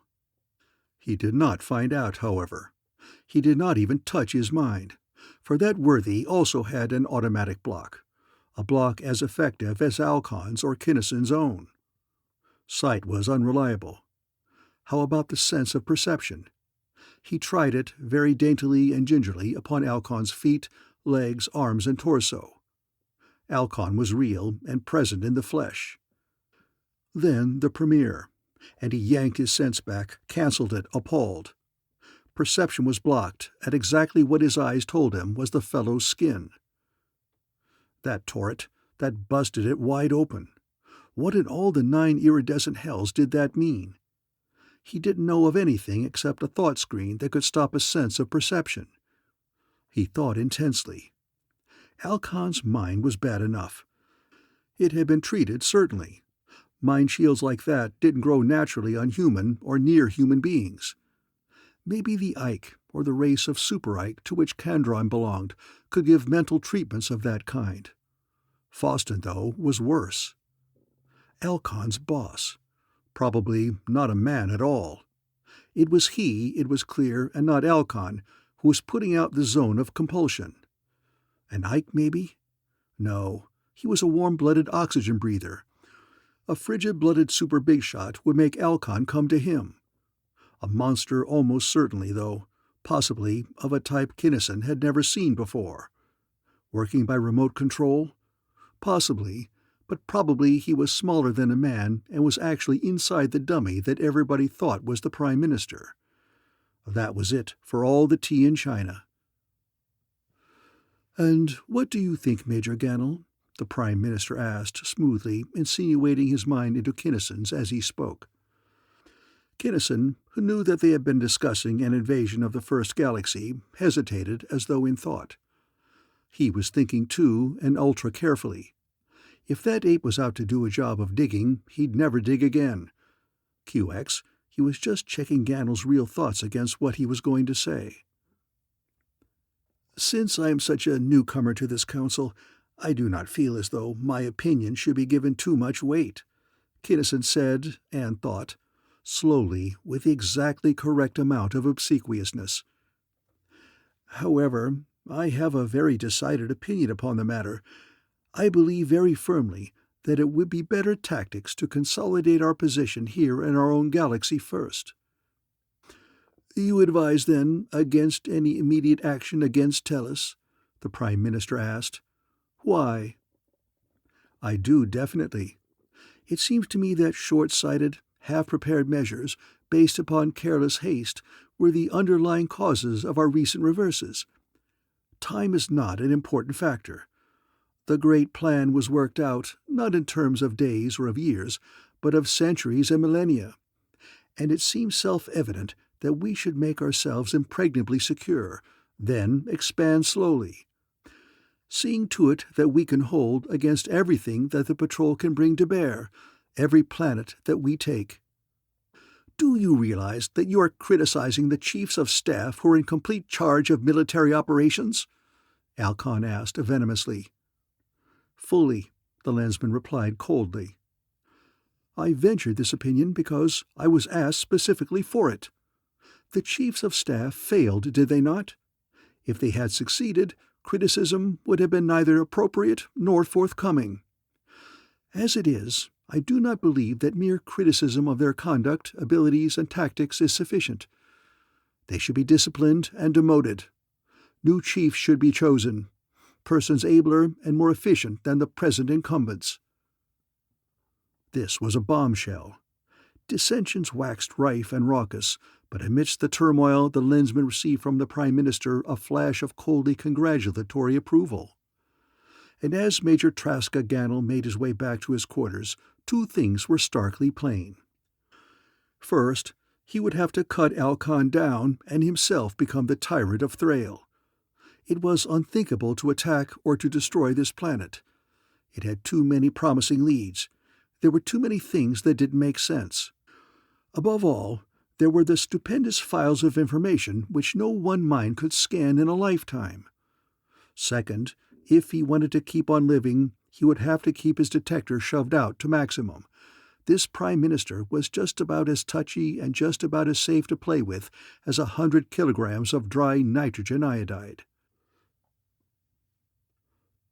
Chapter 19. Nadrek, the Polanian Lensman, had not exaggerated in saying that he could not leave his job, that his work would come undone if he did. As has been intimated, Nadrek was cowardly and lazy, and characterized otherwise by traits not usually regarded by humankind as being noble. He was, however, efficient, and he was now engaged in one of the most colossal tasks ever attempted by any one Lensman. Characteristically, he had told no one, not even Haynes or Kinnison, what it was that he was trying to do. He never talked about a job until after it was done, and his talking then was usually limited to a taped, Lensman-sealed, tersely factual report. He was investigating Onlo. That was all that anybody knew. Onlo was at that time perhaps the most heavily fortified planet in the universe. Compared to its massed might, Jarnavon was weak. Tellus, except for its sunbeams and its other open space safeguards, a joke. Onlo's defenses were all, or nearly all, planetary. Kandron's strategy, unlike Haynes, was to let any attacking force get almost down to the ground and then blast it out of existence. Thus Onlo was in effect one tremendously armed, titanically powered fortress. Not one cubic foot of its poisonous atmosphere was out of range of projectors theoretically capable of puncturing any defensive screen possible of mounting upon a mobile base. And Nadrek, the cowardly, the self-effacing, the apologetic, had tackled Onlo alone. Using the technique which has already been described in connection with his highly successful raid upon the Ike stronghold of Lyrain 8, he made his through the Onlonian defensive screens and settled down comfortably near one of the gigantic domes. Then, as though time were of no consequence whatever, he proceeded to get acquainted with the personnel. He learned the identifying symbol of each entity and analyzed every one psychologically, mentally, intellectually, and emotionally. He tabulated his results upon the Polanian equivalent of index cards, then very carefully arranged the cards into groups. In the same fashion, he visited and took the census of dome after dome. No one knew that he had been near. Apparently, he had done nothing. But in each dome as he left it, there had been sown seeds of discord and of strife, which at a carefully calculated future time would yield bitter fruit indeed. For every mind has some weakness, each intellect some trait of which it does not care to boast, each Achilles his heel. That is true even of Grey Lensmen. And the Onlonians, with their heredity and environment of Boskonianism, were in no sense material from which Lensmen could be made. Subtly then, and coldly and callously, Nadrek worked upon the basest passions, the most ignoble traits of that far from noble race. Jealousy, suspicion, fear, greed, revenge. Quality by quality he grouped them, and to each group he sent series after series of horridly stimulating thoughts. Jealousy, always rife, assumed fantastic proportions. Molehills became mountains overnight. A passing word became a studied insult. No one aired his grievances, however, for always and everywhere there was fear. Fear of discipline, fear of reprisal, fear of betrayal, fear of the double cross. Each monster brooded, sullenly intense. Each became bitterly, gallingly, hatingly aware of an unwarranted and intolerable persecution.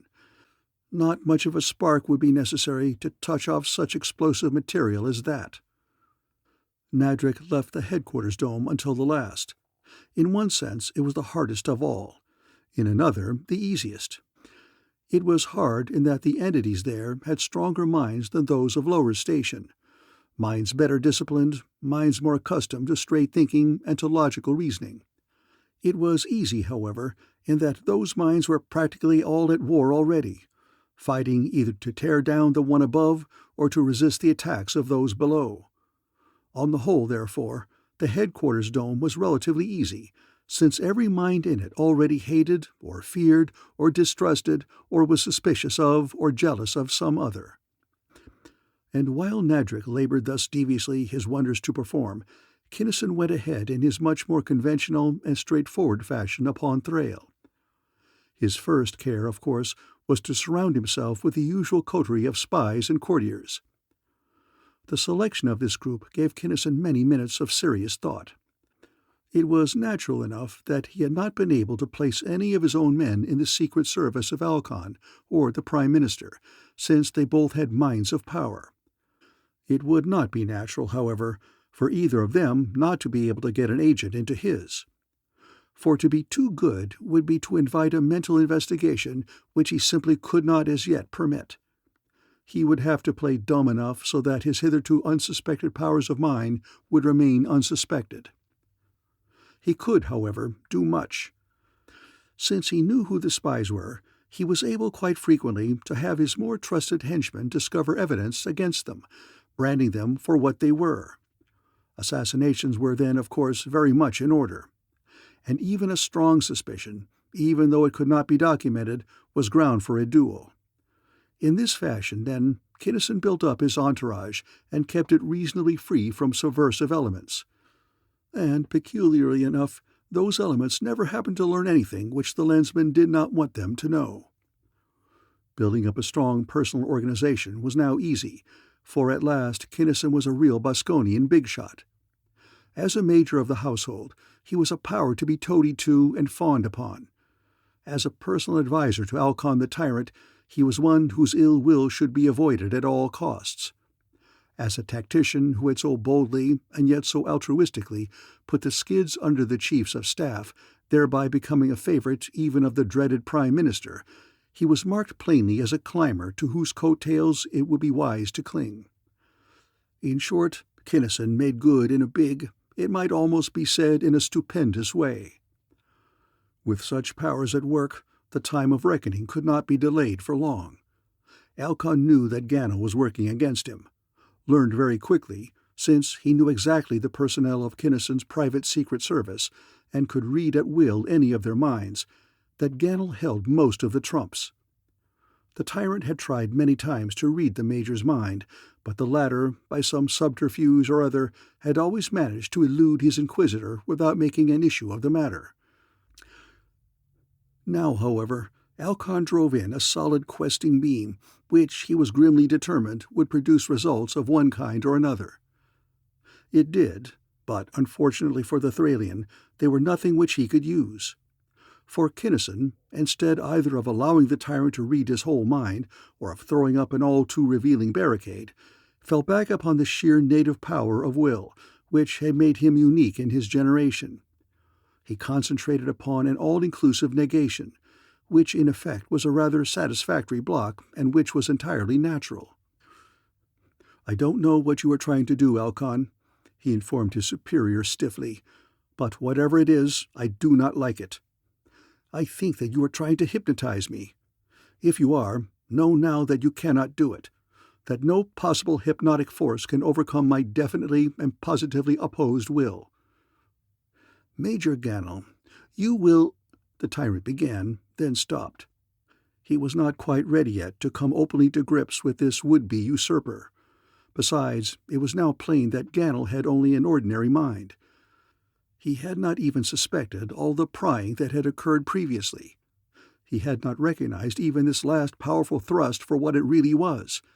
He had merely felt it vaguely, and had supposed that it was an attempt at hypnotism. A few more days, and he would cut him down. Hence Alcon changed his tone and went on smoothly. "It is not hypnotism, Major Ganel, but a sort of telepathy which you cannot understand. It is, however, necessary. For in the case of a man occupying such a high position as yours, it is self-evident that we can permit no secrets whatever to be withheld from us, that we can allow no mental reservations of any kind. You see the justice and the necessity of that, do you not?" Kinnison did. He saw as well that Alcon was being superhumanly forbearing. Moreover, he knew what the tyrant was covering up so carefully, the real reason for this highly unusual tolerance. "I suppose you are right, but I still don't like it," Gannell grumbled. Then, without either denying or acceding to Alcon's right of mental search, he went to his own quarters. And there, or thereabouts, Kinnison wrought diligently at a thing which had been long in the making. He had known all along that his retinue would be useless against Alcon. Hence, he had built up an organization entirely separate from and completely unknown to any member of his visible following. Nor was this really secret outfit composed of spies or sycophants. Instead, its members were hard, able, thoroughly proven men, each one carefully selected for the ability and the desire to take the place of one of Alcon's present department heads. One at a time, he put himself en rapport with them, gave them certain definite orders and instructions. Then he put on a mechanical thought screen. Its use could not make the Prime Minister any more suspicious than he already was, and it was the only way he could remain in character. This screen was, like those of Lonabar, decidedly pervious in that it had an open slit. Unlike Blico's, however, which had their slit set upon a fixed frequency, the open channel of this one could be varied, both in width and in wavelength, to any setting which Kinnison desired. Thus equipped, Kinnison attended the meeting of the Council of Advisors, and to say that he disrupted the meeting is no exaggeration. The other advisors perceived nothing out of the ordinary, of course, but both Alcon and the Prime Minister were so perturbed that the session was cut very short indeed. The other members were dismissed summarily, with no attempt at explanation. The tyrant was raging, furious. The Premier was alertly, watchfully intent. "I did not expect any more physical privacy than I have been granted," Kinnison grated, after listening quietly to a minute or two of Alcon's unbridled language. "This thing of being spied upon continuously, both by men and by mechanisms, while it is insulting and revolting to any real man's self-respect, can just barely be borne. I find it impossible, however, to force myself to submit to such an ultimately degrading humiliation as the surrender of the only vestiges of privacy I have remaining, those of my mind. I will resign from the Council if you wish. I will resume my status as an officer of the line, but I cannot and will not tolerate your extinction of the last spark of my self-respect," he finished stubbornly. "Resign? Resume? Do you think that I will let you off that easily, fool?" Alcon sneered. "Don't you realize what I am going to do to you? That, were it not for the fact that I am going to watch you die slowly and hideously, I would have you blasted where you stand." "I do not know, and neither do you," Gannell answered, as quietly as surprisingly. "If you were sure of your ability, you would be doing something instead of talking about it." He saluted, turned, and walked out. Now, the Prime Minister, as has been intimated, was considerably more than he appeared upon the surface to be. He was, in fact, the power behind the throne. His, not Alcon's, was the voice of authority, although he worked so subtly that the tyrant himself never did realize that he was little better than a figurehead. Therefore, as Gannell departed, the Premier thought briefly but cogently. This Major was smart, too smart. He was too able, he knew too much. His advancement had been just a trifle too rapid. That thought screen was an entirely unexpected development. The mind behind it was not quite right either. A glimpse through the slit had revealed a flash of something that might be taken to indicate that Major Gannell had an ability which ordinary Thralians did not have. This open defiance of the tyrant of Thrail did not ring exactly true. It was not quite in character. If it had been a bluff, it was too good, much too good. If it had not been a bluff, where was his support? How could Ganel have grown so powerful without his, Faustin's, knowledge? If Major Ganel were bona fide, all well and good. Boskone needed the strongest possible leaders, and if any other man showed himself superior to Alcon, Alcon should and would die. However, there was a bare possibility that— was Ganel bona fide? That point should be cleared up without delay. And the Prime Minister, after a quizzical, searching, more than half contemptuous inspection of the furiously discomfited tyrant, followed the rebellious, the contumacious, the enigmatic Ganel to his rooms. He knocked and was admitted. A preliminary and entirely meaningless conversation occurred. Then— "Just when did you leave, Edor?" the visitor demanded. "What do you want to know for?" Kinnison shot back. The question didn't mean a thing to him. Maybe it didn't to the big fellow either. It could be just a catch. But he didn't intend to give any kind of an analyzable reply to any question that this ape asked him. Nor did he, through 30 minutes of viciously skillful verbal fencing. That conversation was far from meaningless, but it was entirely unproductive of results. And it was a baffled, intensely thoughtful Faustin who, at its conclusion, left Ganel's quarters. From those quarters he went to the Hall of Records, where he requisitioned the Major's dossier. Then to his own private laboratory, where he applied to those records every test known to the scientists of his ultra-suspicious race. The photographs were right in every detail. The prints agreed exactly with those he himself had secured from the subject not 24 hours since. The typing was right. The ink was right. Everything checked. And why not? Ink, paper, fiber, and film were in fact exactly what they should have been. There had been no erasures, no alterations. Everything had been aged to the precisely correct number of days. For Kinnison had known that this checkup was coming, and the experts of the patrol would make no such crass errors as those. Even though he had found exactly what he had expected to find, the suspicions of the Prime Minister were intensified rather than allayed. Besides his own, there were 2 unreadable minds upon Thrail, where there should have been only one. He knew how Alcons had been treated. Could Ganel's possibly be a natural phenomenon? If not, who had treated it, and why? He left the palace then, ostensibly to attend a function at the military academy. There, too, everything checked. He visited the town in which Ganel had been born, finding no irregularities whatever in the records of the birth. He went to the city in which Ganel had lived for the greater part of his life, where he assured himself that school records, club records, even photographs and negatives all dead-centered the beam. He studied the minds of 6 different persons who had known Ganel from childhood.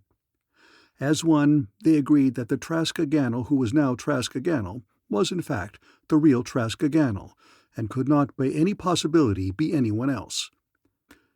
He examined their memory tracks minutely for scars, breaks, or other evidences of surgery, finding none.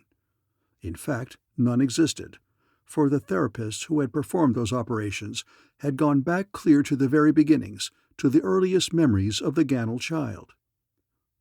In spite of the fact that all the data thus far investigated were so precisely what they should have been, or because of it, the Prime Minister was now morally certain that Ganel was, in some fashion or other, completely spurious. Should he go further, delve into unimportant but perhaps highly revealing side issues? It would be useless, he decided. The mind or minds who had falsified those records so flawlessly, if they had in fact been falsified, had done a beautiful piece of work, as masterly a job as he himself could have done. He himself would have left no traces, neither, in all probability, had they. Who, then, and why? This was no ordinary plot, no part of any ordinary scheme to overthrow Alcon. It was bigger, deeper, far more sinister. Nothing so elaborate and efficient originating upon Thrail could possibly have been developed and executed without his knowledge and at least his tacit consent. Was there behind this thing someone who knew who and what he was and who was seeking his life and his place? Highly improbable. No, it must be It was the patrol. His mind flashed to Star A Star, reviewing everything that had been ascribed to that mysterious personage. Then something clicked. In fact, it stuck out. Blakesley. This was much finer than the Blakesley affair, of course, more subtle and more polished by far. It was not nearly as obvious, as blatant, but the basic similarity was nevertheless there. Could this similarity have been accidental? No, unthinkable. In this undertaking, accidents could be ruled out, definitely. Whatever had been done deliberately and after meticulous preparation. But Star A Star never repeated. Therefore, this time he had repeated, deliberately, to throw Alcon and his psychologist off the trail. But he, Foston, was not to be deceived by even such clever tactics. Gannel was, then, really Gannel, just as Blakesley had really been Blakesley. Blakesley had obviously been under control. Here, however, there were two possibilities. First, Gannel might be under similar control. Second, Star A Star might have operated upon Gannel's mind so radically as to make an entirely different man of him. Either hypothesis would explain Gannel's extreme reticence in submitting to any except the most superficial mental examination. Each would account for Gannel's calm certainty that Alcon was afraid to attack him openly. Which of these hypotheses was the correct one could be determined later. It was unimportant anyway, for in either case there was now accounted for the heretofore inexplicable power of Gannel's mind. In either case, it was not Gannel's mind at all, but that of the Lensman, who was making Gannel act as he could not normally have acted. Somewhere hereabouts, in either case, there actually was lurking Boskone's nemesis, the mentality whom above all others Boskone was raving to destroy, the one Lensman who had never been seen or heard or perceived, the feared and detested Lensman about whom nothing whatever had ever been learned. That Lensman, whoever he might be, had at last met his match. Gannel as Gannel was of no importance whatever, the veriest pawn. But he who stood behind Gannel, he, Foston himself, would wait and he would watch. Then, at precisely the correct instant, he would pounce. And Kinnison, during the absence of the Prime Minister, worked swiftly and surely. 12 men died, and as they ceased to live, 12 others, grimly ready and thoroughly equipped for any emergency, took their places. And during that same minute of time, Kinnison strode into Alcon's private sanctum. The tyrant hurled orders to his guards, orders which were not obeyed. He then went for his own weapons, and he was fast, but Kinnison was faster. Alcon's guns and hands disappeared, and the sickened Tellurian slugged him into unconsciousness. Then, grimly, relentlessly, he took every item of interest from the Thralian's mind, slew him, and assumed forthwith the title and the full authority of the Tyrant of Thrail. Unlike most such revolutions, this one was accomplished with very little bloodshed and with scarcely any interference with the business of the realm. Indeed, if anything, there was an improvement in almost every respect, since the new men were more thoroughly trained and were more competent than the previous officers had been. Also, they had arranged matters beforehand, so that their accessions could be made with a minimum of friction. They were as yet loyal to Kinnison and to Boskone, and in a rather faint hope of persuading them to stay that way, without developing any queer ideas and in turn overthrowing him, the Lensman called them into conference. "Men, you know how you got where you are," he began coldly. "You are loyal to me at the moment. You know that real cooperation is the only way to achieve maximum productivity, and that true cooperation cannot exist in any regime in which the department heads, individually or en masse, are trying to do away with the dictator. Some of you will probably be tempted very shortly to begin to work against me instead of for me or with me. I am not pleading with you, nor even asking you out of gratitude for what I have done for you to refrain from such activities. Instead, I am telling you as a simple matter of fact that any or all of you, at the first move toward any such disloyalty, will die. In that connection, I know that all of you have been exerting every resource to discover in what manner your predecessors came so conveniently to die, and that none of you have succeeded. One by one, they admitted that they had not. Nor will you ever. Be advised that I know vastly more than Alcon did, and that I am far more powerful. Alcon, while in no sense a weakling, did not know how to command obedience. I do. Alcon's sources of information were meager and untrustworthy. Mine are comprehensive and reliable. Alcon very often did not know that anything was being plotted against him until the thing was well along. I shall always know of the first seditious move. Alcon blustered, threatened, and warned. He tortured. He gave some offenders a second chance before he killed. I shall do none of those things. I do not threaten, I do not warn, I do not torture. Above all, I give no snake a second chance to strike me. I execute traitors without bluster or fanfare. For your own good, gentlemen, I advise you in all seriousness to believe that I mean precisely every word that I have uttered. They slunk out, but Boskonian habit was too strong. Thus, within 3 days, 3 of Kinnison's newly appointed headmen died. He called another cabinet meeting. The 3 new members have listened to the recording of our first meeting, hence there is no need to repeat what I said at that time, the tyrant announced, in a voice so silkily venomous that his listeners cringed.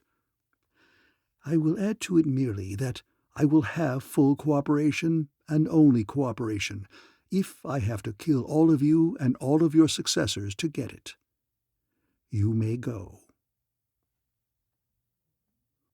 Chapter 20. This killing made Kinnison ill, physically and mentally sick. It was ruthless, cowardly murder. It was worse than stabbing a man in the back. The poor devils didn't have even the faintest shadow of a chance. Nevertheless, he did it. When he had at first invaded the stronghold of the wheelmen of Aldebaran I, he had acted without thinking at all. Lensman always went in, regardless of consequences. When he had scouted Jarnivan, he had thought but little more. True, and fortunately, he took Warsaw along, but he did not stop to consider whether or not there were minds in the patrol better fitted to cope with the problem than was his own. It was his problem, he figured, and it was up to him to solve it. Now, however, he knew bitterly that he could no longer act in that comparatively thoughtless fashion. At whatever loss of self-esteem, of personal stature, or of standing, he had to revise the Tellurian Lensman's code. It griped him to admit it, but Nadric was right. It was not enough to give his life in an attempt to conquer a halfway station. He must remain alive in order to follow through to completion the job which was so uniquely his. He must think, assaying and evaluating every factor of his entire task. Then, without considering his own personal feelings, he must employ whatever forces and methods were best fitted to do the work at the irreducible minimum of cost and of risk. Thus Kinnison sat unharmed upon the throne of the tyrant of Thrail, and thus the Prime Minister returned to the palace to find a fait accompli awaiting him. That worthy studied with care every aspect of the situation then obtaining, before he sought an audience with the new potentate. "Allow me to congratulate you, Tyrant Ganel," he said smoothly. "I cannot say that I am surprised, since I have been watching you and your activities for some little time, with distinct approval, I may add. You have fulfilled, more than fulfilled perhaps, my expectations. Your regime is functioning superbly. You have established in this very short time a smoothness of operation and an esprit de corps among the rank and file which are decidedly unusual. There are, however, certain matters about which it is possible that you are not completely informed." "It is possible," Kinnison agreed with the merest trace of irony. "Such as?" "In good time. You know, do you not, who is the real authority here upon Thrail?" "I know who was," the Tellurian corrected, with the faintest perceptible accent upon the verb. "In part only, however, for if you had concerned yourself wholly, the late Elcon would not have made so many nor so serious mistakes." "I thank you. That is, as of course you know, because I have only recently taken over. I want the tyrant of Thrail to be the strongest man of Thrail, and I may say without flattery that I believe he now is. And I would suggest that you add sire when you speak to me. I thank you in turn. I will so address you when you call me your supremacy, not sooner. We will let it pass for the moment. To come to your question, you apparently do not know that the tyrant of Thrail, whoever he may be, opens his mind to me. I have suspected that such a condition has existed in the past. However, please be informed that I trust fully only those who so trust me, and that thus far in my short life such persons have been few. You will observe that I am still respecting your privacy, and that I am allowing your control of my sense of sight to continue. It is not because I trust you, but because your true appearance is to me a matter of complete indifference. For frankly, I do not trust you at all. I will open my mind to you just exactly as wide as you will open yours to me, no wider. Ah, the bravery of ignorance! It is as I thought. You do not realize, Ganel, that I can slay you at any moment I choose, or that a very few more words of defiance from you will be enough. The Prime Minister did not raise his voice, but his tone was instinct with menace. I do not, and neither do you, as I remarked to the then tyrant Elcon in this very room not long ago. I am sure that you will understand without elaboration the connotations and implications inherent in that remark. Kinnison's voice also was low and level, freighted in its every clipped syllable with the calm assurance of power. Would you be interested in knowing why I am so certain that you will not accept my suggestion of a mutual opening of minds? Very much so. Because I suspect that you are, or are in league with, Star A Star of the Galactic Patrol. Even at that astounding charge, Foston gave no sign of surprise or of shock. I have not been able as yet to obtain any evidence supporting that belief, but I tell you now that when I do so, you die. Not by power of thought either, but in the beam of my personal ray gun. Ah, you interest me so strangely. And the Premier's hand strayed almost imperceptibly toward an inconspicuous button. Don't touch that switch, Kinnison snapped. He did not quite see why Foston was letting him see the maneuver, but he would bite anyway. Why not, may I ask? It's merely I know what it is, and I do not like thought screens. I prefer that my mind be left free to roam. Foston's thoughts raced in turn. Since the tyrant was on guard, this was inconclusive. It might or might not indicate that Ganel was controlled by or in communication with Star A Star. Do not be childish, he chided. You know as well as I do that your accusations are absurd. However, as I reconsider the matter, the fact that neither of us trusts unreservedly the other may not, after all, be an insuperable obstacle to our working together for the good of Boskonia. I think now more than ever that yours is the strongest Thralian mind, and as such, the logical one to yield the tyrant's power. It would be a shame to destroy you unnecessarily, especially in view of the probability that you will come later of your own accord to see the reasonableness of that which I have suggested. It is possible, Kinnison admitted, but not, I would say, probable. He thought that he knew why the lug had pulled in his horns, but he wasn't sure. Now that we have clarified our attitudes toward each other, have decided upon an armed and suspicious truce, I see nothing to prevent us from working together in a completely harmonious mutual distrust for the good of all. The first thing to do, as I see it, is to devote our every effort to the destruction of the planet Clovia and all the patrol forces based upon it. Right. If Foston suspected that the tyrant was somewhat less than frank, he did not show it, and the conversation became strictly technical. We must not strike until we are completely ready, was Kinnison's first statement, and he repeated it so often thereafter during the numerous conferences with the chiefs of staff that it came almost to be a slogan. The Prime Minister did not know that Kinnison's main purpose was to give the patrol plenty of time to make Clovia utterly impregnable. Foston knew nothing of the patrol's sunbeam, to which even the mightiest fortress possible for man to build could offer scarcely more resistance than could the lightest, the most fragile pleasure yacht. Hence he grew more and more puzzled, more and more at a loss week by week, as Tyrant Gannel kept on insisting upon building up the strongest, the most logically perfect grand fleet which all the ability of their pooled brains could devise. Once or twice he offered criticisms and suggestions, which, while defensible according to one theory, would actually have weakened Grand Fleet's striking power. These offerings Gannel rejected flatly, insisting, even to an out-and-out break with his co-administrator if necessary, upon the strongest possible armada. The tyrant wanted, and declared that he must and would have more and bigger of everything. More and heavier flying fortresses, more and stronger battleships and super-dreadnoughts, more and faster cruisers and scouts, more and deadlier weapons. "We want more of everything than our operations officers can possibly handle in battle," he declared over and over, and he got them. Then, "Now, you operations officers, learn how to handle them," he commanded.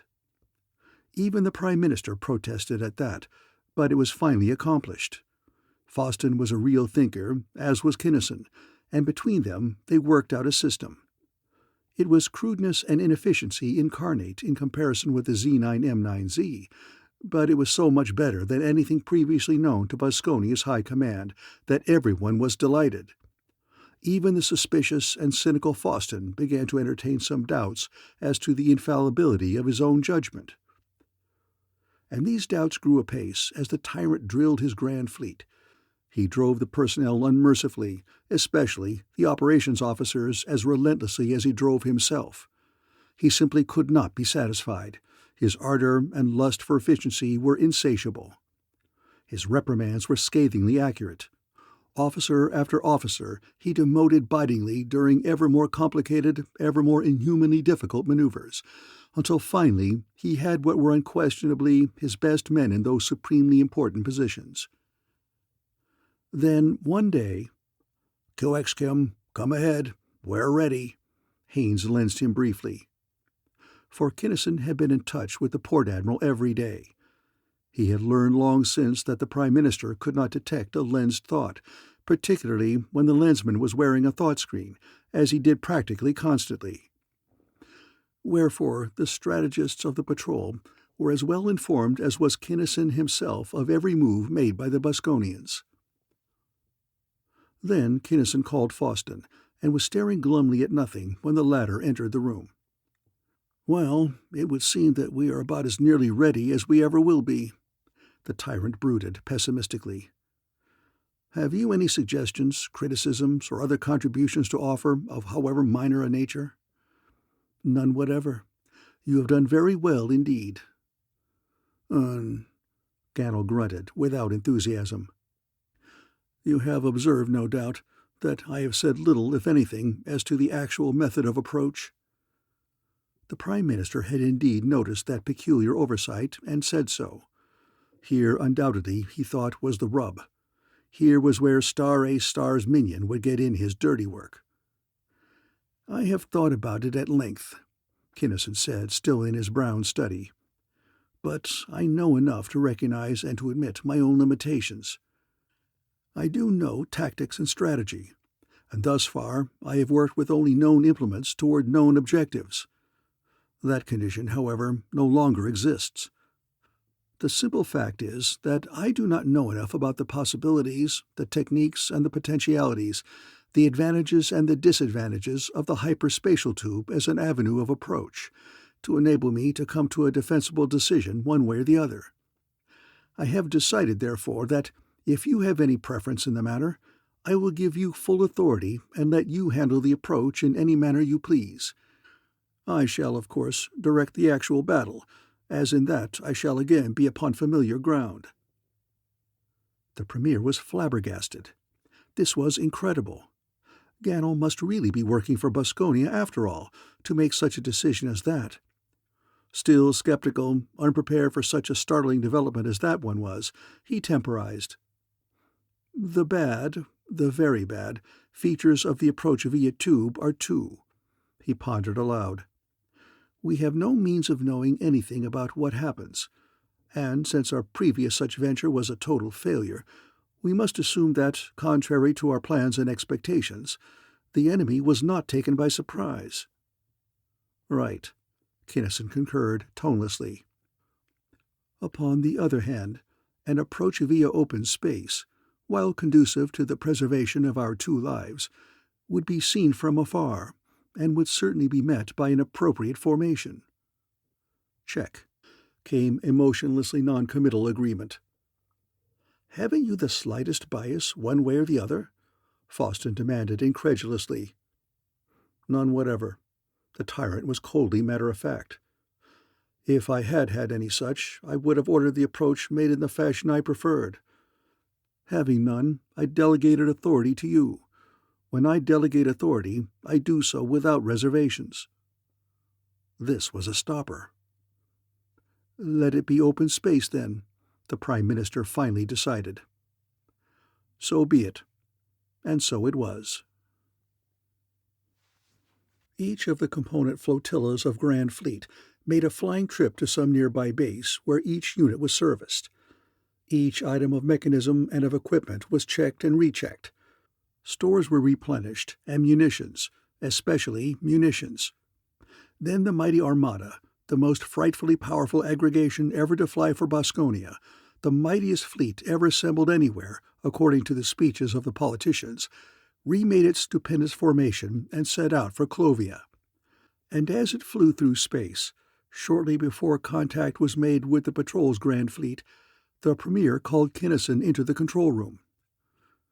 "Gannel, I simply cannot make you out," he remarked after studying him fixedly for 5 minutes. "You have offered no advice.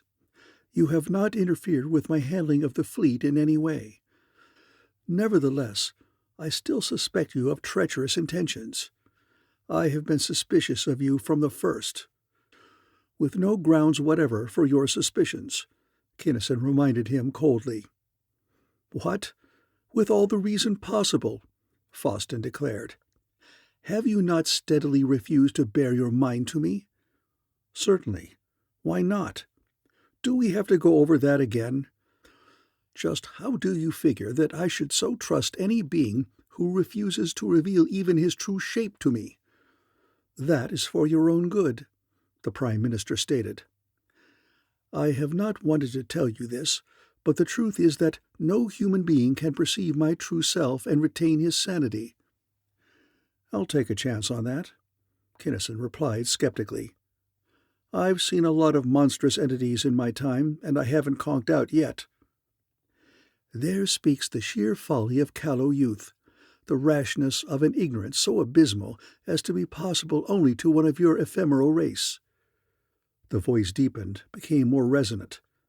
Kinnison, staring into those inscrutable eyes which he knew did not in fact exist, thrilled forebodingly. The timbre and the overtones of that voice reminded him very disquietingly of something which he could not at the moment recall to mind. "I forbear to discipline you, not from any doubt as to my ability to do so, as you suppose, but because of the sure knowledge that breaking you by force will destroy your usefulness. On the other hand, it is certain that if you cooperate with me willingly, you will be the strongest, ablest leader that Boskonia has ever had. Think well upon these matters, O tyrant." "I will," the Lensman agreed, more seriously than he had intended. "But just what, if anything, has led you to believe that I am not working to the fullest and best of my ability for Boskonia?" "Everything," Foston summarized. "I have been able to find no flaw in your actions, but those actions do not fit in with your unexplained and apparently unexplainable reticence in letting me perceive for myself exactly what is in your mind. Furthermore, you have never even troubled to deny accusations that you are in fact playing a far deeper game than you appear upon the surface to be playing." "That reticence I've explained over and over as an overmastering repugnance. Call it a phobia if you like," Kinnison rejoined wearily. I simply can't and won't. Since you cannot understand that, denials would be entirely useless. Would you believe anything that I could possibly say, that I would swear to by everything I hold sacred, whether it was that I am wholeheartedly loyal to Boskone, or that I am in fact Star A Star himself? Probably not, came the measured reply. No, certainly not. Men, especially men such as you, bent ruthlessly upon the acquisition of power, are liars. Ah, could it, by any chance, be that the reason for your intractability is that you have the effrontery to entertain some insane idea of supplanting me? Kinnison jumped mentally. That tore it. That was a flare-lit tip-off. This man, this thing, being, entity, whatever he really was, instead of being just another Boskonian big shot, must be the clear quill, the real McCoy, Boskone himself. The end of the job must be right here.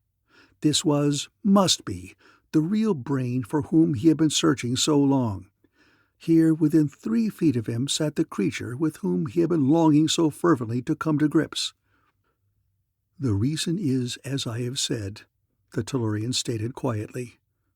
I will attempt to make no secret, however, of a fact which you must already have deduced, that if and when it becomes apparent that you have any authority above or beyond that of the tyrant of Thrail, I shall take it away from you. Why not? Now that I have come so far, why should I not aspire to sit in the highest seat of all? Humph!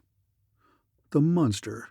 Kinnison could no longer think of him as Faustin, or as the Prime Minister, or as anything even remotely human, snorted with such utter, such searing contempt that even the Lensman's burly spirit quailed. As well you might attempt to pit your vaunted physical strength against that of the heaviest forging ram ever built. Now, youth, have done. The time for temporizing is past. As I have said, I desire to spare you, as I wish you to rule this part of Boskonia as my viceroy. Know, however, that you are in no sense essential, and that if you do not yield your mind fully to mine, here and now, before this coming battle is joined, you must certainly die. At the grim finality, the calmly assured certainty of the pronouncement, a quick chill struck into the grey Lensman's vitals. This thing who called himself Faustin, who or what was he? What was it that he reminded him of? He thought and talked like Mentor. But it couldn't be an Arisian, possibly. That wouldn't make sense. But then, it didn't make any kind of sense anyway, any way you looked at it. Whoever he was, he had plenty of jets. Jets enough to lift a freighter off of the North Pole of Valeria. And by the same token, his present line of talk didn't make sense either. There must be some good reason why he hadn't made a real pass at him long before this, instead of arguing with him so patiently. What could it be? Oh, that was it, of course. He needed only a few minutes more now. He could probably stall off the final showdown that long by crawling a bit, much as it griped him to let this Zwilnik think that he was licking his boots. Your forbearance is appreciated, sire.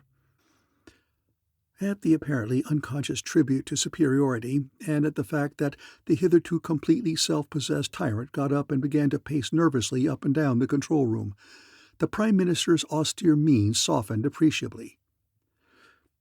It is, however, passing strange. It is not quite in character. It does not check quite satisfactorily with the facts thus far revealed. I may perhaps, as you say, be stupid. I may be overestimating flagrantly my own abilities. To one of my temperament, however, to surrender in such a craven fashion as you demand comes hard, extremely, almost unbearably hard. It would be easier, I think, if your supremacy would condescend to reveal his true identity, thereby making plainly evident and manifest that which at present must be left to unsupported words, surmise, and not too much conviction. But I told you, and now tell you again, that for you to look upon my real form is to lose your reason," the creature rasped. "What do you care, really, whether or not I remain sane?" Kinnison shot his bolt at last, in what he hoped would be taken for a last resurgence of spirit. His time was about up. In less than 1 minute now, the screens of scout cruisers would be in engagement, and either he or the Prime Minister or both would be expected to be devoting every cell of their brains to the all-important Battle of Giants. And in that very nick of time, he would have to cripple the Bergenholms and thus inert the flagship. Could it be that the real reason for your otherwise inexplicable forbearance is that you must know how my mind became as it now is, and that the breaking down of my barriers by mental force will destroy the knowledge which you, for your own security, must have? This was the blow-off. Kinnison still paced the room, but his pacings took him nearer and ever nearer to a certain control panel. Behind his thought screen, which he could not now trust for a moment, and which he knew starkly would be worse than useless in what was coming, he mustered every iota of his tremendous force of mind and of will. Only seconds now. His left hand, thrust into his breeches pocket, grasped the cigarette case within which reposed his lens. His right arm and hand were tensely ready to draw and to fire his ray gun. "Die, then! I should have known from the sheer perfection of your work that you were what you really are, Star A Star." The mental blast came ahead even of the first word, but the gray lensman, supremely ready, was already in action. One quick thrust of his chin flicked off the thought screen. The shielded cigarette case flew open.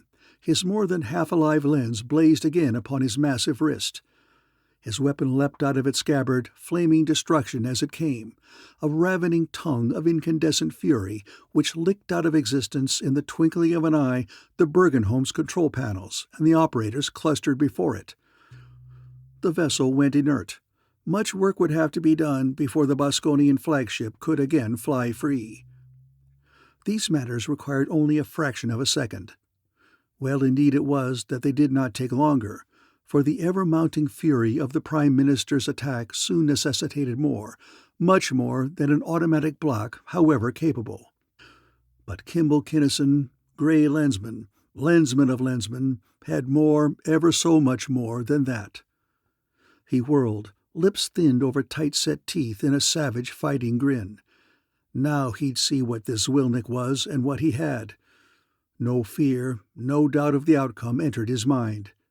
He had suffered such punishment as few minds had ever endured in learning to ward off everything that Mentor, one of the mightiest intellects of this or of any other universe, could send. But through that suffering he had learned. This unknown entity was an able operator, of course, but he certainly had a thick, hard crust to think that he could rub him out. So thinking, the lensman hurled a bolt of his own, a blast of power sufficient to have slain a dozen men, and amazedly saw it rebound harmlessly from the Premier's hard-held block. Which of the two combatants was the more surprised, it would be hard to say. Each had considered his own mind impregnable and invincible. Now, as the Prime Minister perceived how astoundingly capable a foe he faced, he sought to summon help by ordering the officers on duty to blast their tyrant down. In vain. For even so early in that ultimately lethal struggle, he could not spare enough of his mind to control effectively any outsider. And in a matter of seconds, there were no minds left throughout that entire room in any condition to be controlled. For the first reverberations, the ricochets, the spent forces of the monstrous attack against Kinnison's shield, had wrought grievously among the mentalities of the innocent bystanders. Those forces were deadly, deadly beyond telling, so inimical to and destructive of intelligence that even their transformation products affected tremendously the nervous systems of all within range. Then, instants later, the spectacle of the detested and searingly feared lens scintillating balefully upon the wrist of their own ruler was an utterly inexpressible shock. Some of the officers tried then to go for their guns, but it was already too late. Their shaking, trembling, almost paralyzed muscles could not be forced to function. An even worse shock followed almost instantly, for the Prime Minister, under the incredibly mounting intensity of the Lensman's poignant thrusts, found it necessary to concentrate his every iota of power upon his opponent. This revealed to all beholders, except Kinnison, what their Prime Minister actually was, and he had not been very much wrong in saying that that sight would drive any human being mad. Most of the Boskonians did go mad then and there, but they did not rush about nor scream. They could not move purposefully, but only twitched and writhed horribly as they lay grotesquely asprawl. They could not scream or shriek, but only mouthed and mumbled meaningless burblings. And ever higher, ever more brilliant flamed the lens, as Kinnison threw all of his prodigious willpower, all of his tremendous, indomitable drive, through it and against the incredibly resistant thing to which he was opposed. This was the supreme, the climactic battle of his life thus far. Ether and sub-ether seethed and boiled invisibly under the frightful violence of the forces there unleashed. The men in the control room lay still. All life writhed away. Now death spread throughout the confines of the vast spaceship. Indomitably, relentlessly, the gray lensman held his offense upon that unimaginably high level, his lens flooding the room with intensely coruscant polychromatic light. He did not know, then or ever, how he did it. It seemed as though his lens, of its own volition in this time of ultimate need, reached out into unguessable continua and drew therefrom and added an extra something. But however it was done, Kinnison and his lens managed to hold, and under the appalling, the never-ceasing concentration of force, the monster's defenses began gradually to weaken and to go down. Then, sketchily, patchily, there was revealed to Kinnison's sight and sense of perception a brain. There was a body of sorts, of course, a peculiarly necklace body designed solely to support that gigantic, thin-skulled head. There were certain appendages or limbs, and such like appurtenances and incidentalia to nourishment, locomotion, and the like, but to all intents and purposes the thing was simply and solely a brain. Kinnison knew starkly that it was an Arisian. It looked enough like old Mentor to be his twin brother. He would have been stunned, except for the fact that he was far too intent upon victory to let any circumstance, however distracting, affect his purpose. His concentration upon the task in hand was so complete that nothing, literally nothing whatever, could sway him from it. The monster's wall of illusion went down completely, and then, step by short, hard, jerky step, Kinnison advanced. Close enough, he selected certain areas upon the sides of that enormous head, and with big, hard, open hands, he went viciously to work. Right, left, he slapped those bulging temples brutally, rocking monstrous head and repulsive body from side to side, pendulum-like with every stunning blow. His fist would have smashed that thin skull, would perhaps have buried itself deep within the soft tissues of that tremendous brain. And Kinnison did not want to kill his inexplicable opponent yet. He had to find out first what this was all about. He knew that he was due to black out as soon as he let go, and he intended to addle the thing's senses so thoroughly that he would be completely out of action for hours, long enough to give the lensman plenty of time in which to recover his strength. He did so. Kinnison did not quite faint.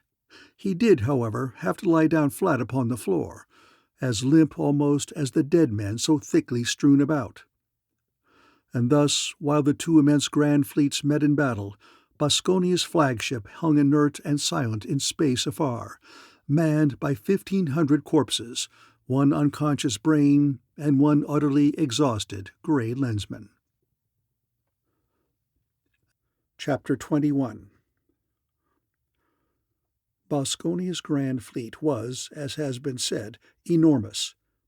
It was not as large as the patrol in total number of ships, since no ordinary brain, nor any possible combination of such brains, could have coordinated and directed the activities of so vast a number of units. Its center was, however, heavier. composed of a number and a tonnage of super-maulers which made it self-evidently irresistible.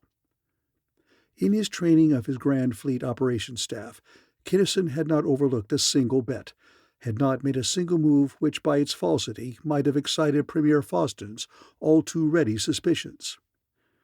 They had handled Grand Fleet as a whole in vast, slow maneuvers, plainly the only kind possible to so tremendous a force. Kinnison and his officers had in turn harshly and thoroughly instructed the subfleet commanders in the various arts and maneuvers of conquering units equal to or smaller than their own. That was all, and to the Boskonians, even to Faustin, that had been enough. That was obviously all that was possible.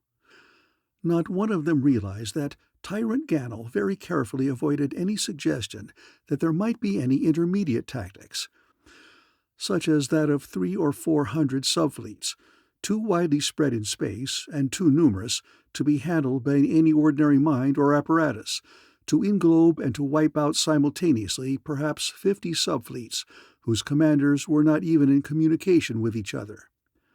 This technique was as yet the exclusive property of the Patrol and the Z9M9Z. And in that exact operation, a closed book to the Zwilniks, lay, supposedly and tactically, the Patrol's overwhelming advantage. For Haines, through his 40 highly specialized Rigelian lensmen, and thence through the 200 Rigelian operator computers, could perform maneuvers upon any intermediate scale he pleased. He could handle his whole vast Grand Fleet and its every component part, he supposed, as effectively, as rapidly, and almost as easily as a skilled chess player handles his pieces and his pawns. Neither Kinnison nor Haines can be blamed, however, for the fact that their suppositions were somewhat in error. It would have taken an Arisian to deduce that this battle was not to be fought exactly as they had planned it. Haines had another enormous advantage in knowing the exact number, rating, disposition, course, and velocity of every main unit of the aggregation to which he was opposed. And third, he had the sunbeam, concerning which the enemy knew nothing at all, and which was now in good working order. It is needless to say that the sunbeam generators were already set to hurl that shaft of irresistible destruction along the precisely correct line, or that Haines' Grand Fleet formation had been made with that particular weapon in mind. It was not an orthodox formation. In any ordinary space battle, it would have been sheerly suicidal. But the port admiral, knowing for the first time in his career every pertinent fact concerning his foe, knew exactly what he was doing. His fleet, instead of driving ahead to meet the enemy, remained inert and practically motionless well within the limits of Clovia's solar system. His heavy stuff, instead of being massed at the center, was arranged in a vast ring. There was no center except for a concealing screen of heavy cruisers. When the far-flung screens of scout cruisers came into engagement, then, the patrol scouts near the central line did not fight, but sped lightly aside. So did the light and heavy cruisers and the battleships. The whole vast center of the Boskonians drove onward, unopposed, into nothing. Nevertheless, they kept on driving. They could, without orders, do nothing else, and no orders were forthcoming from the flagship. Commanders tried to get in touch with Grand Fleet operations, but could not, and in failing, kept on under their original instructions. They could have, no suspicion that any minion of the patrol was back of what had happened to their admirals. The flagship had been in the safest possible position, and no attack had as yet been made. They probably wondered futilely as to what kind of a mechanical breakdown could have immobilized and completely silenced their high command, but that was, strictly, none of their business. They had had orders, very definite orders, that no matter what happened, they were to go on to Clovia and to destroy it. Thus, however wondering, they kept on. They were on the line, they would hold to it. They would blast out of existence anything and everything which might attempt to bar their way. They would reach Clovia, and they would reduce it to its component atoms. Unresisted, then, the Boskonian center bored ahead into nothing, until Haynes, through his Rigelians, perceived that it had come far enough. Then Clovia's brilliantly shining sun darkened almost to the point of going out entirely. Along the line of centers, through the space so peculiarly empty of patrol ships, there came into being the sunbeam, a bar of quasi-solid lightning into which there had been compressed all the energy of well over 4 million tons per second of disintegrating matter. Scouts and cruisers caught in that ravening beam flashed briefly like sparks flying from a forge and vanished. Battleships and super-dreadnoughts the same. Even the solid warhead of fortresses and maulers were utterly helpless. No screen has ever been designed capable of handling that hellish load. No possible or conceivable substance can withstand, save momentarily, the ardor of a sunbeam. For the energy liberated by the total annihilation of 4 million tons per second of matter is in fact as irresistible as it is incomprehensible. The armored and armored planets did not disappear. They contained too much sheer mass for even that inconceivably powerful beam to volatilize in any small number of seconds. Their surfaces, however, melted and boiled. The controlling and powering mechanisms fused into useless pools of molten metal. Inert then, inactive and powerless, they no longer constituted threats to Clovia's well-being. The negaspheres also were rendered ineffective by the beam.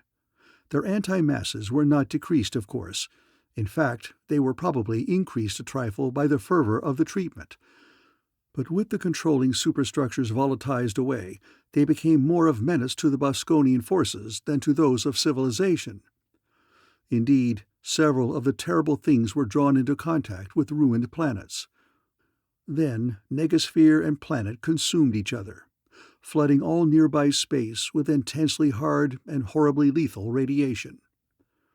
The beam winked out. Clovia's sun flashed on. The sunbeam was, and is, clumsy, unwieldy, quite definitely not rapidly maneuverable. But it had done its work. Now the component parts of civilization's grand fleet started in to do theirs. Since the Battle of Clovia, it was and still is called that, as though it were the only battle which that warlike planet has ever seen, has been fought over in the classrooms of practically every civilized planet of 2 galaxies. It would be redundant to discuss it in detail here. It was, of course, unique.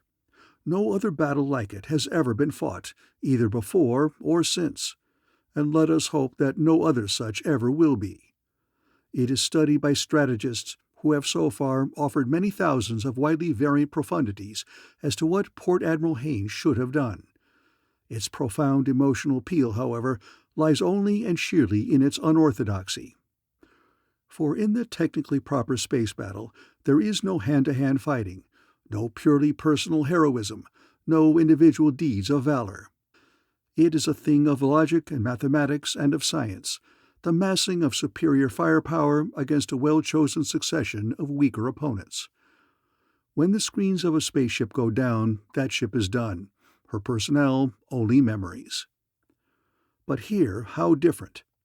With the supposed breakdown of the lines of communication to the flagship, the subfleets carried on in formation.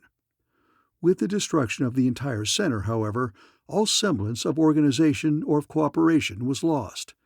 Every staff officer knew that no more orders would emanate from the flagship. Each knew chillingly that there could be neither escape nor succor. The captain of each vessel, thoroughly convinced that he knew vastly more than did his fleet commander, proceeded to run the war to suit himself.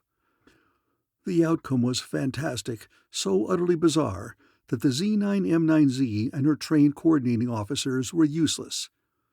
Science and tactics and the million lines of communication could do nothing against a foe who insisted upon making it a ship-to-ship, yes, man-to-man affair.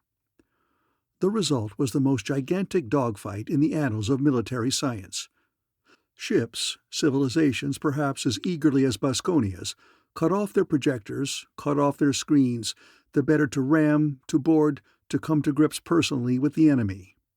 Scout to scout, cruiser to cruiser, battleship to battleship, the insane contagion spread. Haynes and his staff swore fulminantly. The Rigelians hurled out orders, but those orders simply could not be obeyed. The dogfight spread until it filled a good sixth of Clovia's entire solar system. Board and storm, armor, delaminers, axes.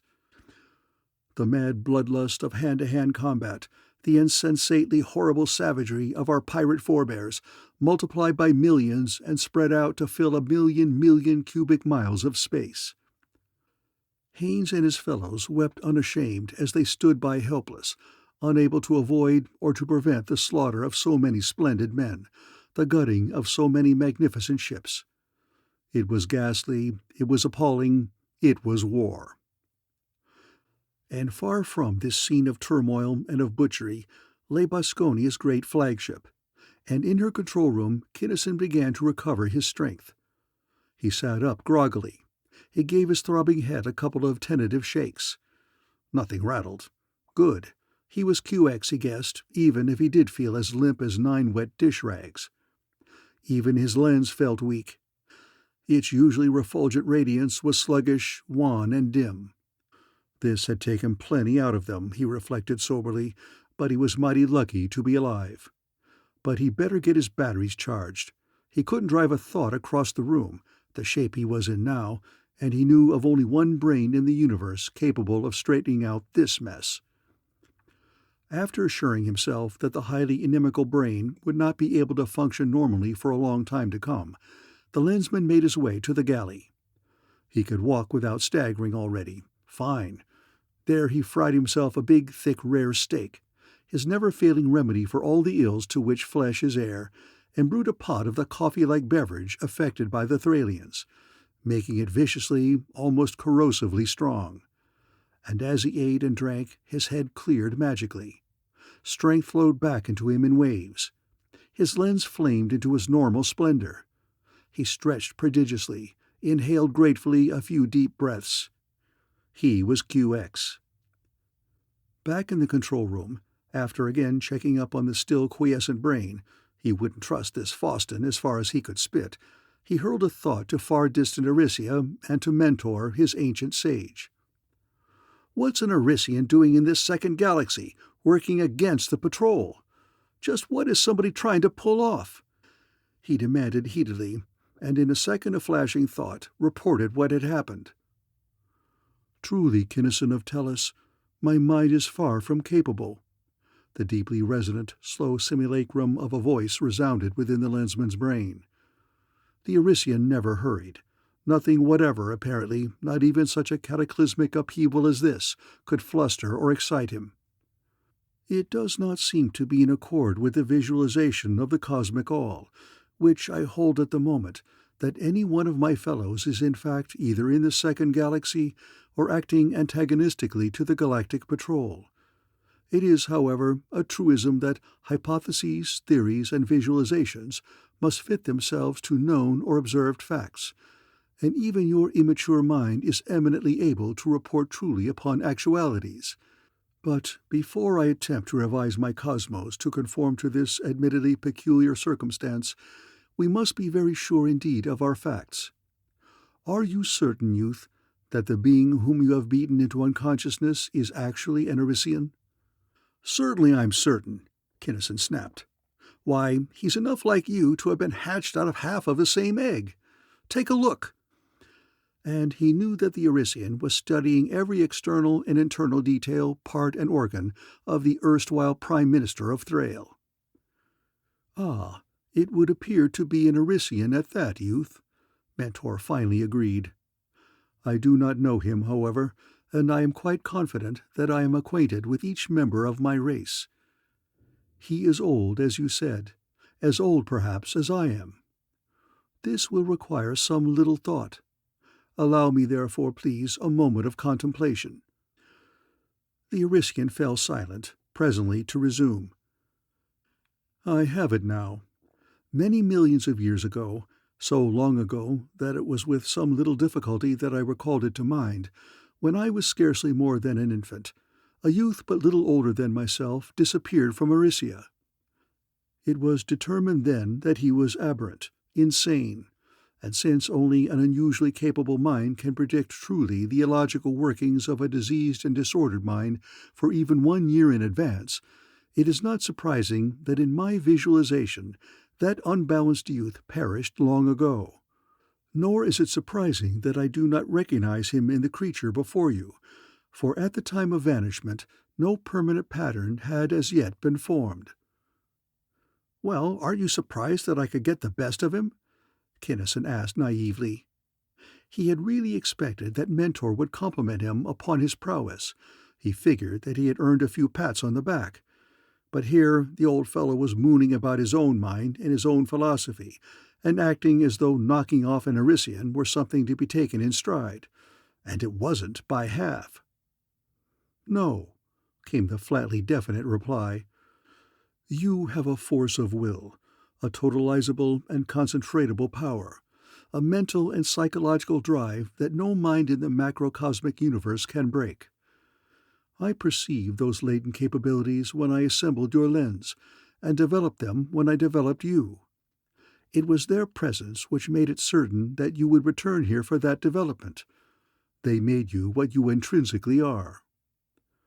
"QX, then, skip it. What shall I do with him? It's going to be a real job of work, any way you figure it, for us to keep him alive and harmless until we can get him back there to Arisia."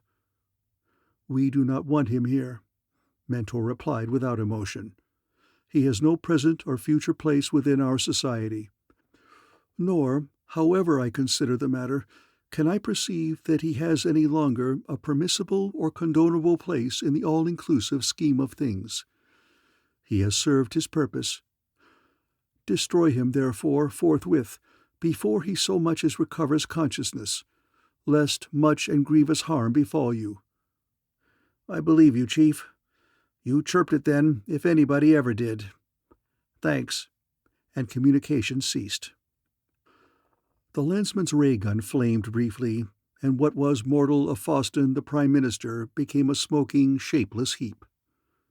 Kinnison noticed then that a call light was shining brightly on a communicator panel. This thing must have taken longer than he had supposed. The battle must be over, otherwise all space would still be filled with interference through which no long-range communicator beam could have been driven. Or, could Boskone have? No, that was unthinkable. The patrol must have won. This must be Haines calling him. It was. The frightful Battle of Clovia was over. While many of the patrol ships had yielded, either by choice or by necessity, to the Boskonians' challenge, most of them had not. And the majority of those who did so yield came out victorious. While fighting in any kind of recognized formation against such myriads of independently operating, widely spaced individual ships was, of course, out of the question, Haines and his aides had been able to work out a technique of sorts. General orders were sent out to subfleet commanders, who in turn relayed them to the individual captains by means of visual beams. Single vessels then locked to equal or inferior craft, avoiding carefully anything larger than themselves, with tractor zones, and held grimly on. If they could defeat the foe, QX. If not, they hung on until shortly one of the patrol's maulers, who had no opposition of their own class to face, would come lumbering up. And when the dreadful primary batteries of one of those things cut loose, that was very conclusively that. Thus Boskonia's mighty fleet vanished from the skies. The all-pervading interference was cut off, and Port Admiral Haines, brushing aside a communications officer, sat down at his board and punched a call. Time after time he punched it. Finally, he shoved it in and left it.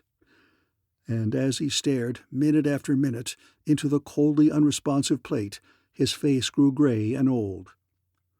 With a long, slightly tremulous sigh, he was turning away from the plate, when suddenly it lighted up to show the smiling, deeply space-tanned face of the one for whom he had just about given up hope. "Thank God!" The Commander-in-Chief's exclamation was wholly reverent. His strained old face lost 20 years in half that many seconds. "Thank God you are safe. You did it, then?" "I managed it, Pop, but just by the skin of my teeth. I didn't have half a jet to spare. It was old man Boskone himself in person. And you? Clean up, 100.0000%.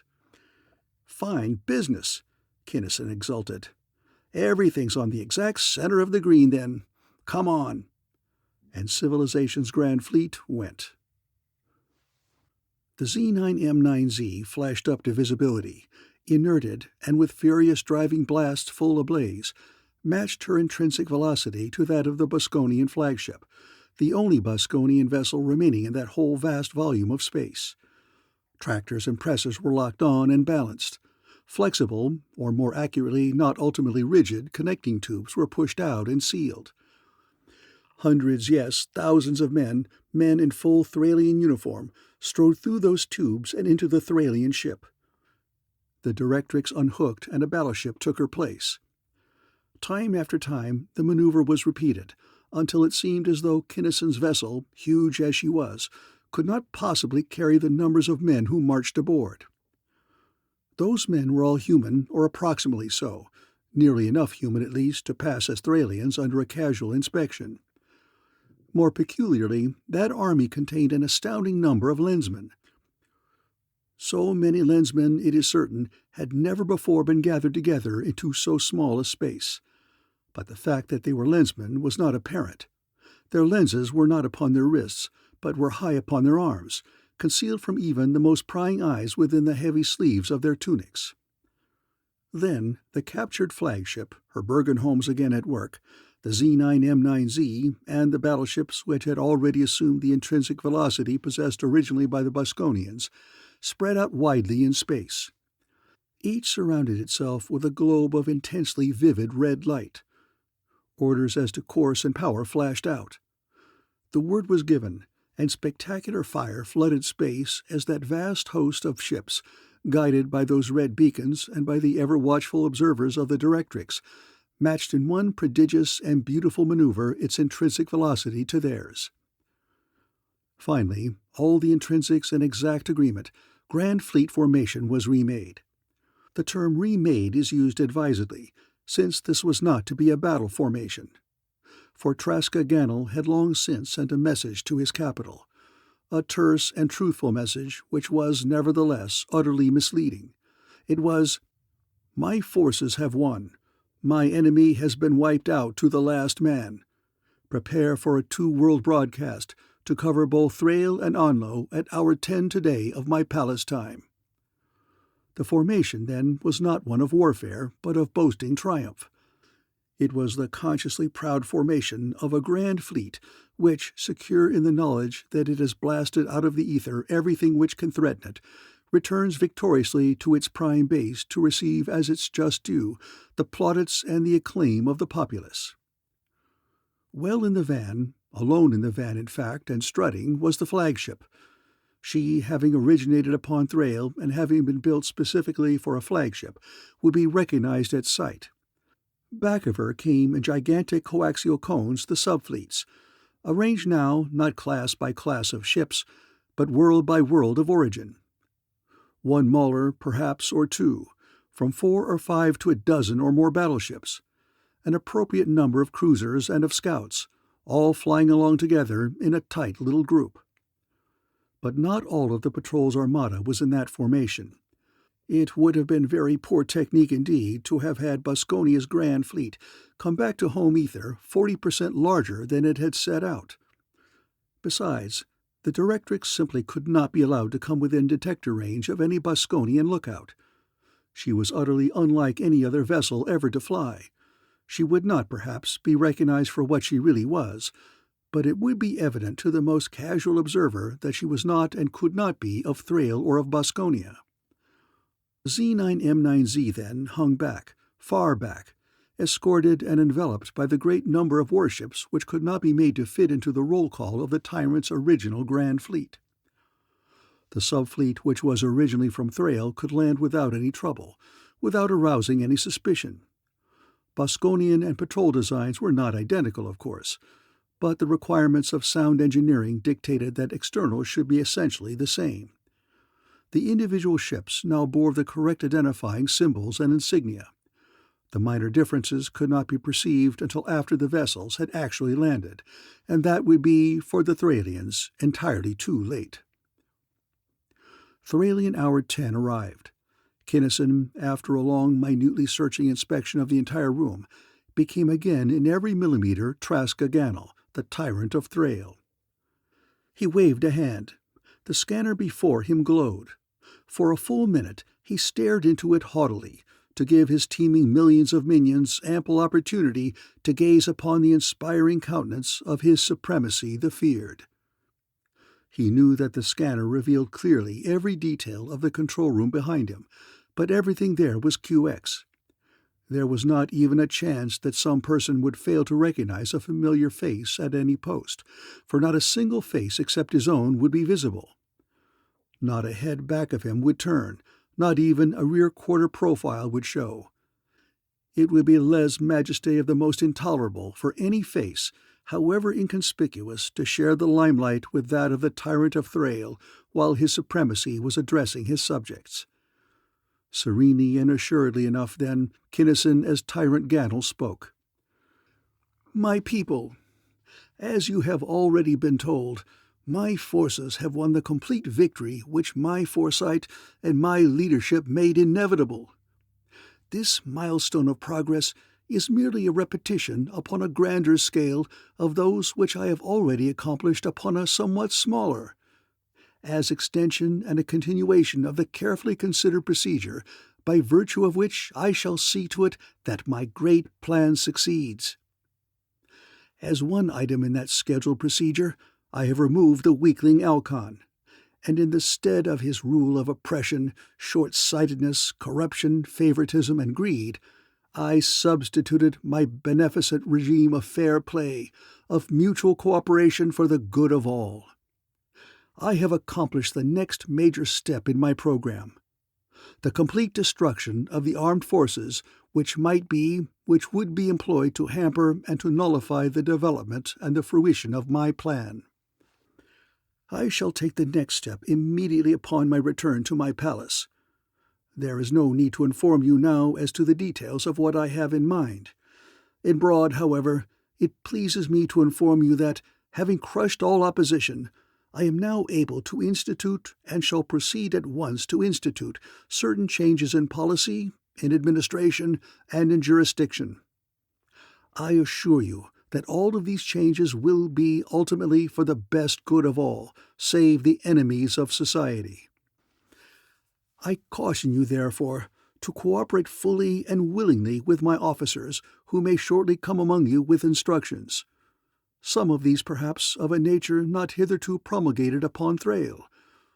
Those of you who do so cooperate will live and will prosper. You who do not will die in the slowest, most hideous fashions which hundreds of generations of Thralian torturers have been able to devise."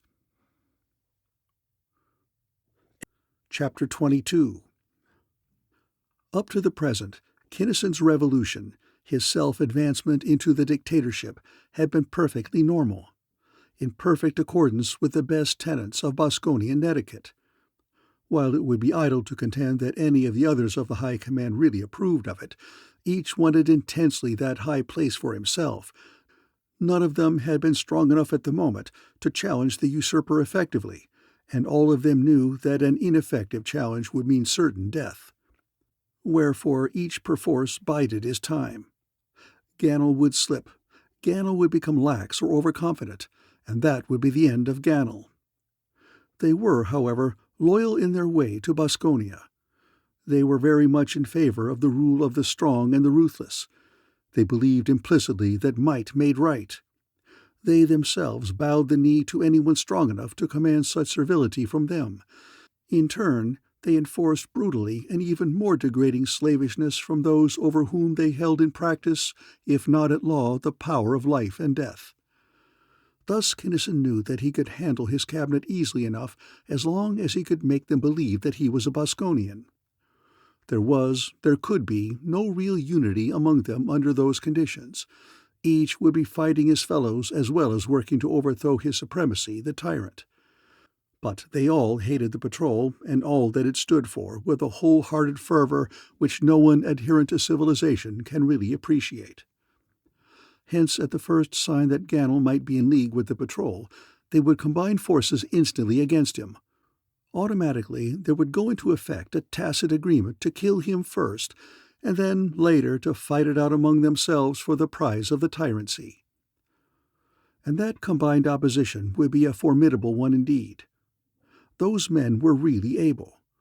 They were as clever and as shrewd and as smart and as subtle as they were hard. They were masters of intrigue. They simply could not be fooled.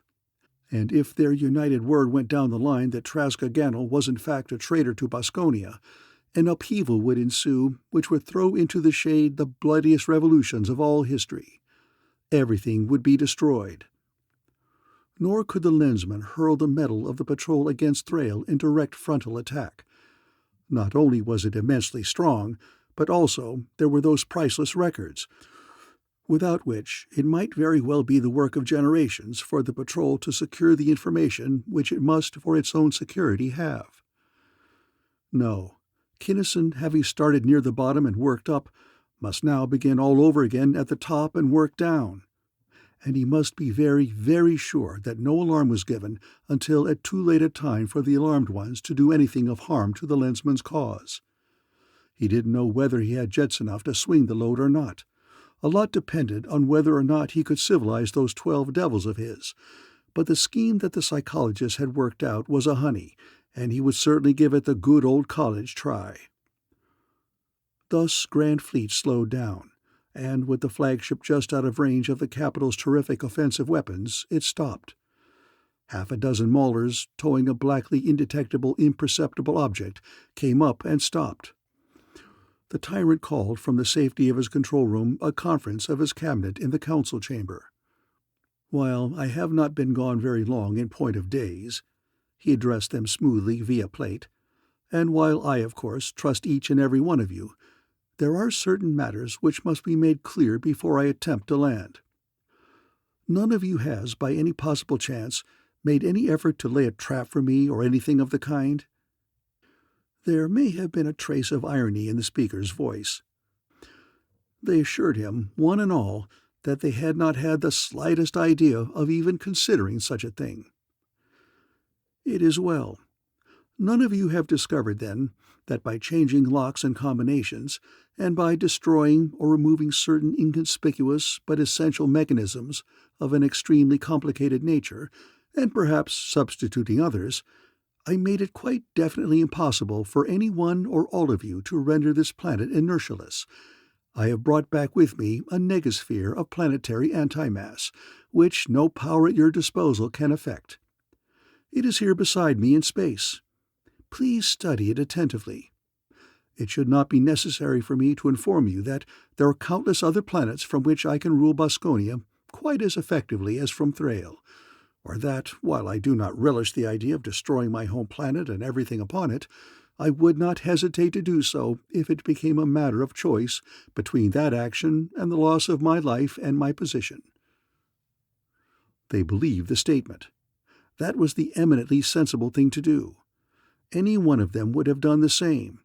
Hence they knew that Ganel would do exactly what he threatened, if he could.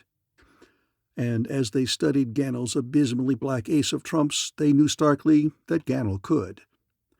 For they had found out, individually, that the tyrant had so effectively sabotaged Thrail's Bergenholms that they could not possibly be made operative until after his return.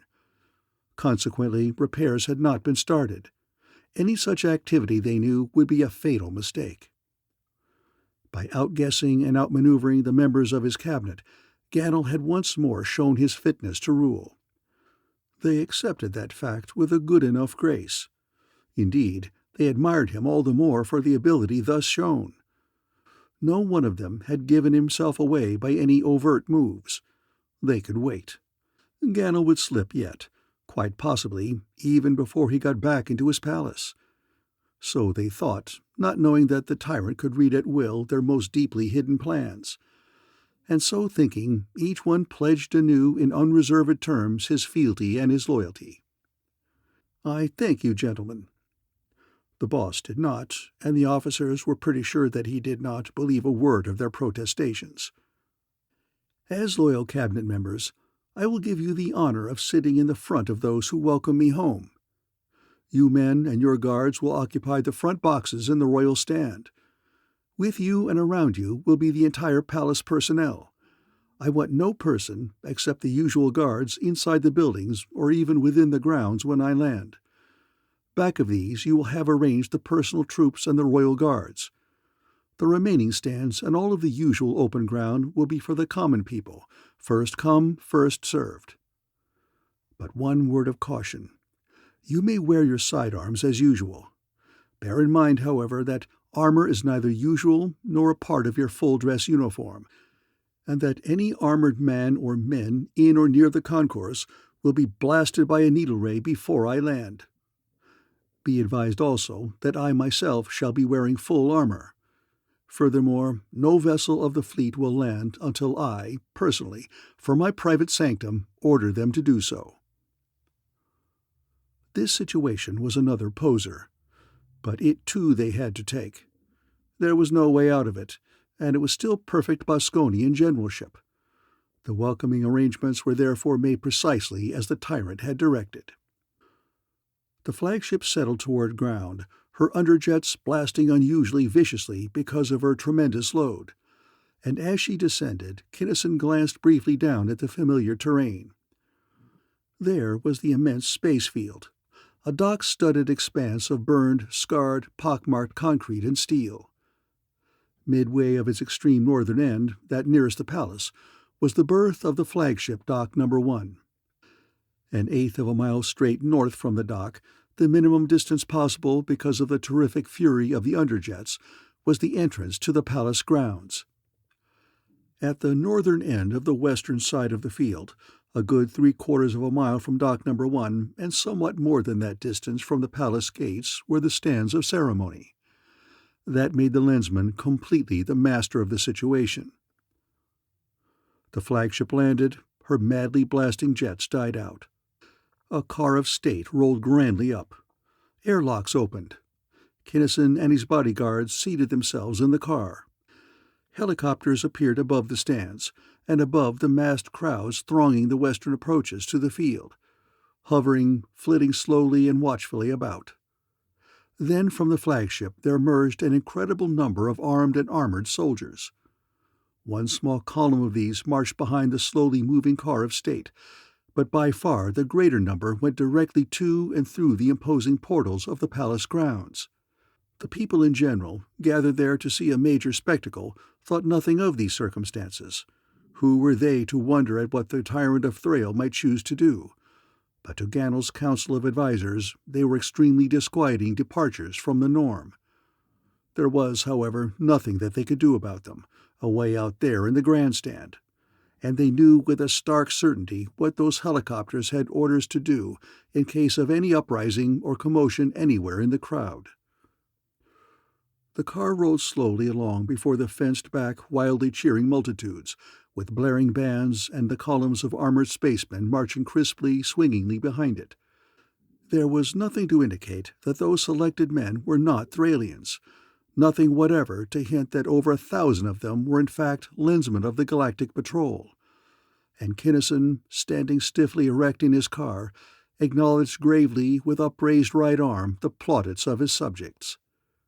The triumphal bus stopped in front of the most outthrust, the most ornate stand, and through loud-voiced amplifiers, the tyrant invited, as a signal honor, the 12 members of his advisory cabinet to ride with him in state to the palace.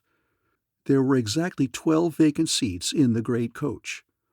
The advisers would have to leave their bodyguards and ride alone with the tyrant. Even had there been room, it was unthinkable that anyone else's personal killers could ride with the presence. This was no honor, they knew chillingly, no matter what the mob might think. It looked much more like a death sentence. But what could they do? They glanced at their unarmored henchmen, then at the armor and the semi-portables of Ganel's own healers, then at the ranks of the heavily armed and armored troopers, and finally at the copters now clustering thickly overhead, with the narrow snouts of needle-ray projectors very much in evidence.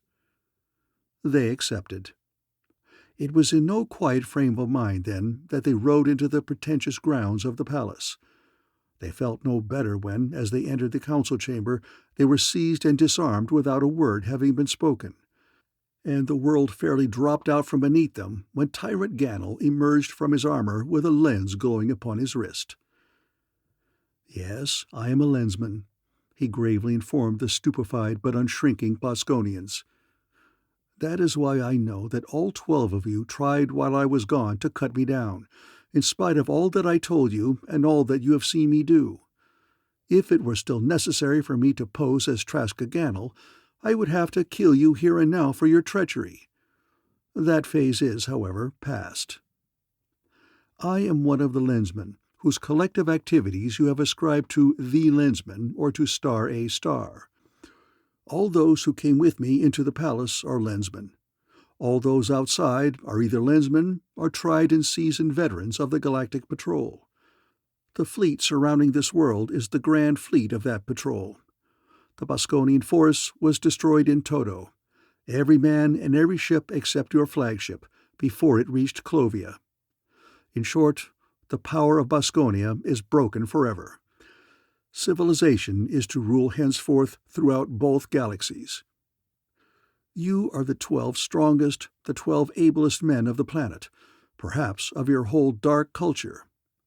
Will you help us to rule according to the principles of civilization, that which has been the Boskonian Empire, or will you die?" The Thralians stiffened themselves rigidly against the expected blasts of death, but only one spoke. "We are fortunate, at least, Lensman, in that you do not torture," he said coldly, his lips twisted into a hard, defiant sneer. "Good." And the Lensman actually smiled. "I expected no less. With that solid bottom, all that is necessary is to wipe away a few of your misconceptions and misunderstandings, correct your viewpoints, and do you think for a second that your therapist can fit us into the pattern of your civilization?" the Boskonian spokesman demanded bitingly. "I don't have to think, Lanyon. I know," Kinnison assured him. "Take them away, fellows, and lock them up. You know where. Everything will go ahead as scheduled." And it did. And while the mighty vessels of war landed upon the space field, and while the thronging Lensmen took over post after post in an ever-widening downward course, Kinnison led Worsel and Tragansi to the cell in which the outspoken Thralian chieftain was confined. "I do not know whether I can prevent you from operating upon me or not," Lanyon of Thrail spoke harshly, "but I will certainly try. I have seen the pitiful, distorted wrecks left after such operations, and I do not like them.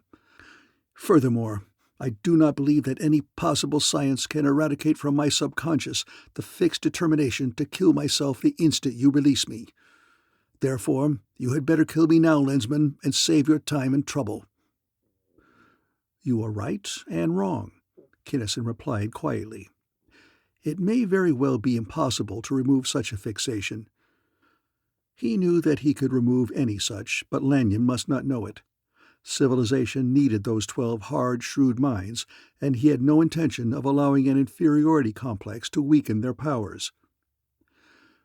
"We do not, however, intend to operate, but only and simply to educate.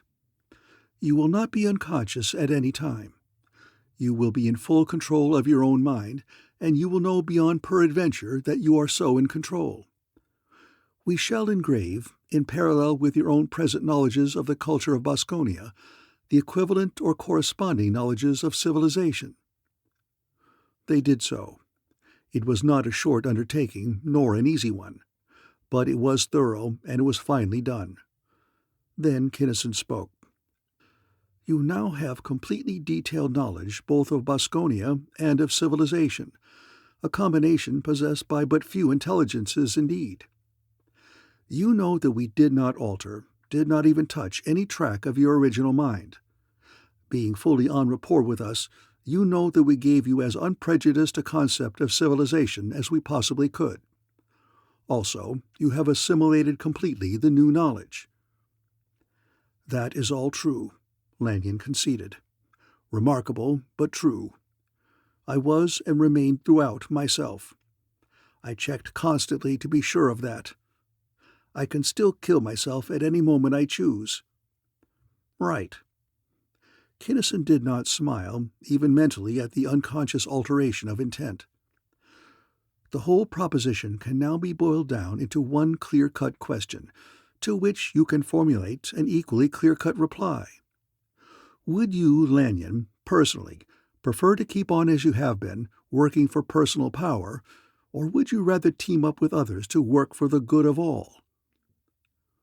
The Thralian thought for moments, and as he pondered, an expression of consternation spread over his hard-hewn face.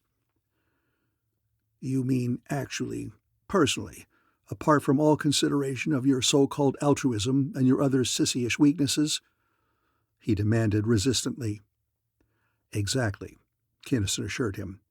"Which would you rather do? Which would you, personally, get the most good, the most fun out of?" The bitter conflict was plainly visible in Lanyon's bronzed face. So was the direction in which it was going. "Well, I'll be damned. You win, Lensman." And the ex-Boskonian bigshot held out his hand. Those were not his words, of course, but as nearly as Tellurian English can come to it, that is the exact sense of his final decision. And the same, or approximately the same, was the decision of each of his 11 fellows, each in his turn. Thus it was, then, that civilization won over the 12 recruits who were so potently instrumental in the bloodless conquest of Thrail, and who were later to be of such signal service throughout the Second Galaxy. For they knew Boskone with a sure knowledge, from top to bottom and from side to side, in every aspect and ramification. They knew precisely where and when and how to work to secure the desired ends. And they worked. How they worked. But space is lacking to go into any of their labors here. Specialists gathered of 100 different sorts, and when, after peace and security had been gained, they began to attack the stupendous files of the Hall of Records, Kinnison finally yielded to Haynes' insistences and moved out to the Z9M9Z. "It's about time, young fellow," the Admiral snapped. "I've gnawed my fingernails off just about to the elbow, and I still haven't figured out how to crack Onlo. Have you got any ideas?" "Thrail first," Kinnison suggested. "Everything QX here, you sure?" "Absolutely," Haynes grunted. "As strongly held as Tellus or Clovia.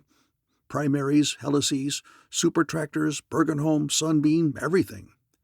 They don't need us here any longer, any more than a hen needs teeth. Grand Fleet is all set to go, but we haven't been able to work out a feasible plan of campaign. The best way would be not to use the fleet at all, but a sunbeam. But we can't move the sun, and Thorndyke has not as yet succeeded in making it hold together that far.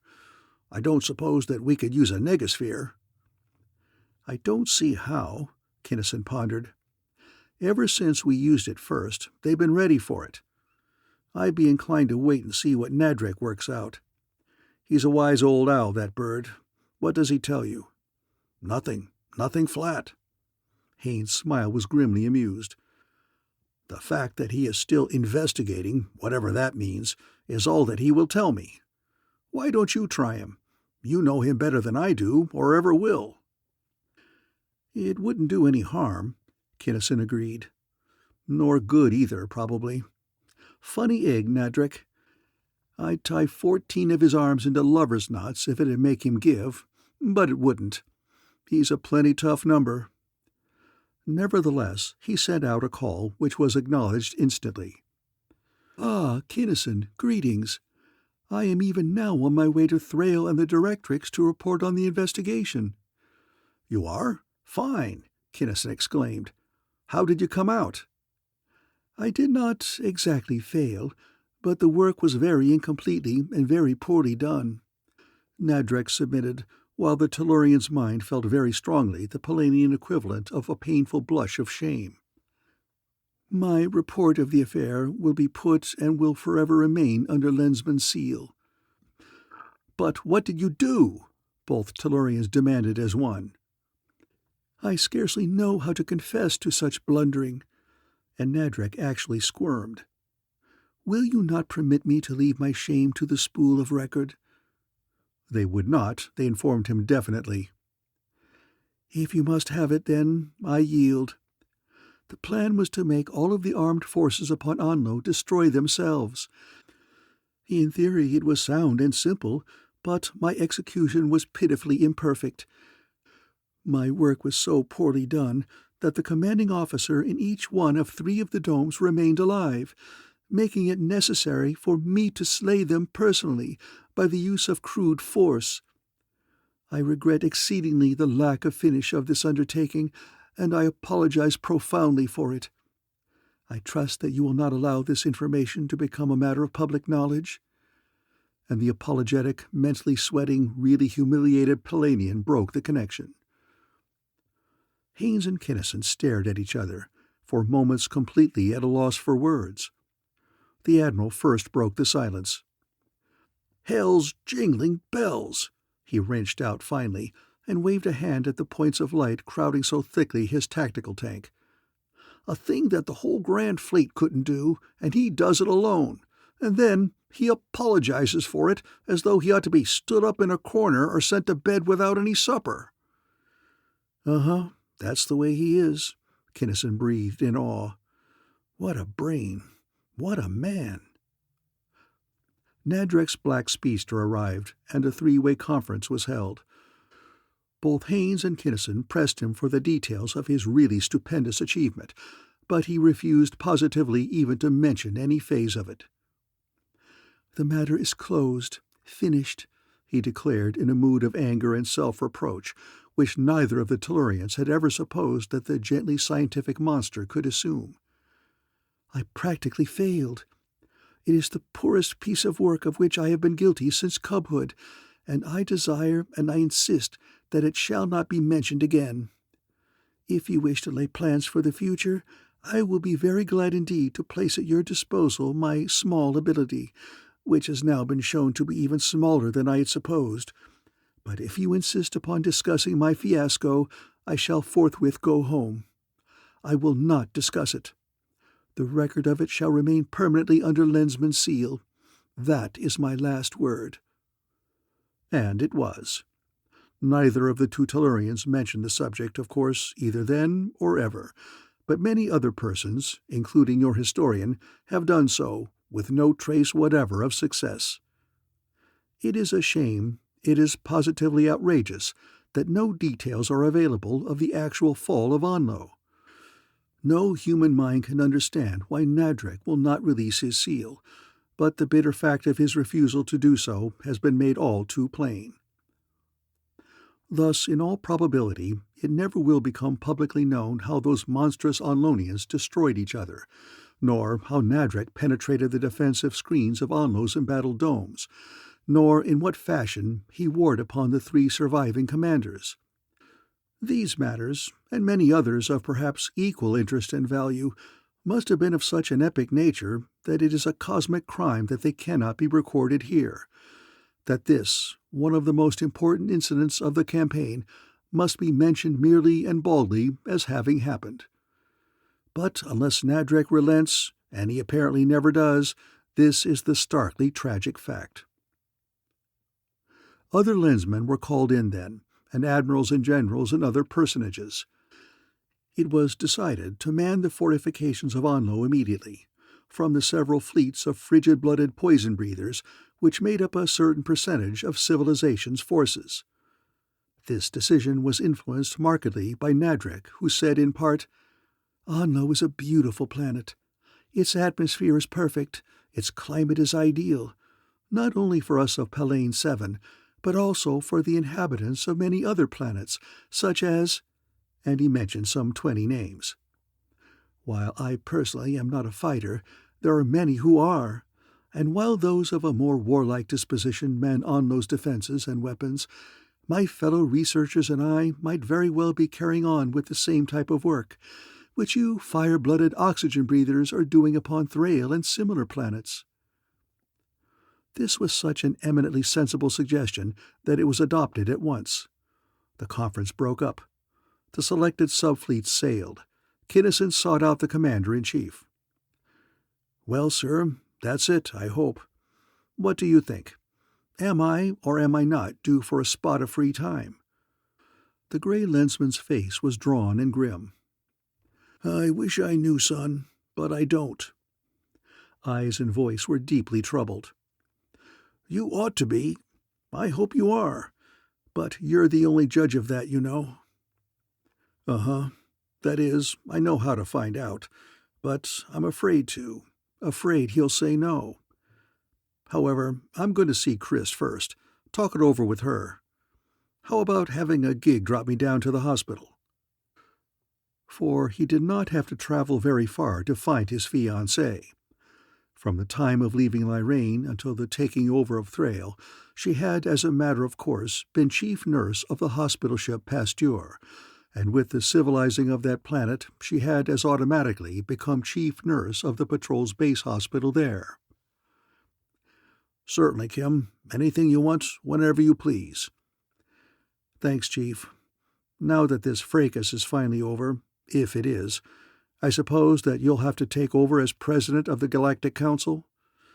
"I suppose so, after we clean Lyrane 8 that you've been holding me away from so long.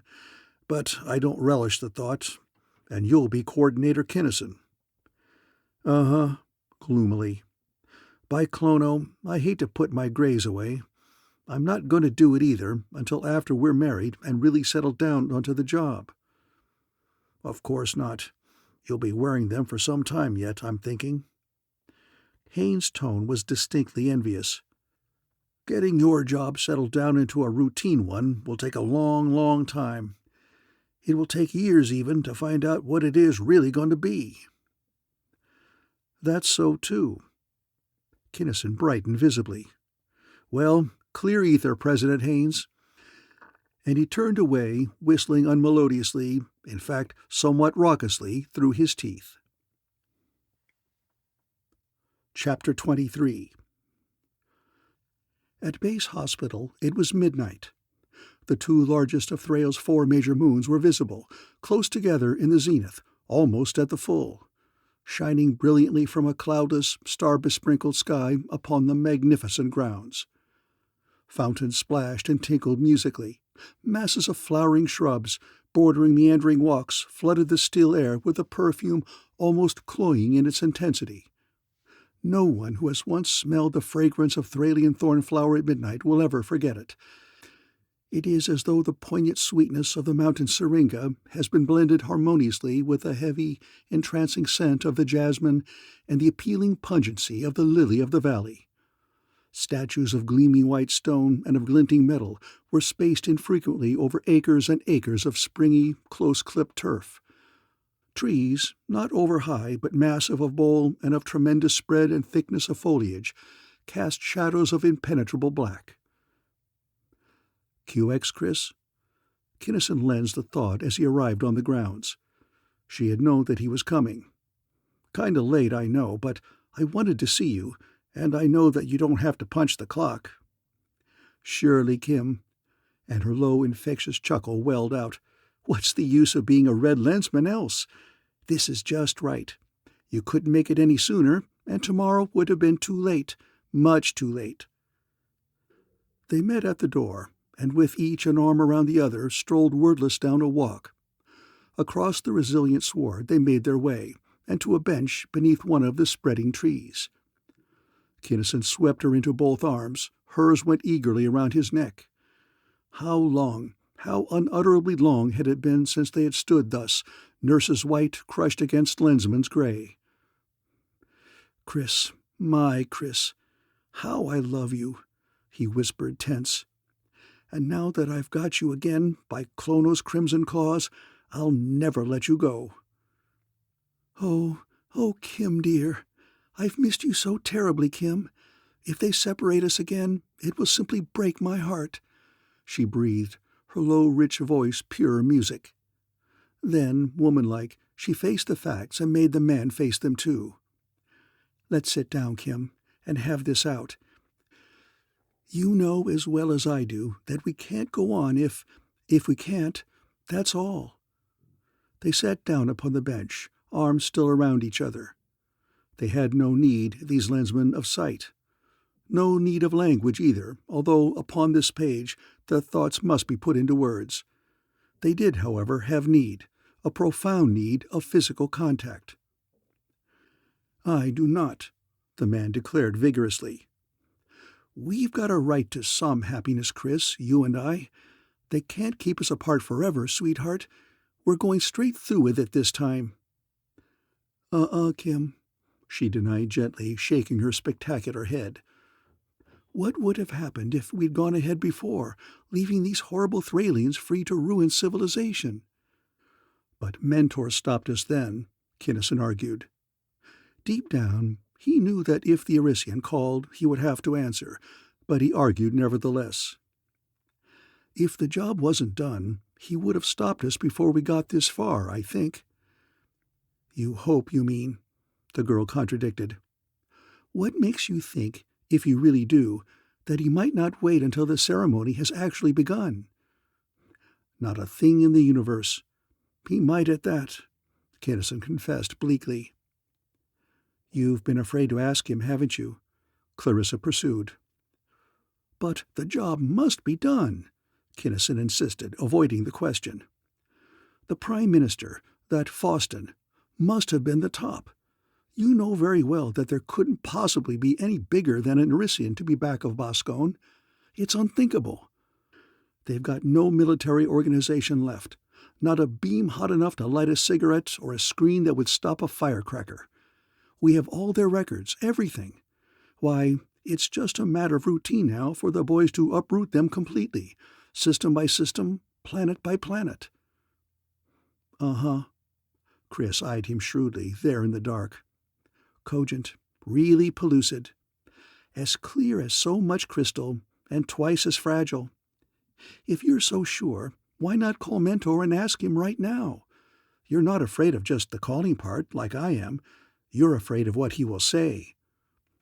"I'm going to marry you before I do another lick of work of any kind anywhere," he insisted doggedly.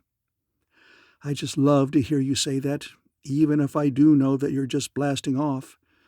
She giggled sunnily and snuggled deeper into the curve of his arm. "I feel that way too, but both of us know very well that if Mentor stops us, even at the altar—" Her thoughts slowed, became intense, solemn. "We're Lensmen, Kim, you and I. We both realize to the full just what that means. We'll have to muster just enough, some way or other, to swing the load. Let's call him now, Kim, together. I just simply can't stand this not knowing. I can't, Kim. I can't." Tears came hard and seldom to such a woman as Clarissa MacDougall, but they came then, and they hurt. "QX, Ace." Kinnison patted her back and her gorgeous head. "Let's go. But I tell you now that if he says no, I'll tell him to go hunt up an asteroid out on the rim and take a swan dive off into intergalactic space." She linked her mind with his, thinking in affectionate half-reproach, "I'd like to too, Kim, but that's pure baloney.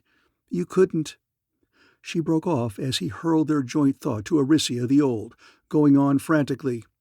"You think at him, Kim. I'll just listen. He scares me into a shrinking, quivering pulp." "QX, Ace," he said again.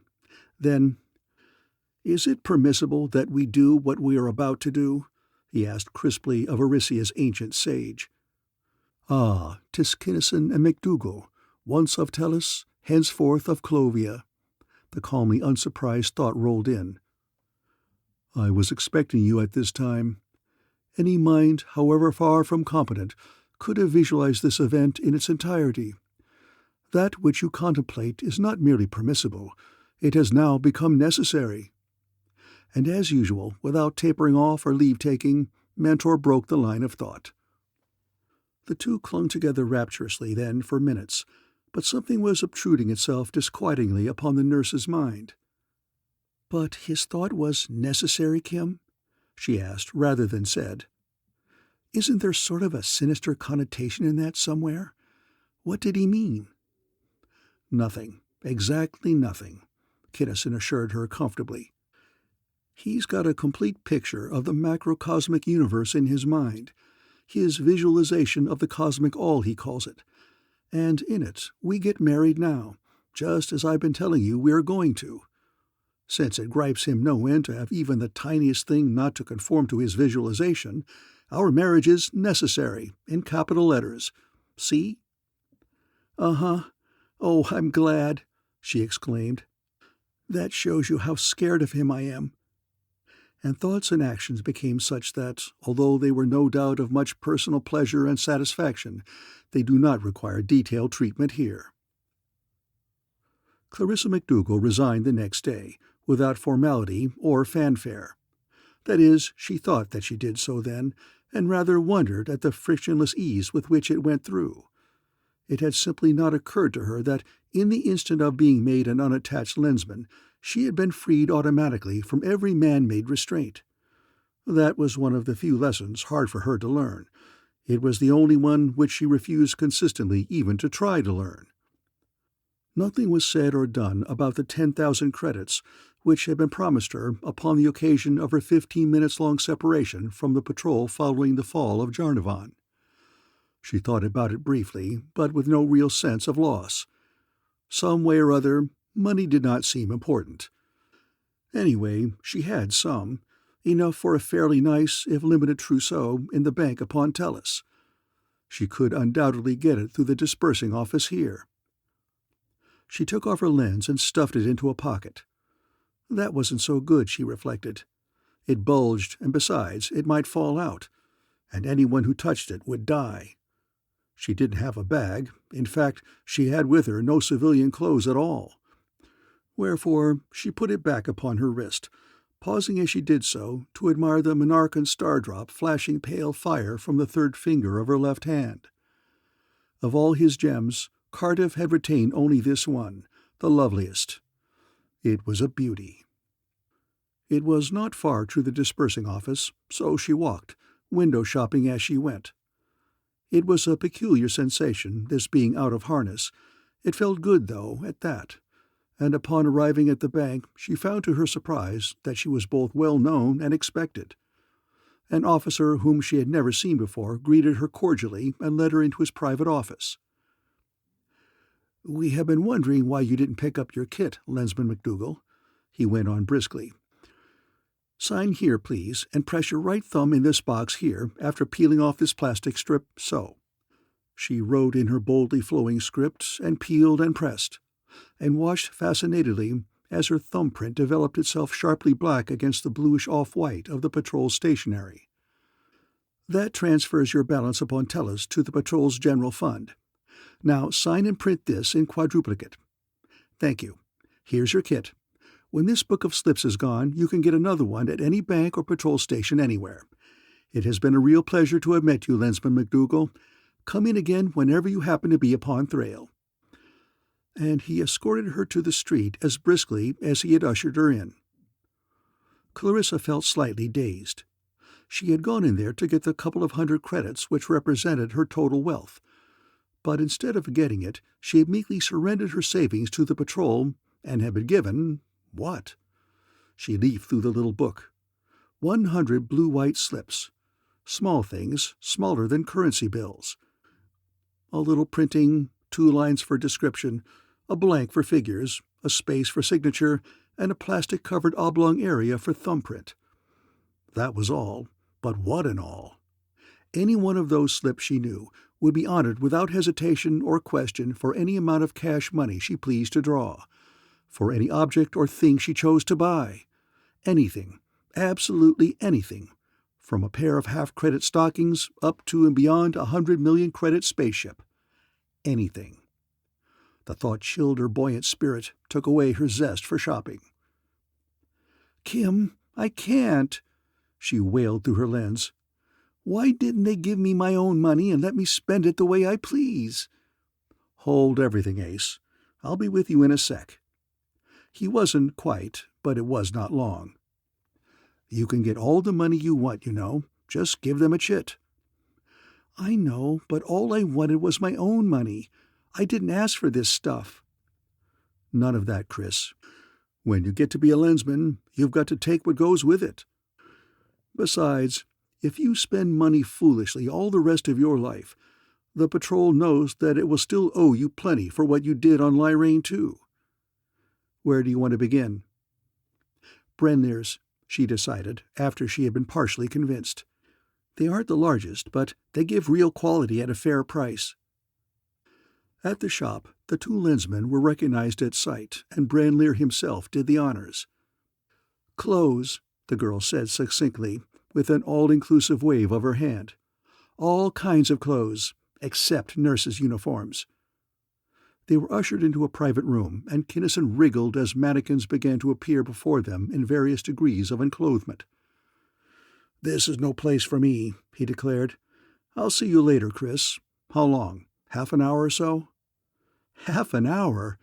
The nurse giggled, and "She will be here all the rest of today and most of the time for a week," the couturier informed him severely, and she was. "Oh, Kim, I'm having the most marvelous time," she told him excitedly a few days later. "But it makes me feel sick to think of how much of the patrol's money I'm spending." "You may think that you're spending money, but you aren't," he informed her cryptically. "Huh? What do you mean?" she demanded, but he would not talk. She found out, however, after the long drawn-out business of selecting and matching and designing and fitting was over.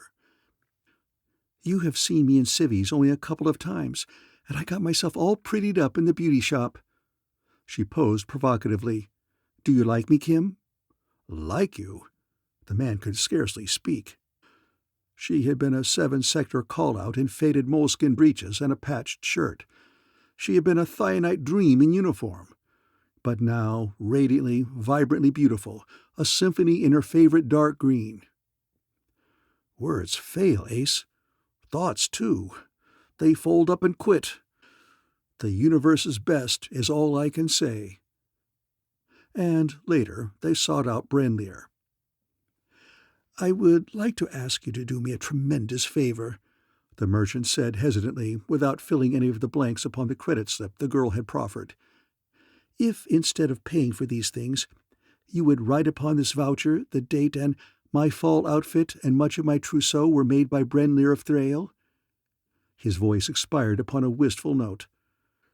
"Why, I never even thought of such a thing. Would it be quite ethical, do you think, Kim?" "You said that he gives value for price, so I don't see why not. Lots of things they never let any of us pay for." Then to Brenlir, "Never thought of that angle, of what a terrific draw she would be. I suppose that this business of yours is worth 50,000 credits more right now than it was before she cut loose here, and that it'll be worth twice that much when you have this chit unobtrusively displayed in a gold and platinum frame 4 feet square." The man nodded. "Twice that already, but there isn't enough money upon Thrail to buy it." "I'm not surprised," Kinnison grinned understandingly. "But you might as well give him a break, Chris. What tore it was your buying the stuff here, not admitting the fact over your signature and thumbprint." She did so, and they went out. "Do you mean to tell me that I'm so famous? Notorious?" he helped out. "Uh-huh, or words to that effect." A touch of fear darkened her glorious eyes. "All of that, and then some," he declared. "I never thought of what your buying so much plunder in one store would do, but it'd have the pulling power of a planetary tractor. It's bad enough with us regulars. Half the chits we sign are never cashed, but you are absolutely unique. The first lady lensman, the only red lensman, and what a lensman! Wow. As I think it over, one gets you 100 if any chit you ever sign ever will get cashed. There have been collectors, you know, ever since civilization began, maybe before." "But I don't like it," she stormed. "That won't change the facts," he countered philosophically. "Are you ready to flit? The Dauntless is hot, they tell me." "Uh-huh, all my stuff is aboard." And soon they were en route to Clovia. The trip was uneventful, and even before they reached that transformed planet, it became evident that it was theirs from pole to pole. Their cruiser was met by a horde of spaceships of all types and sizes, which formed a turbulent and demonstrative escort of honor. The seething crowd at the spaceport could scarcely be kept out of range of the dreadnought's searing landing blasts. Half the brass bands of the world, it seemed, burst into "Our Patrol" as the Lensmen disembarked, and their ground car and the street along which it slowly rolled were decorated lavishly with deep blue flowers. "Thorn flowers," Clarissa choked. "Thralian thorn flowers, Kim. How could they?" "They grow here as well as there, and when they found out that you liked them so well, they imported them by the shipload." And Kinnison himself swallowed a lump. Their brief stay upon Clovia was a hectic one indeed. Parties and balls, informal and formal, and at least a dozen telenews poses every day. Receptions, at which there were presented the personages and the potentates of 1,000 planets, at which the uniforms and robes and gowns put the solar spectrum to shame. And from tens of thousands of planets came Lensmen, to make or to renew acquaintance with the Galactic Coordinator and to welcome into their ranks the Lensman bride. From Tellus, of course, they came in greatest number and enthusiasm, but other planets were not too far behind. They came from Manarch and Valantia and Chicladoria and Alsacan and Vandemar, from the worlds of Canopus and Vega and Antares, from all over the galaxy. Human, near-human, non-human, monstrous. There even appear briefly quite large numbers of frigid-blooded Lensmen, whose fiercely laboring refrigerators chilled the atmosphere for yards around their insulated and impervious suits. All those various beings came with a united purpose, with a common thought: to congratulate Kinnison of Tellus and to wish his Lensman mate all the luck and all the happiness of the universe. Kinnison was surprised at the sincerity with which they acclaimed him. He was amazed at the genuineness and the intensity of their adoption of his Chris as their own. He had been afraid that some of them would think that he was throwing his weight around when he violated precedent by making her a Lensman. He had been afraid of animosity and ill will. He had been afraid that outraged masculine pride would set up a sex antagonism. But if any of these things existed, the keenest use of his every penetrant sense could not discover them. Instead, the human Lensmen literally mobbed her as, en masse, they took her to their collective bosom. No party, wherever or for whatever reason held, was complete without her. If she ever had less than 10 escorts at once, she was slighted. They ran her ragged, they danced her slippers off, they stuffed her to repletion, they would not let her sleep, they granted her the privacy of a goldfish, and she loved every tumultuous second of it. She had wanted, as she had told Haynes and Lacey so long ago, a big wedding. But this one was already out of hand and was growing more so by the minute. The idea of holding it in a church had been abandoned long since. Now it became clear that the biggest armory of Clovia would not hold even half of the Lensmen, to say nothing of the notables and dignitaries who had come so far. It would simply have to be the stadium, a bowl so vast that no previous crowd had filled 1/10 of its seats. Seeing and hearing there were excellent, however, as the spectators did not look at the scene itself, but into visiplates comfortably close. Even the stadium could not accommodate that throng, hence speakers and plates were run outside, clear up to the space field fence. And although neither of the principals knew it, this marriage had so fired public interest that Universal Telenews men had already arranged the hookup which was to carry it to every planet of civilization. The number of entities who thus saw and heard that wedding has been estimated, but the figures are too fantastic to be repeated here. But it was in no sense a circus. No ceremony ever held, in home or in church or in cathedral, was ever more solemn. For when 500,000 Lensmen concentrate upon solemnity, it prevails. No levity is possible within a radius of miles. The whole vast bowl was gay with flowers. It seemed as though a state must have been stripped of blooms to furnish so many, and ferns and white ribbons were everywhere. There was a mighty organ which pealed out triumphal melody as the bridal parties marched down the aisles, subsiding into a lilting accompaniment as the betrothed couple ascended the white brocaded stairway and faced the Lensman chaplain in the heavily garlanded little open-air chapel. The minister raised both hands. The masked patrolmen and nurses stood at attention. A profound silence fell. "Dearly beloved." The grand old service, short and simple but utterly impressive, was soon over. Then, as Kinnison kissed his wife, 500,000 lensed members were thrust upward in silent salute. Through a double lane of flowing lenses, the wedding party made its way up to the locked and guarded gate of the space field, upon which lay the Dauntless, the super-dreadnought yacht in which the Kinnisons were to take a honeymoon voyage to distant Tellus. The gate opened. The couple, accompanied by the port admiral and the surgeon general, stepped into the car, which sped out to the battleship. And as it did so, the crowd loosed its pent-up feelings in a prolonged outburst of cheering. And as the newlyweds walked up the gangplank, Kinnison turned his head and shouted to Haines, "You've been griping so long about Lyrane 8, Chief. I forgot to say that you can go mop up on it now." The end of Second Stage Lensmen by E. Doc Smith.